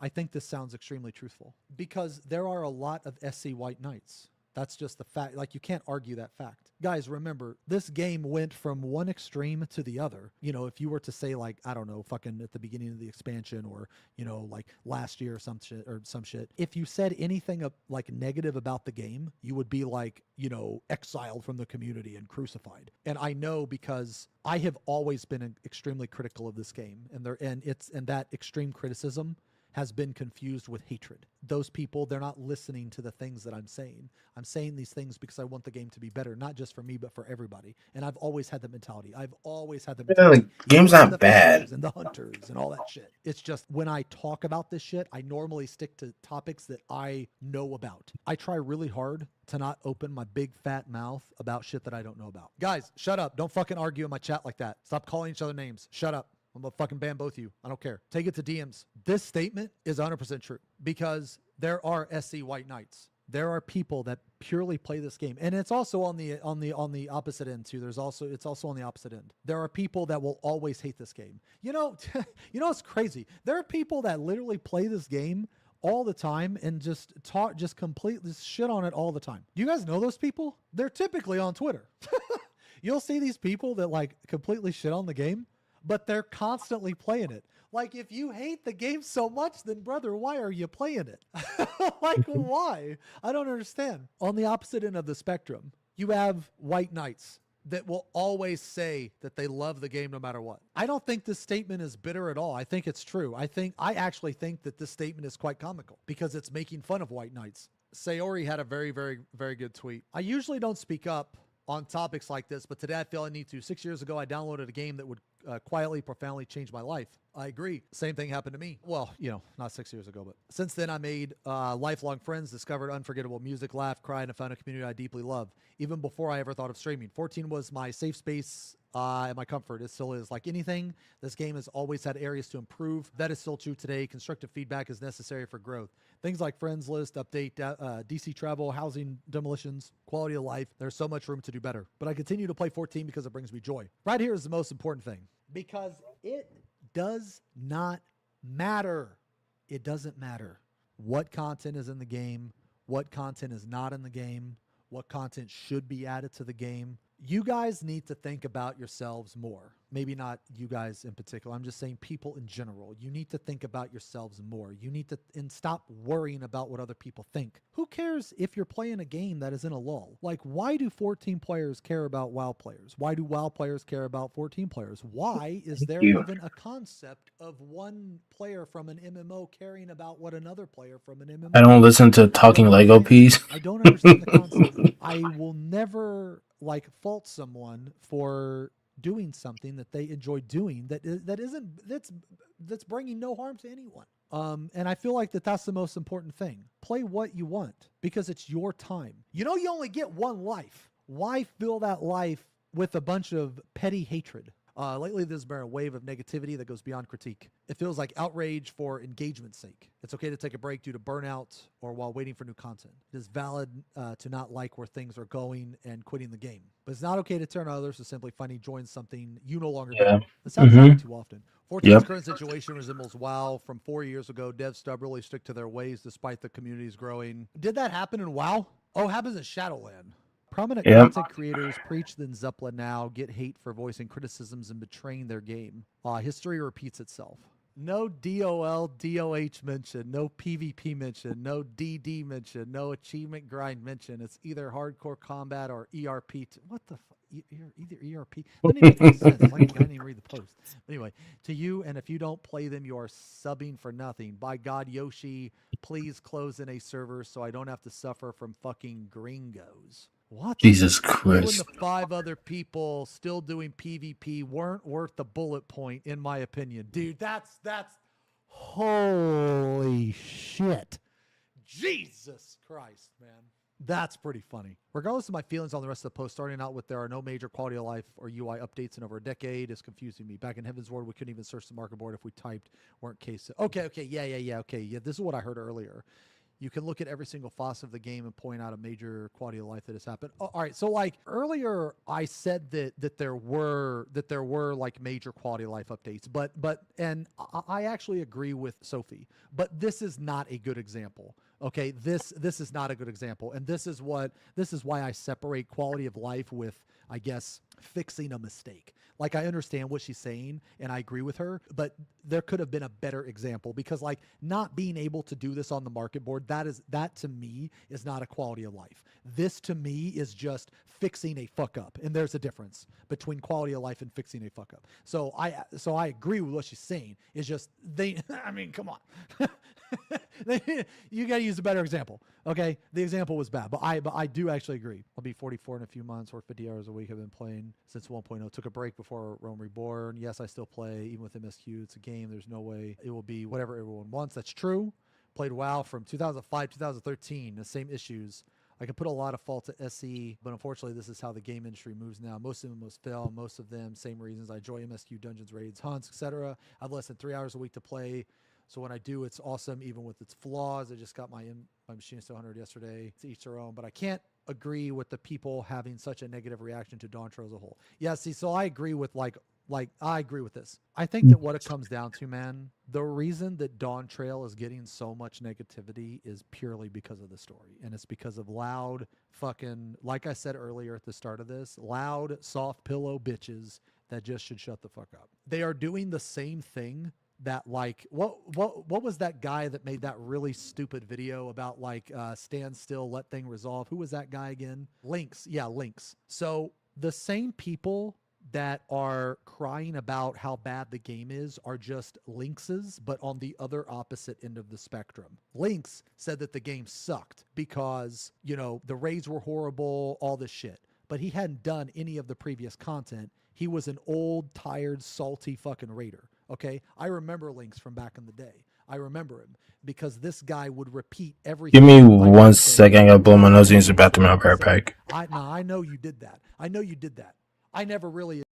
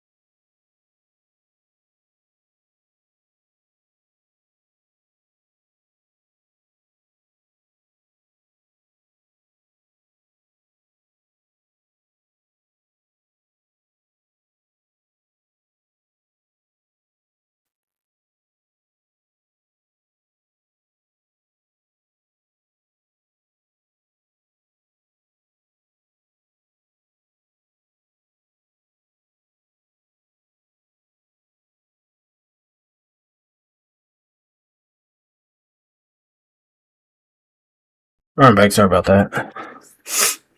Because you didn't really try to like be a content creator or thing like that. But trust me, if you would have, I would have shit all over you. Trust me, yes. No, I remember him from back. He was an old, just should shut the fuck up. They are doing the same. I've listened to Hear what he each said. play. So when I do, it's awesome, even with its flaws. I just got my machine 100 yesterday. To each their own, but I can't agree with the people having such a negative reaction to Dawn Trail as a whole. Yeah, see, so I agree with like I agree with this. I think that what it comes down to, man, the reason that Dawn Trail is getting so much negativity is purely because of the story. And it's because of loud fucking, like I said earlier at the start of this, loud, soft pillow bitches that just should shut the fuck up. They are doing the same thing that like what was that guy that made that really stupid video about like stand still, let thing resolve? Who was that guy? Talks about Links. links. Yeah, Links. So the same people that are crying about how bad the game is are just Linkses, but on the other opposite end of the spectrum. Lynx said that the game sucked because, you know, the raids were horrible, all this shit. But he hadn't done any of the previous content. He was an old, tired, salty fucking raider. Okay? I remember Lynx from back in the day. I remember him because this guy would repeat everything that I would say and pretend that he was the one that said it. I know you did that. I know you did that. I never really addressed it because you didn't really try to like be a content creator or thing like that. But trust me, if you would have, I would have shit all over you. Trust me, yes. No, I remember him from back in the day. These people now are just the Lynx version of like they're the version of Lynx, but on the opposite end of the spectrum. They're the crybabies. Like Lynx was a crybaby. Okay. He went through like, okay, he was salty about the game because he had some bad experience with some raid groups and figured that the whole game was shit because he was fucking shit or his raid group fell apart or some shit like that. Just same shit. You know people like that, okay? You know people that have a bad experience in raiding and instead of blaming the raid group or themselves, they blame the game. Lynx was one of those people. In my opinion, the people that are crying about the game now are just the story version of Lynx. That's it. Dawn Trail is one of my favorite expansions. And it has an amazing amount of like good fucking content, like battle content. Thank you. At least somebody. I was the one who thought that. If you say that Dawn Trail is bad because of the story, like I have no retort to that. I'm not going to agree with you, but I'm not going to disagree with you. I'm indifferent. But if you say Dawn Trail is bad as a whole expansion, I'm going to disagree with you because it's not. We've actually got more content in this expansion than we have in like any other fucking expansion. So you can't say that we're not getting content. If you're going to say that Dawn Trail is shit, you need to say Dawn Trail story is shit. Do not encompass everything in the story. Like the raiding and combat of Dawn Trail is awesome. Now, could the jobs be better? Yes, of course. But the jobs could have been better last expansion. Yes, of course. But the fights, the content has been amazing. It has been awesome, in my opinion. Very similar feel. It's like how I wish Dark Knight got better healing ability. Stormblood, but they love the battle content. So, like, if you're going to say Dawn Trail is shit, say it's because of the story. But to encompass everything in that statement, Dawn Trail is shit, that is a mistake. That is just, it's wrong. It's not correct. I think people should try to have more of an open mind.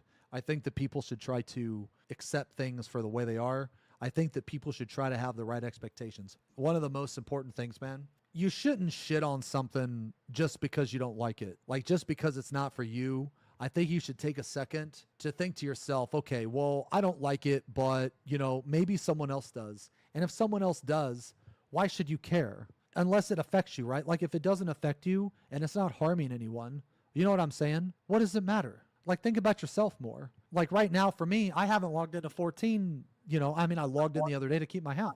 But that doesn't mean that I'm salty about the game. It just literally means that I beat everything in the game and now I'm taking a break. It affects me indirectly because of limited development time. That's only the point of the whole I don't agree game. with that, man. I don't agree with that because The devs have said that. that's like being pissed off that we can't go over to the next galaxy because it's too far. Like, why? It doesn't affect you. You can't change it. You literally can't change it. I guess that's another thing to add to the list. Don't get pissed about things you can't change. That's the acceptance part. I don't know, man. What Unk had to say. Oh, here we go. I don't understand. Nothing Lamatad posted was wrong. He didn't say the game is bad. He pointed out actual glaring problems and improvements that can be done to the game.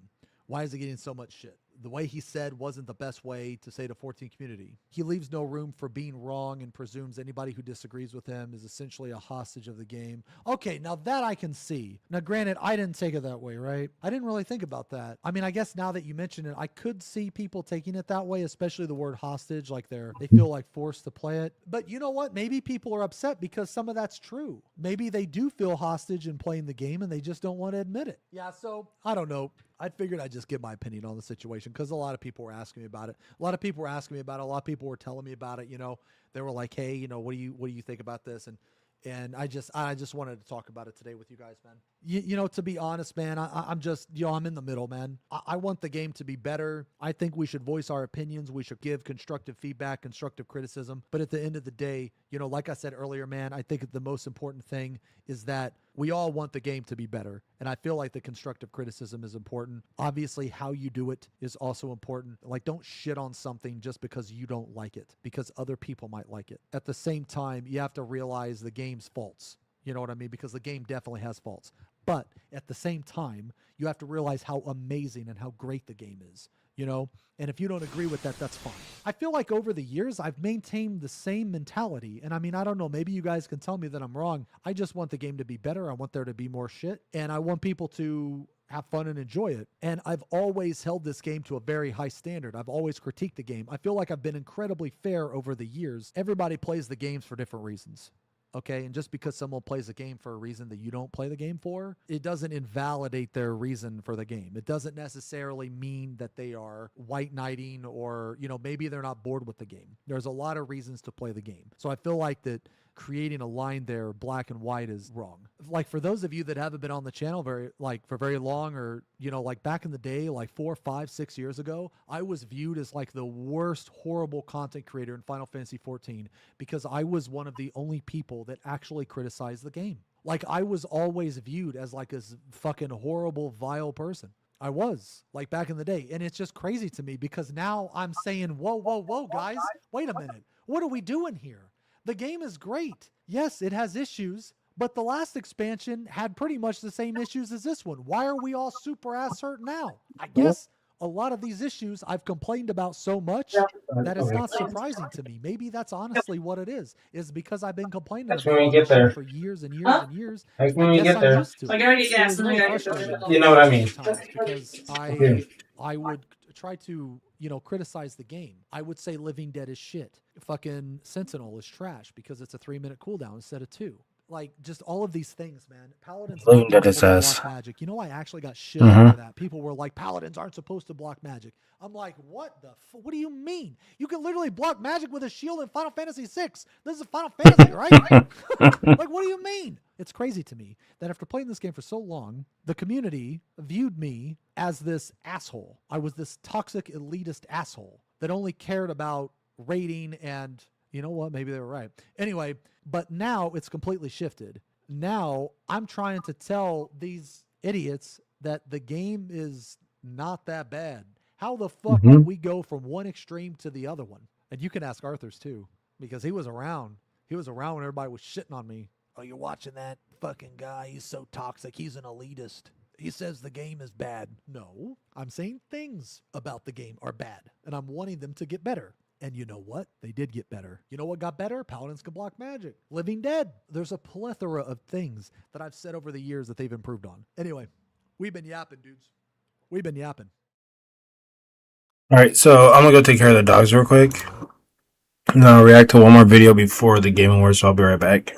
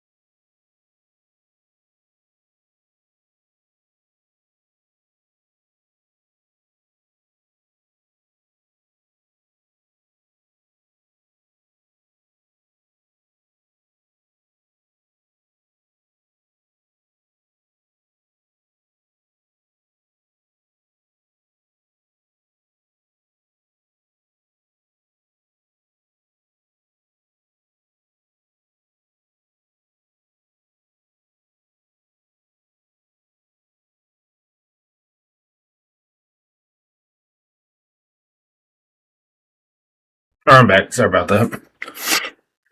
Okay, let's watch one more video before the game. Well, yeah, I should be able to get one more video in. Depending on how long this one is. So let's watch other Final Fantasy stuff.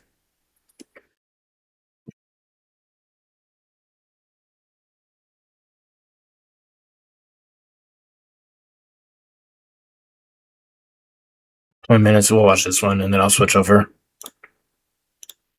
Hey everyone, Mr. Happy here, and in this video we're going to be I'm gonna talking smoke my about cigarette real job quick. identity in Final Fantasy XIV. Yeah, it's been a pretty hot topic for the last several expansions because as they've tried to modernize the game based on player feedback, they've gradually lowered the skill ceiling over and over while raising the skill floor, and in the process, a lot of people feel that things that make jobs feel different from each other have largely disappeared. Now, this feedback has been heard, and we were told that fixing it is part of a two-step process that they're going to do. First step was to go through Dawn Trail, focusing on improving the actual encounter design. Then, in 8.0, they are going to be focusing on an overhaul that helps with job identity to make things feel a bit more unique. But the big question is, what does that really mean? So why not do that why not do one at the beginning expansion and then another one halfway through?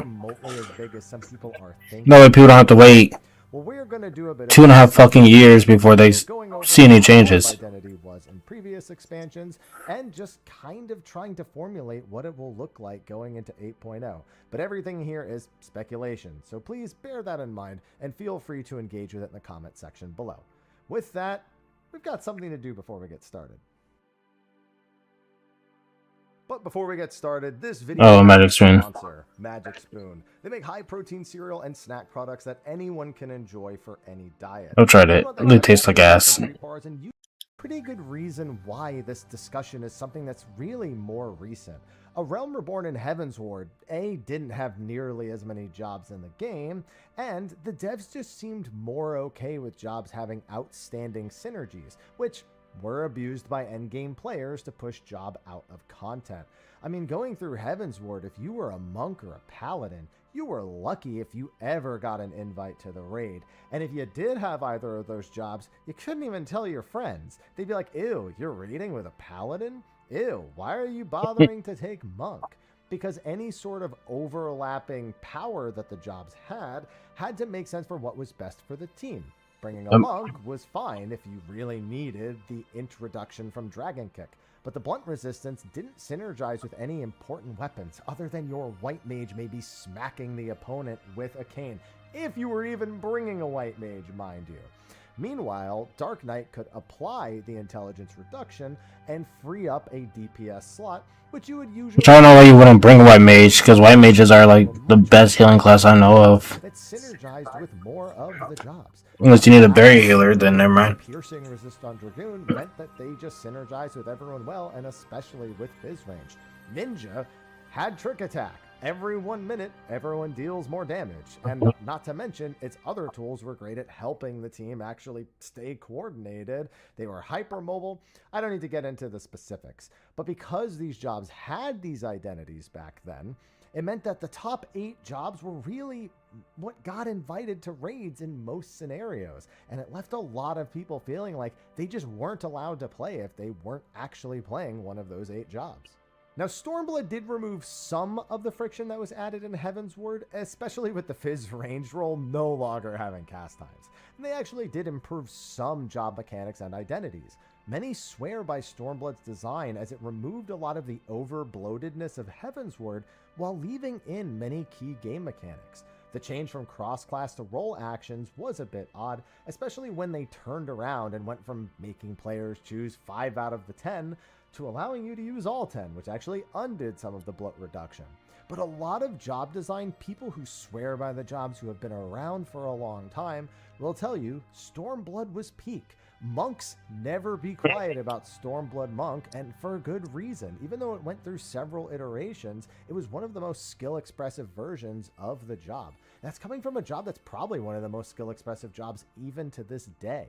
Not to mention that it was just easier to play what you wanted. Samurai, this pure Offense DPS, while had a little bit of resistance early, ended up being a mainstay, while Black Mage had struggled with that exact same position for years. Meanwhile, Black Mages were a lot better to play in Stormblood than they were in Heaven's Ward, and were starting to make a little bit of progress, even though the difficulty of playing the job was still the most intimidating factor, and one of its key job identities, which we'll definitely talk about in a bit. There was definitely still discrepancies in job design, but they didn't feel much different than the discrepancies we see now. White Mage, for example, is often made fun of even to this day. And in Stormblood, that was kind of the case too, because the role actions really just felt like they stripped everything that was unique about White Mage and actually just gave it to all of the healers.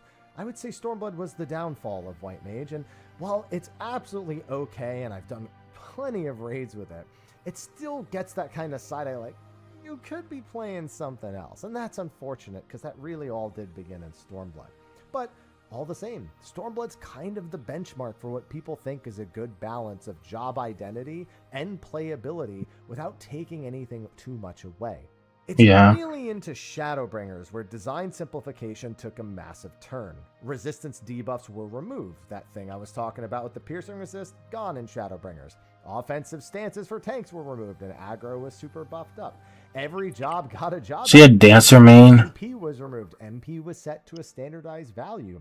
Tanks. I can't stand dancers. Wanting to be effective in most content. Yeah, They're good, but they're only good for buffing the team. To that issue when you started in Shadowbringers. Dark and Warrior did also become much more identical, which saw a ton of criticism, which was only salvaged by the introduction of Gunbreaker, which felt distinctly different. It was the DPS tank, even though all the tanks were still trying to DPS.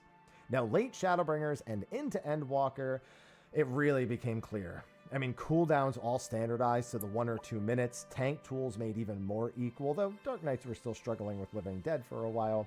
Job gauges felt mostly like reskins to achieve similar means minus a few jobs.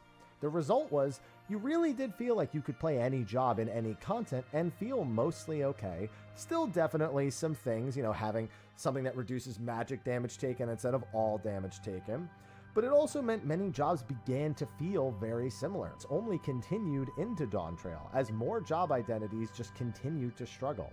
Black Mages especially, if you were to ask most career Black Mages, have lost most of their cast bar management, which was a big part of their identity. There's also things like Feint and Addle, which were reworked to technically work on both damage types, even at a reduced value. I want that title. It just keeps World-class troller? Over and over and over again. I need to get that title. It's not without reason. As someone who's been a frequent part of the feedback loop, someone who does endgame content, I can tell you that myself and many other endgame players were getting what they asked for. People would be like, why is Battle Voice 3 minutes? So it doesn't line up with a lot of 2-minute buff windows and is kind of awkward. They should just make it 2 minutes. Why is this a 90-second cooldown? It only lines up with like every 2 minutes. They should just make it 60 seconds or 2 minutes and buff it. This was something that was very frequently happening. Why does this cooldown only work on this type of damage? We're to blame. It happened because of us, because we asked them to keep removing friction, and they did. And for once, it was a case of maybe we really didn't know what we were talking about. And like I said, I'll absolutely take blame for being one of the people feeding into that feedback loop. Now, like I said, with Dawntrail, we're in phase 1 of 2 of revamping the gameplay. We are currently focusing on encounter design to have more friction, which as an endgame raider, I feel like has been entirely successful. I love most of the bosses in Dawntrail, whether they be the brand new Quantum or looking all the way back at our first extreme trial with Valagar Manda. It feels like everything has more of a personality in the music, in the arena, and in how the boss actually engages with the party. It's not perfect. I feel like tank, busters are probably still lacking in most departments. Valagar Manda gave us way too much hope in particular in that regard, but there are places where tanks are being put under a good amount of stress, but they still got quite a bit of ways to go. And healers are of course still struggling with I wonder if he's complaining about things being broken. A million times in a few OGCDs, though things like Quantum 40 and some of the encounters are pushing it a little bit more, just not in most content. Now, like I said, phase 2 of this is an 8.0, where job identities will be the core focus of gameplay enhancement. As this video would suggest, it's led to much speculation from the community, thinking there will be massive overhauls, removal of the 2-minute meta, returning or reworking key mechanics that have been lost. I see you kite 10 copers out there. Overall, people seem to think the jobs just might function incredibly differently, returning potentially to that more Stormblood level of design. Now, I'm not going to say that that's not possible, and I'm not going to say that This one was actually like pretty easy. Aiming for. The bottom line is it's too early for any of us. As long as everybody did their mechanics correctly, this fight was really simple. Because I don't think it fully takes into effect the ramifications of those changes. I do think they will add friction back to the jobs. In the effort to make every job as effortless as possible to play, having nerfed those floors and ceilings, it means mastering one makes the process of mastering all the others not require nearly as much effort. I think they will focus on making each job feel like it has to work in a different way to perform adequately. That being said, I have a hard time he was too late. thinking that they'll redo some things. The 1 and 2 minute buff windows that we have currently are something that just kind of makes sense. And while I would love to see them go back to a Shadowbringer style design, which I like to call the 30-second buff window, basically meaning that if you missed a buff window, you could just hop in the next 30-second window because there's either going to be a trick attack equivalent of some kind, or everyone's going to be pressing their 30-second cooldown abilities and you can get it like on track with the rest of the fight. So you can kind of just lean in. If you die, it's not as punishing. There's a lot of benefits. I would like to see them go back to that. But it's one of those things where we've had one design philosophy for so many years, and the reasons make completely logical sense. So it's hard to imagine rewinding the clock on some of those things. I sincerely doubt they're going to add something like piercing resistance back or slashing resistance. Those led to massive issues. I didn't even mention slashing resistance with Ninja. I mean, Ninja having slashing resist and Warrior having it meant you had two sources, which was great depending on what the tank needed to do or the DPS needed to do at the time, and then it would benefit the other tank, or the Ninja was doing it, it was benefiting. But it was all sorts of things. Again, there's just so much that went into it. But that's a lot of what gave the jobs their unique feel way back when, because we didn't have as many job gauges. We didn't have as many job specific mechanics. We just had kind of our abilities and how they interacted with each other. Not much different from now. We just had more buffs and debuffs that kind of separated the jobs and what they were good at. Now it's just a matter of how much AoE damage do you have, how much fall off is there, and in what order do you press your buttons to get into the buff window. And honestly, I don't know how much that's really gonna change. Like, does anyone really think it's gonna go to being the way it was before in Stormblood? I just don't think that's gonna be the case. I think what they're going to be doing is something I like to call the path to power. The path to power means that, functionally speaking, most jobs will have a similar goal in a fight. God. Have buff alignments at 1 minute, 2 minute, whatever. I hope it's not the shit on WoW. Feel getting to the point of dealing your damage, making the job gauges more distinct between the different jobs, so they fundamentally have a different feel. Dark Knight having a gauge that goes from 0 to 100. Warrior having a gauge that goes from 0 to 100. Both of them being used for their offensive skills. Sure, you can absolutely argue the way it applies to each of them in the fight is different, but it doesn't change that they are functionally identical in almost every conceivable way. It's really in other places like the mana consumption of Dark Knight where you start to get that different feeling gameplay. Paladin gets theirs from auto attacks, which by the way was a major complaint, and they asked if they could just put it to being a timer or being on their regular GCDs or something, and which would have homogenized it more, which is again the other problem. So we need to figure out, how does Paladin get to a point of feeling like it can benefit from these things? Does it need to be on block? Does it need to be on auto block activation? Does it have to be, does the gauge have to be earned from everything, including healing, including self-healing, including all? That becomes the real question. Does it get involved in those things? And is it used defensively? Can it be utilized offensively or defensively, depending on the situation? Does that make it too similar to Dark Knight? All of these questions begin piling up, one after the other after the other. But it's a question of what will they do? And I think that's what they plan on doing, is focusing on how the jobs get to that point of strength. I don't think it's going to do that. I think it's going to be normal. From every other job in the game. I think there's going to be some quality of life changes, but I don't think it's going to majorly change the jobs. So White Mage I mentioned earlier, a job that has, really struggled. Its job identity is supposed to be healing throughput.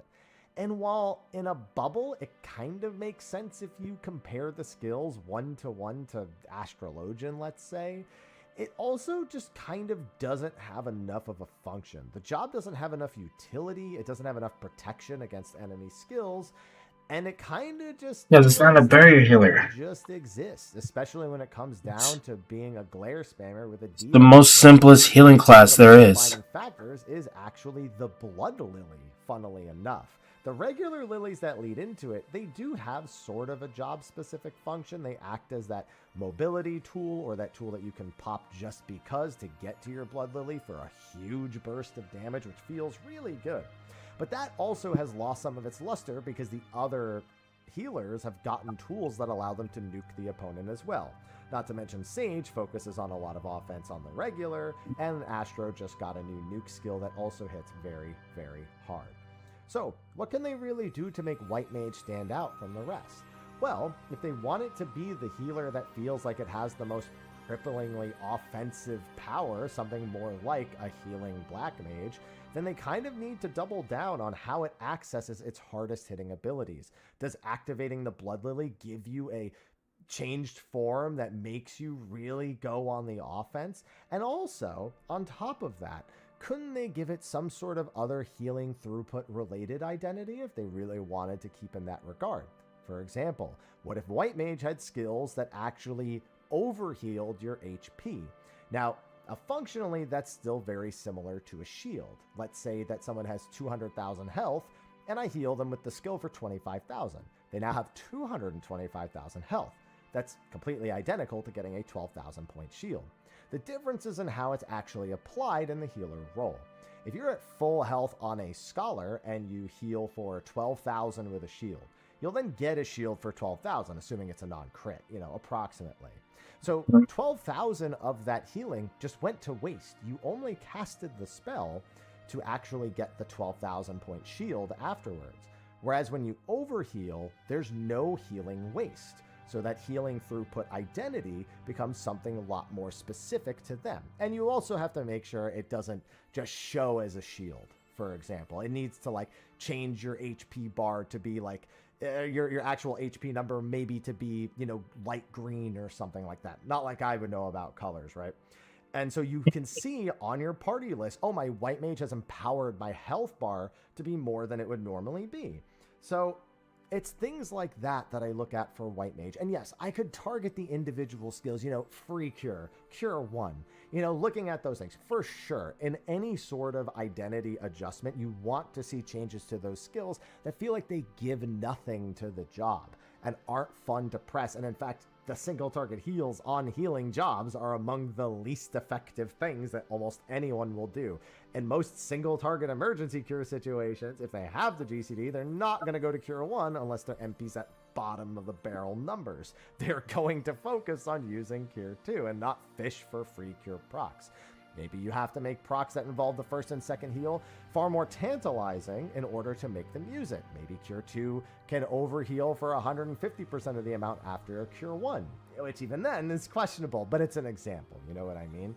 Those are the types of changes I want to see. I want to see the effect of I just want to see Dark Knight get better healing. that I can look at it and go, I think the other jobs are fine. I get what he's saying about White Mage. I do think their healing should do more or whatever. But Dark Knight, they need a better heal ability. That is not a balance I'm going to sit here and present you with 21 different examples for. I don't mind Warrior being broken, especially in last minute situations where everybody dies and they are close to beating it and the Warrior needs to stay alive. But if it was a Dark Knight, they'll be dead in 2 seconds. They're another great example. They really want their cast bars back. I mean, maybe they can get something that really encourages more of that gameplay style if the player is comfortable using it. I know people don't really like the Tenchi Jin, skill, but if you could choose to root yourself and increase your cast times and make it so you can't instant cast, but you know, your potency goes way up. I mean, that would allow you to be expressive. That's almost like, you know, the bard, caster bard in some capacity, where you go in and out of that phase. But maybe that's what they need. Maybe the hardcore black mages need something like that gives them that identifying factor back. Now, there's other individual skills I'm sure black mages want them to touch upon. And the question is, do they want to make less people want to play the job by introducing that identity back instead of completely revisiting? Maybe they just revisit black mage as a whole and don't just make it in any way what it is now. They give it an entirely new rotation. They focus on one element at a time, and maybe you can alter the element in some capacity, give you some visual experiences, or maybe even just make a mild knowledge check. An enemy could be weak to fire, so you have to do all of your spells in fire mode, but they're completely identical to doing in ice, wind, water, etc. That's pretty much how black mage works in Final Fantasy. Not some huge skill check to know to cast thunder instead of blizzard. It's just a knowledge check. And are they okay with a knowledge check like that and trying to figure out which is actually the best element? Sure. And then once you know, in no way does it alter your gameplay. But that, again, is kind of the identifying factor of a black mage. So is that something they want? I don't know, dude. There's a lot of speculation that can go into this. But I think at the end of the day, we're all going to over speculate. And some people are going to have their expectations crushed. And that's going to be tough to see, because I do think that's kind of an inevitability and something that is as major as this. It still is going to play like Final Fantasy XIV. It's still going to look and feel like 14. And not only do they need to make these changes while adding to the job identity, they need to make sure they don't ruin the jobs for people who like them in the first place. Monumental. But that's kind of where we're at with this. And I'm just really curious to see where it's going to go. And I'm sure you're all also curious about where it's going to go. So let me know what you think in the comments section. Is there some sort of job identity that you would like to see for your favorite job? Do you want to be a Dark Knight that actually uses your HP as a resource? Something similar to the older Final That's all I want. games? Are you just looking for the new jobs and their job identity? But even then, I still don't think all the jobs are bad. Even Dark Knight, I don't think it's bad. Do I wish it was boosted or busted more like the other tank classes? Yeah. But I don't think it's that horrible. Where is...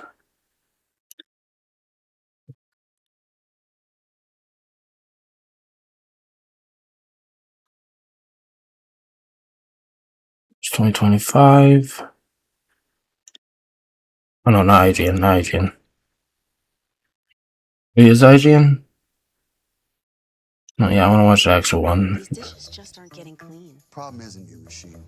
It's likely your detergent. I recommend switching to Cascade Platinum Plus. These pods dissolve completely and have Dawn, breaking down up to 100% of tough stuck-on foods. Cascade Platinum Plus.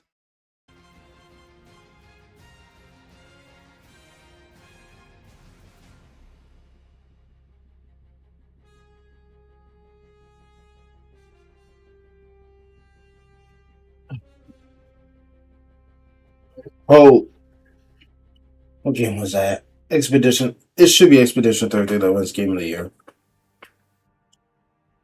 I got all the nominees.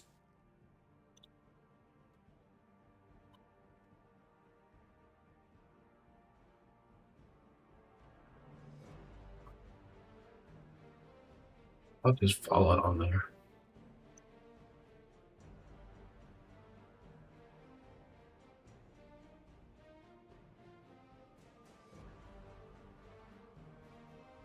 Game of the Year. Give me a list of... Okay, no?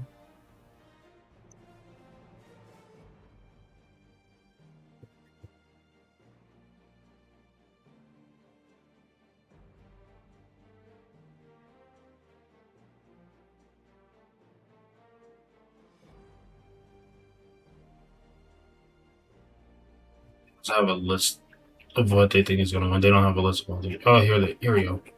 So, Expedition 33, Hollow Knight, Silk Song. I'm pretty sure it's going to be Expedition 33. If not, it should be Silk Song. Death Stranding 2. I heard good things about the game when it first came out, but after people beat it, it like died. So I don't think that'll make it. Hades 2, I don't think will be making it.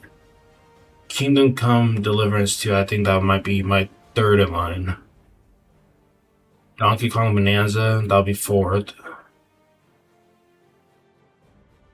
I don't know. It should be Expedition 33, but we'll see. I wonder if they have a another site.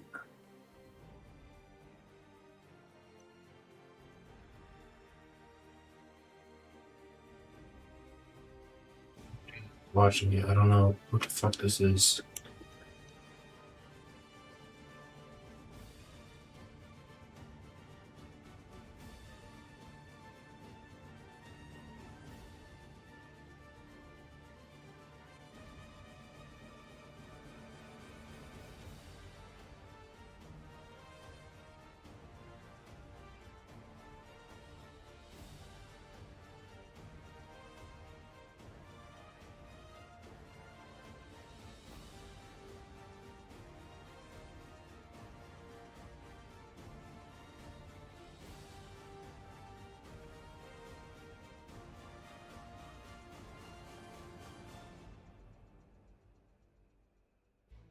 You do that.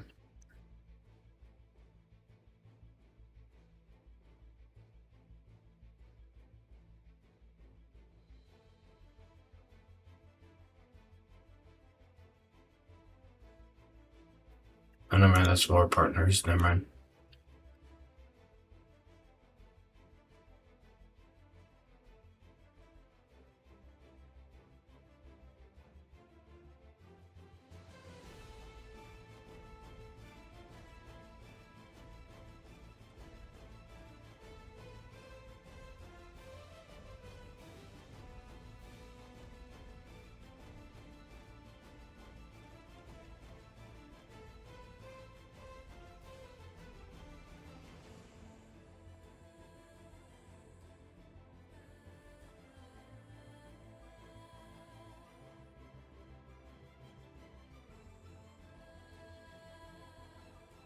Alright, so I'm gonna use the bathroom. I'll wait for this to start, and I'll be right back.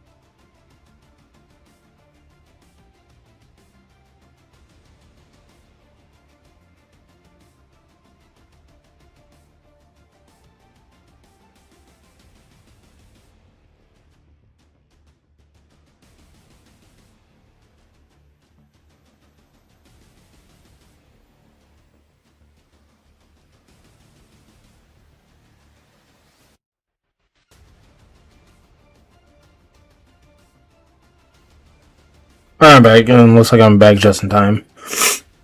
Sorry, fucking the sickness getting to me. I gotta go blow my nose every couple minutes.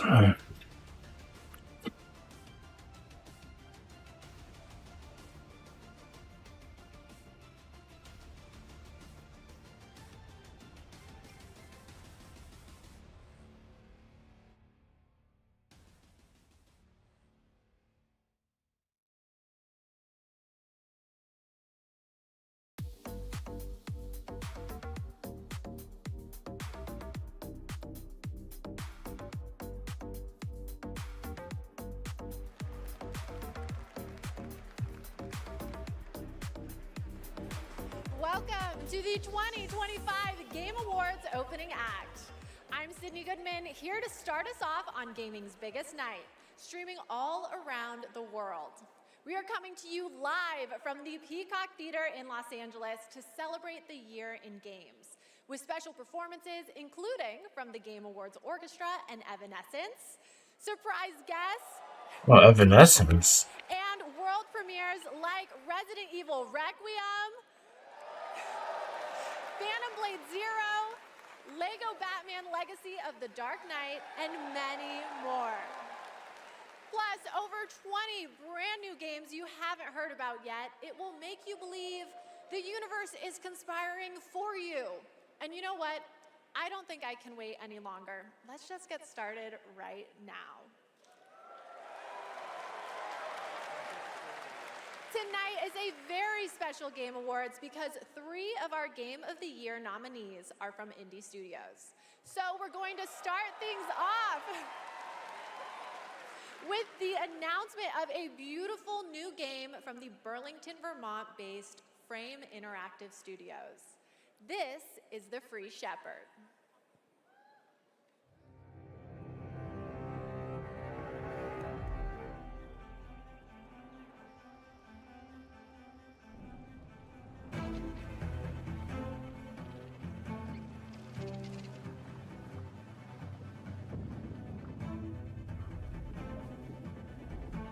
So you're just a dog trying to get the cows back to where they need to go?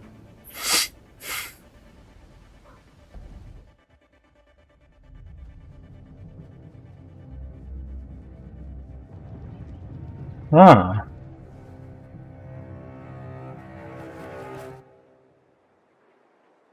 It's not like a Death Stranding game. Okay, I'll say it. The protagonist is not only powerful, but I'm proud to also confirm it is adorable. And now it's time to give out our very first Game Award. Here are the nominees for Best Family Game. Donkey Kong Bonanza. It was either gonna be Donkey Kong or Mario Kart. Voyagers. Mario Kart World. Sonic Racing Cross Worlds. And I don't think it'll be Sonic. there's 2. Donkey Kong Bonanza. Yeah. Fuck? That was weird. On behalf of all of us at Nintendo, and especially the Donkey Kong Bonanza, And there's nothing wrong with Sonic Racing. It's just I don't think it's that popular of a game. creating a thrilling game where players could feel the strength of It's just a knockoff Mario Kart. he smashed through obstacles and discovered how music would shape his overall journey. As a lifetime fan of Donkey Kong, I think they delivered on that and so much more. We're grateful to the fans and to the Game Awards for this honor. Looks like smashing things is kind of fun. Thank you very much. Thank you very much. Congratulations. And now we have 2 more world premieres ready to go. Up first is another independent game that hails from a solo developer in Sweden. Yeah, I'll message you after. Souls fan.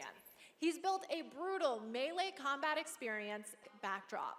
What the fuck is going on with the stream? This is Decrepit. What the fuck?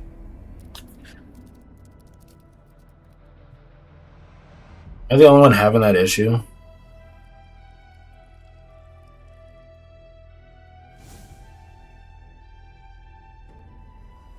This actually looks pretty cool. Oh, I'm gonna play this. Yeah, I'm playing it.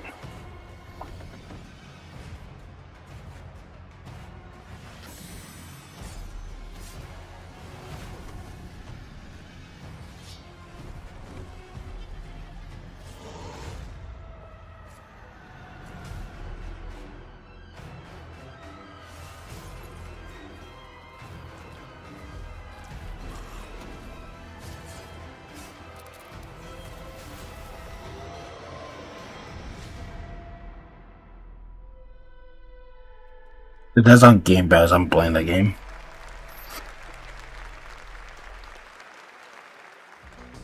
I'm gonna sign up for that wish list after the stream.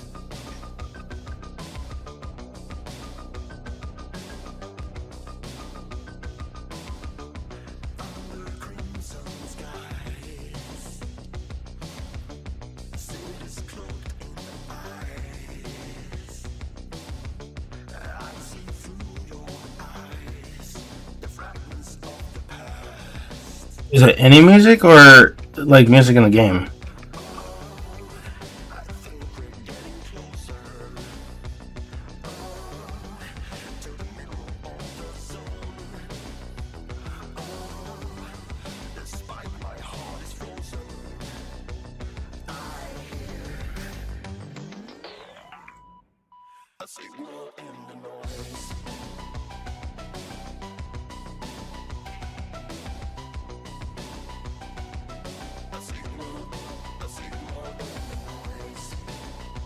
I'm gonna try this out to see, because if it's your own music, I'm just gonna play like heavy metal music the whole time.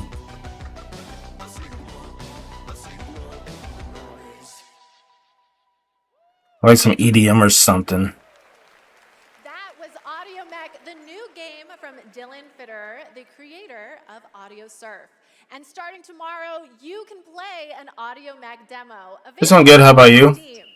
If you want to check out that demo, other Game Awards demos, and wish list games showcased tonight, we made it easy for you. Check out the Game Awards page on Steam.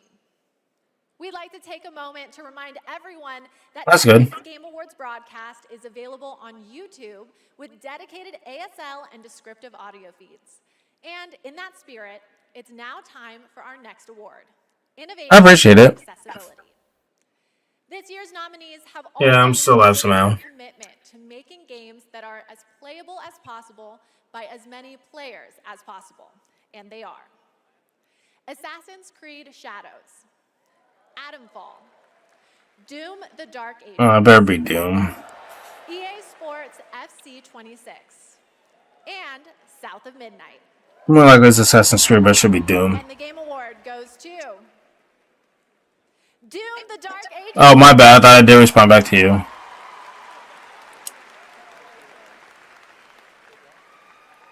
Thank you so much. This is such an honor. You know, Hugo set the vision for this with the idea of creating Doom for all Slayers. A Doom for all Slayers. I just had a lot of messages and stuff going on. I thought I'd respond back to you, but I will after the stream.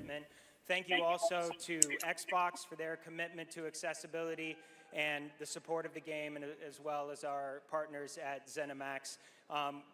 User research, QA. No, you're good. I try to respond back to everybody, and I thought I got to you. Without you, thank you so much. Oh, yeah.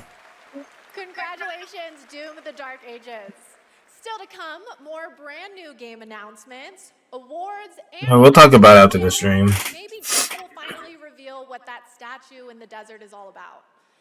I'm thinking it's probably not related to Miss Piggy, who will also be here later.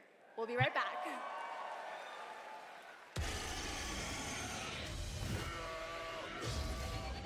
The best time for you to play Guild Wars 2 is now. Immerse yourself in a realm of magic, Yeah, my bad. and boundless adventure. Heed the clarion call as you join a community of millions. This.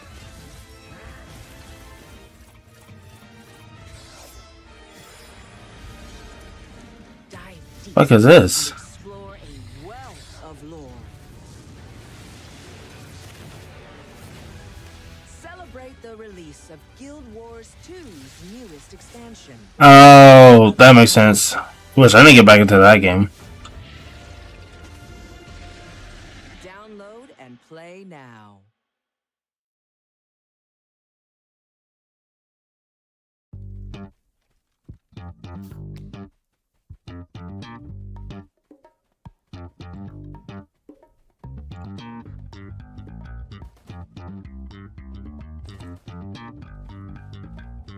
Yeah, I was doing Final Fantasy earlier. It's my day off.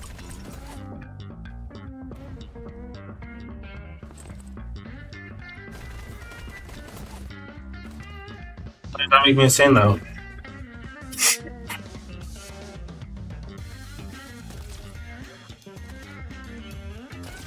So far the Game Awards, nothing yet. I mean, they've announced 2 awards, but that's about it.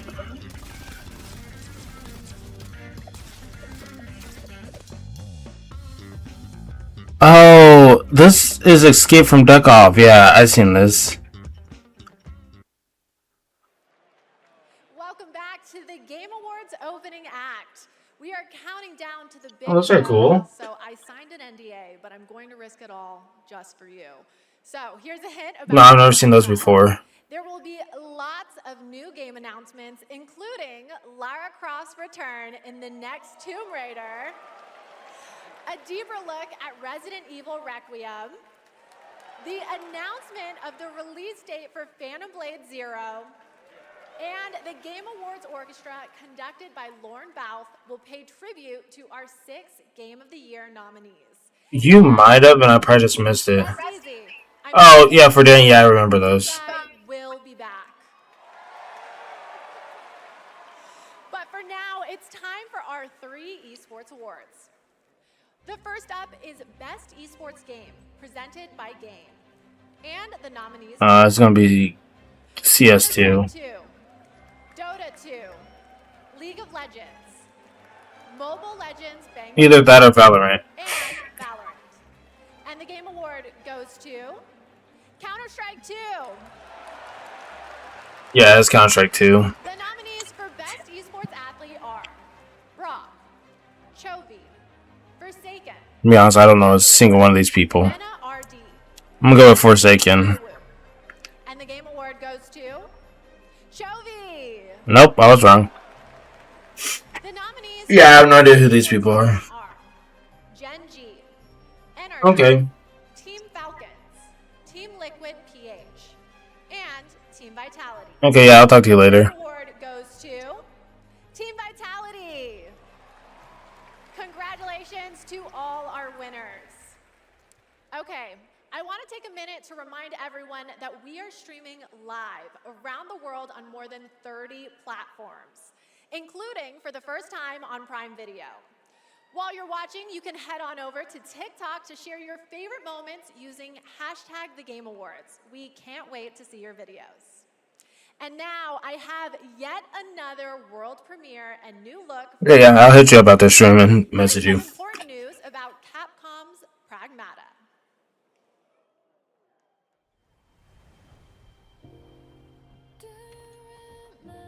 You've been to the sea before? On Earth? Of course I have. Got a house with a view and everything. You just gonna stay here when this is all done? What do you want?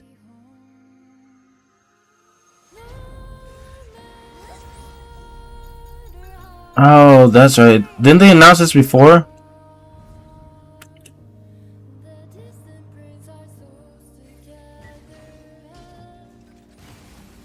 Man, you need us again.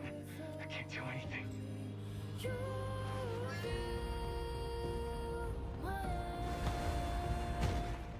Hello, unregistered guests. Your presence here is a violation of Cradle Security Protocol.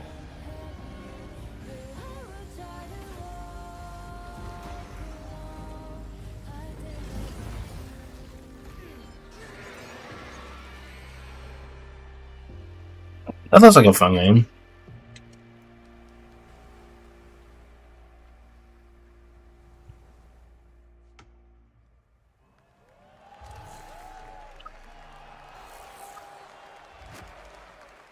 Yeah, I was hoping for Xbox. Stunning. I have the same beach in my research station back home. That's And in the chat. surprise, Can't you see can it. play a demo of Pragmata on Steam right now. See, we're giving you lots of goodies tonight, and trust me, there's more to come. And now I have another award. Oh, stream elements. These Never mind. nominees are games that never leave you because they're on your phone. Here are the nominees for Best Mobile Game. Destiny Rising, Persona 5 The Phantom X, Sonic Rumble, I'm gonna go with Persona 5. I mean, obviously it's gonna be Destiny Rising, but I hope it's Persona 5. Wuthering Waves. And the game award goes to You already know. Umama Sume, Pretty Dark. Oh, really? I was not expecting that one.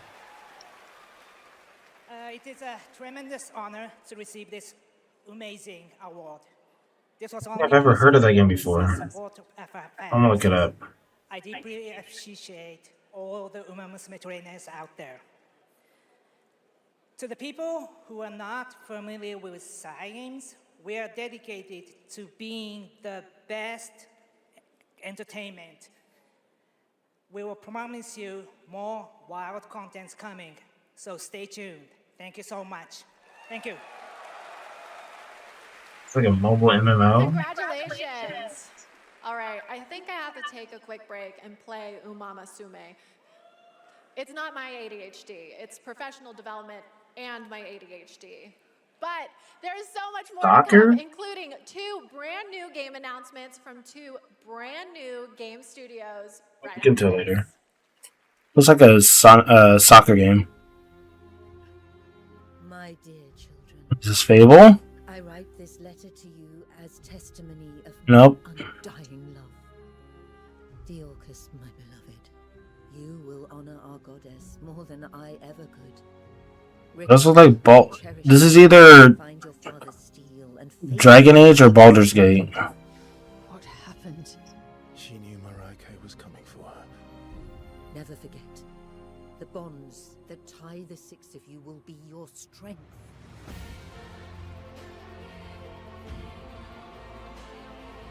Lies. You should have saved her. She deserves the peace of death. What an interesting family you must have. But it's not Dragon Age because the voice acting is pretty good. Stay in the light.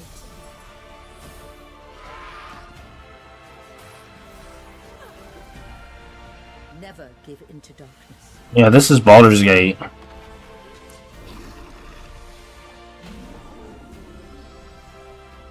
Your loving mother, Mahin. Oh, it's a lot. Oh, I totally forgot about that game.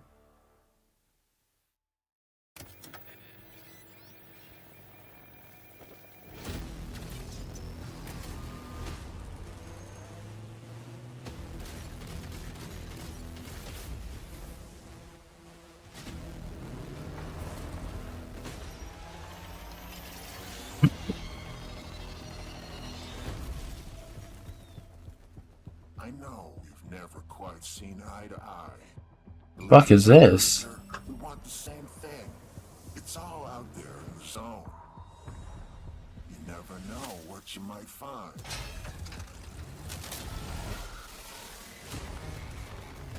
What the fuck?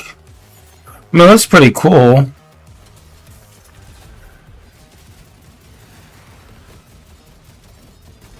I've just never seen a tank look like a chainsaw.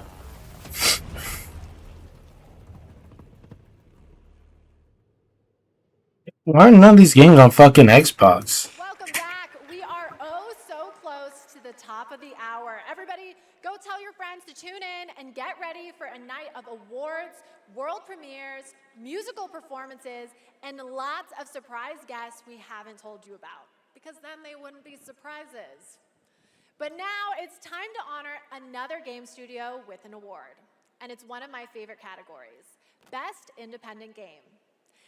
This year, there have been so many incredible independent titles from studios around the world, and our global jury of media selected these 6 as the best. Absolum, Ball Pit, Blueprints. You already know it's Claire Obscure. You already know. Hades 2, and Hollow Knight Silksong. And the game award goes to It was not Expedition 33, it'll be Silk Song. Yeah. I think that one's gonna win like every single award it's on.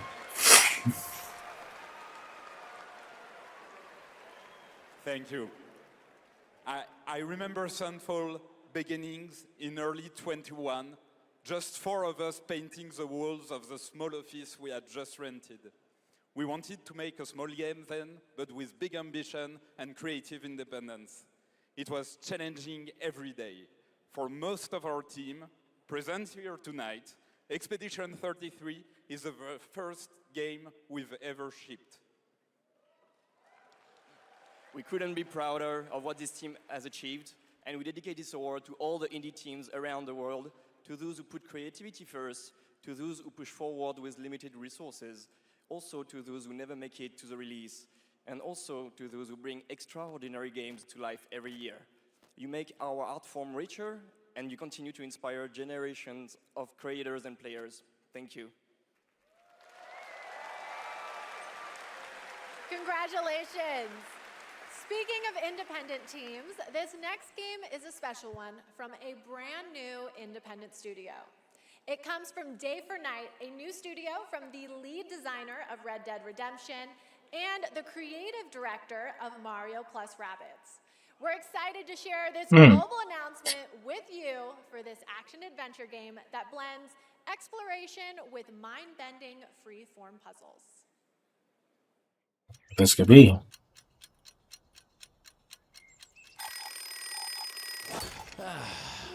I love the new game. Okay, sunshine, check. Back, check. Time for a new platforming adventure. What? My village was gone. All I wanted was to go back home. Badgerborn tried exploring. Oh, that's good. You know, he finally got it today. That's good. I knew he was impatient waiting for it. Everywhere I went looked strange. This game was kind of fun. Unfinished. And that's when I found it. And everything changed. Literally. Oh yeah! Make your own platform game, baby! What the fuck? I had a new grasp on things. I learned tricks that blew my mind. I really transformed myself. This thing is amazing! Made a bunch of new friends. Picked up new wheels. Figured out how to think. Why did they delay it? And smoke. I had it all. I would 100% play this game. The fuck?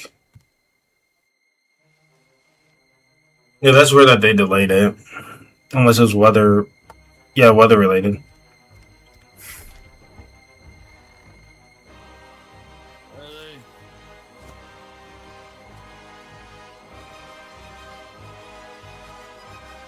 that's when I found you. The fuck?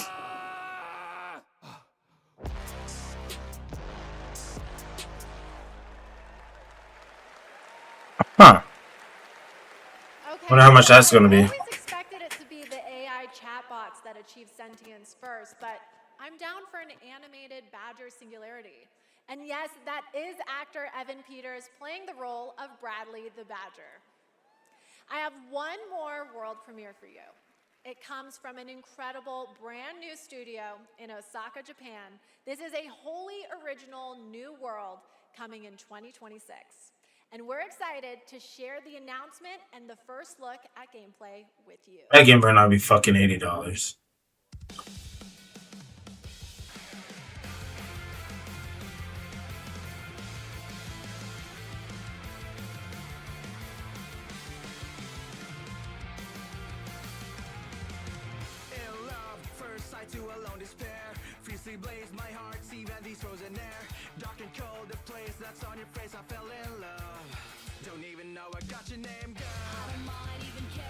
Oh, this is cool.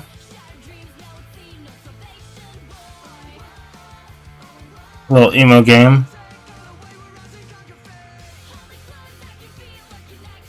See this? I would spend $80 on this just because of this trailer.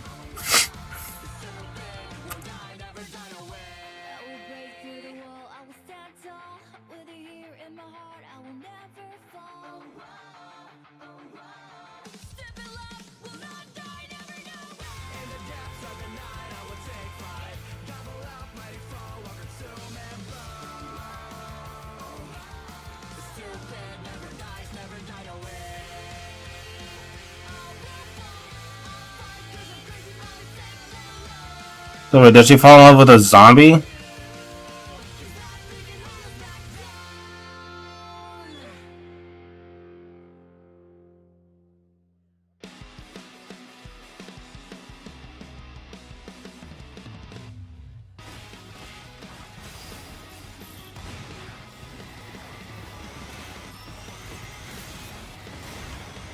I would buy this game.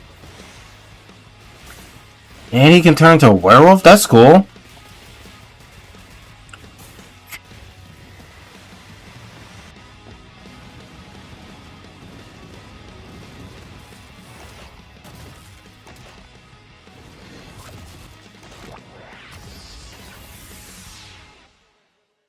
I don't eat humans.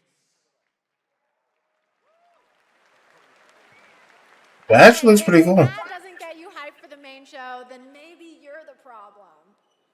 That is Never Dies from GT Track 50, a studio made up of action game lovers who have worked on titles such as Devil May Cry, Dragon's Dogma, and Resident Evil, creating action games for action game fans. Okay, we're minutes away from the main event. We have one more award for you. A category that celebrates other media that took video game IP and made movie and TV magic. Here are the nominees for Best Adaptation. Expedition 33. Minecraft movie. Oh, it's that type of action movies. Splinter Cell Death Watch. It's either gonna be Minecraft movie or Last of Us Season 2. Until Dawn. I forgot about Until Dawn. The Last of Us Season 2. Which I'm surprised because I could have sworn people shit on the second season. I think they liked the first one more than the second one. All the original devs that worked on The Last of Us Part 2, all my homies back at Naughty Dog, our outsourced partners, our fans, our video game fans. This opportunity wouldn't exist without you. Thanks to all the support we got from PlayStation Productions, Sony Pictures, HBO. Do we need to thank Netflix or Paramount or whoever our streaming overlord is now? But most of all, I really want to give a big shout out to our crew, our incredible cast led by Pedro, Bella, Isabella, Gabe.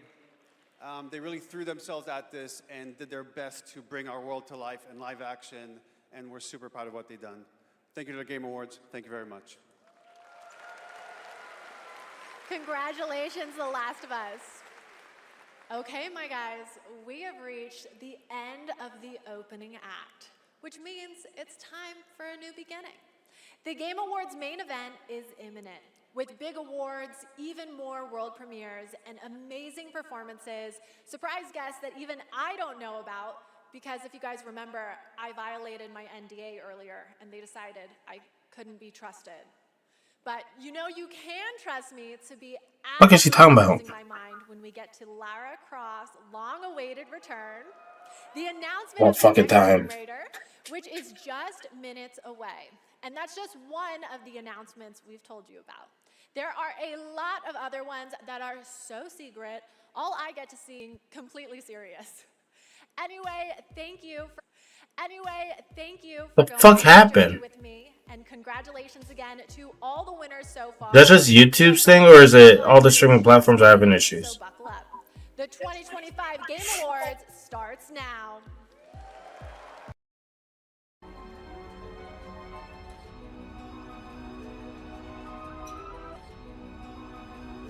The fuck is going on?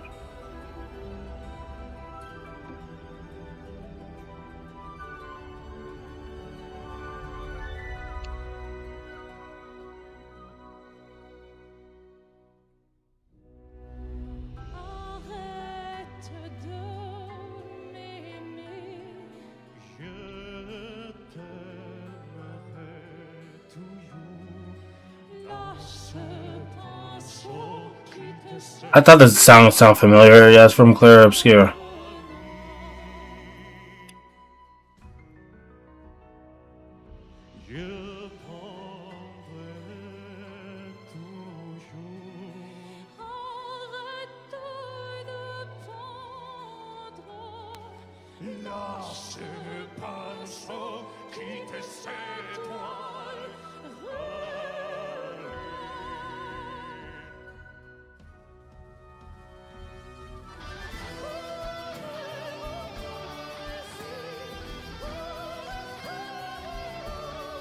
I hope I don't get fucking flagged for this.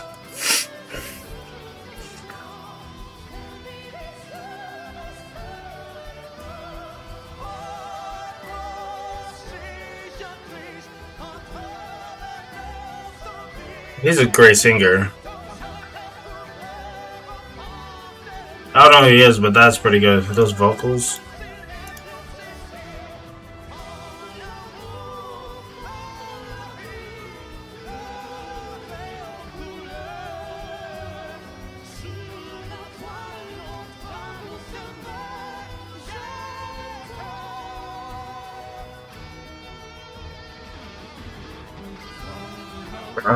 While they were playing that, I'm gonna turn my fan on.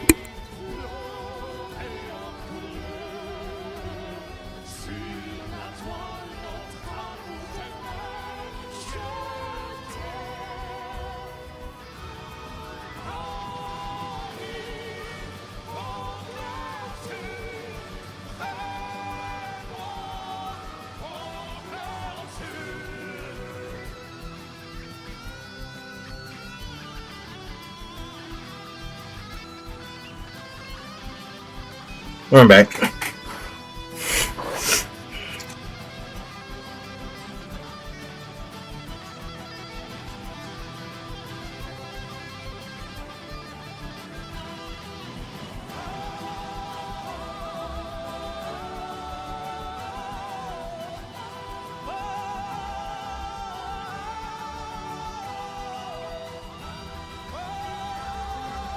Yeah, that was such a great game. It deserves like every reward, honestly. Like with the soundtrack, gameplay, the story, everything in the game was fucking perfect.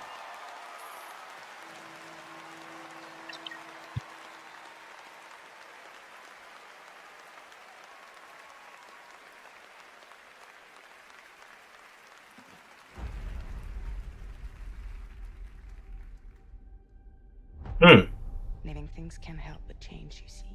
They can't stay the same forever. That's what living is. To change and to embrace change.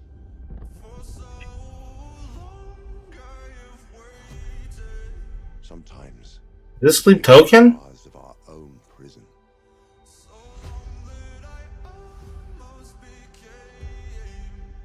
That's Sleep Token. For yourself.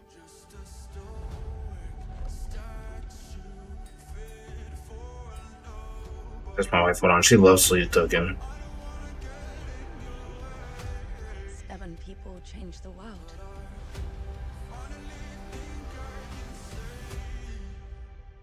Say the thing you're afraid to say.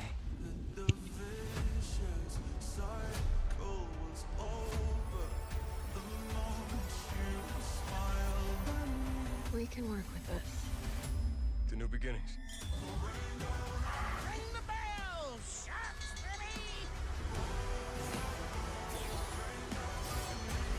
You want to get nuts? Let's get nuts. I'm really surprised they chose Sleep Token. I was gonna give them another like 2-3 years before they actually got into stuff like this, but I'm glad they did. What my tomorrow will be. For those who come after. Welcome to the Game Awards 2025. Now, here's your host, the creator of the Game Awards, Jeff Keighley.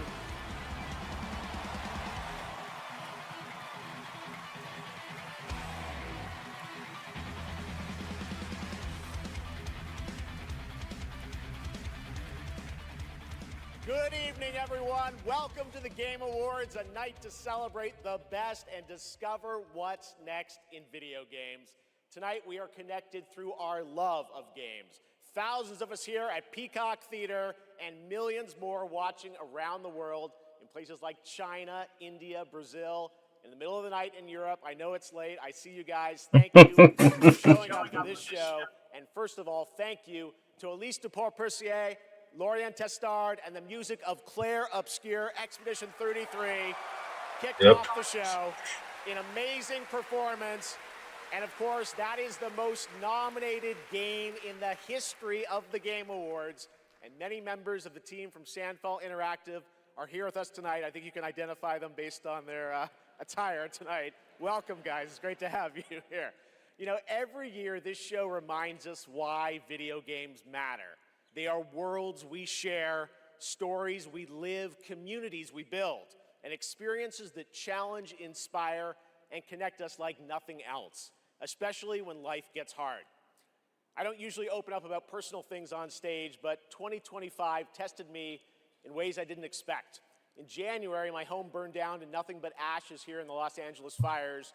And just a few months ago, I lost my dad, who quietly sat in this audience every single year, proud, supportive, always cheering us on. My mom's here tonight, and we've left an empty seat beside her in his honor. Miss you, Dad.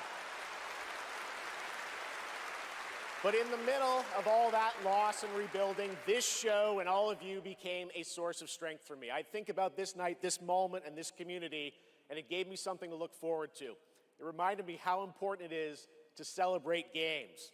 Games have this incredible ability to hold us when we're hurting, to lift us up when we feel small, to give us somewhere to go when the real world feels unsteady. I know I'm not alone in knowing that. All of you watching tonight, you've felt that power too, and that's why we're all connected in this moment. We're here to celebrate the artists, technicians, and storytellers who help this medium soar to new heights.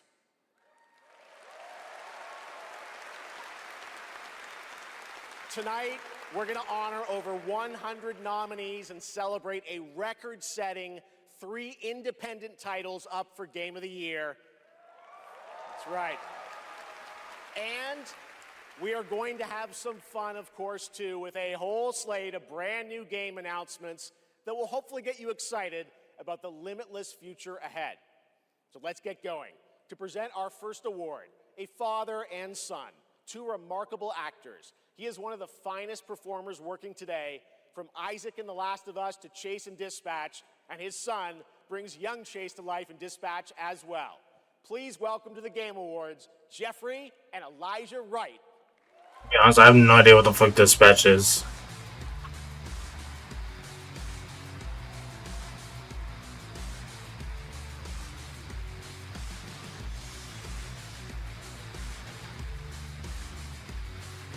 Wow, this is incredible. I'm so excited to be here tonight in the company of so many incredible artists and gaming fans. Particularly as games increasingly explore new frontiers of storytelling. But the reason I'm here really is standing next to me, my son Elijah. It was Elijah who brought me into the world of modern games, emphatically encouraging me to join the Oh, that game. I know exactly what game this is. I don't think anybody actually played it, honestly. Now he's joined me in voicing Chase and Trackstar in Dispatch.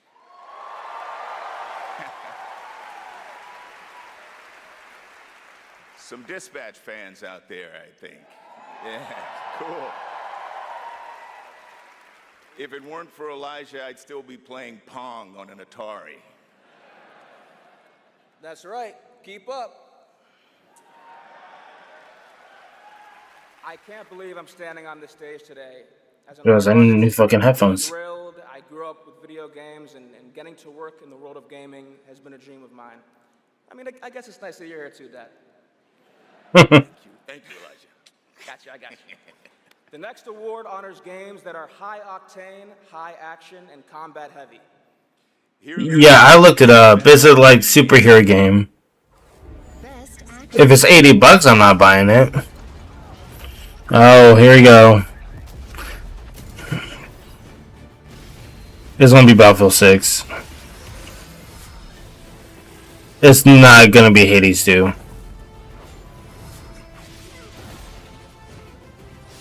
I would say Ninja Gaiden 4, but not a lot of people play that one. So I'm gonna go with Battlefield 6. It better not be fucking Hades 2. Are you fucking serious? This whole thing's rigged. I don't care what you say.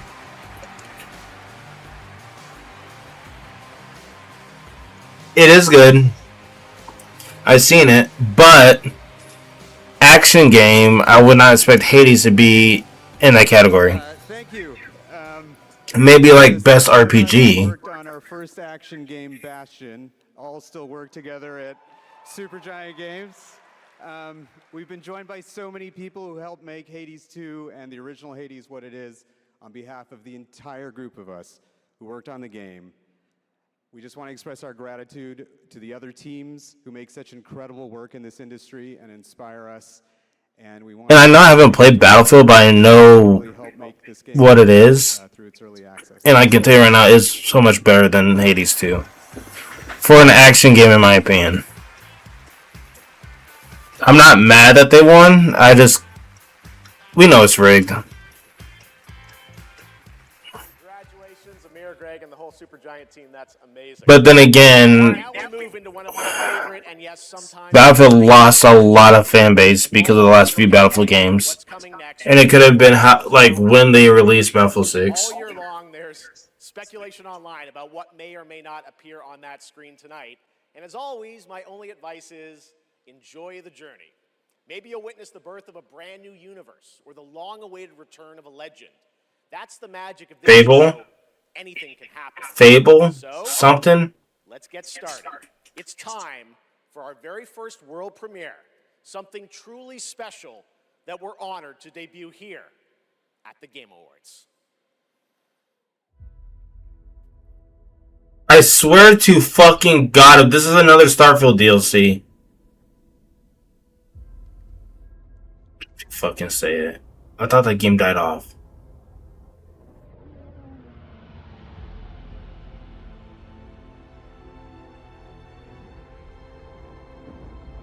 It's gonna be Starfield, isn't it?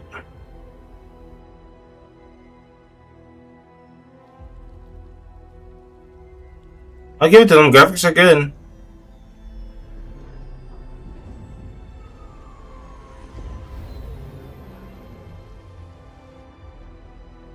Oh, wait, this is Star Wars. That's Rhea. Whatever the fuck her name is. Rey, whatever the fuck her name is.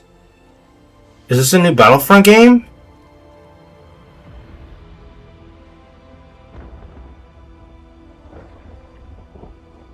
Are they turning the movie into a game?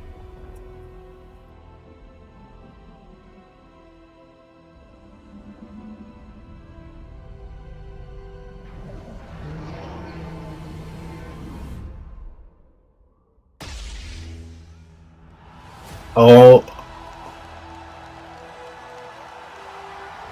Huh. Bet you money Chance busted a fucking nut watching that. Boom! Star Wars That was pretty good. Republic is a brand new single-player action role-playing game set in the Old Republic era, of course, and directed by Casey Hudson, who's joining us here tonight. Casey was, of course, the director on Star Wars Knights of the Old Republic and the Mass Effect series. And we and Star Wars are back together again. What the fuck is going on? Many more game announcements to come. Going to be more game announcements to come. Going to be hard to top that one. But right now, we have a very special guest I'd like to bring out. Please welcome Miss Piggy. I'm gonna be honest, I did too. I wasn't expecting that. Jesus Christ.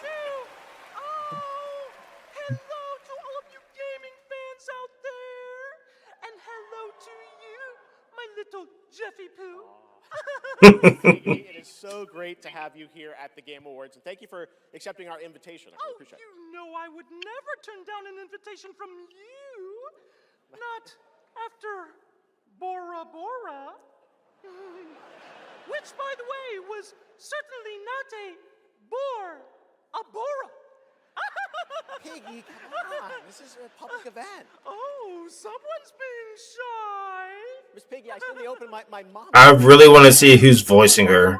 Let's move on to what you're going to do something later. You got a really special moment later in the show. You're going to be doing something, right? Yes, that's right. Especially for Vu. And Vu, Jeffy Poo. Okay, well, I can't wait, Miss Piggy. We'll see you later. I am so excited. Yes, gotta run. Want to make sure this performance is just perfect. Kissy, kissy, everybody. Miss Piggy, everybody. We'll see her a little bit later, and you guys are going to love it. All right, we have so much Game Awards ahead. The surprises do keep coming, I promise you. More awards, and later, Evanescence rocks the stage. I'm really surprised they're here too. Here for survival training? Of course you are. Pathetic! Now, we've compiled some valuable training materials, so you can stand a chance against the hungry undead. We can just run around those, right? Silence, both of you. Out there, you'll need more than your foolish instincts to escape the monster's claws. Or to pick a fight with a martial arts master. Well, I do love a good fight. But do you like winning them? Dude. You'll face samurai and demons and viruses. I'd like to talk more about the samurai and demons. Well, this is survival training, not survival tucking.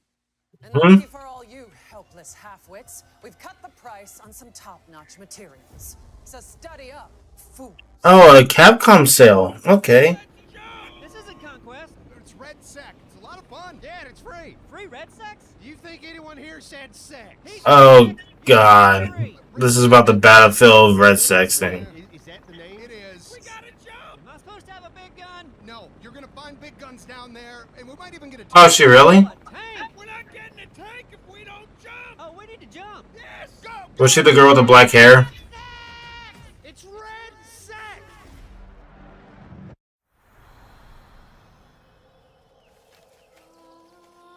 I thought she looked familiar for a minute. What the fuck is this? Find me. Fawn. Betray Hmm? me again.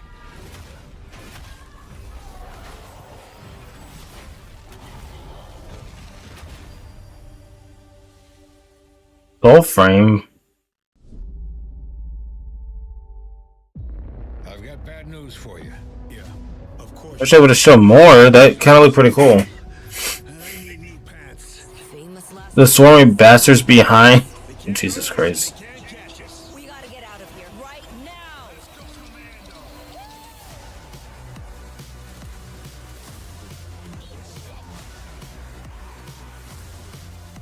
Zombie is redundant. I prefer Homo Mortis.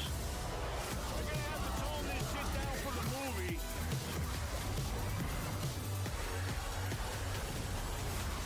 Get a fucking newt. I might play this one. This is pretty cool. Is this the one that what the fuck is it called? It was on Xbox. No, it's not that one. It was some other one that was like yellow and red and everything. It was a different type of zombies game I was thinking of. Now it's time to put an end to gaming's most controversial. Would you buy that? That's $80.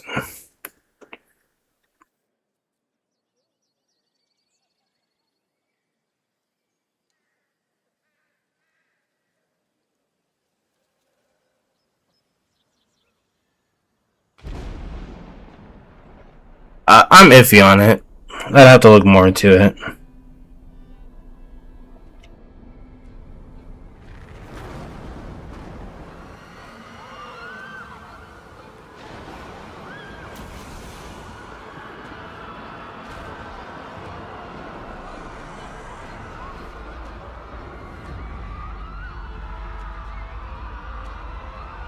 Is this about the rapture?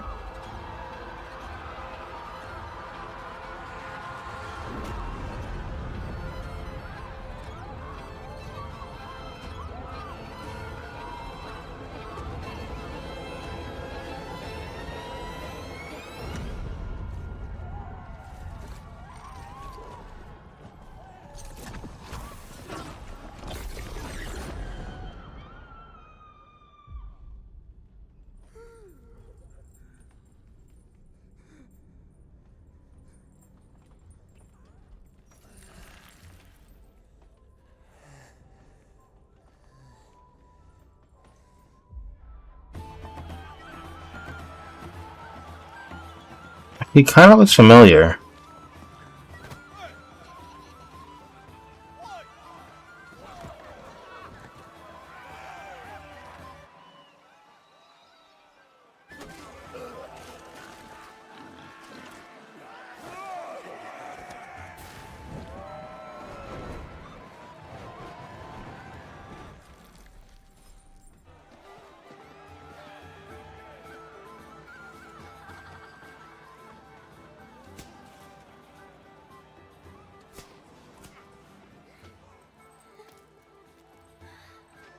Shut the f...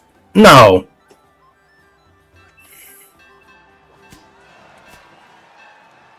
If this is Elder Scrolls 6, I'm gonna be pissed.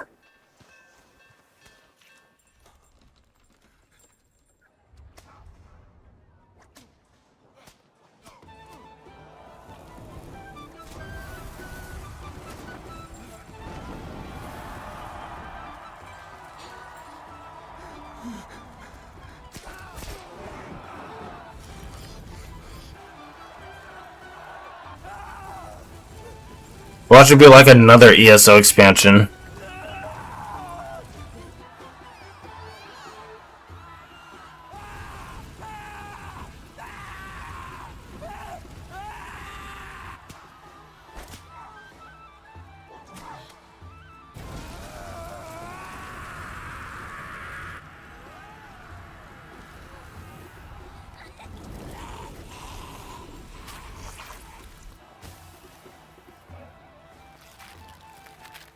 The fuck?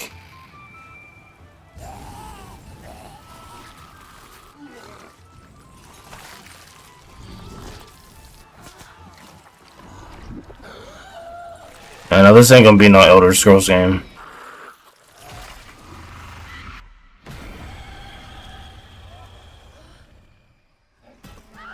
Is this the... No, it won't be Diablo.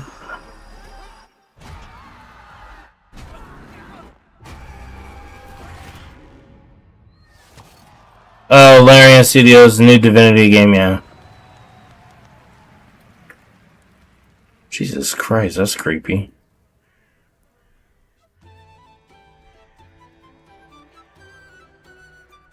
That's the mystery statue right there. Yeah, that makes sense.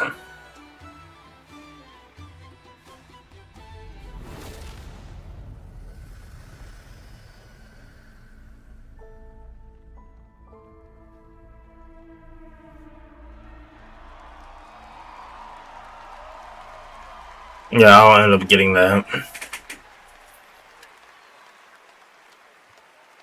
What a moment. That statue or monument that has fascinated the internet now has a name, the Hellstone. And yes, Larian, winners of Game of the Year in 2023 for Baldur's Gate 3, are hard at work on their next role-playing game, a continuation of the Divinity saga. Divinity is their biggest game ever. That's right, even larger than Baldur's Gate 3, promising more breadth and depth than ever before, and we cannot wait to tell you more in the future. To present our next award, please welcome two previous winners of Best Performance here at the Game Awards, Maggie Robertson and Neil Newbon.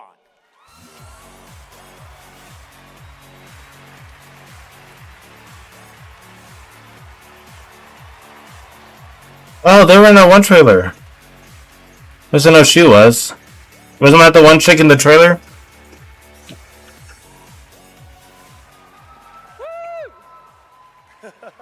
For the record, Neil said that he was wearing the dress this year, so I wash my hands of this. Anyway. I just don't know why they keep pairing us up. All right. Right. Acting. They say acting is the art of pretending. Well, actually, Mags, I personally think it's the highly disciplined craft of being dramatically truthful on purpose. Convincing strangers you're someone else and then winning awards for lying. Listen, I actually based my entire career on this. We really need to have a chat. Neil, it's called comedy. Lock in.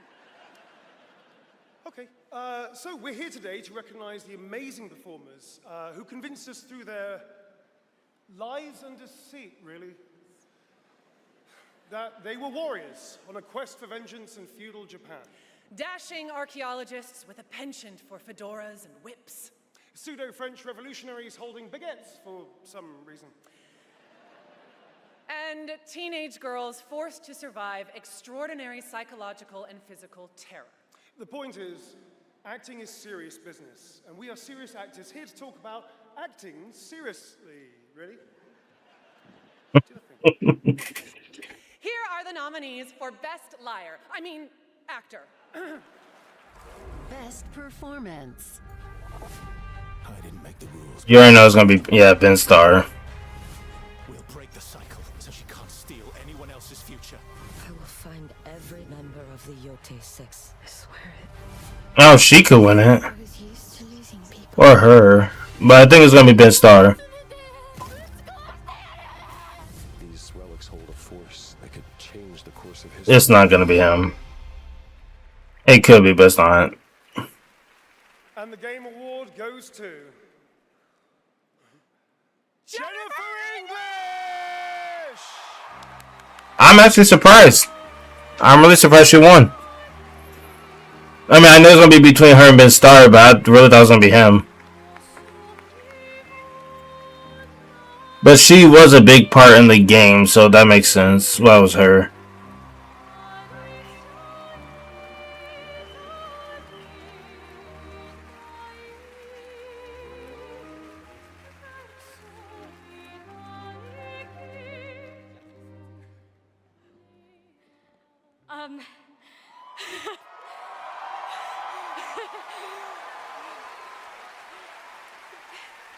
Thank you to everyone who voted.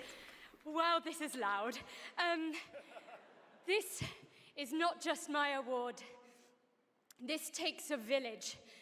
And oh my God, I love my passionate, beautiful-souled, artistic, clever, beret-wearing village. Every single one of you. Guillaume, Jen, special shout out to Charlotte and Adeline, and of course, my wonderful Ben, who has been my ride or die throughout all of this, my big brother. Thank you.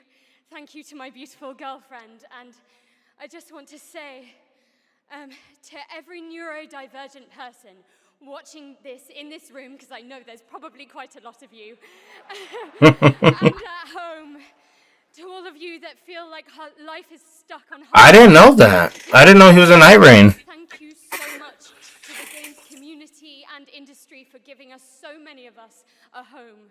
For those who come after, thank you. Is he one of like the playable characters, or does he voice act the boss?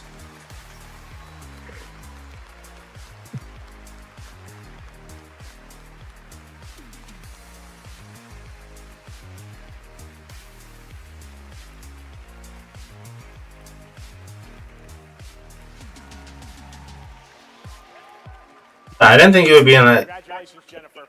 I mean, it doesn't surprise me, but Please welcome J.J. Abrams, it kind creator of Left 4 of does. Mike Booth. Yeah, I didn't think it would be in that one. I could see it being like another like Dark Souls or Elden Ring game and voice acting an NPC.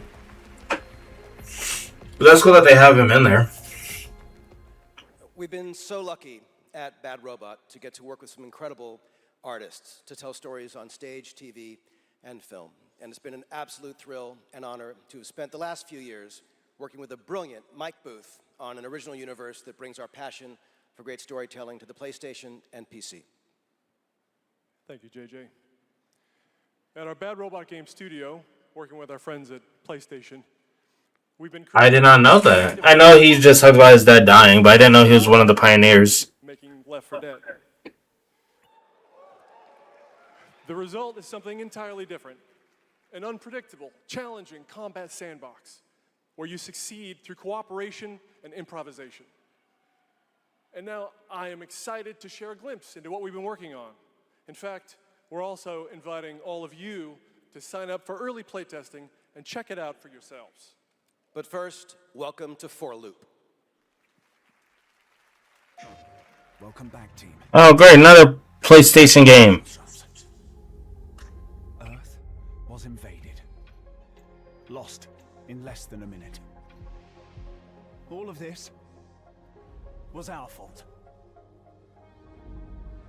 We're the only ones left who can fix it.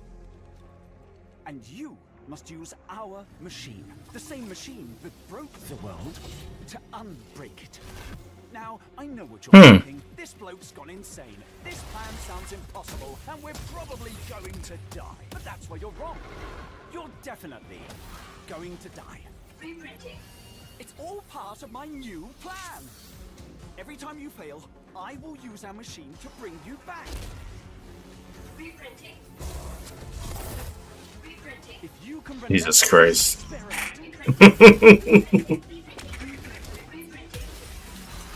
Test strategies.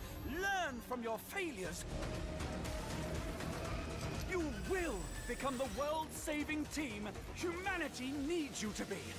This seems like a pretty cool game. Trust me, the voice in my head hasn't been wrong yet. From now on, nothing is impossible. Now get out there and fail to save the world. PlayStation. So, did it say Steam? I didn't see if it says Steam or not. From some of the developers who helped put The Last of Us and Uncharted into our hands. This new, small, independent studio is charting its own course, focused on crafting uniquely styled, artful games that are pushing the evolution of companion characters. Enjoy.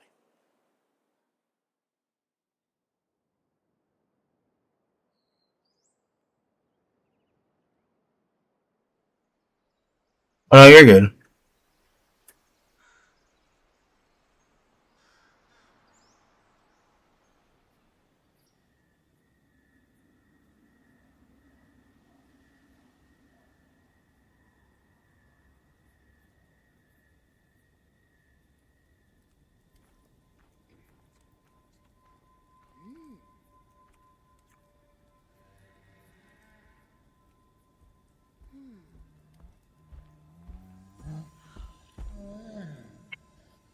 Fuck.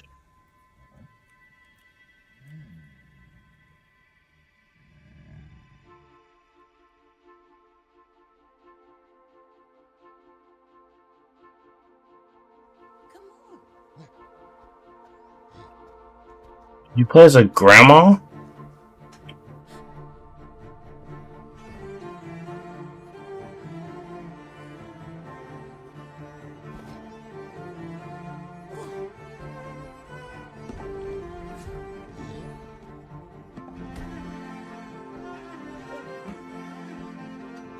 The fuck? Yeah, that's good. I like that game. I wish they would remake it.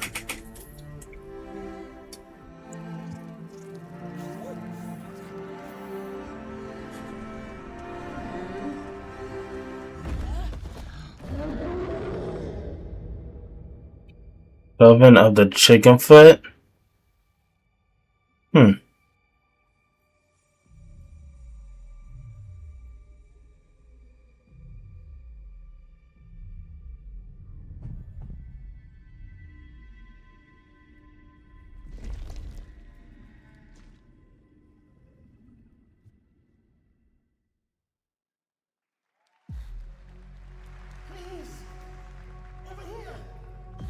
This is, isn't this Division? I can explain what's going on.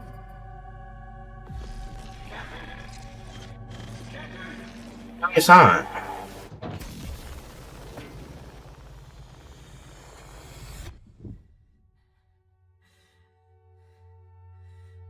What is existence, really? Surely a question without an answer. Your father thought he knew, and it inspired him to grant wishes. Who's there? Nightmare. That's why all Playing this. you want to understand, to know. Then you have to step beyond the walls surround you. Play your father's game. Push the very limits. What the fuck is this? Breaks.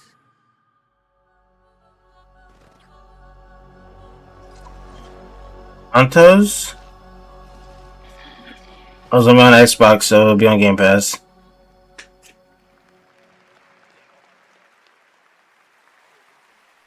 That was Ontos from Fractional Games, a sci-fi mystery and spiritual successor to Soma, set on a repurposed hotel on the moon. And yes, the unmistakable Stellan Skarsgård will star in the game.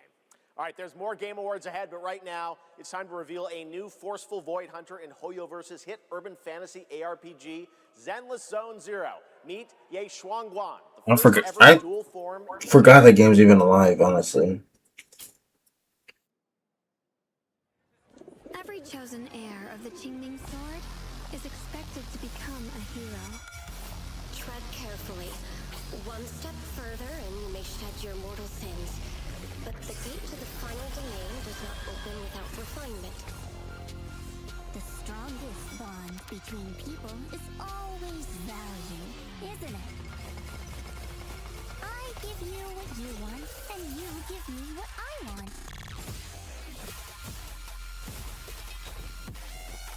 I might play this game.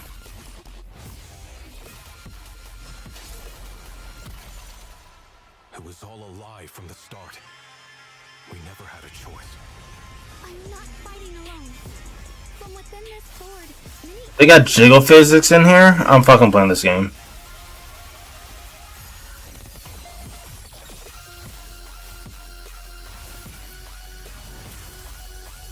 the more noble the excuse, the uglier the truth behind it. One instant, 1,000 visions!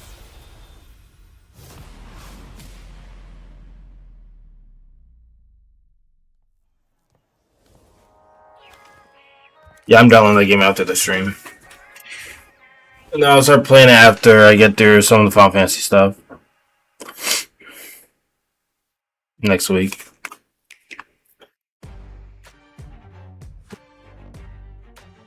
Yeah, I know, I'm a fucking gooner.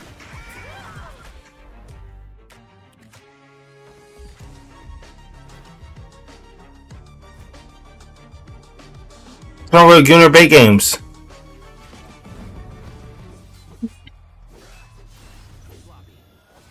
Let's finish this.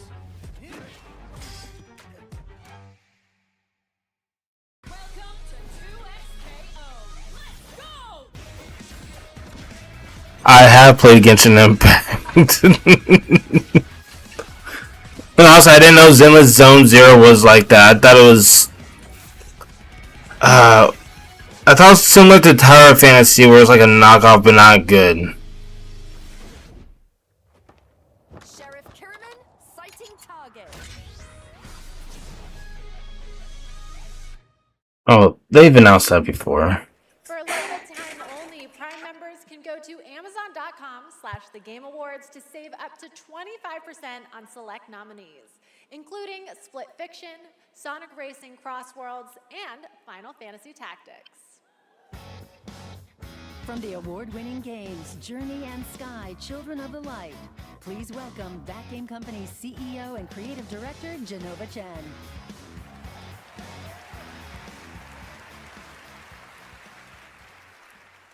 I think this one so far is better than the last Game Award. Has always been about creating the experiences that will inspire human connection. And tonight's Game for Impact nominees embodied that spirit. Through stories of nostalgic childhood memories, diverse culture and identity, and grief and healings, these games remind us how interactive art brings us closer together. Here are the nominees. Games for Impact.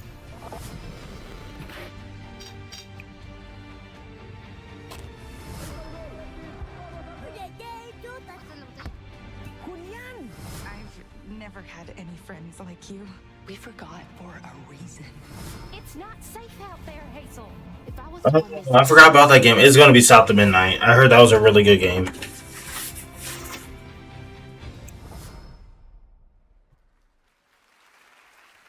the game goes for South of Midnight. Mm-hmm.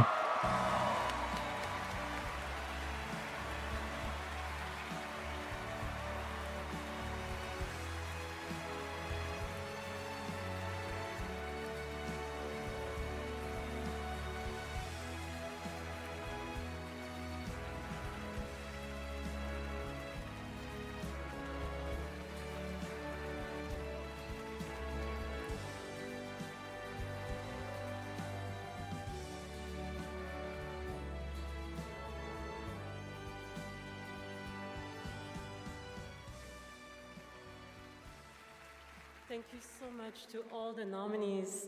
I would like to share this award with all of you, and of course to our incredible team back home, and every single players who's been part of this journey with us. And from the start, we listened to stories passed down porch to porch, kitchen to kitchen, to build a world that would feel as warm and as rich as the South. A world that would be filled with compassion, kindness, and courage. So we're incredibly excited to launch this spring South of Midnight on PlayStation 5 and Switch 2. Thank you so much. Have a great night. Merci. I thought that game was already on the PS5.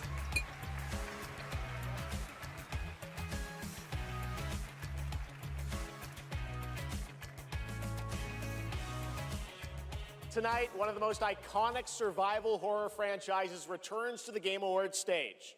For nearly 3 decades, Resident Evil has defined what it means to face the unknown, to survive against impossible odds.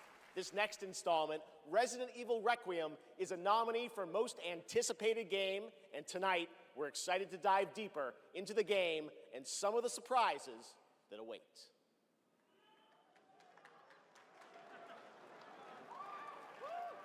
I hope they announce the release date.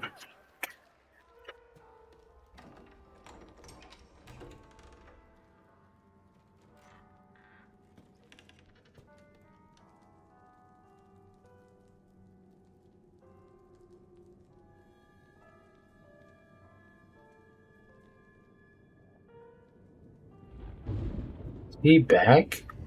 Hello? Is that who I think that is? It hasn't been easy. But after much effort, here we finally are. Who are you? I know now that you're the one that I've been searching for. The special one. The chosen one.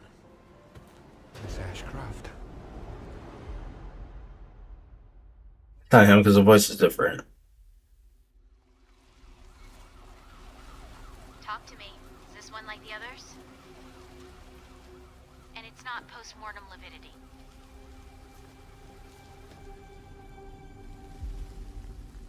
Hey, I just got a report of a missing police officer.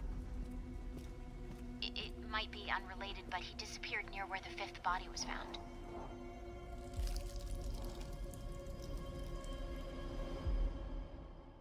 Through you,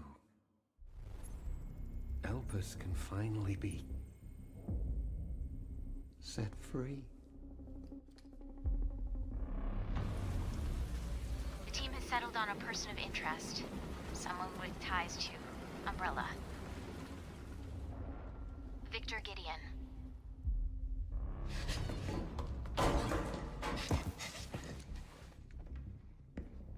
Grace! Grace! Victor purchased a building after Umbrella went under. I'll send you the address.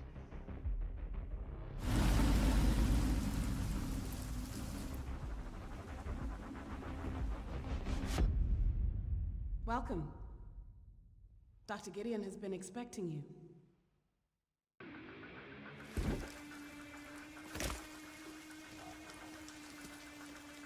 You there, Leon?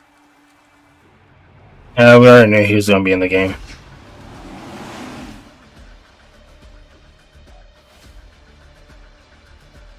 Damn, new look. Hey, over here. FBI, what are you doing here? Would you like to see what's hidden under the hood? Don't do anything stupid. Me? Never.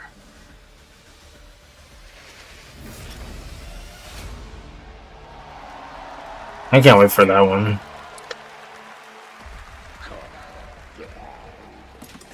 Didn't want a second opinion.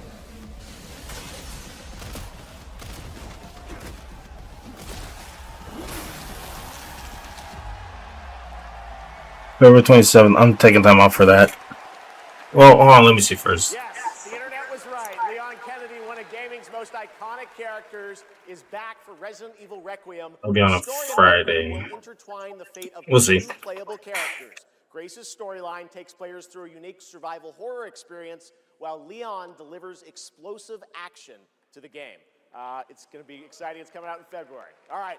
This year has been an incredible What do you mean? independent games we've been talking about all night. Bold, Oh, about Leon? Yeah. created outside the traditional big publisher system. So we felt it was important to spotlight those visionary projects tonight, right alongside the big franchises. This Yeah. No, Iron. We all knew about that already, name in the independent scene. but they never actually announced it yet. It's a project that has been 10 years in the making. And I wonder what they were waiting for now, but people kept leaking their shit. Let us begin. Template for Combiner. North. A world of heroes. Can you charm that goblin? Huh. Too far. I'll swap him out. Didn't know that. East. The Mirror Isles. The rumor that I heard of was Leon being in there, but not for very long in the game. West. Endless caverns. Beams of light. Nobody else could get this old mine suit working. So all the rewards go to me. Skipping stones to lonely homes. Close to the treasure. Just a few more minutes. If you don't get back before that storm hits, we're both dead. Fuse and grow. We will it so. Who are you? And what are these? Beams. They're very useful. Watch this. Can you push a stone back across the water? That's water? Yeah, I couldn't play this game. I get too fucking confused. When the portal appeared and I stepped into this overworld, I had never imagined such a device that could fuse realities. Not just mashing together terrains, it weaves the very laws of nature into a composite whole. The result surprises me constantly. But who has done all this? And what do they want with me? Yeah, I'm not playing that. There's too much going on for me to realize what's going on. Wonder of the Sinking Star is an amazing puzzle adventure with over 1,400 puzzles and a big story wrapped all around it. We're very excited to play it. All right, next up, we're traveling 40,000 years into the future for a brand new look at Exodus, the upcoming sci-fi action RPG from Wizards of the Coast and Archetype Entertainment. For decades, Wizards has built worlds where players define their own legacies. Exodus carries that tradition into the stars. It's time to step forward.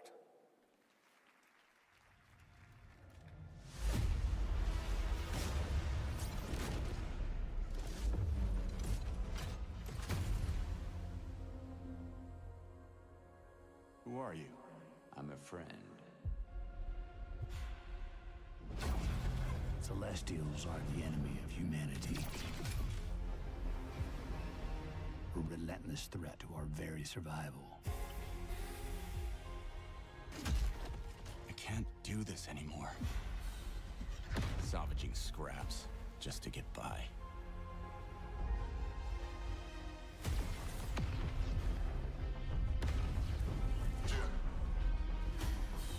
Child of Orion, fulfill the purpose for which you were crafted, and seize your destiny.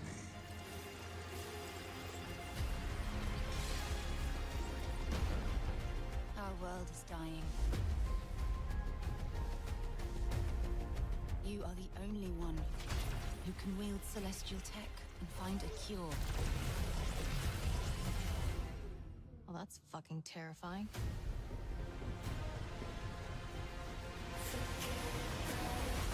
This game looks cool, but I don't think it's $80 worth. With the right shit and the right It depends on how long the story is and everything. Because if it's only like a 6-7 hour story, I'm not gonna get it. But if it's like a 20+ hour story, then I think it'll be worth the $80.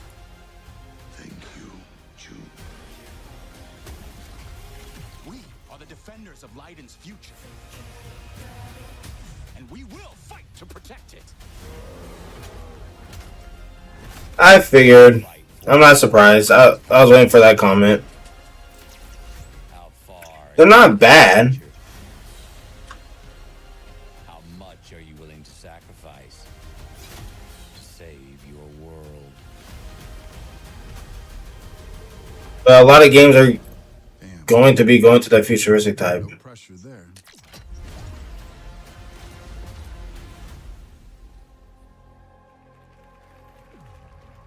What 2 games are those?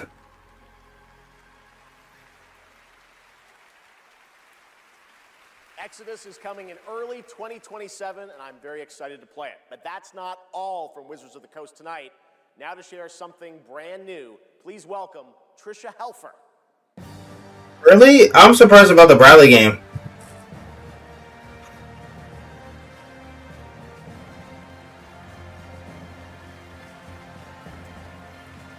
Hello, everyone, and thank you, Jeff. It's great to be here celebrating gaming's biggest night with everyone.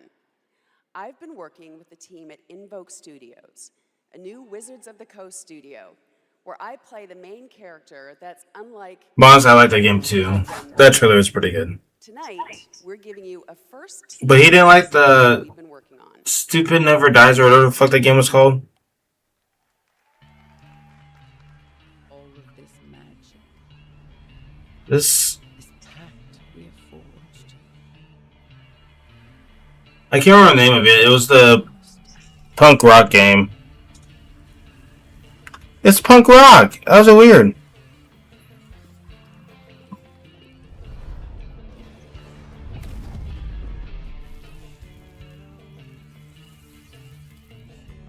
I will later. What is this?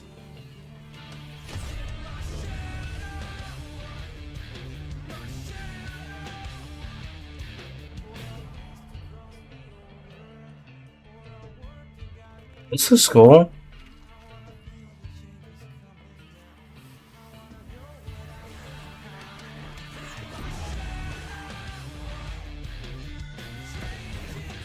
This better not be Elder Scrolls 6. Oh, really? That's cool.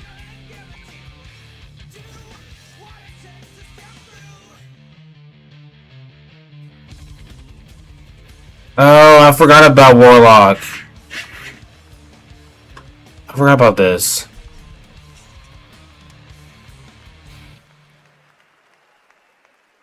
More on Warlock coming in summer 2026. All right, still to come tonight, the return of Tomb Raider, Phantom Blade Zero, and a performance by Evanescence, who are also releasing a new version of their hit song Afterlife today on Spotify, Okay. alongside new video game-inspired singles from Labyrinth with Sonic the Hedgehog and Bill Murray, not that Bill Murray, different one, with Cyberpunk Edge Runners. Here's your first listen.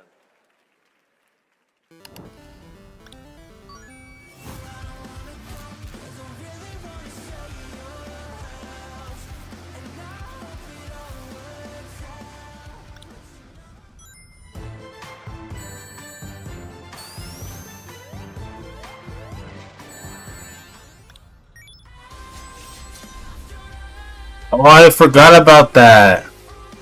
I forgot about the new Devil May Cry.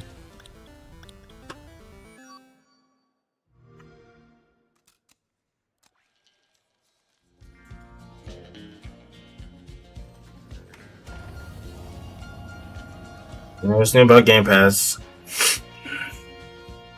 An old cowboy went riding out one dark and windy day. Fuck, already announcing DLC for Outer Worlds 2?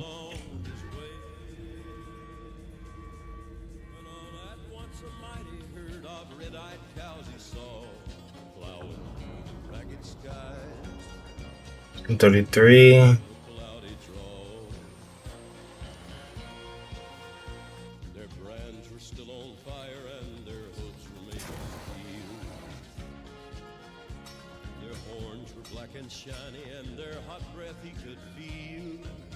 Isn't that Kingdom Come Deliverance too? Minecraft.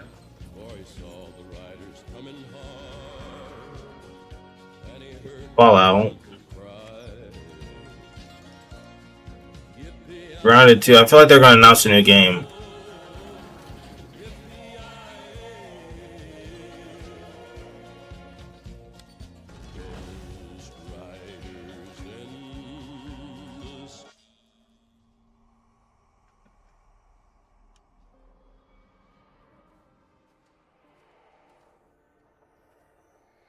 Okay.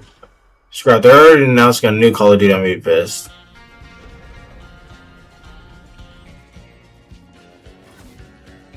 Watch. Gears of War game coming 2026.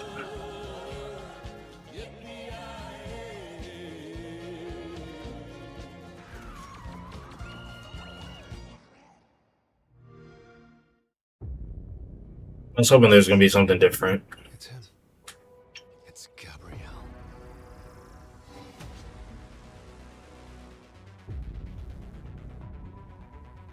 We need cars.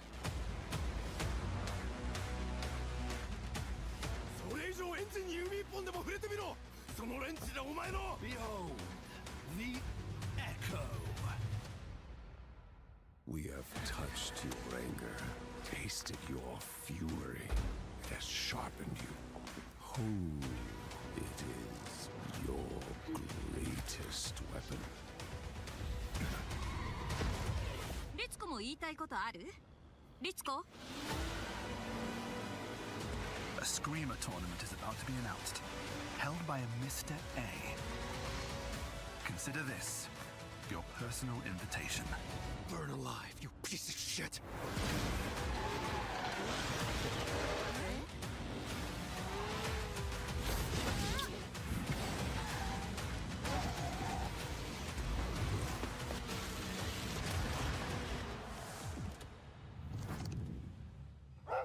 Yeah, I'm not interested in that. I mean, it looks alright, but Welcome back to the Game Awards, and now I don't think it's my type of game.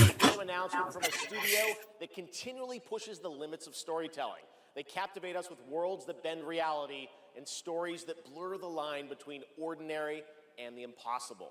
They're one of the most distinct voices in our industry, and whenever they show up, you know you're about to see something unlike anything else.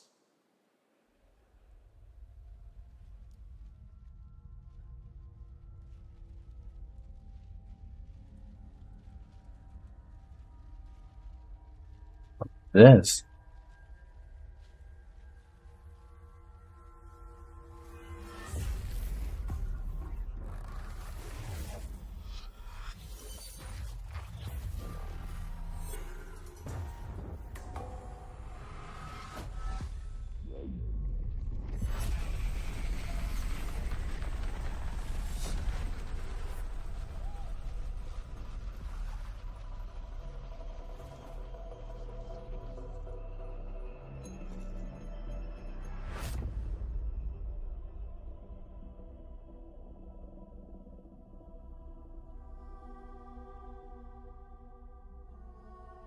Fuck?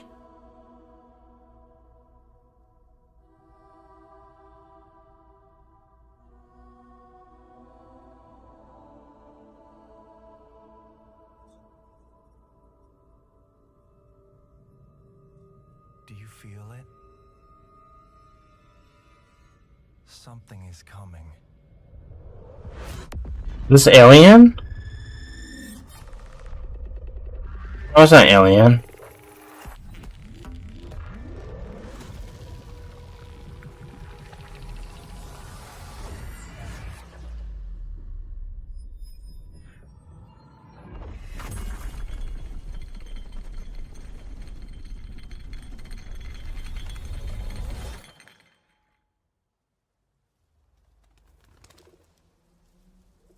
intrusive pattern.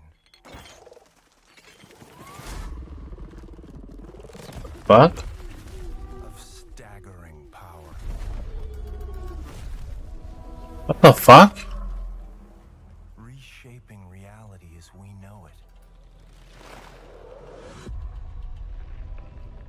Everything we tried to keep inside eventually wormed. This looks pretty cool. I would get this. You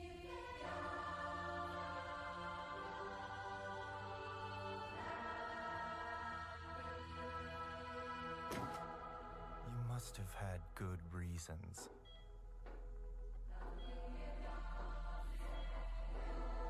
But we were not prepared.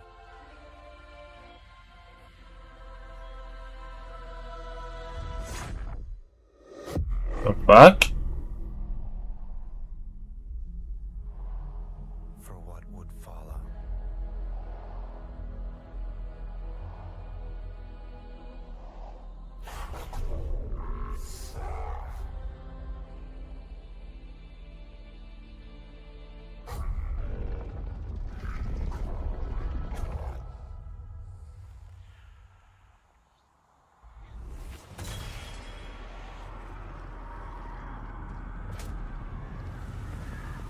The fuck is this?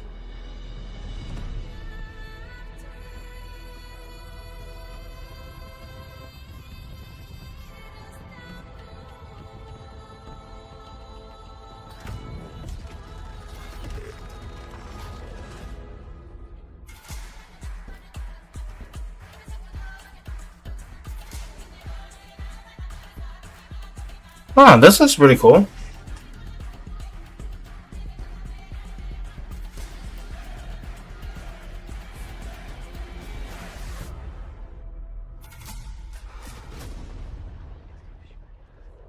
Fuck is that? That's why I control. That's why I looked familiar. I totally didn't even play the first or second one. I should play those.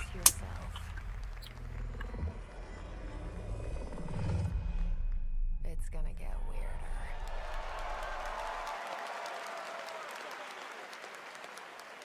That is a good one. Control Resonant is coming in 2026 from the Masters at Remedy Entertainment in Finland, whose last game, Alan Wake 2, won multiple awards here at the Game Awards in 2023, including Best Game Direction. It is always exciting to have past TGA winners return to our show to showcase their upcoming projects.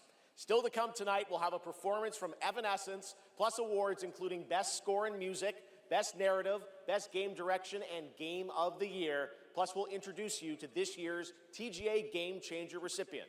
And of course, there are more new game announcements ahead as well from studios big and small, including an extended new look at Phantom Blade Zero and Lara Croft's return in Tomb Raider. But right now, I wonder how that's gonna look. a brand new original game to share with you.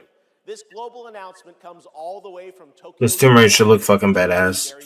If they do it right. He's working on an ambitious new project, and we are honored he chose TGA as the place to share the first details and in-engine footage with the world.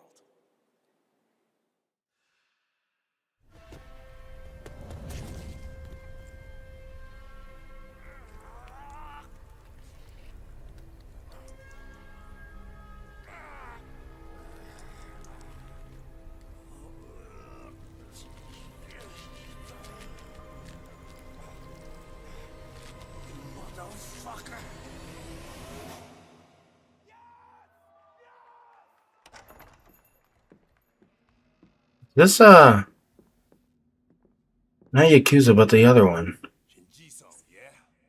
What's it called?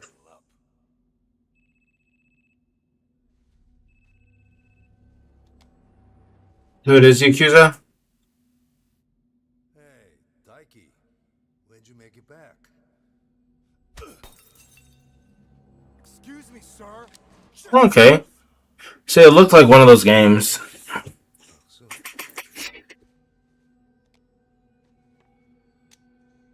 On your feet, now.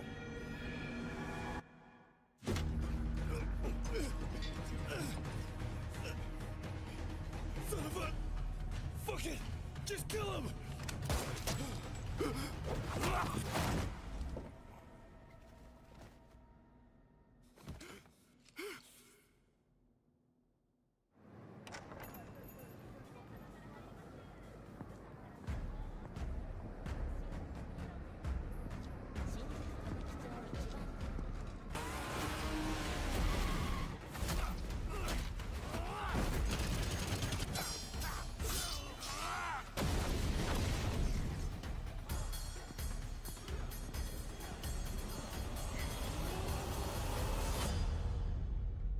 Gang of Dragon?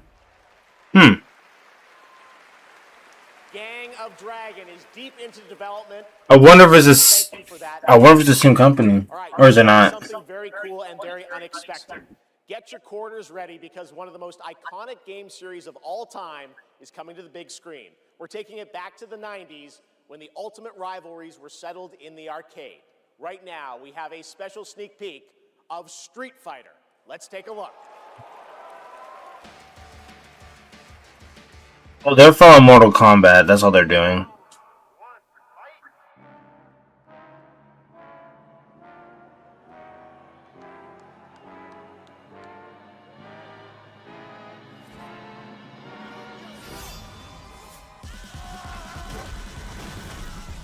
Let me guess, they're copying Mortal Kombat, bringing back the old games.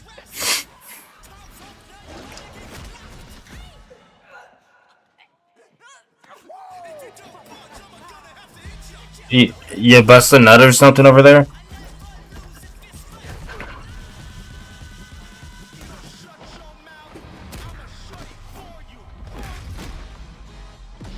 Oh, this is a movie. Okay, never mind. Wait, they had 50 Cent in the movie?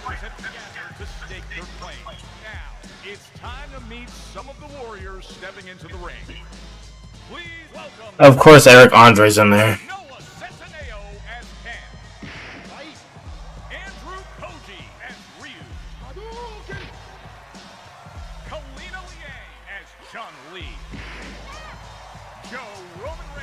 Oh, he's Balrog. Okay.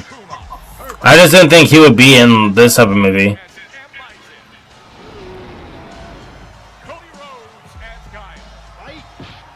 There you go. There's your Cody Rhodes. Oh, I'm surprised he's in there.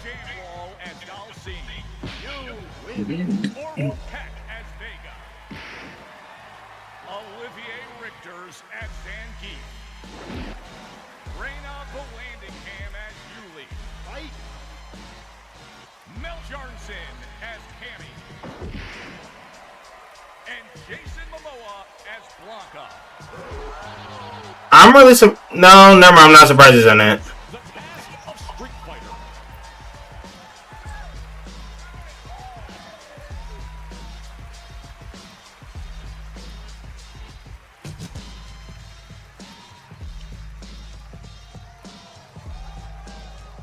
What a Game Award!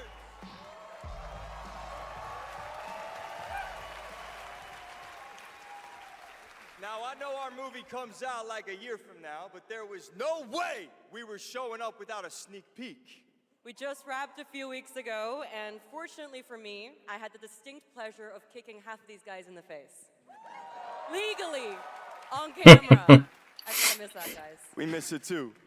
As a lifelong Street Fighter fan, like legitimately obsessed, it's the only time in my career where I threatened to kill Kale if he didn't hire me to play Blanca. True story, words matter. Fucking believe it. Tell him, Ryu. It's Ryu! It's Ryu! Not Ryu, Ryu! Ryu. Okay, we're also here tonight to present the award for Best Ongoing Game.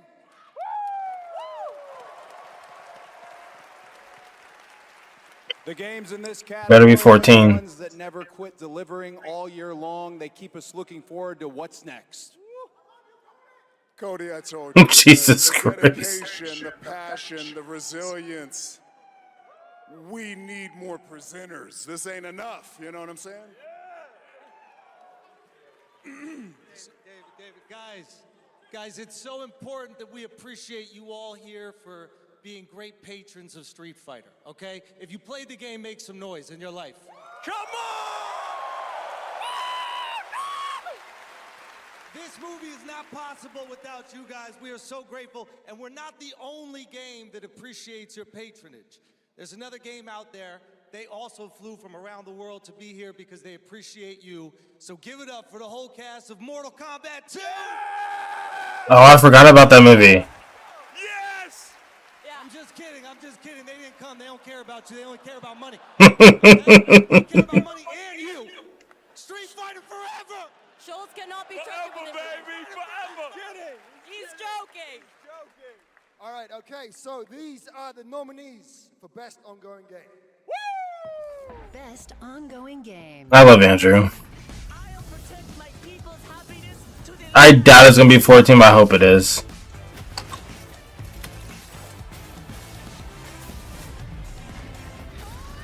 It's either if it's not Helldivers, it's gonna be Fortnite. I don't think it'll be Marvel Rivals. I doubt it's gonna be No Man's Sky. No Man's Sky is like 300 years old. Oh, the mic's not coming out of the floor. I thought it was coming out of the floor. And the Game Award goes to No Man's Sky! Really? No Man's Sky? Really? Really?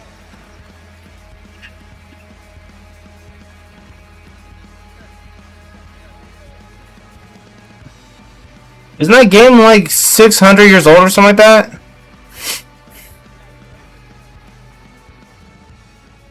Wasn't it built like the first computer? I told you. So thank you.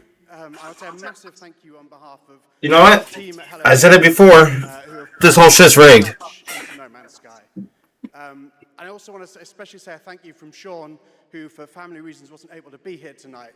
But I know he's probably watching this in whatever time. They bought the votes. I'm slightly jet-lagged myself. And he'd be very sorry he isn't here. And I'm also slightly sorry he's not here because this is way more nerve-wracking than he makes it look when he gets up. I mean, I'm not mad that Final Fantasy didn't win. You know, just that our tiny... But it could have been Marvel Rivals. ...impossible space game still means something to so many people. Like the fact that this outbeat fucking Fortnite is a fucking joke. We love. That is a real privilege. You know, that we are able to be here on a stage surrounded by so many incredible games.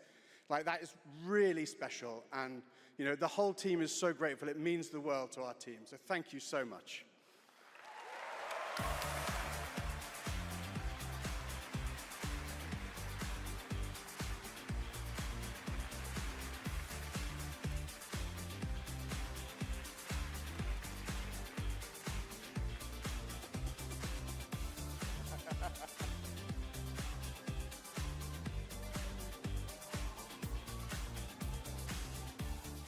A lot of handshakes. Congratulations, No Man's Sky. And how about the Street Fighter cast? That was absolutely wild. All right. That's a bullshit.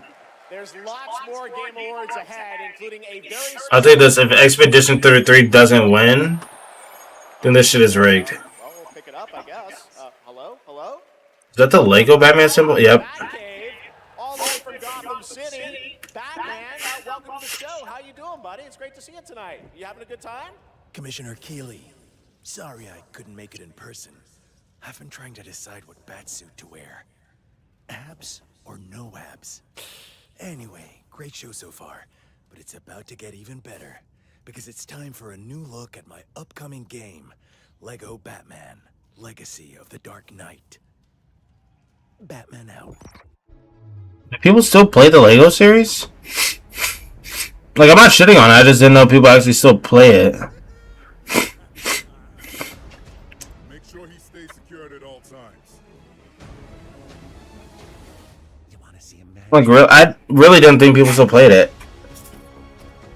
The city has become a breeding ground for suffering and injustice. I didn't know that. I thought after the Star Wars one, it died off. It must be destroyed.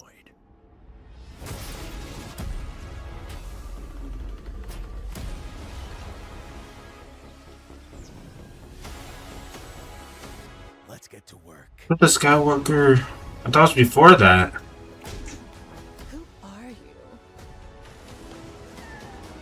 I didn't realize it was still that popular. I thought they were. Good evening, Gotham. Join us in a celebration. You're not wrong. But I thought that was something like our generation. Like, I didn't know like people, like kids, were still playing that.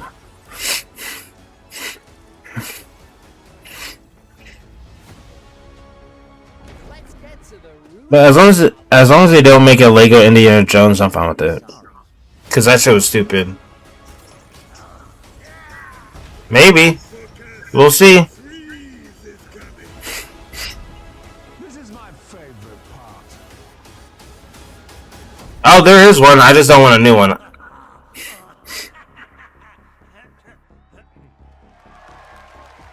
Imagine if they made a Lego Labubu game. Lego Batman Legacy of the Dark Knight launches on May 29th, 2026. Now it is time to recognize a number of teams across the industry with the announcement of the winners in a few categories. Here are the nominees for Best Audio Design. Battlefield 6, Claire Obscure, Zombie Expedition 33 or Death Stranding. Ghost of Yote, and Yeah, I knew that one was gonna win something. Battlefield 6. I just thought it was always on PS5. I didn't know that it wasn't. Creator of the Year, Cadril, Kai Sanat, Moist Critical. It'll be Moist. Actually, no, it'll be the Burnt Peanut. Oh, it is 100%. I'm surprised he won. Here are the nominees for Best Fighting Game: 2XKO, Capcom Fighting Collection 2, Fatal Fury City of the Wolves, Mortal Kombat Legacy Collection, and Virtua Fighter 5 Revo World Stage. I'm voting for Mortal Kombat. Game Award goes to Fatal Fury City of the Wolves. Really? Now, the nominees for Most Anticipated Game: 007 First. I thought there was some big controversy with him, and that's why. Marvel's Wolverine, Resident Evil Requiem, and The Witcher 4. The Game Award goes to Grand Theft Auto 6. That should have never fucking won. With how much they pushed that shit back, that should have never won. Of course, later, Game Awards Orchestra and Oh, has it done some crazy stuff? to our Game of the Year nominees. Yes, Marvel. Oh, this is that one game. The one that you're playing. Cosmic Invasion, or whatever the fuck it's called.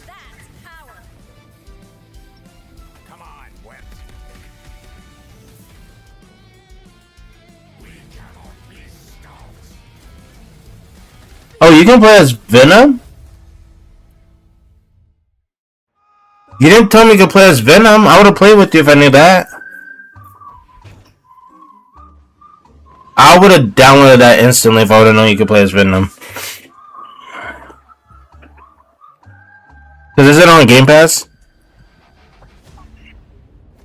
How long does it take to unlock him?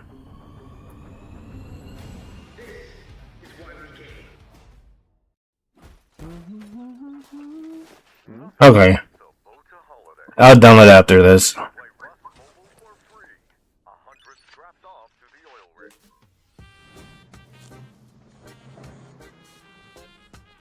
The fuck is this?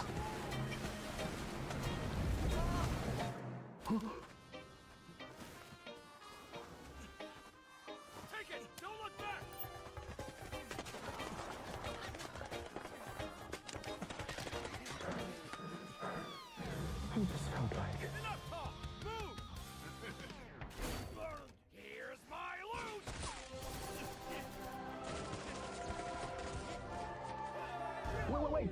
Anyone got a power bank? Rust Mobile first global test. Oh my god, a mobile game? Unlock the TGA limited skin. Why would they put Rust on mobile? Please welcome actress, writer, and gaming creator, Felicia Day.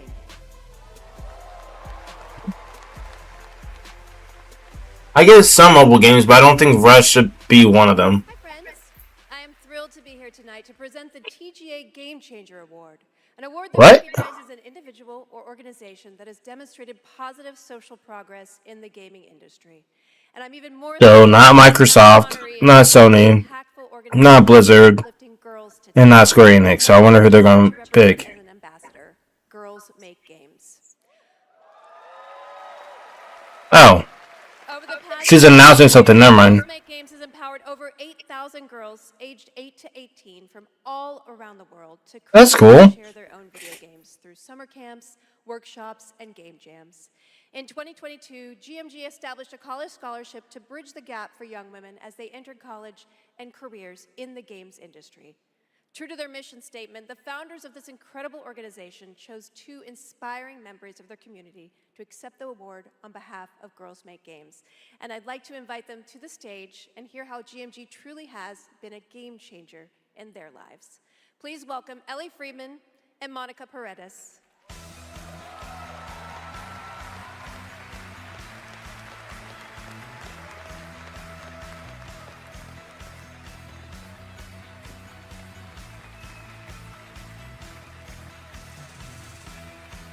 Hey, you guys. Hi. So, Ellie, you've been going to GMG summer camps for several years now. And this past summer, you and 3 friends created a game that won the grand prize. Is that right? Yeah, our game is called Paper Trail, and the premise is you're a kid who's stuck in the hospital with a broken arm. You draw when you're bored, and your drawings that you've made have now come to life and start attacking you. You have to go from room to room solving puzzles in order to escape. And we wanted this game to be creepy but not too scary so that everyone can play. I love it. And what is next for Paper Trail? Soon we're going to start working with professionals to fully publish our game on Steam and PlayStation. Very impressive. That's cool. I'm personally super excited to see the prototype we made at camp turn into a full-fledged game. I mean, it sounds amazing. I can't wait to play it. I mean, hopefully with my daughter, because she's actually the brave, scary games girl, not me. I like to play cozy games and grow virtual turnips. Do you have turnips in your game? Okay, you can work on that. So Monica, your journey is a little bit different with GMG. You never went to the camp, but you actually were one of the first recipients of the college scholarship back in 2022, is that right? Yeah, so I grew up loving video games, love all that you do. And then my high school robotics teacher actually encouraged me to apply for the scholarship. He knew I was interested in game development. Then I got it. Now I'm attending USC, and I've been doing some game development. And now I've actually had some game development experience with our club there, Open Alpha. I wonder if that was her parents. That's amazing. It sounds like it's really helped you, set you up for success. Is there any message that you'd like to give girls out there who might dream of making their own video games one day? Yeah, I think if you're someone out there with an interest in making a video game, explore it, give it a shot. You never know where that interest could take you, and there's a ton of amazing programs like Girls Make Games who want to see you succeed. Yeah, well, obviously, I really wish that there had been an organization like this when I was a kid, but I'm very excited that starting next year, my 8-year-old daughter can go to GMG and express her love of gaming. You guys are very inspirational. Thank you.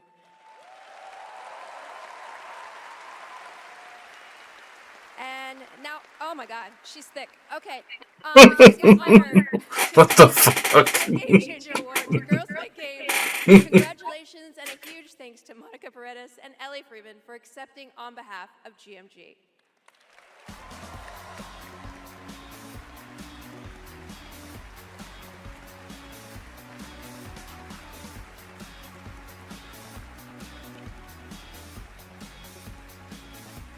Thank you so much, Felicia, and congratulations to Girls Make Games. It's an incredible program. I've had the chance to visit their summer camps in the past, and it is truly inspiring to see the passion and the creativity that these young developers bring to the medium.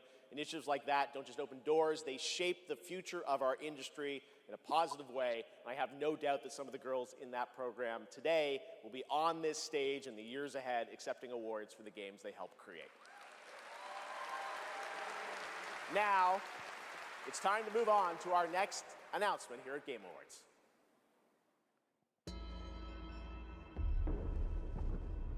The entire world knows The fuck is this? you survived the Dragon's Triangle. Cross the threshold to Atlantis.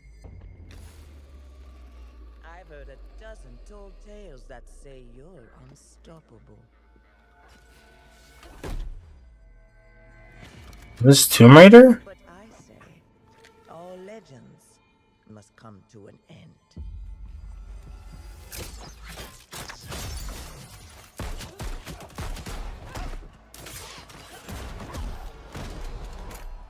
This is Tomb Raider. I know that's from anywhere. Yeah, this is Tomb Raider.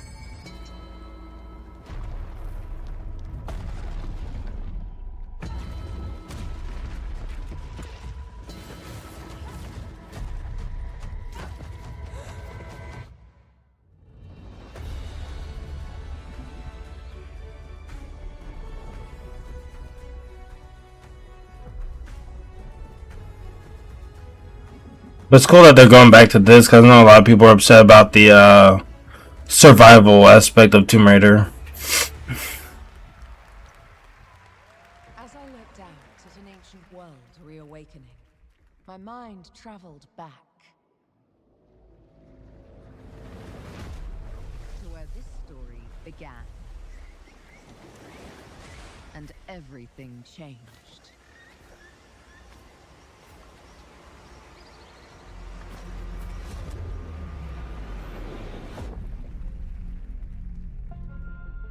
It's been years, but the events are still etched in my memory.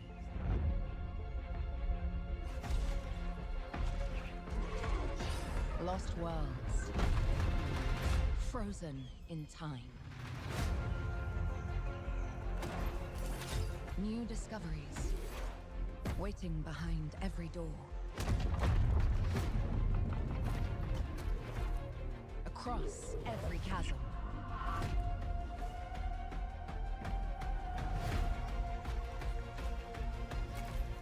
I didn't know then the path this adventure would send me on.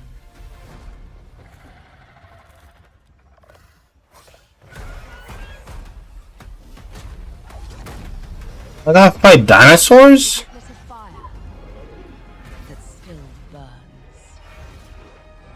That was kind of badass. If you can do that in game.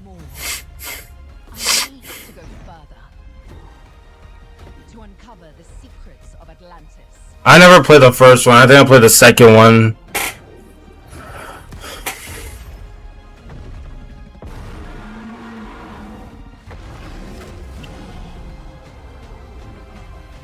Some legends are destined to be retold. That's pretty cool. I like that one.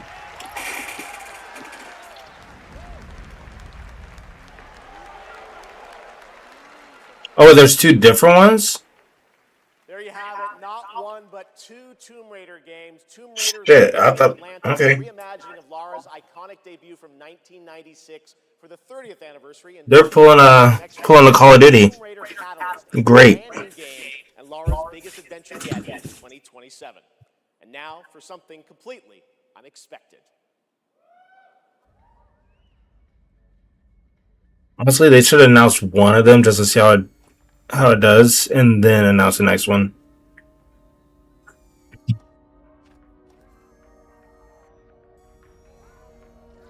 Crunchy Wunchies? What the fuck?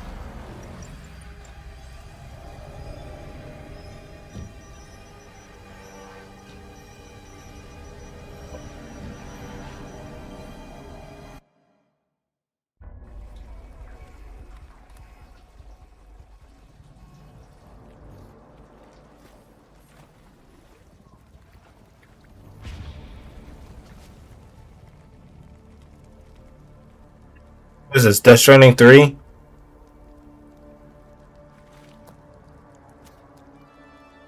Oh, nope, never mind, because you can't do that on the first two.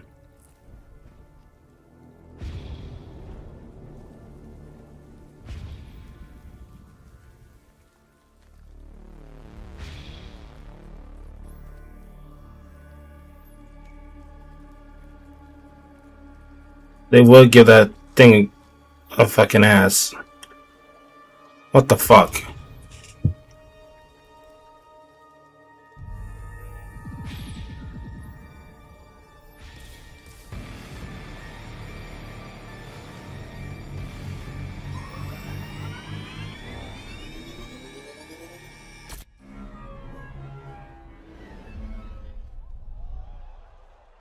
Wait, is this? Hi, I'm Robert Kirkman, co-creator of Invincible, Part like and I'm here to introduce Sons of Force? Hey, Game Awards! Sorry, Robbie K. I got this. Does that look like Sons of Forest and the Forest? Rex, I was just here to introduce a world premiere. Look, I am the world premiere. Cue the lights, cue the orchestra, cue the seething jealousy, and meet the second best character in our 3v3 fighter Invincible Versus. Roll it, Kirky. What the I said roll it, Kirkman. Roll.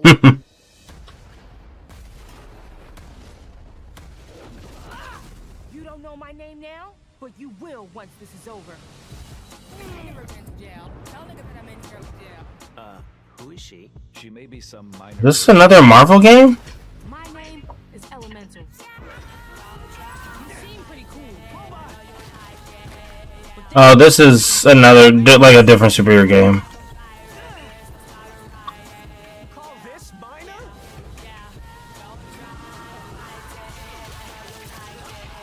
Oh, this is like an actual fighter game.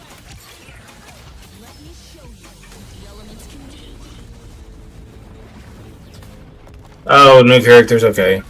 Let me guess, some fucking Street Fighter?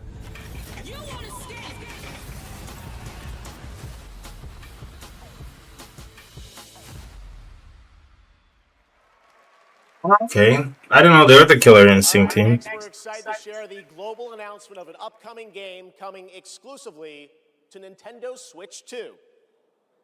Oh, great. Skyrim?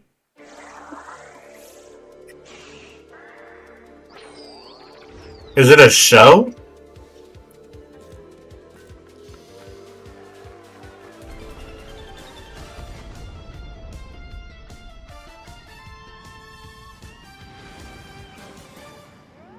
Oh, was it the guy in the white and red? Because I think I know who you're talking about.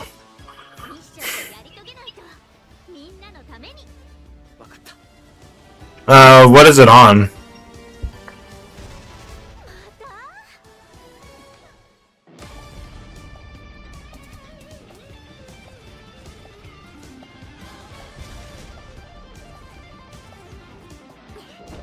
Oh, Prime, okay.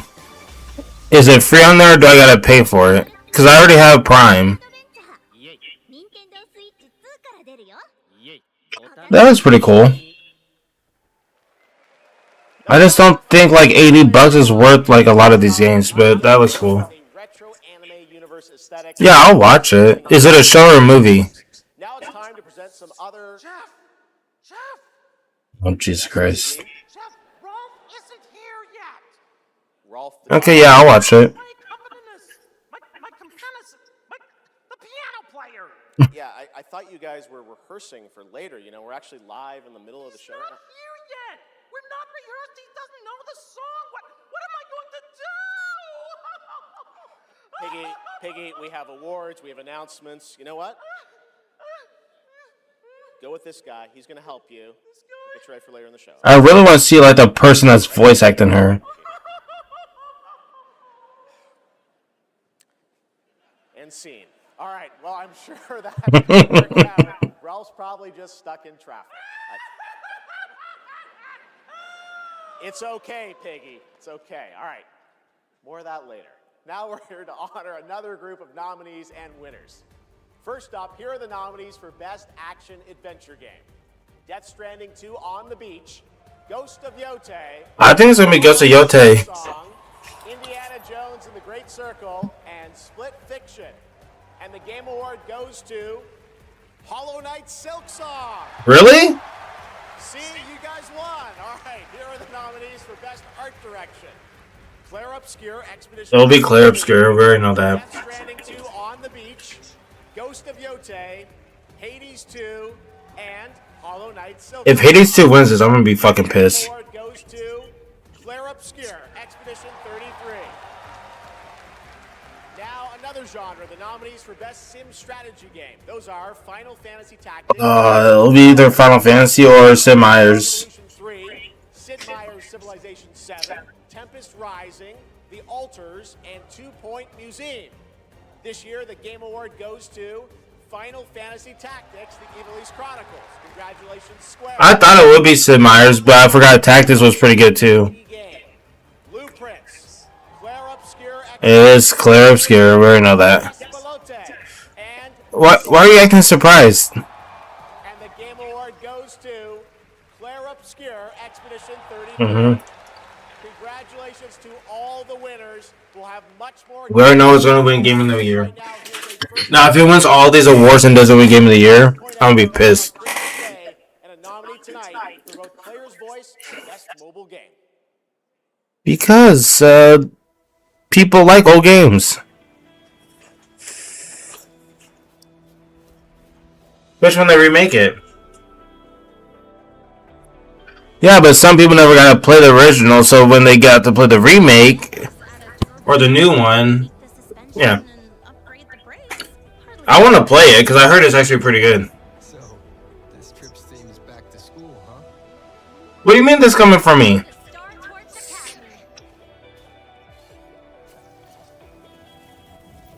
We did promise to witness it together, didn't we? I want you there to witness it. The rise of the new sun. What do you mean? You have no room to talk. You and your friend are over there complaining about 90% of these games. The way to the High Roy is open. It's time for you to return. Okay, then your friend is a boomer. Because that game I will 100% play. That game was pretty good. Metro was actually pretty good. I like that story. Yeah, but by how much? Wait, no, aren't you and him the same age? So he has no excuse, is all I'm saying. Oh, he's older than you. I didn't know that.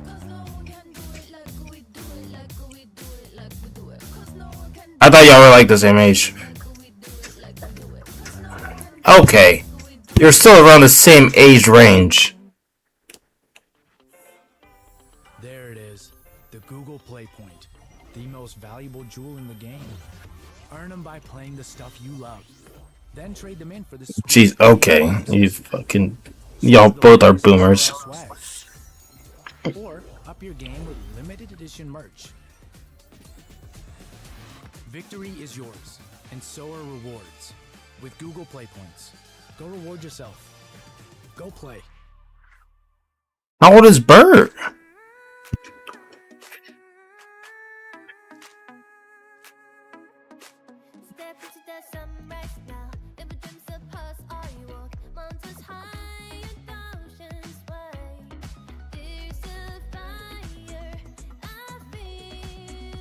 Oh, so y'all are still around the same age group.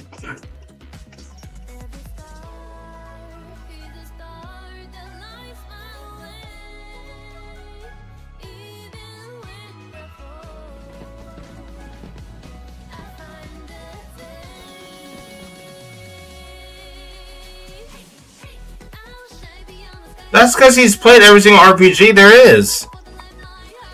He was alive before RPG was a thing.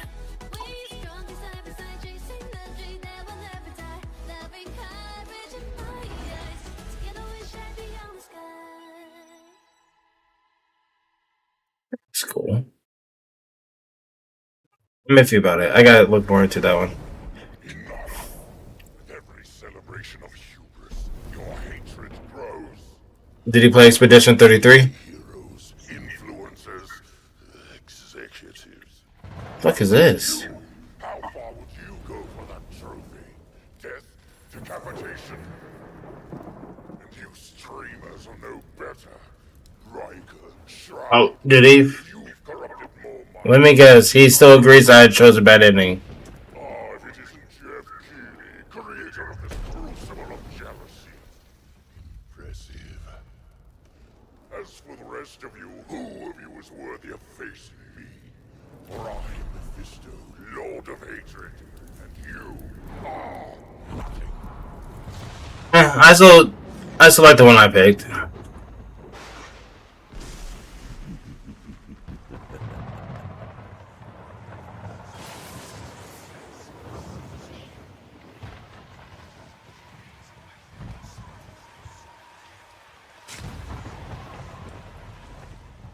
It's a new Diablo, isn't it?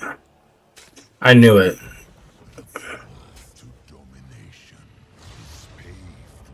I was wondering when they were going to announce it.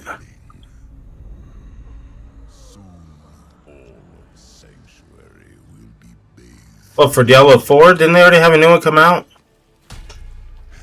Don't they? No, don't they only do one expansion?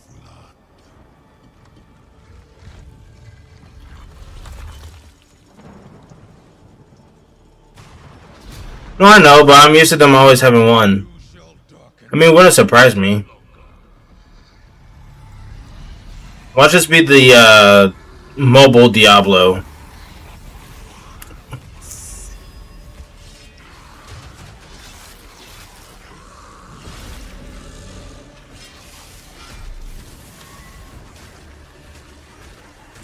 Yes, I have a phone. I played the mobile one. It was stupid. Wait, that's a paladin. Didn't they take that out of the game?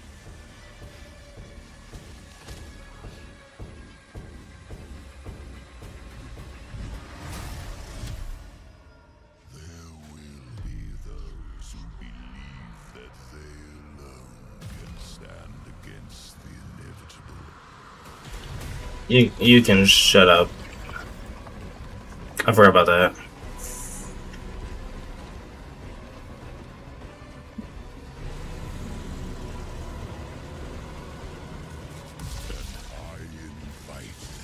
I mean, if it's a new expansion, I'll be it.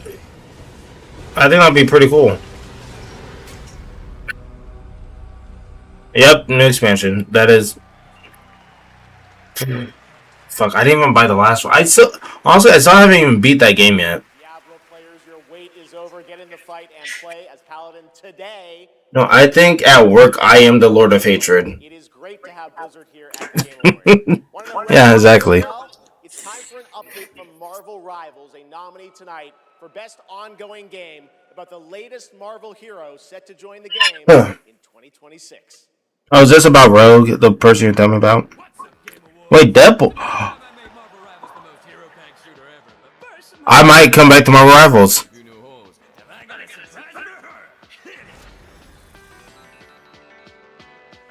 I might come back and play my Rivals just because of that.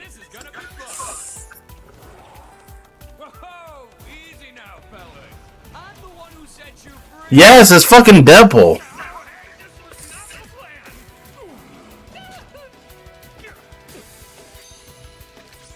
Alright, you rejects. Get Tyrannosaurus! Come on! I'm not even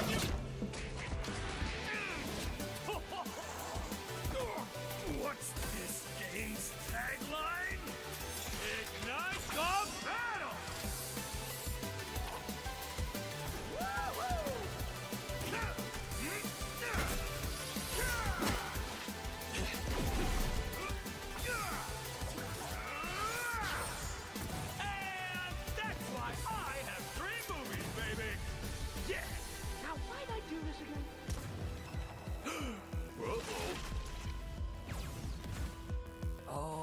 You already know he's gonna be fucking broken.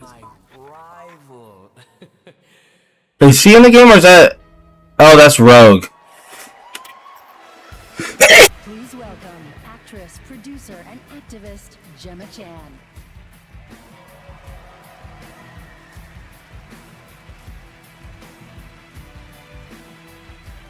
Is that her? Hello, Game Awards. I have the Who's pleasure of Elsa? Dr. Selena Tan. Is that Rogue's actual name? Tactical simulations for QLab in 007 First Light. James Bond has long had the fortuitous, some might say Fuck is daring, Elsa? of crossing paths with rather dashing antagonists. And this one is undoubtedly unforgettable. Take a look.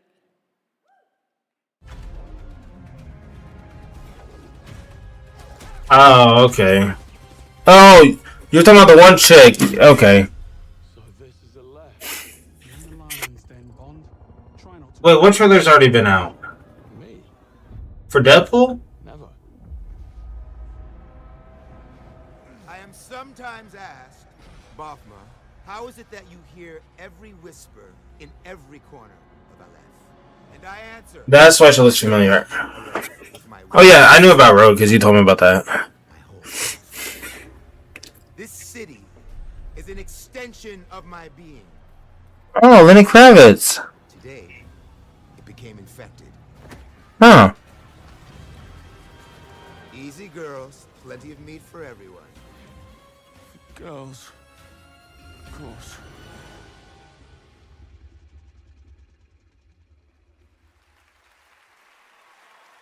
Please welcome Obama himself, four-time Grammy winner, Lenny Kravitz.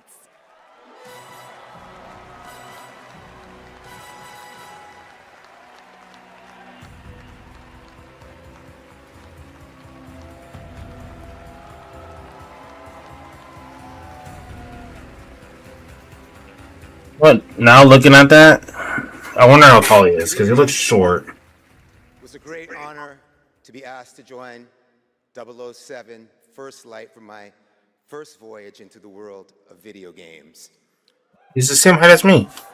Never mind. I thought he was shorter than that. When IOI invited me to play Bavma, a wild, unpredictable pirate ruler of Africa's biggest black market hub, I knew I was stepping into something special. Where others see chaos, Bavma sees freedom. He rose from nothing, broke free, and built his own kingdom of Aleph, and his story is just beginning. Every world we build needs the power of rhythm through music. These musicians can turn violence into beauty and silence into tension. Here are the nominees for Best Score and Music. Best score We already know. leveled up by Spotify. We already know. Nope. Nope. Yep. It'll be Expedition 33.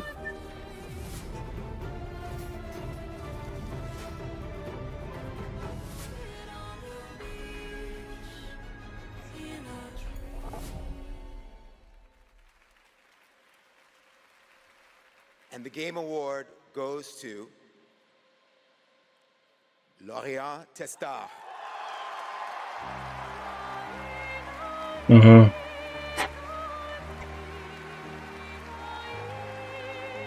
Yeah, we already knew they're going to win damn near every word they're in.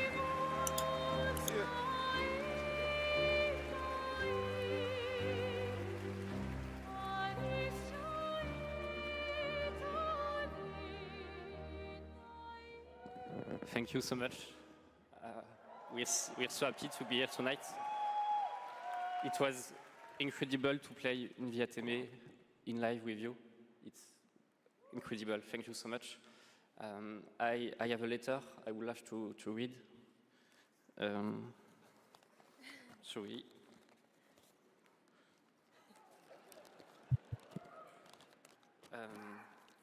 I would really love to start by thanking all the musicians who work on the soundtrack with us, who give their soul and their hand and their voice to the sound of the music. I also want to thank you, Alice, to standing by my side. It's an immense gift to share this journey with you. Thank you for carrying each note within you and for letting Alicia's lost voices resonate in the world of Clarobscur. Thank you, Guillaume, for lingering on one of my songs on that night when our story was aligned.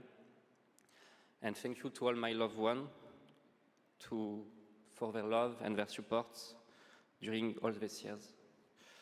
And to all our players, thank you for letting Clarobscur and our music find a place inside you. You are the lumière that makes us want to keep painting, keep loving, and keep dreaming. Thank you for reaching out your hands to us. We don't know the colors of tomorrow, but we are ready to paint them with you. Thank you. To the enchanted tomorrows.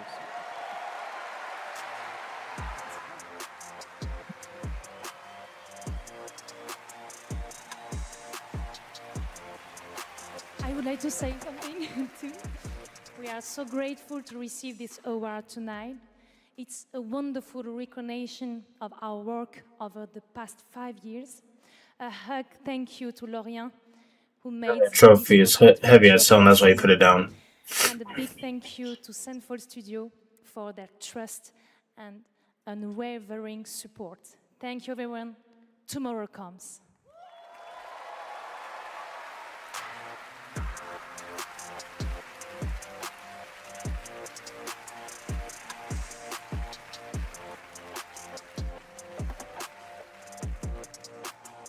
For a limited time only, Prime members can go to Amazon.com/thegameawards to save up to 25% on select gaming hardware and accessories. Oh, perfect, because I need new headphones. Lenovo, Samsung, and more.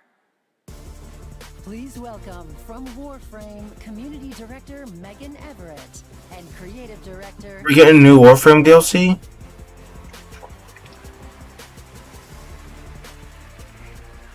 Hello, Game Awards! Hello!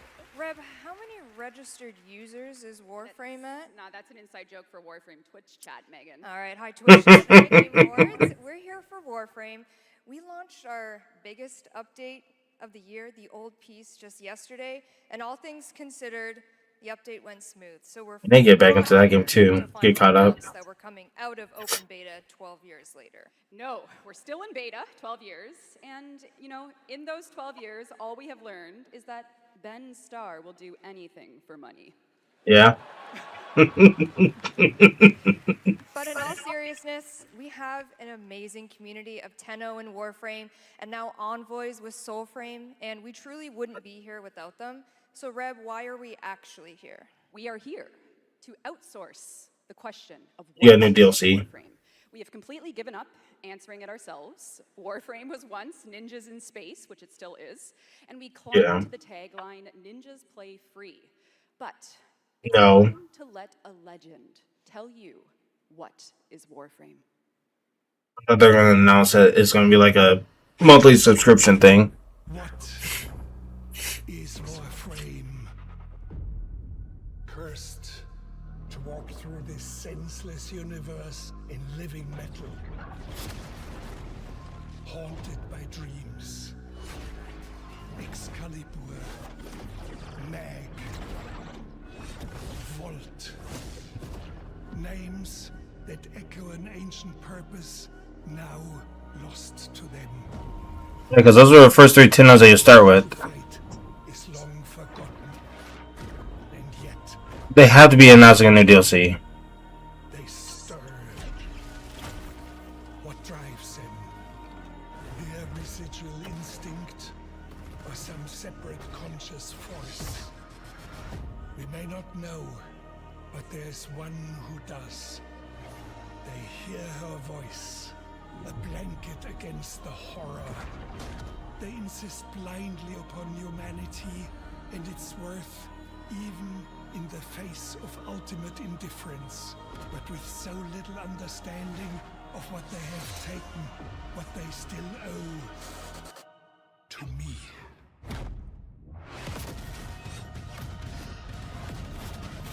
Wake up, Tenno. Oh, they're just promoting the game. Okay, I thought they were announcing a new DLC. After a 1,000-year-long epic battle ended, the world finally regained peace. However, the Book of Stars disrupted the flow of time, and a new darkness awakens. この不思議なアイテムはね、なんだかトリトリに懐いているみたいなんだ。この魔物って一体何なんだろう。言ったでしょ。これはただの冒険ではないと。Now, a new destiny calls to us. For the new tale we are about to create. Together we run, bound by destiny. A co-op open-world RPG for everyone. Oh, 7 Deadly Sins. I think they announced that. Was it during the Xbox? No, it was a PlayStation thing.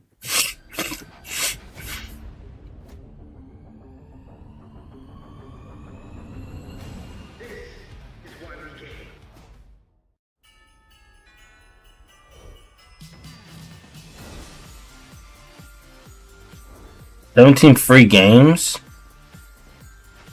I need to go update my Epic Game Store.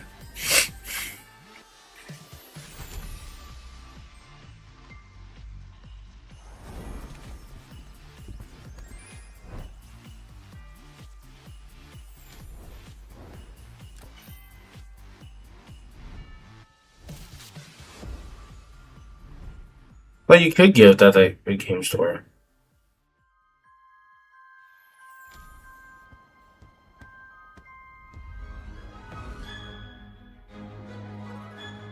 Oh, they're giving that out for free? I mean, I already own it, so I'm not gonna get it, but that's not bad.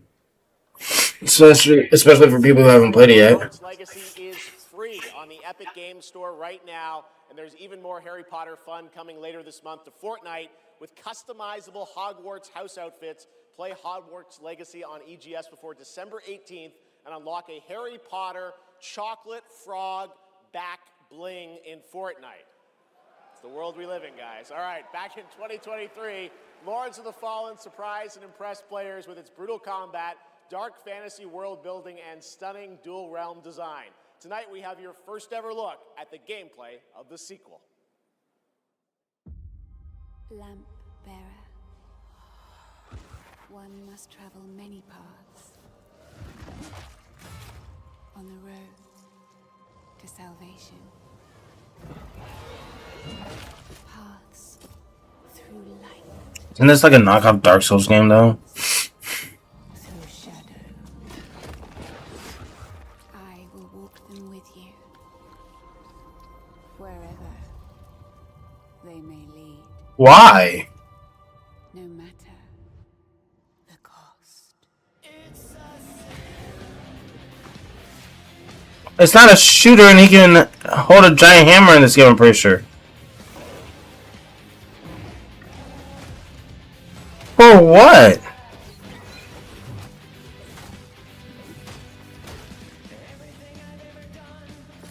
What's it gonna do? Take a nap?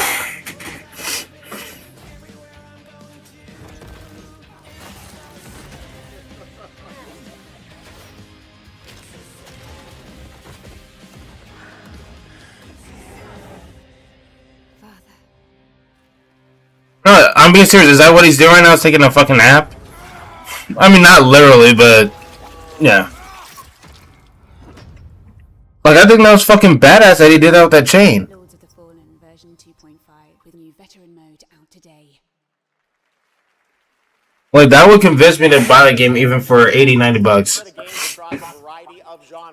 Here are the nominees for Best Sports. Honestly, EA Sports since I've known him, he doesn't seem to be very amused with any Game War show. Rematch and Sonic Racing Cross Worlds. And the Game Award goes Mario Kart. Mario Kart World. Not Sonic. Fuck y'all. Here are the nominees for Best Community Support. Baldur's Gate 3. Oh, it'll be Helldivers 2. If it's No Man's Sky, I swear to God. And No Man's Sky. This year, the Game Award goes to Baldur's Gate 3.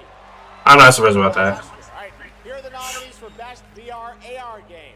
Alien Rogue Incursion. It just seems like he always complains about like every game that comes out, except for Sega.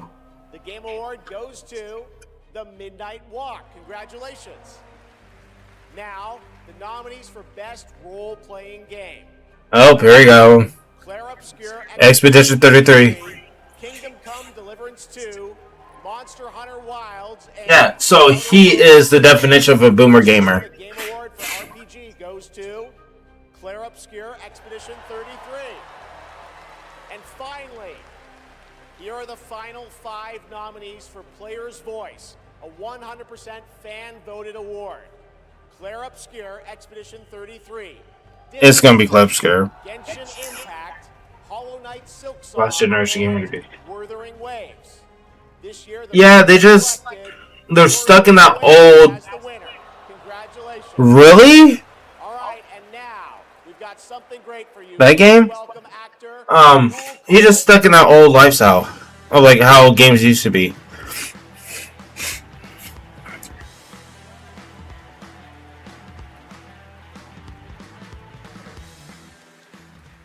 Good evening. I play Arjun Devraj in the upcoming Saros from the amazing teams at Housemarque and PlayStation. For the last 30 years, the Housemarque name has been synonymous with thrilling action, satisfying gameplay, and of course, bullet hell. It's been an honor working with them, not just as an actor, but as a fan of Stardust, Returnal, and literally everything in between. We cannot wait for you all to play when Saros lands next year. And here's the debut of our new story trailer.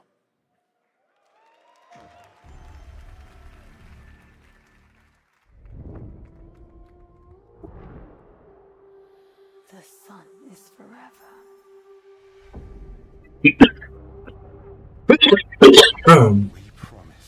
He just doesn't understand no game. They're not gonna go back to how Sega and all that stuff used to be.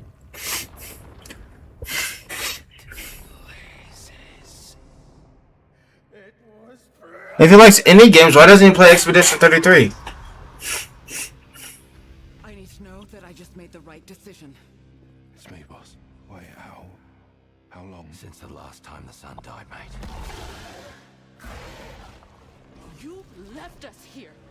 Tell him to get Game Pass. Sign up for a free trial. This is what it does. It gets in our heads, and it twists, and it turns. I don't even know what that is. I won't break our promise. Oh, I forgot. Yeah, he hates the Windows Store. I mean, the Windows Store isn't bad. I haven't had an issue with it.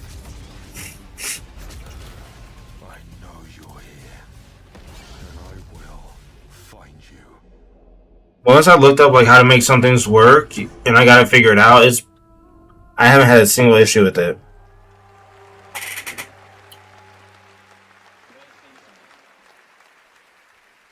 Saros looks great. It's coming next April, and I'm very excited that Rahul is starring in it. To present our next award, I am honored to welcome a previous TGA winner. That's on him. I guess he can spend $80 on that Expedition 33 game. Games of all time. Grand Theft Auto 3, 4, 5, Vice City, San Andreas, Red Dead Redemption 1 and 2, and Bully.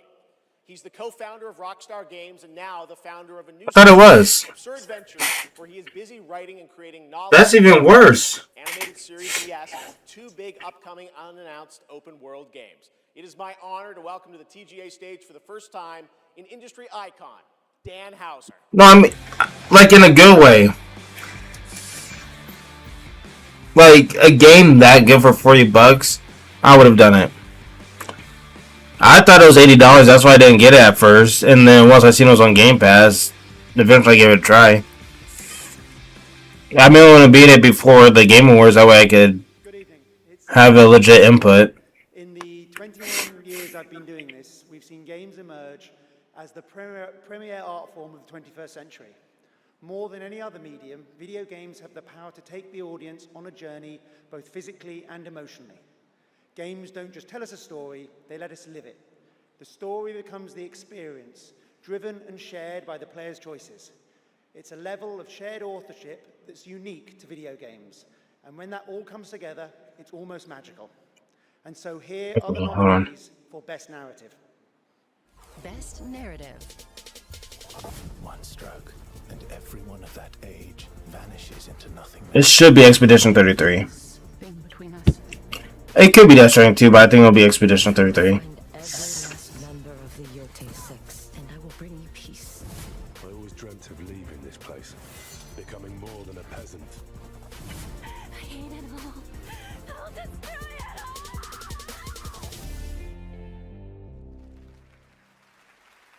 And the Game Award goes to Claire Obscure, Expedition 33. I mean, I think story-wise, I think Death Stranding 2 would have won it. Because I heard it had a great story when it first came out. But everybody still talks about Expedition 33.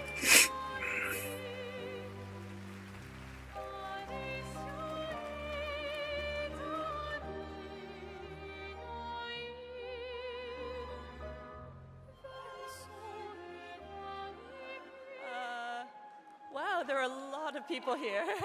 Hi. There are so many people to thank, but first and forever is my husband. He is my light in the darkness. He can't judge until he plays the game. That's all I'm saying. Thank you for welcoming our characters into your heart. He's just upset that Sonic didn't make it. The story is a shared creation. It starts with words on a page, but the player experiences it through the work of each of our teams. character and environmental design, quests, combat, UI, cinematics, acting, music, VFX, and through localization into other languages. All of that is supported by our producing and our technical teams. The last ingredient is our players, who interpret the story in the context of their own lives, and who keep our story alive through their own creative expression and discussions. The marvelous thing about games is that we create that experience together, our team with our players. Honestly, we all knew Expedition 33 was going to win every single award.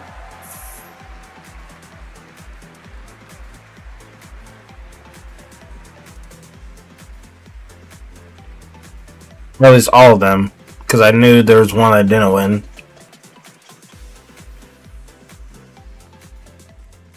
For a limited time only, Prime members can go to Amazon.com/The Game Awards to save 20% on the new active play system, Next Playground. I heard that next, yeah, the next little thing. I heard it outsold the Xbox consoles for the year. From a small studio in Uppsala, Sweden, Neon Giant, known for The Ascent. This is No Law.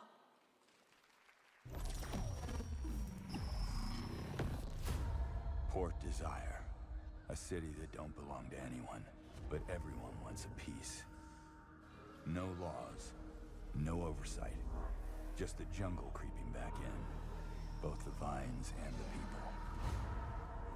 That thing's been at Walmart for like a while. Said the city needed order, and they'd be I'm surprised that it's popular. keeping the peace on their terms.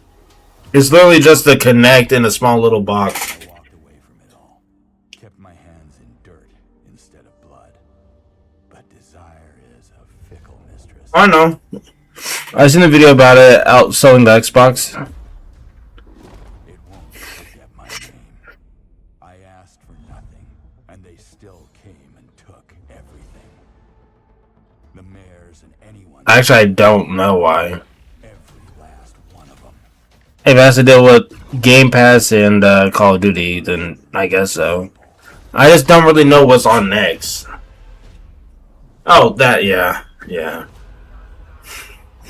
Because when I seen the video, the next, it just had like a bunch of like smaller like games for like kids and stuff. Which I'm not shitting on, it's just I didn't think it was like that popular.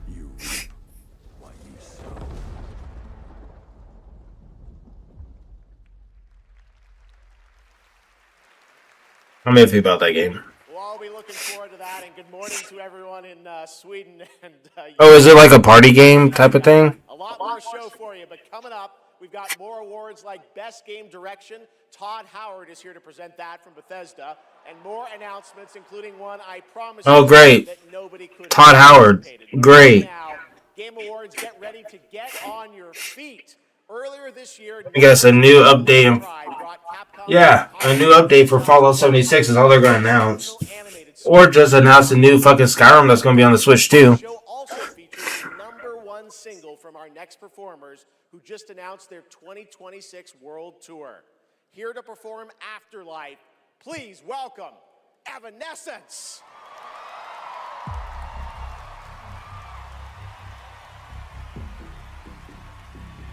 Yeah, it's becoming the new Doom. It's stupid.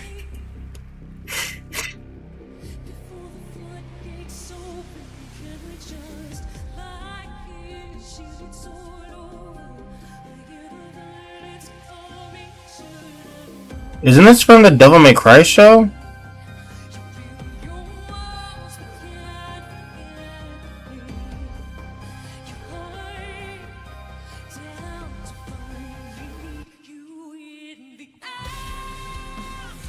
That's fucking badass. The blue and red flames, that was badass.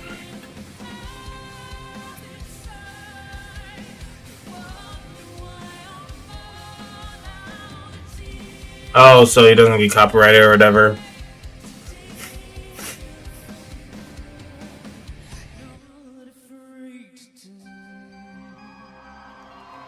Yeah.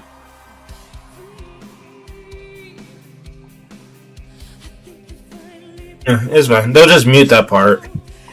Yeah, I'm doing that too. They'll just mute it.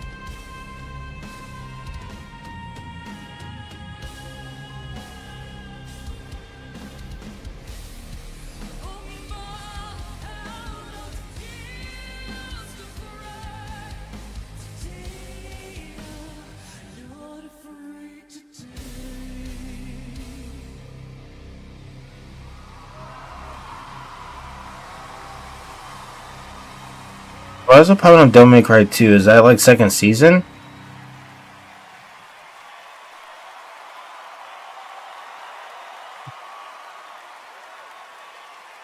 So good. Talk about a performance. Devil May Cry Season 2 will premiere on May 12th, 2026, only on Netflix. Give it up one more time for Amy and Evanescence. That was incredible.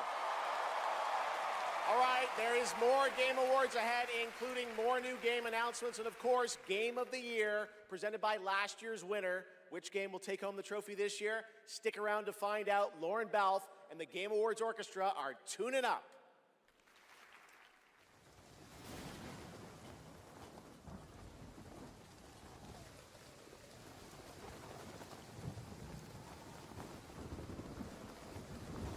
It looks like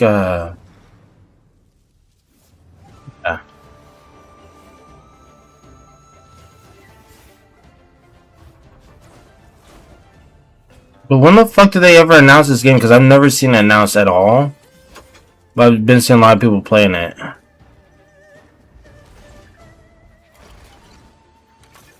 I know it's an MMO. I just never seen it announced. I've just randomly seen people playing it. Yeah, I've never seen an announcement or trailer for it at all until I've seen a lot of people playing it recently. Like within like the last 2 weeks, and then I keep seeing all over Facebook.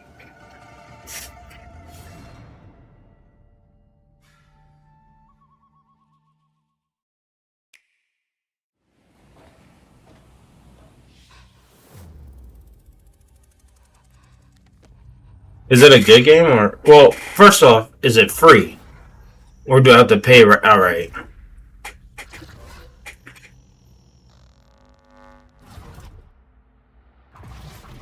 If it's free, I'll give it a try. Is this Phasmophobia? Fuck is that? Yep. Oh, it's just coming to Switch 2. Never mind. That's stupid. If you give a gamer a game, they're gonna want to play it. If they play it, they might love it. If they love it, they'll want to play other games they love too. So you'll build them a place to discover more cool games. More than that. Perfect. But then they'll want to play those games anywhere and everywhere. Like here, here, or even on this beast. And if they can play everywhere, they're gonna want to keep tabs on those games and everything else they love in one place. So you'll give them a U-tab. home base that tracks all their play, no matter how they play, with one souped-up profile to rule them all. Whoa.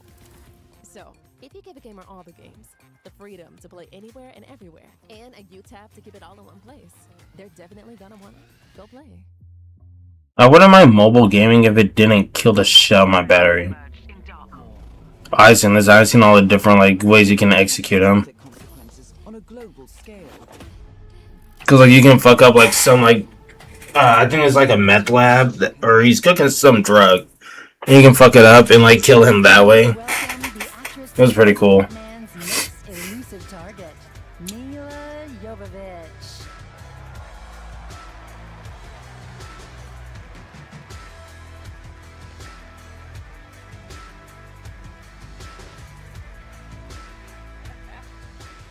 Hi, Los Angeles!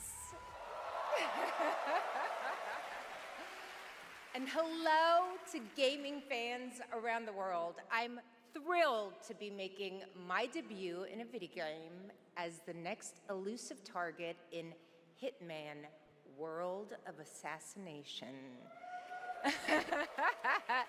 The hunt begins February 2026. Now, I'm happy to present the Game Award for Best Multiplayer. Modern multiplayer represents a monstrous challenge in game design. I mean, imagine having to develop games that account for the absolute unpredictability of thousands of live opponents, or even worse, the persistent dumbness of human teammates. It's no easy task. And tonight's nominees all pull it off in their own inspiring way. Here they are. Best multiplayer game. Oh, Call of Duty. Oh, it's gonna be our creators. Or no, it. I don't care. It's our creators. Tragedy must be averted. I need your help. You have to do a sprint jump. Carefully. I heard Peak was fucking fun. I thought about playing that. It's either our creators or it's gonna be Night Rain. Wow. I see people have a lot of favorites out here. Who do you want? Mm-hmm. All right. I got it right here. And the Game Award goes to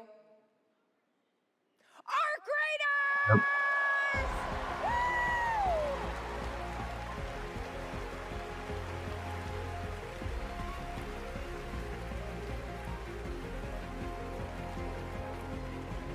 Congratulations!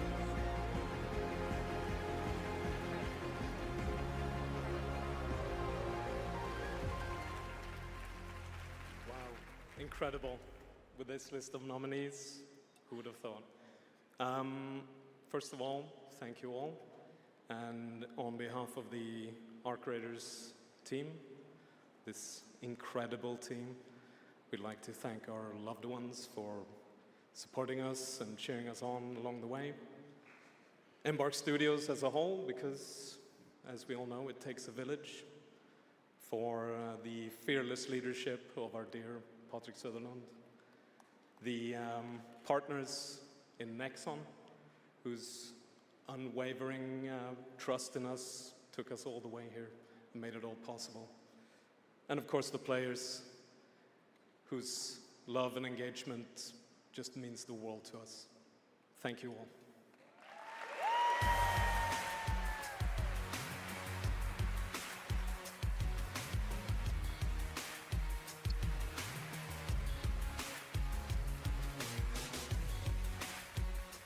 Congratulations, Arc Raiders.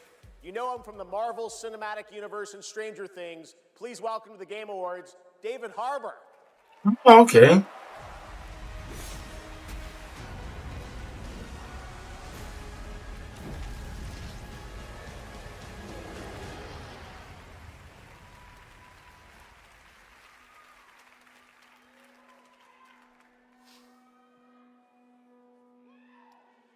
For 25 years, Creative Assembly has entertained millions of people all around the world with the Total War franchise. Today, I'm here to help announce where Total War is going next. And it'll be in a universe that is so close to my heart. Oh, are they doing a Stranger Things collab?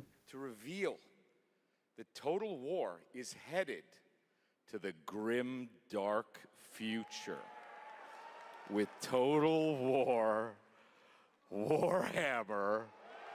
Oh, that's cool. K.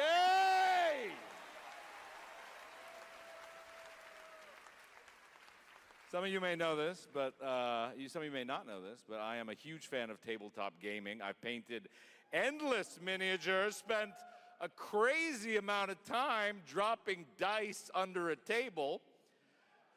Of course, as you might expect, I'll be in the game. It connects to some of my favorite aspects of the universe, but more details on that later. Let's take a first look at Total War Warhammer 40K.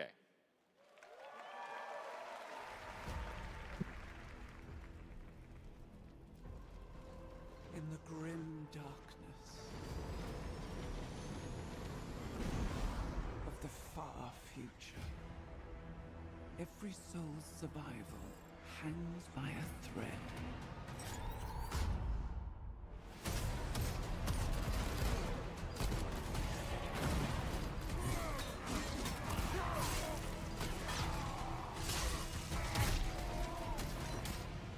Mankind is beset by endless tides of aliens, traitors, and demons.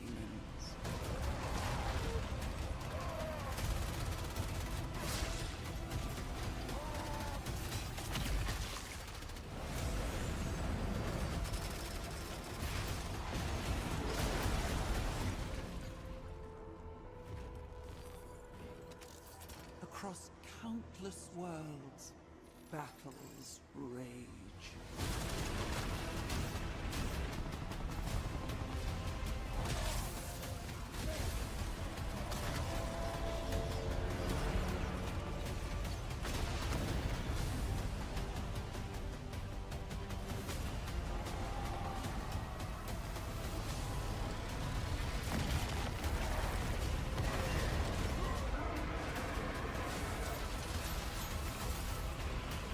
I wonder if this is going to be a new game or like a collaboration type of thing. Lead your armies. Conquer worlds. Fight on as the galaxy burns.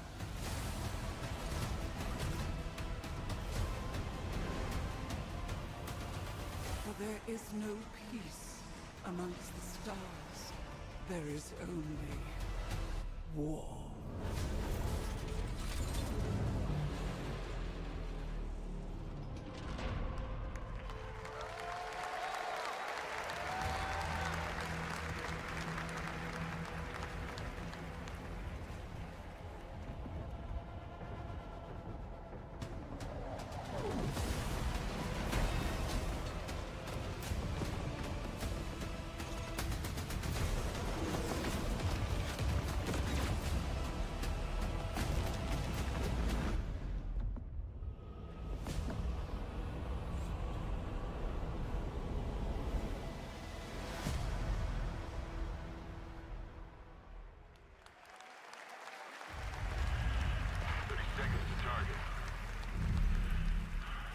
I'm surprised Warhammer and Helldivers haven't done a collab together.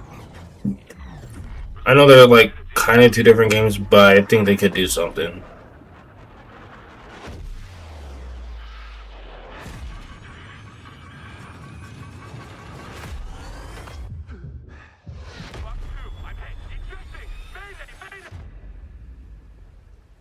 Take a look. What a sight to behold. Whew, it's all over. The last lands of the FCU, the Federation of Central Asia. What about Namco? Thank you for joining us on this ship. What is this? Hello there, my dear newcomer. You very lucky, you know. Yes, we are critically undermanned on this ship. Don't worry at all. The man in front is Jan Rexco, the Wings of Thief. You're riding shotgun with the legendary Ace of Aces. He's a mass delusion fabricated by the rumor mill of social media. Radar contact. We think it's the shadows. Our lone target is Wings. All dogs fire. Time to pull out. I thought they stopped making that game. Start swimming, soldier. Make it home alive. Just keep at it, Rex. Ray, heads up. On your orders, Rex. To keep Hope alive, Wings of Thief must stay on the mission. Must fly on. I can make up your I haven't played that game. I haven't played Ace Combat since I think it was the original Xbox.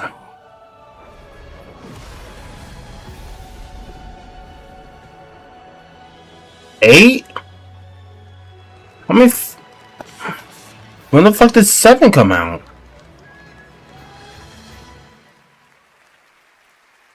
Yes, that's right. Ace Combat is back in 2026. Thanks to Bandai Namco for that. Over the past few weeks, I don't even remember 7 coming out. vote in Fortnite to help us select Huh. the best creator-made island of the year. Yeah, I think it's Genesis Swift 2019. on top. Congrats to that team, and head over to the Game Awards Island now live in Fortnite. Yeah, 2019. All the nominees with the island code. I thought they quit making that game. I didn't know they made a new one. Creative minds at Fuse Games. Some of the key folks behind Burnout and Need for Speed comes an all-new. Yeah, I haven't played that game in fucking forever. I thought they quit doing it.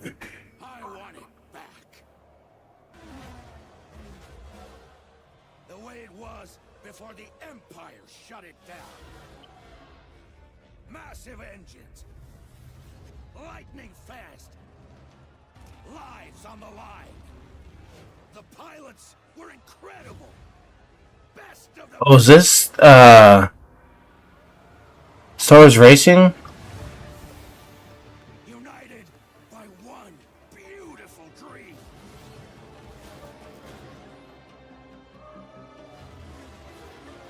They're remaking this? Because that used to be on the Nintendo 64.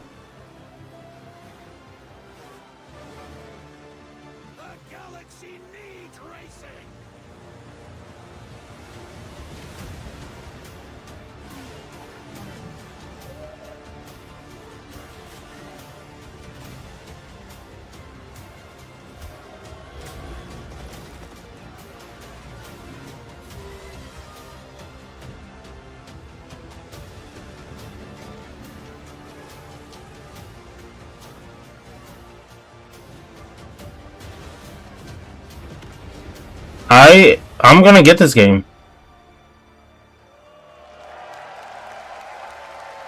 I have been waiting forever for them to come back out with that game.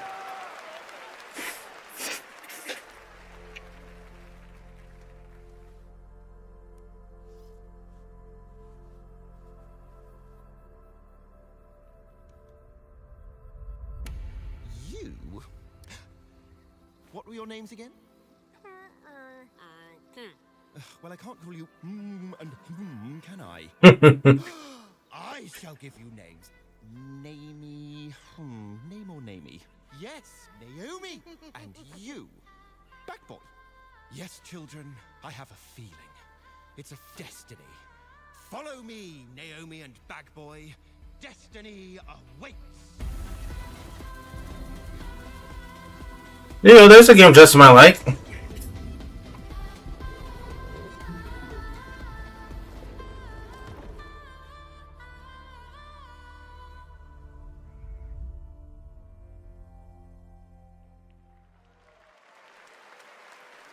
Look, I wasn't talking shit. I was being serious. I think that's something he would like. A stop-motion co-op game being developed over in Denmark, and it's a great game coming next year.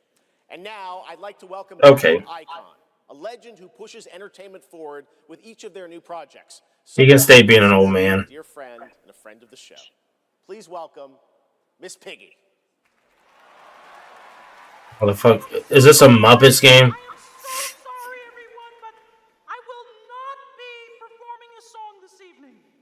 I hope it's Kermit. Kermit. It's all because of my accompanisters. This dog was late, as Hey, sorry, I lost track of time. I was out taking myself for a walk. Oh, ha. Same old excuses and jokes. Hey, they liked it. Let's go. It's time for you to sing, pig. Sing? Sing what? We haven't rehearsed anything. And where's the grand piano, huh? Yeah, wouldn't fit in my hatchback. Listen, what are you worried about? You know, we'll just, we'll wing it. Wing it? Who knows? Maybe it'll all work out. How about, something like this? In a world where gaming games are so exciting, waiting all year long until the time will come. Your turn. What? I can't just make up any words without some meaning.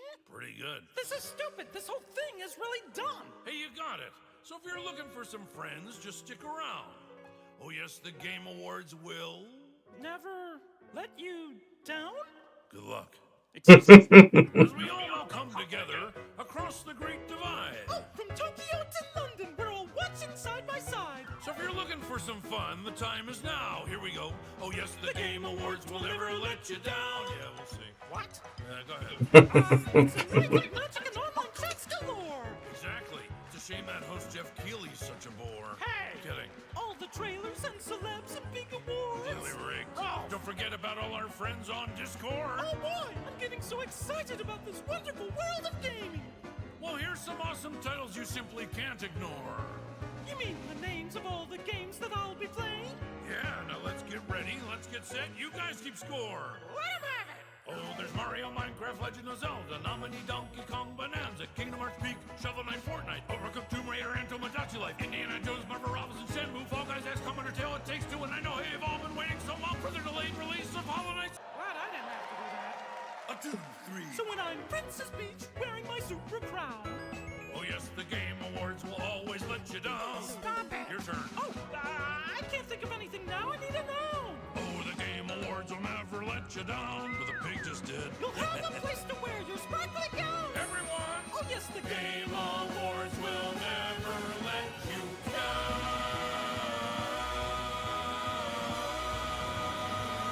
The Game Awards. I thought they were going to announce the game. Never mind. Gotta love them. The Muppets, everybody. Thanks, Miss Piggy and Ralph the dog. It all worked out in the end for them. All right, the Game Awards will be right back after this new look at Duet Night Abyss.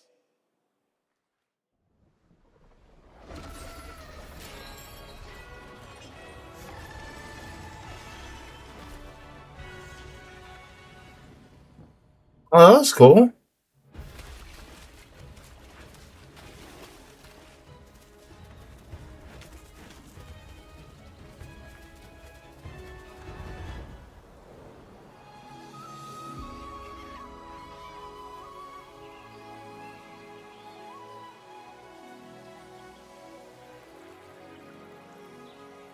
Alright, I can't hold anymore. I gotta pee.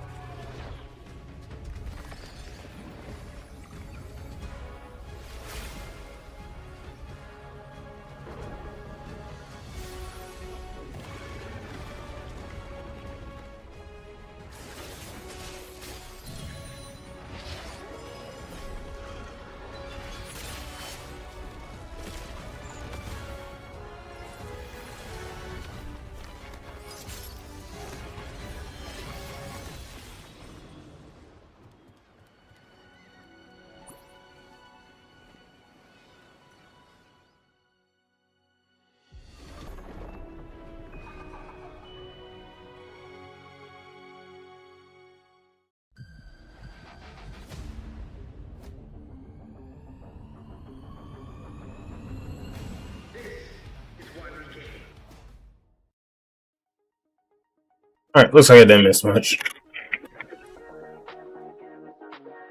Oh, One Republic. Switch the light, crack the door, started wishing, found a mission, break a glass, ring the bell, superstition, but I've been wishing for someone that I can see with my humanity in the mirror.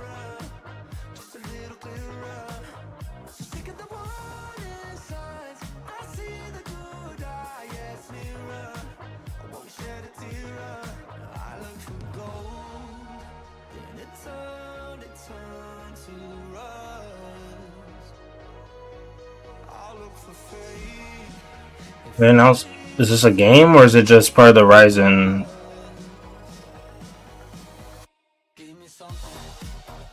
This has to be a game.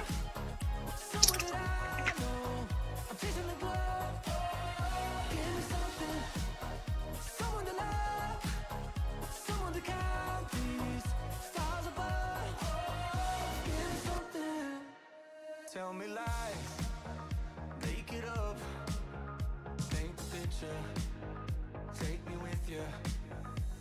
I don't care what you say, I'm making it new today. It's a new world, it's a new world.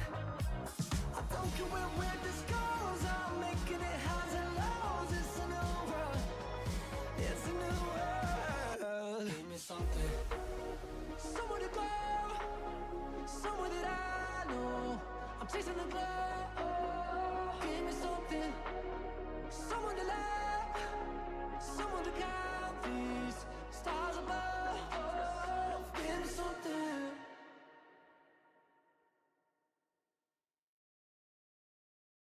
To 2026. Oh, perfect. That's around my birthday time, so I will play that around then.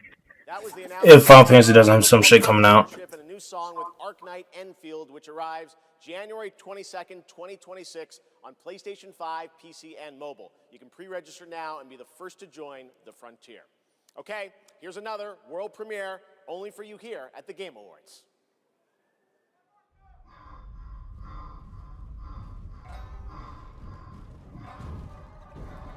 Fuck is this?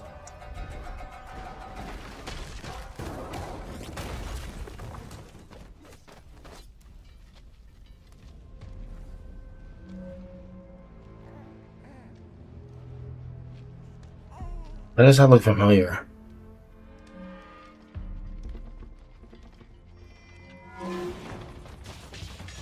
I've seen that mask before. What's it?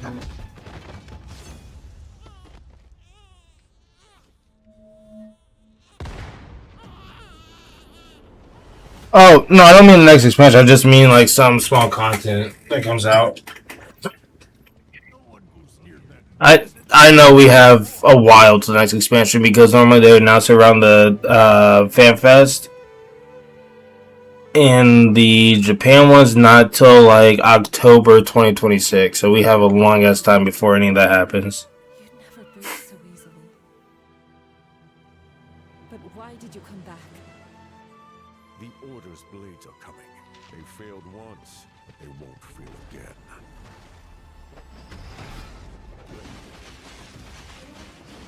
Yeah, so somebody, because I was watching a video earlier, they said it was going to be around 7.5.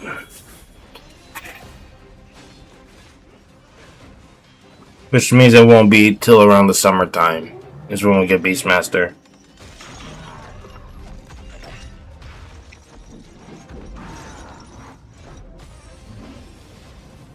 Which does affect all these patch cycles are going to be longer than normal. So right now we're in the down phase of Final Fantasy 14 right now.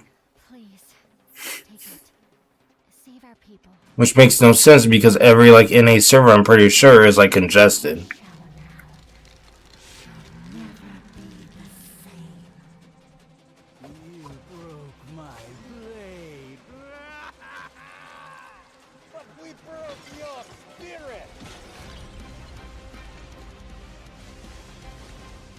Phantom is movement, striking from where none expect.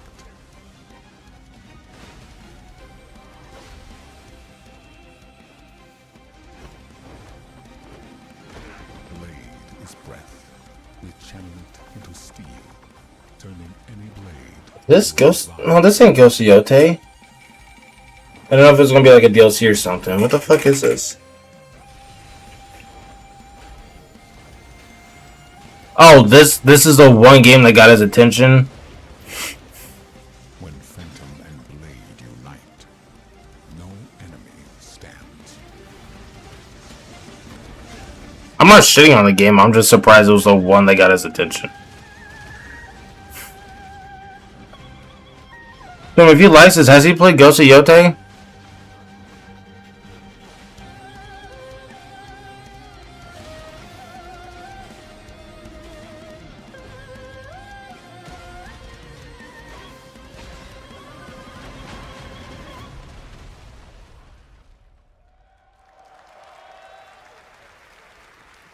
Oh, Phantom Blade Zero, that's cool.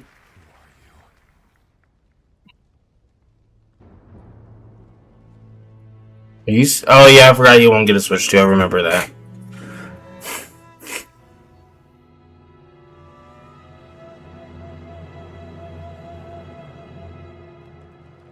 We got a year till that comes out. Okay.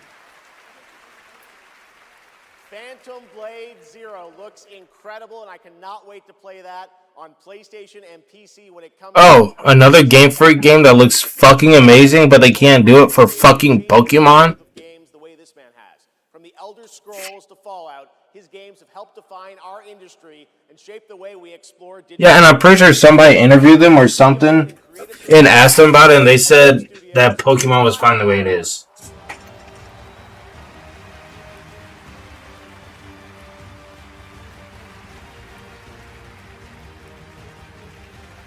If I could skip this part, I fucking would.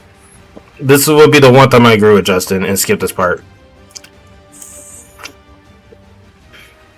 I mean, I get voice acting, but that's not my biggest concern. Is the gameplay, the graphics. Like, it shouldn't be like horrible and laggy and shit. Engineering and more have to come together. Oh my god. As one. Game direction is that glue. And the games that have had them all come together, well, they touch us. Yeah, that's what I'm talking about, is performance. I get the voice acting because it would be cool to have it in there. I get your player not having it, but some of the NPCs should have it. For best game direction. Best game direction. Everyone vanishes into nothingness. I couldn't protect you. It'll be Expedition 33. That's why I'm iffy about buying it. Time itself is against us.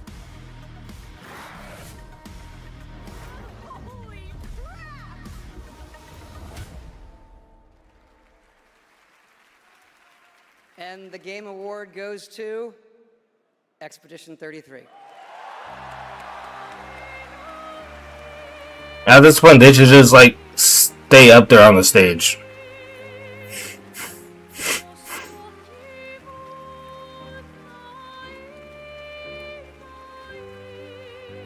I'm not mad that they're winning all these awards. It's because all these developers are making good enough games.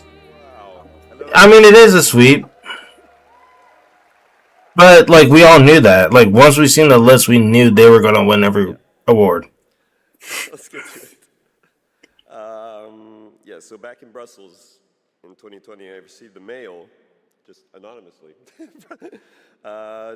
Make a game, they said. It would be fun, they said. Yeah, what's the worst that could happen, right? Yeah. Well, fast forward for a few years. And so to this day, we still look at each other of how crazy this timeline is, for sure. Still don't really understand, but... Yeah. That's why, like, we don't need the Fortnite and all that other bullshit Overwatch stuff. We just need a good game with a good story. That is it. All the ones with us tonight and the ones abroad, friends and family who believe... And I'm not showing on Overwatch because I do like it, but I'm talking about, like, the loot boxes and Battle Pass and all that stuff that they always bring. I think she's watching it. She's in Brazil, so... Like, it was fun for a little bit, but we want just a good game and a good story. And not every type of game needs to follow down the path of Fortnite or Overwatch or CSGO.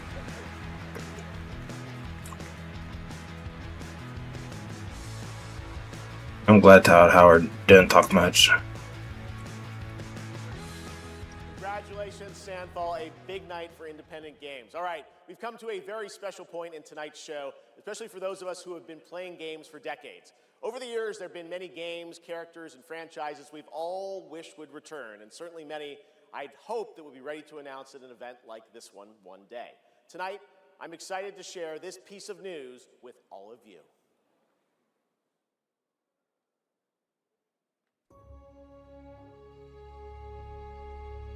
The Expedition 33 DLC?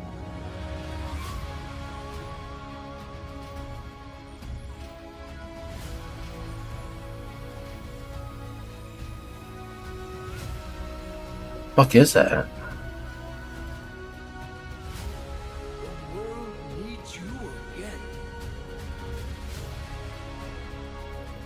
Watch this be like Metro Prime 4 DLC.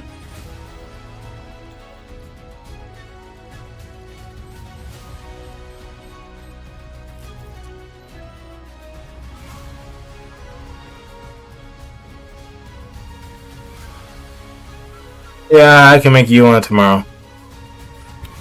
Why can't Pete do it? Oh, I forgot about Mega Man. I totally forgot about that. I bet Justin's busting a fucking nut right now.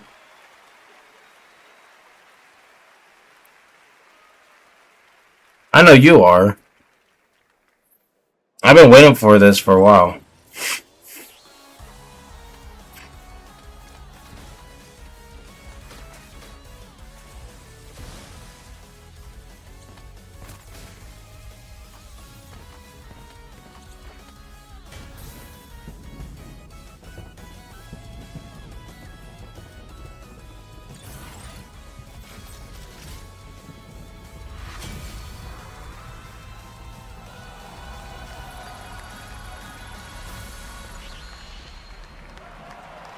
Oh, is he humping his pillow?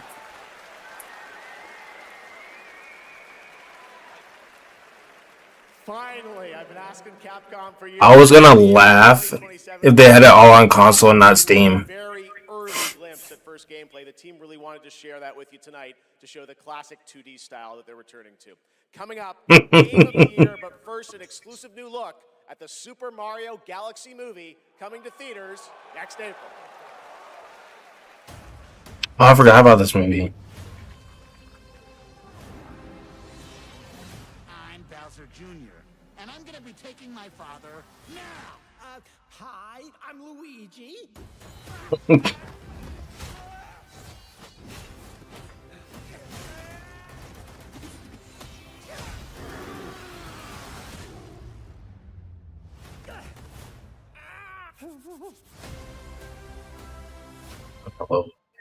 I hope that star from the first one's in there. I trust you'll be able to rid us of this crucible.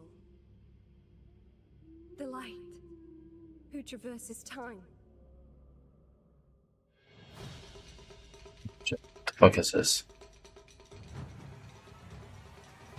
What's this?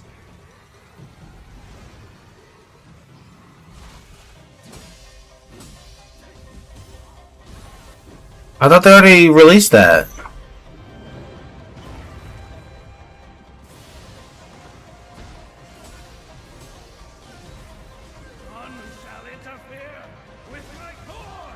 Is it releasing this year or next year?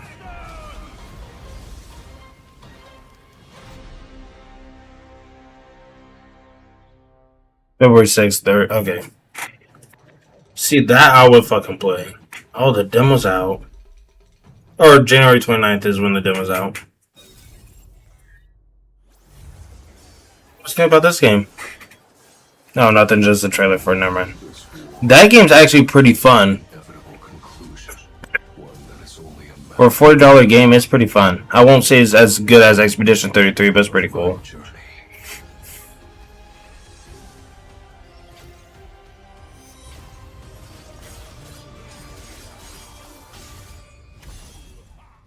Arise. Join me in shadow.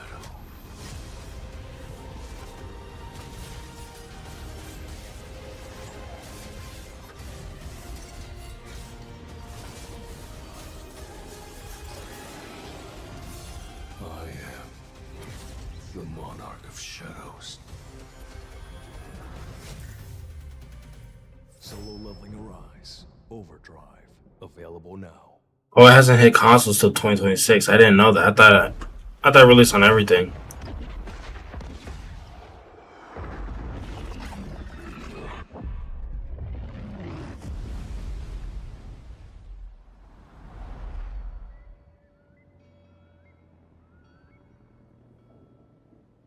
What the fuck is he sad for? Why, because Capcom had one thing? Feel that the Game Awards is a teaser for something years and years away. Not tonight. Our final world premiere comes from 61 members of the team that built Apex Legends and Titanfall. 4 years ago, the principals founded a new independent studio with the hopes of pushing the shooter genre forward with a new original game. They've done it. Oh yeah, yeah, that's what it was. Which is even more amazing because the game is very deep into development.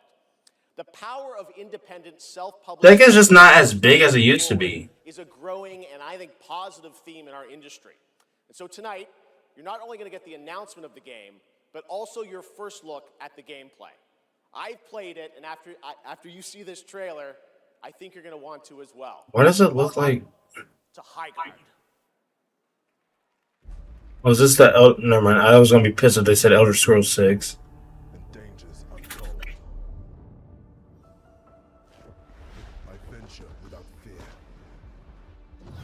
That's And ride without rest. tell him to get caught up with the times. Or for cause. I fight to the end. This actually looks pretty cool.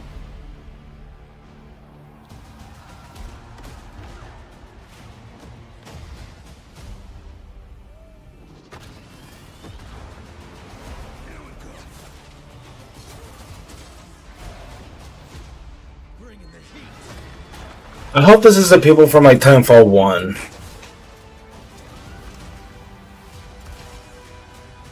light belongs to me. She's hot. That turned me on. Moving in for the attack. Shield breaker forming.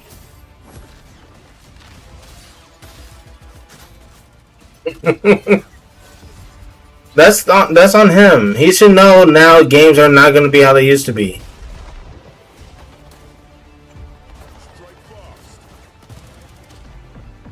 Oh, the third or fourth game award that I've seen that I've known him for, and he hasn't liked a single thing that they brought out except for a few games.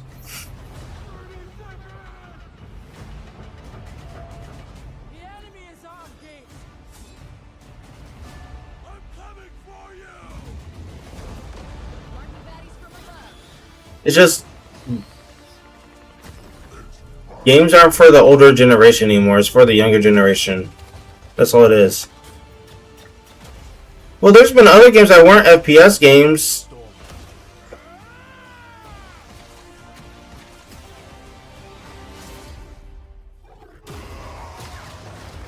Tell them this gameplay is similar to Marvel Rivals.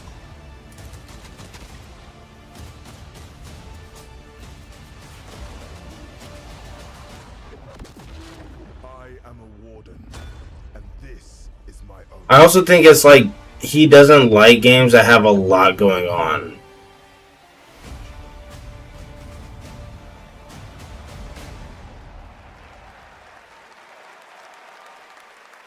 January 26th? Highguard launches in just 7 weeks on PC, PlayStation, and Xbox. It is insanely fun to see, fun to play, as you saw in that trailer.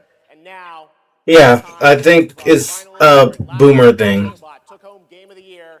So the tradition I still think that was fucking stupid that Astro Bot won last year. That was fucking retarded. Welcome, Nico Doucet.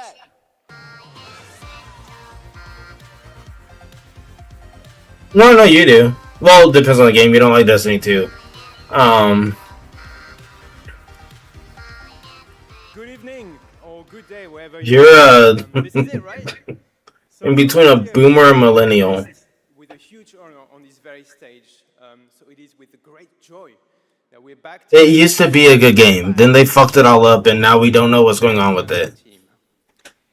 Congratulations to all nominees tonight. With your games, you made us travel, dream, sweat. You can. Laugh, and sometimes, very often, cry, actually. From kids to hardcore gamers, there was truly something for everyone this year. And have you noticed? The games nominated Right now, Destiny 2 is basically knockoff Star Wars. That's all it is now. Warframe's a much better game than that now. From various world cultures. And in this day and age, this is something we should really, really appreciate and celebrate. Yeah. I hope it does die off, and I hope they lose a lot of money. And also, each of these games had amazing music. I'm tempted to get back into Warframe. Please enjoy the nominations for Game of the Year, courtesy of the Game Awards Orchestra. Maestro, take it away. Yeah, but even then, you can start a new character in Warframe and still be fine, or even go back into and figure out where you're at, and it won't be hard for you to figure out where to continue. Whereas Destiny, you won't fucking know.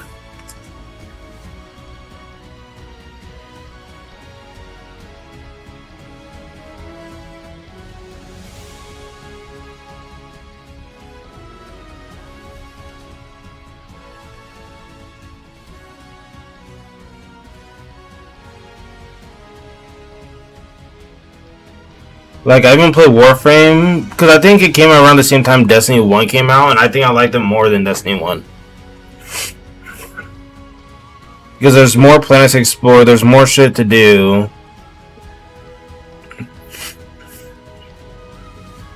And it was free. Like, you didn't have to pay to play the game. I think now you have to pay some money for like the new expansion, but other than that, it's fine.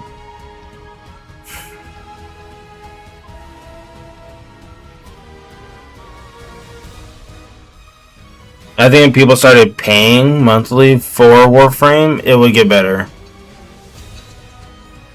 We got an Xbox One, and I was looking at all the free games, and Warframe was like the first one on there. I don't know when Warframe came out. I just remember that was like one of the only free games on there I loved playing.